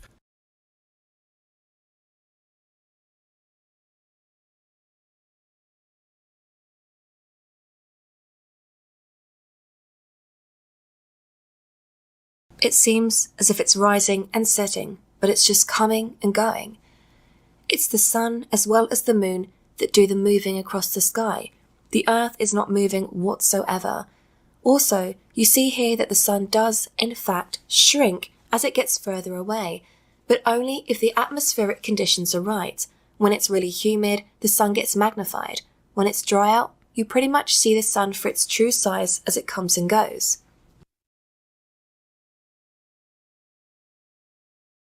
Now let's talk about the moon. Here's a normal moon in the night sky. We are told that the moon is 238,000 miles away. The funny thing is that the Tycho crater, which is said to only be 53 miles in radius, is perfectly visible to us from Earth at this distance. So I tried to figure out a way to test if we would be able to see the Tycho crater from a distance of 238,000 miles away. I went to Google Earth and I made a 53-mile radius in Texas, as you can see here. And you can also do this yourself. Then I zoomed out as far as I could, and unfortunately it only goes to 39,000 miles away, but it still makes the point in my opinion. You can barely see the 53-mile radius from 39,000 miles away. If I were to go another 200,000 miles out, we surely would not be able to see the red circle anymore. Of course, Google Earth is complete nonsense. Let's watch a quick clip in reference to Google Earth. All right, here's what looks like an objective image of the world. This is Google Earth, and it's a circular image, so it gets around the big problem of trying to portray the world on a flat surface. Now, you have a lot of reservations, don't you, about Google Earth? Yet, to many people, it's a wonderful application.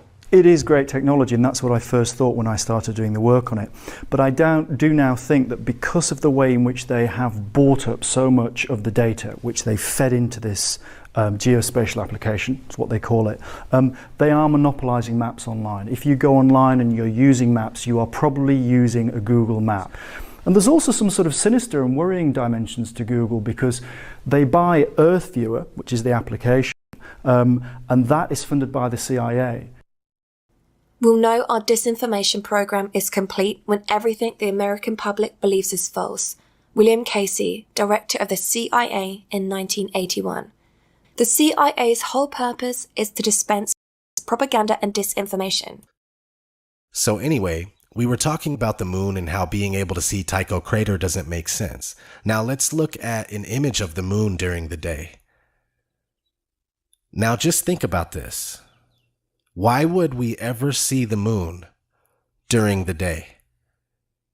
I mean, if it's 238,000 miles deep into the darkness of outer space, how does it show up in our blue sky? The answer again is because it's local, just like the sun, just like the ancients depicted in their models, and just like many flat earthers propose today. To be fair, we are not sure of the exact layout and model, but we do know two things for sure. The Earth is a level plane and it doesn't move at all. Everything after that, we are still trying to figure out. How do lunar eclipses work, you ask? Well, certainly not like we are told. We see the shadow of Earth on the moon and it appears to be round, therefore we live on a ball. But whatever is causing the shadow on the moon, we don't even know. It's not the Earth. There's been so many instances of lunar eclipses where the sun and the moon are both above the horizon while the eclipse is taking place. Look it up for yourself. It's called a selenilion. And you could find websites that'll tell you. There, I'll show you one right here. What makes October 8th lunar eclipse so special? It's an impossible occurrence. It says, on Wednesday early morning, those watching the sky in North America will be able to witness the most unique total lunar eclipse yet. Though lunar eclipses happen twice a year, you might be upset to miss this one, as this rare type of eclipse will occur while the sun is still up. Now, how is the Earth causing the shadow on the moon if the sun is still up above the horizon with the moon? In an old book by F.H. Cook called The Terrestrial Plane, it says this. According to the globular theory, a lunar eclipse occurs when the sun, earth, and moon are in a direct line. But it is on record that since about the 15th century, over 50 eclipses have occurred while both sun and moon have been visible above the horizon. Now, let's have a look at the stars. When you look at the time-lapse videos of the stars, they all move uniformly. This might make sense on a spinning globe if the only thing we were doing was spinning.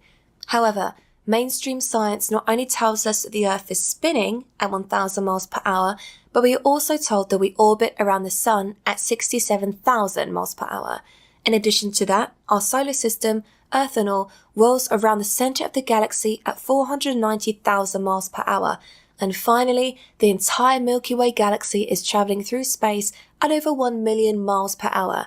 Keep in mind that none of these motions have ever been proven, not even Earth's supposed rotation. With all of these motions considered, is this what we would see night after night for thousands of years? No.